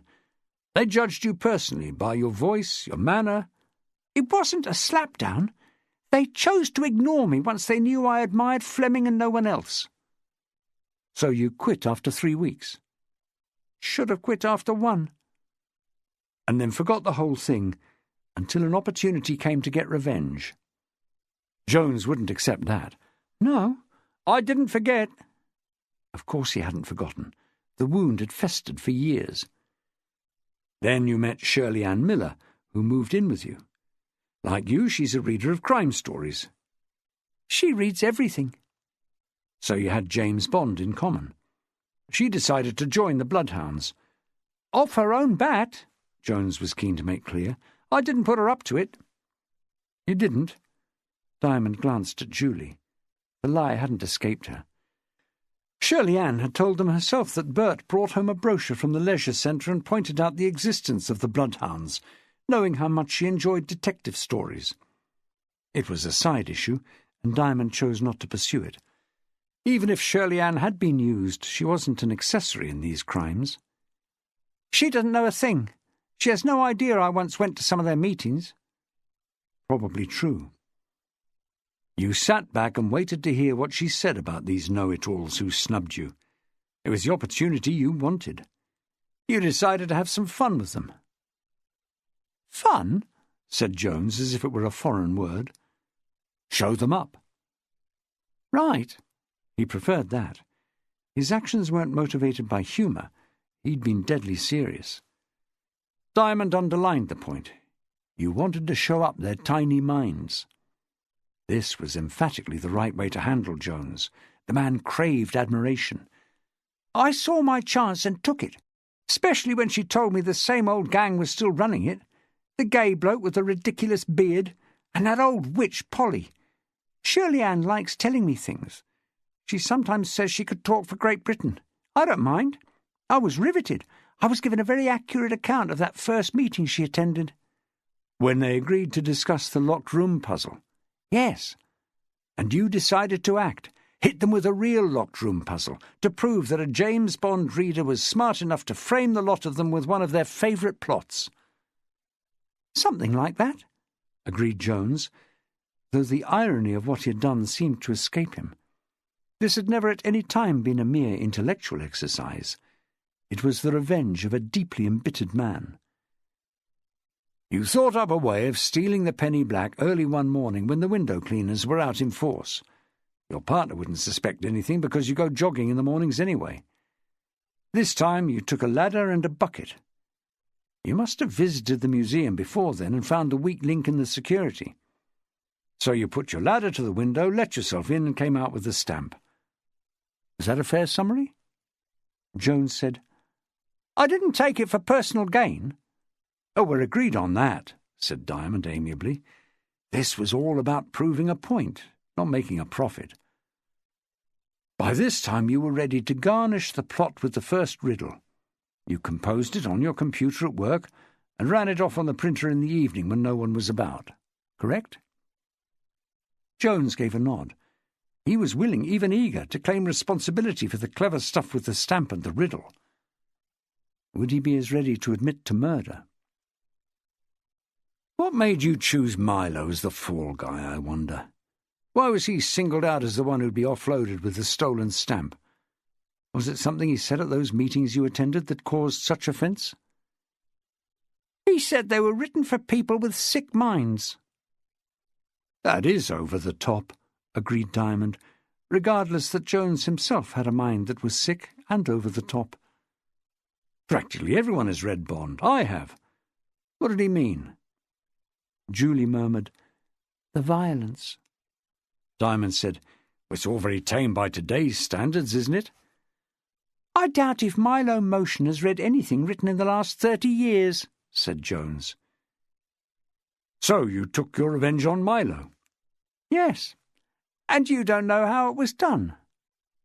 Don't I? Said Diamond, his own ego challenged. Don't I? Let's hear it then, Jones sneered. He heard it from Diamond, point for point. The extra padlock from Foxton's, the switch while Milo was aboard the boat enabling Jones to unlock it later.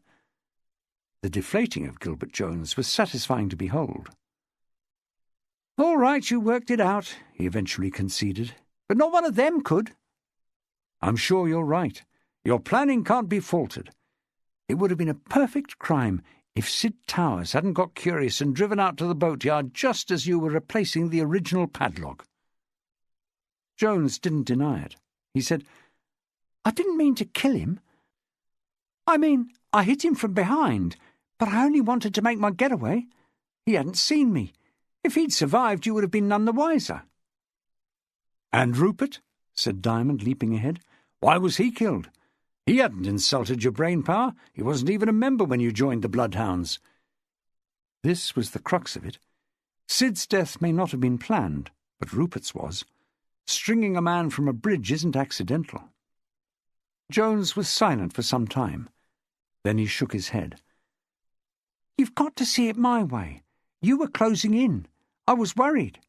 It was only a matter of time before you got round to me, unless I did something dramatic to put you off.